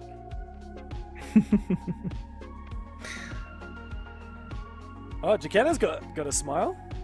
Happy boy. Yeah. Good vibes, good vibes. Mind you, a very long day for these players, right? They played an 8-7-8-7, which started, hold up, about 6.5 hours ago, I think was the very first map, give or take. 7.5, I believe. Well, 7.5? It started give or take. 7.5 hours Let's ago. meet in the middle. Let's meet in the middle. 7 hours ago. 6 or 7? No, let's meet in the middle. 7. Okay. Sure. Now that it's 8-7, 8-7. Then they get to wait for a BO3 to eat, prep, reset, warm up again, whatever. And now we're on the 3rd map. And mind you, Chalet was also 7-8. They have played an enormous amount of Siege. Not to mention, they had to prep for the game before they started as well. It has been a good, I don't know, 10-hour day for them. More or less straight Siege or prepping for Siege. It teaches you something. Like back when we had the DreamHack events in Siege, like regularly, you would play these like BYOC style tournaments where your first match is like 9 a.m. and if you have like a lot of matches and like unlucky schedule timing and you keep winning, you play at 9 a.m. first and your final map starts at 10 p.m. So you play from like 9 a.m. to midnight, you rush back to your hotel, go to sleep, wake up at 7, breakfast, you know, shower, prep, and game at 9 again. 3 days straight you do that. It is brutal, but it teaches you so much about how to play like a long day of Siege, because it's a different mindset than playing a single up as the one, for example. Man, forget about the hotel at that point. You bring a sleeping bag and you're having a little nap in the LAN center. I've been to some of those big dream houses in Jönköping in Sweden. Yeah. Man, the LAN room is dark enough. You could probably put some noise cancelling headphones in and go People to sleep do. in there. If you make your rounds in the evening, half of them are gaming, half are like head on their keyboard, passed out, or leaning back with a blanket. You also do have sleeping halls at DreamHack where you can like bring a mattress, or maybe you can rent one. I'm not entirely sure, and just like pass out in like an open room with a bunch of different people.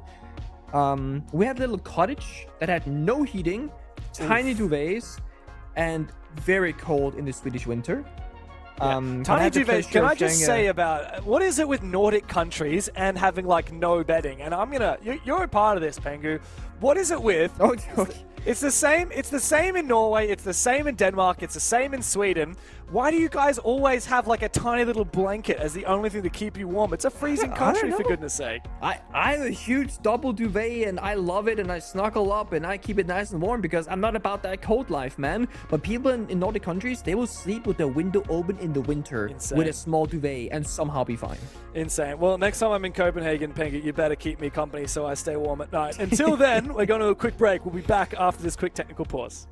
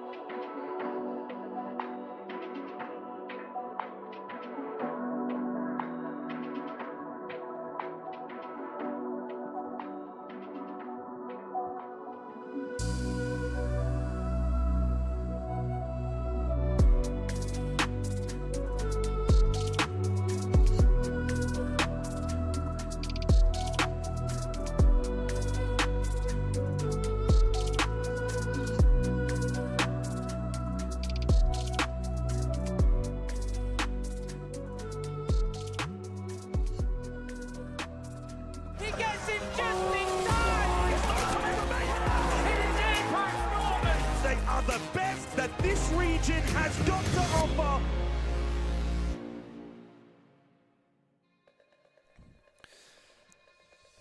And we're back into it. Consulate is where we will go. And look, the game's been pretty good, pretty close so far, but Chiefs, man, that rush, it was something else. The ram in the CEO window, the finger follow-up with the blitz, I mean, they had everything. Quick, successful, teamwork, coordination, communication. And they start things off with a confidence booster, which they need because there have been a couple of rounds in this BO3 that Chiefs should have definitely locked in and won. Arguably, they shouldn't even be here in Consulate. They should have won 7-5 in regulation on Chalet, but they fell short. So now it's all or nothing. It's another attack for Chiefs, another defense of Rock LFO. similar operators, honestly, on both sides, except that less rushing here with Cheese. There's going to be a shield on the Monty. No finger this time to boost up the aggression. And then it's going to be all about the stalling out and the traps and chip damage from Man LFO.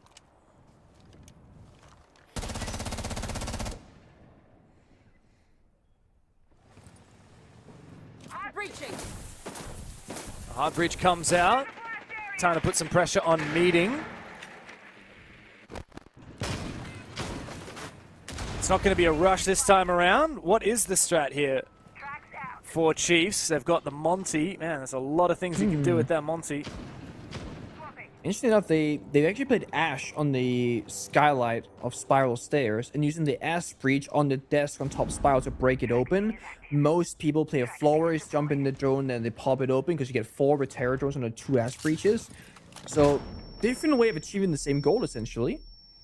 They've also gone to CEO. They burned off the Goyo canister, so they could go for a switch mid-round. They're crouch walking towards admin. This is like gap finding at its finest. They're trying to bait a play somewhere by poking and prying, and then they're going to have another player go the opposite direction, try and get a free entry into admin. And if it goes unnoticed, because there are no actual cameras inside of admin itself, you might just hit a good backstep later on. You got these awesome Denari lasers again. Hopefully they might actually have a bit more of an impact this round. Yeah. They know. That something's weird because nothing's happening. They don't hear any movement.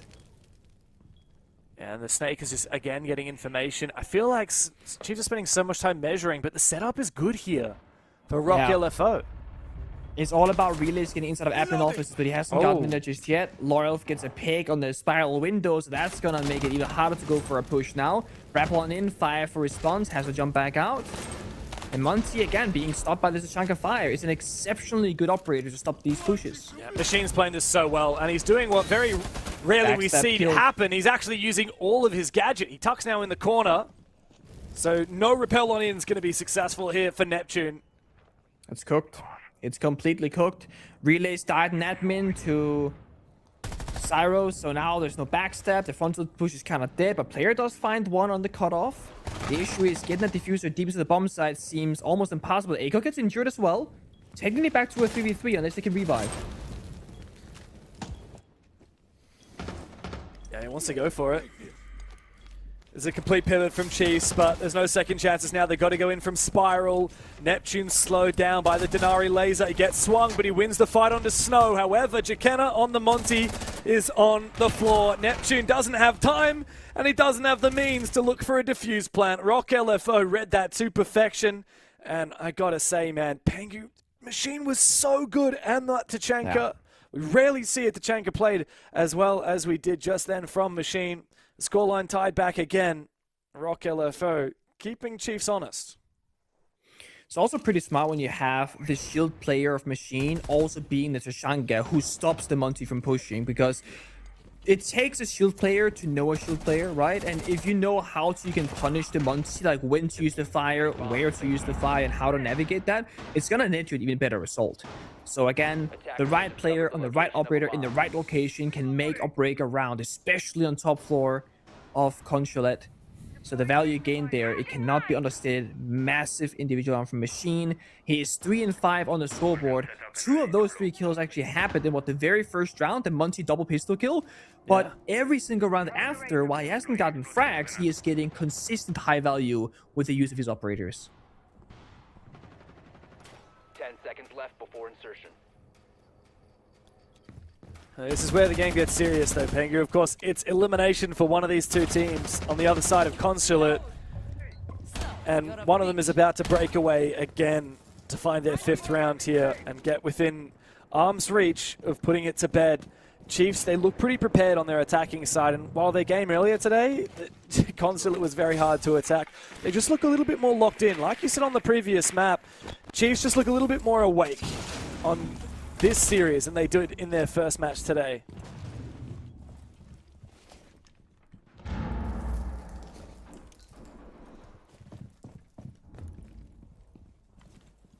Just kind of waiting to see where the push is coming from. Looks to be a bit of a backside stab.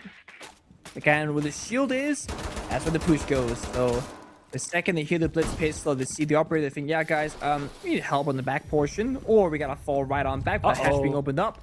Player, again, opening pick, he has been so good today. Always finding those early entries and making the round a bit easier for his team. And he's just on his lonesome. Playing striker, has the solo utility. He breached open the front side of the bombs and those double walls to garage. And with that being done, he can now rotate over the grenades to his teammates or keep on backstabbing. The play from the Aurora here looks a little bit difficult. It's risky for Relays to try and breach open that wall. Oh, sorry, breach open, lock up that wall. It just means that they don't have as much control. I feel like they're going to need to open that again later. Yeah. But they can, I guess, close it. Like, use the angle when they want to and then close it if they're worried about a flank. How do you convert this numbers advantage here for Chiefs? That's the question. The big thing about Aurora is that there was a buff in their most recent patch a few days ago, right? Like, when you as an attacker shoot to open or close the gate, it takes like 1 second. For defenders, it's like 5 or something. So it's incredibly fast as the attacker and very slow as the defender. You gotta see the top of the door for the Aurora to connect. You gotta see the very tip of the top so you can maybe prone or walk a bit further forward. You wanna close off security crossfire, then push into the cafeteria. That's good. I think that Jakenna might have been spotted when he did so. Now the coverage has to come through from Relays. He needs to be deadly here as Jakenna has taken so long. He's just going to try and force the plant, but a big nitro cell from Machine. He's in full power mode now. And in the 4v3 Rock LFO, they've got the diffuser down in the objective. The smokes have completely elapsed, and Chiefs have capitulated again. Nep in a 1v4. Needs to go fishing. He's got to worry about his flank, but he's also got to worry about the player up in front of him. Nep cannot survive, and edging away with another round win, Rock LFO find themselves back in the lead. And honestly, it was a very good idea with the Aurora gate, but it works both ways. If you close off security door, the Warden player doesn't have to worry about the crossfire, doesn't worry about getting pushed or backstabbed or anything else, no pressure whatsoever. So the smoke grenade from the blitz works against him, because Warden can see through it, plus he's free to throw a C4. Maybe if they pop the Aurora door and then they have a player ready to shoot it open and sprint in security while Blitz pushes the bomb site, maybe Blitz dies but you kill the Warden, then it's kind of worth it. But when the Warden gets a double C4 kill and nobody else can follow up on the play and the door is closed, yeah, that makes it really, really hard for the attackers. Mind you, the big advantage of getting an opening pick, which player did, it was a 5v4 favoring Chiefs, is that you can attack from more directions than they can defend. So let's say you have yellow door and the main breach. Then you have security hallway into the cafeteria where the blitz pushed, security door that they roared off, and you attack bottom spiral. That's 5. If you had one player at each of those 5 locations, there is gonna be a gap no matter what you do. Now, it is risky to always go alone because you can't trade your teammates, but either you fan out, attack, and overwhelm the bomb site, or you gotta have a solid way to pick it apart together. The idea was there, the execute of it was not.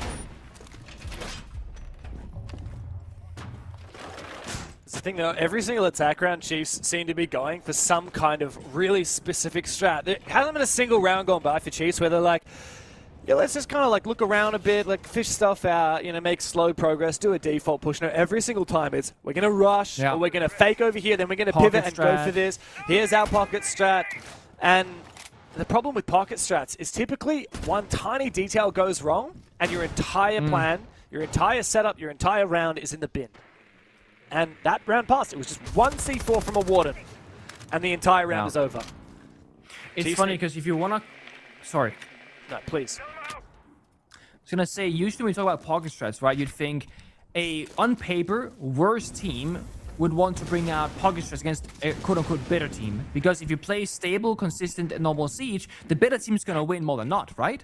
So Chiefs being the better team on paper, you know, being expected to win this game, why are they the ones always trying to do this new funky stuff? That's kind of where I get a bit of a question mark. They should be better at the defaults of the game, having more experience and having quote-unquote better players. Yep. I think the reality is Rock LFO actually seem to be better at playing default siege than Chiefs, but Chiefs keep throwing them curveballs. They're looking for a plant now. Jakenna is able to get the plant down in a 4v5, but it's retake time for Rock LFO. Now into a 5v2. Jakenna knows he needs to get active with the pistol, but he gets flanked. 1v5 in the post plant for Neptune, and it's a full retake for Rock LFO. Not a single body on their side, but they find the counter defuse. Chiefs now staring down defeat. Was it worth it? Was it worth it getting down that diffuser because it cost you every single member in the server, and the last person alive, the ace, wasn't even in a strong postman position. He was top spiral on the exterior. 4 to 6. And you saw the player camps there a second ago. It was not a happy camp on the side of Chiefs. They know that they have completely let this BO3 slip away. From Chalet losing that crucial post-plan 2v2 to going into overtime, to bottling the OT, to going to Consulate and getting rocked on the first 2 rounds on defense, not getting a strong enough side, and now failing at their own attacks. It has been mental loss after mental loss for the past hour or so for the side of Chiefs. And that's the third retake across the series from Rock LFO as well. Let's not forget the infamous 6-5 match point retake from Rock LFO on on Chalet, Master Bedroom. In the 2v2, they find the first kill, and Neptune is caught with his pants down, way too far away to try and prevent that ninja defuse. Man, there's so many moments that if Chiefs fumble here, will haunt them. It's hard to imagine.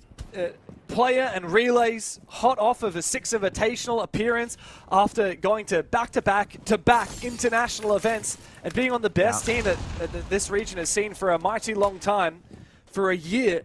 Now they find themselves on Chiefs. They've teamed up with these OGs of the scene and up-and-comers, Lunchbox, Jakenna, Neptune, and they're not even looking to be a top 2 in the region, not even top 3. They lose here. That's only a top 4 finish in OCE. That's so many steps behind where they need to be. Rock LFO are the new generation. And with no organization to support, they are looking like they are ready to take Chiefs' place in OCE away from them, to pry it from their cold, dead hands. Mind you, they played the first 2 maps with a substitute. They had to fight without their 5th player off machine to get here to Consulate. At the very final minutes before Consulate started, we got the note, hey, machine is booting up right now, he's got power back on, he will join as the 5th player. And he has been instrumental on Consulate, playing the shields, playing the Shanka, anchoring down the bombs, and stopping the plans from being successful or helping out in those retakes when it does go down eventually. Now they got a shield, but that singular grenade will deal with it. They do not find the kill, however. There's still 1 player down, and they don't have any easy cheese ups, right? No glass, no Ying, no Munty, no shields at all. Oh my god! It's guns blazing, but they get that 1 pick. Zero had to go for something. He felt desperate. And now it's time for Chiefs to continue marching forward on this top floor. Numbers advantage now in their favor. Big double kill from Relays. He needed to stand up, and he's found 2 big kills. Machine on the Tachenka. After having no power for the first 2 maps, having to be supported by their substitute, he's now back in the server. He needs to have an impact. He's the player, the single player for Rock LFO that needs to be in position to deny the plant with his fire. Does mean they have 1 less gun, right? This 4v2 or 4v3 is almost like a 4v2 because only Lorelf and Snow is gonna have a gun up waiting for those gunfights. Machine has to have the gadget ready for a plant sound. 30 seconds, flash and push from Chiefs. Good flashbangs, but it's a deep plant opportunity now from Jakenna. They should know about it.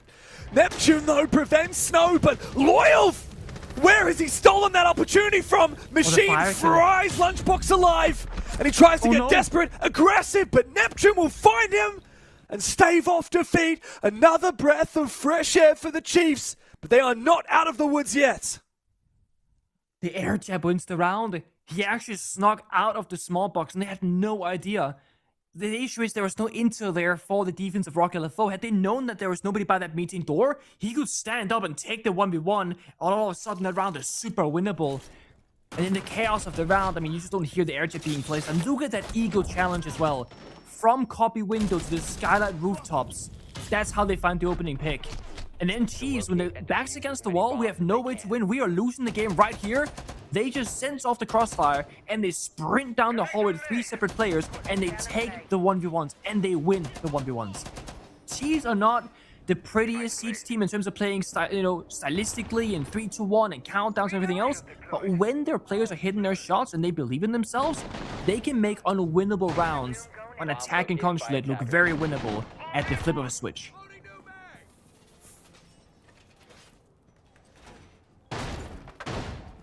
Oh, man. Is it going to be another 8-7 for Chiefs? The 4th of the day? Is it going to be another one? That would be a day of Siege. A day that they might never ever see again in their careers. It is not often that you go 8-7, especially 4 times in a row. Or 4 times overall. I guess there's 5 maps technically. Oh, they're doing everything they can. But man, it's been bloody hard. Rock LFO have looked good today, and ever since Chiefs let it slip on Chalet, Rock LFO have felt in control of this game. They need their defense to be as good as their first half on the attack, or even better. One more round is all it takes, but Chiefs are gunning for it. We go back to the exact same bomb site, Pengu. And more or less, it's the same setup. Like, what's different here for Rock LFO? What's different here for Chiefs? Not much on either side. Just the Bandit, right? The Bandit, they can trick the meeting wall and ensure that it stays closed, and they got a Warden that can see through smokes. That's really the only big key factors at the minute. They had Warden last round. It's a Fenrir I did not remember that, to be fair. I know, I have it in my notes. I didn't remember it. It's the Bandit for the Fenrir is the only operator change here. Oh, okay. I thought it was Bandit and the Warden. Well, the Bandit, again, they can close off the meeting breach, right? Which is going to enable Machine's positioning. But it feels like the same similar defense against the same similar attack. But this time, everybody stays alive. No one's gotten the opening pick just yet. The thing is, time is taken a little bit down. 1 minute 30 seconds. Not the end of the world whatsoever, but in the next 20 or so seconds, they gotta start pushing that vending hallway, meeting door, and make sure that they can clear Soda Machine position. We know that it's clear, but I think Chiefs just about now are throwing it out. I can't help but feel like if Rock LFO can't retain control of the top of Spiral and where the long desk is, then that's probably going to be the round. Lunchbox is fully out of air jabs, though, on the Nomad, so there's no more using that util to lock Rock in place. Again, a plan should not be possible as long as the Shanka and Bennett C4 are available, which they both are at the minute. And they even have a second C4 and backup from the Warden. Wow. Look at this. They're chasing Machine vertically with the Daemons. He's just sprinting across the floor, juking those bullets, and it's working. But they're planting in the meantime. Yeah, and that means that Jakenna might be able to force this down. Nobody's watching it! Even though they didn't kill the Tachanka, they might have bought themselves just enough time. 5v5 in the retake, but Relays has Loyalth locked down, sneaking between enemy lines, but the air jab again saves it for the Chiefs! And it's a flawless round to push us the distance, and another overtime for the Chiefs! They are not done yet! Take a big breath. They just won the round off a single Deimos tracker. Simply distracting the Tachanka, saying, hey, if you're worried about me sprinting around, you cannot deny the plant. And nobody else really realized that, hey, he's basically staying alive. We gotta get the C4s in action. They're all just sitting there going, well, he's under trouble, right? They're not gonna go for a plant. No, they were. They were doing that track with the intent of going for the diffuser. It's another pocket strat. It's really smart. Definitely something that they planned ahead of time because they were so good on the timings. And the best thing of all, they weren't overcommitting. They weren't using the sense wall and spamming flashbang. They weren't signaling that they were investing much into that play. It was literally just Deimos track, hold F on keyboard, and then react to what happens. You know what's funny? I feel like, aside from the Tachanka, the underrated, most impactful part of that round was actually the air jabs. And the fact that the meeting wall, not external, but internal, was breached. Again, because it allows the player at vending machine on the attacking side to hold a deep angle and prevent the swing onto the planter. And it's funny because we actually talked about how we saw the Bandit picked by Rock LFO, but I don't think he put any batteries on that meeting wall. That eventually ended up getting breached by Ace. So I wonder what might have happened if Bandit had decided to try and hard hold inside of meeting and Bandit juggle that wall for as long as possible.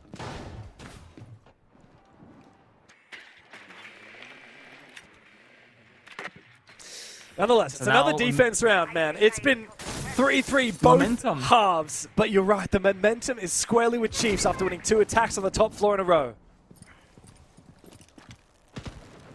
That's the thing, right? They are, I would argue, a momentum-based team when they play at their very best, and they're gonna feel like they're on top of the world. Nab is 15-5, by the way, often on the entry with player. He's had a couple of rush moments with the Ram Boogie drones. He's always there to pick up the kills. And as we said earlier, we got to see it there. Denari laser that goes to the drone hole in towards break room is indeed shootable from the door corner. Oi, sprints away, stays alive, no damage taken whatsoever. Happy days. This is Chiefs just playing a little bit slower than usual, but for good reason. They cannot afford to die early. They don't have a lot of ways to salvage the round, like we keep saying, right? They have the sense, that's like their pocket pick. They can kind of help the bomb site, but they need to get to the site.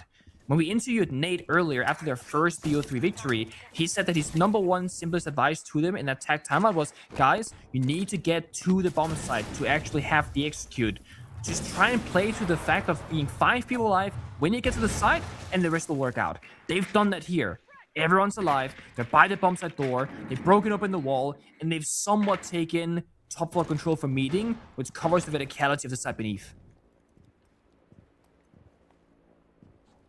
Players on for a little bit of a lurk as well down on the ground floor. Jakenna makes his way inside, starts forcing down this defuse. Rock LFO, no where smoke. are you? Hello? Excuse me? Is anybody home today for Rock LFO? They have been absent for the last 2 rounds. And now they've just let a plank go down to the 5v5. Snow will fall first. Loyal not far behind him. Surely not. Another flawless opportunity for the Chiefs. It is! 2 flawless in a row, and they are back on match point. I can see why enemies have been banning a sense away from them. They are finding these plant positions that normally that would never happen. The sense wall generates sound, which is of course noise cover. It gives you visual cover. Warden can't see through it. BPs can't see through it. And they just make it work every single time. But we have to look at Rock LFO. They had 2 C4s, they had 3 toxic babes. The smoke is in piano next to the bomb site. They simply just lack information.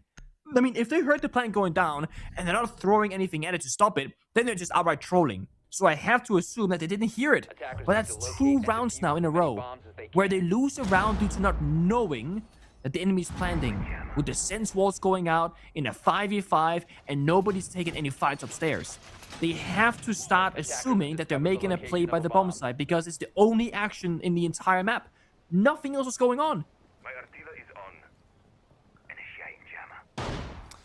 Man, it has been a long time between drinks for Rock LFO. The last time they got a kill was 3 rounds ago.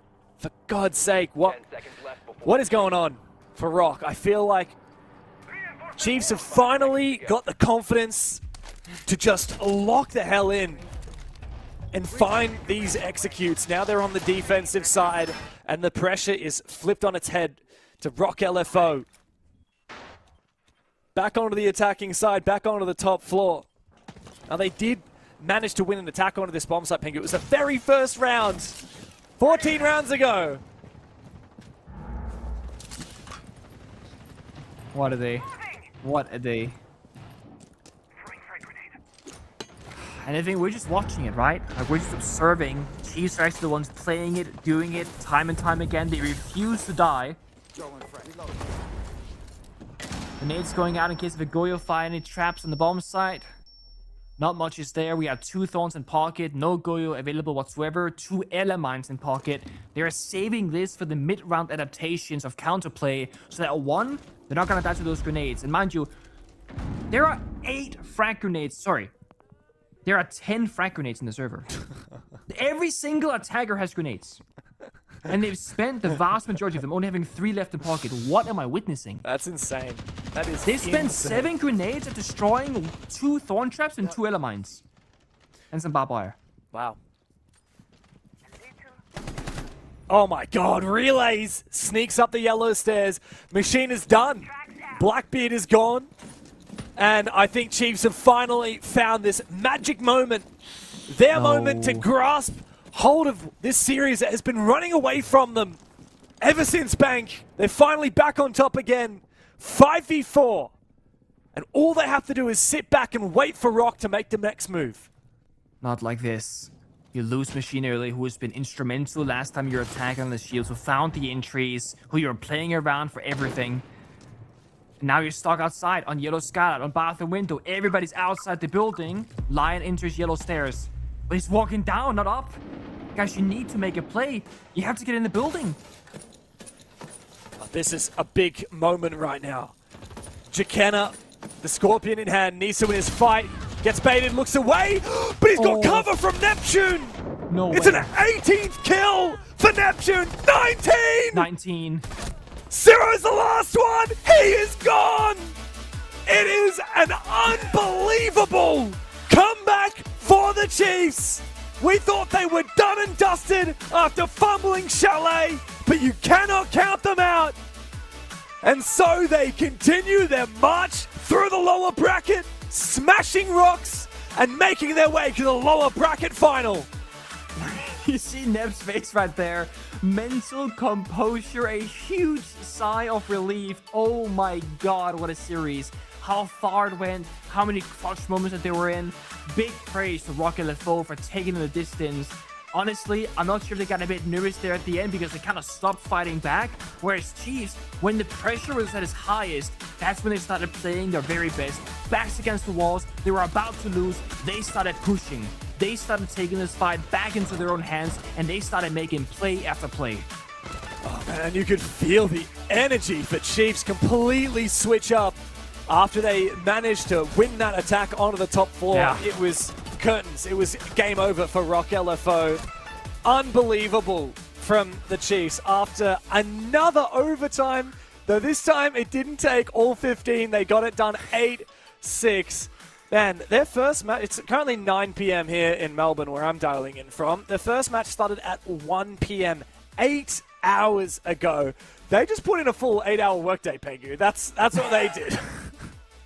I guess gamers are no longer known as unemployed because those are employment work hours for sure. Yeah. Unbelievable. But thankfully, Chiefs finally get it done, and we get a chance to talk once again to Nate. Man, it's been a while. It's been a few hours. We talked to you after 287s earlier today, and you looked pretty frazzled. After that, especially after how you guys lost Chalet, I've pretty much run out of words. What do you have to say after watching your boys just pull that off? Oh, honestly, I can't give them any more props. It's one of the big things I think we focused on. Obviously, you have all your strats, all your defaults, all this stuff that everyone talks about, that everyone does, but you can't win without mentality. I don't think it's possible. I think if your team doesn't have a good mentality, you're not winning those big games. Like, obviously, like maybe people thought that we should have been favorites in that BO3 and favorites in the BO3 before, but like I think you guys were saying before, the region is so close now. Obviously, one team has taken a lot of the really top-rated players all into one, and now we're all split. And there's a lot of people like Box, Jake, Neptune, who have stepped up massively, and they've also learnt a lot, and they're taking in a lot of information from like me, player, Relays. So seeing that today, I think was really awesome. It's good to see. Obviously, I think we should have ended at Chalet, and I'm not saying that was a good performance from us, but I'm not going to say, I was unhappy with winning that. Yeah.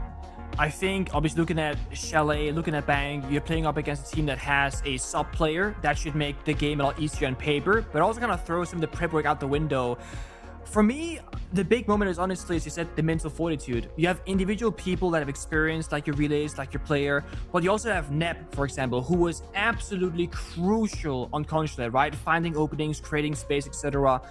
In terms of vocal voices in the team, what do you guys' roles look like? Is it just player Relays that are more experienced that talk a lot? Is it players like Nep who actually, are yelling? What's the general vibe on communication? Yeah, honestly, like, it really is dependent, and it's very much like a lot of the defaults you see. Jake, stats-wise, and people spoke about this when we used to have Oda. his stats weren't great. Yeah. But I'm pretty sure on both those last 2 maps, even the first map, he planted majority of our attack rounds, or at least attempted to, and got denied. He made, like, you know what I mean? Like, even on those Consulate, big rounds on piano, big rounds when we went CEO on those attacks where he's getting plants down, and he's calling us. He's like, hey guys, can you watch this? We're gonna do this. Early round, like you said, that experience from Relays and Player come in where they're like, hey guys, we can slow it down. Minute 40, we don't need to be rushing things. And those are the rounds that, like, we're bringing them back, and we're having some success. But yeah, it's very mixed. We don't have like a single like main voice, which I think is good. I honestly felt your presence at the end of Consulate. When we spoke to you last in the interview, we spoke about how, like, what was happening in the tactical timeouts, right? What you're saying, the whole aspect of, guys, stay alive to execute, play out the 5v5, and it'll sort itself out. The last 3-4 rounds of Consulate, you guys are 5-man executing with the sense, top floor, downstairs, and things are working out flawlessly, and people are surviving and going great. It again felt like when you play that solid step style siege of 1, 2, 3, it's okay. When you play the more loosey-goosey, it is going to be a more loosey-goosey round. But I love when you guys play that solid strategy, because today I genuinely believe it got you guys across the line. Yeah, 100%. I mean, I was getting a bit nervous there. I didn't call the tack on 4-5 when I thought I should, but it was only because I think I have a good judgment on comms, where they weren't not solving these issues. I almost felt like if I was calling attack, I was disrupting it, because their flow was really good. Maybe we were just getting unlucky. Like you said, long day. These guys, not like they slept in between or anything. They were up really early. Like, we got up way before to do some prep as well, so it's not like we got on like 10 minutes before the game started. So yeah, I think that they definitely pulled through and helped me out a bit there, because I was getting a bit nervous when I went like 6-4 and I'm like, oh jeez. Yeah. Well Herculean effort from you guys. Of course, the goal is the major, no doubt about it. You've been to plenty before, Nate. But of course, before that, you'll have a revenge game against EP between, Relays and Player getting their revenge. Before that, though, you've got Man LFO in the lower bracket final. Last time, your team, back at the old Chiefs roster, none of your players were the same, but you yourself still coaching, you lost to Man LFO in Stage 2 last year, man. So these guys are pretty deadly. They're pretty dangerous. How do you feel coming into that game? What do you think the boys need to do to get that across the line? Yeah, I will say, like, obviously, yeah, the goal is the major, but for us, goal is Man LFO. Like, when we started today, it wasn't, oh, well, let's get through to next week. It was Shy Academy. It was rock. Next goal is obviously, Man LFO. I have a lot of respect for that team. I know they put in the work, and I think it shows. Like, even though they didn't get probably the result they wanted today against EP, like, it wasn't like they were, just rolling over and quitting. I think they had some very good, promising rounds, and I think it's just going to take time and just like them building up. But I think that game will be awesome for us, especially, we don't really like to give up, and they seem very strong-headed with their strats and stuff. So I think it will be probably a great series. You guys don't like to give up. I discovered that today when you guys were down 6-4 after fumbling Chalet. You did not give up on Consulate. Massive credit to you. It's going to be hard to count you guys out after you put on a performance like that. Congrats, Nate, again, and good luck in your games next week. Easy. Thank you, boys. Appreciate the cast. Man, Thank you. I'm still reeling from that match. And also, what a pleasure to have a chat with Nate there. He really does give us a lot of insight. But you know who gave us a lot of monster plays today? It was Player, of course, from Chiefs. He's our MVP of today. Got to admit, it was hard not to give MVP to a couple of different players that played today, and even Jakenna. I think it was nice that Nate gave him a little bit of moment in the spotlight. Neptune obviously popped off, 19 kills on Consulate, but Player was oh so Mr. Consistent, especially in the first series today as well. Yeah, I think like recency bias, Nap, he was like the standout guy here at the very final map, but Player across every single map, every single series, dropped a 21 bomb earlier on Consulate in the previous game, by the way. He was one that consistently would show up. Look at the kill tally, just whenever you're watching here. He's like 15, 18, 20. He was there every single map, and they needed that kind of player to survive today. Yeah, that they did. Monstrous effort from Chiefs. Such a long match here in the second game that they played today. But let's not forget 287s in their first game today as well. Insane. So, of course, let's see where that ends us with the brackets. For OC, we've got 2 matches left after the games played out today. Obviously, EP through the upper bracket into that grand final. Our lower bracket has seen some mighty teams fall, leaving us with just Man LFO and the Chiefs piece. I want your gut reaction, Pengu. Who is going to be joining EP in that grand final? Honestly, like off the rip, I don't really care too much because I think both of these teams are so deserving of going to that grand final. But I will say my heart is actually there with Chiefs. Seeing their grit today, their mentality, their resilience to being down and losing an awful game on Chalet, and also the very insightful interviews after they won with Nate. It just makes me like them even more. So I want to see Chiefs, but I would not be upset if it was Man LFO.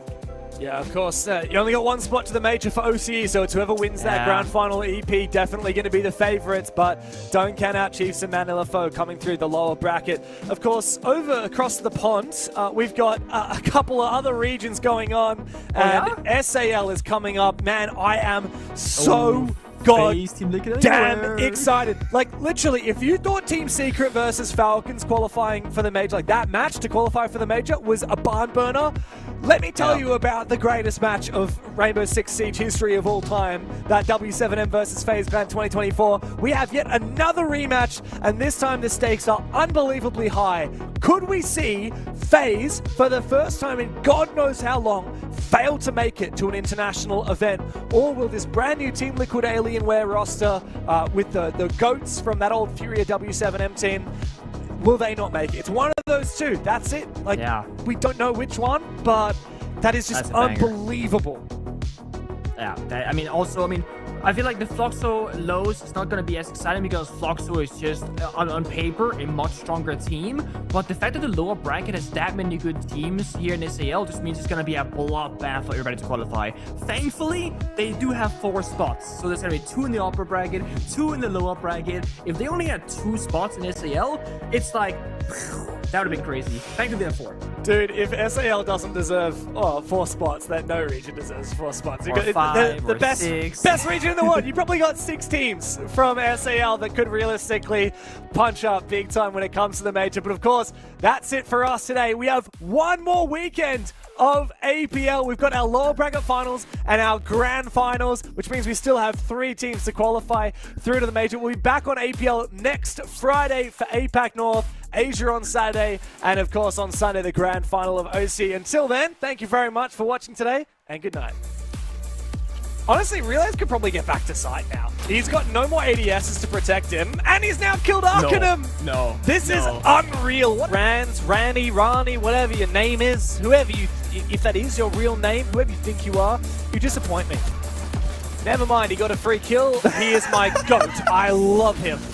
Played by the concrete area. Impact run out here from the Solus. There's no air chip on the door. Oh my god. Couple of bullets around the operator.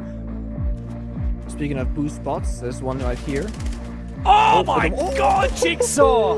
Pluto's gonna have to jump inside. He's gone bot square. This might be possible! What? He's gonna stick it! No! The Ninja Defuse! Apparently Machine was playing through a cyclone last week. He lives in New Zealand. Oh my god, that's a nuke!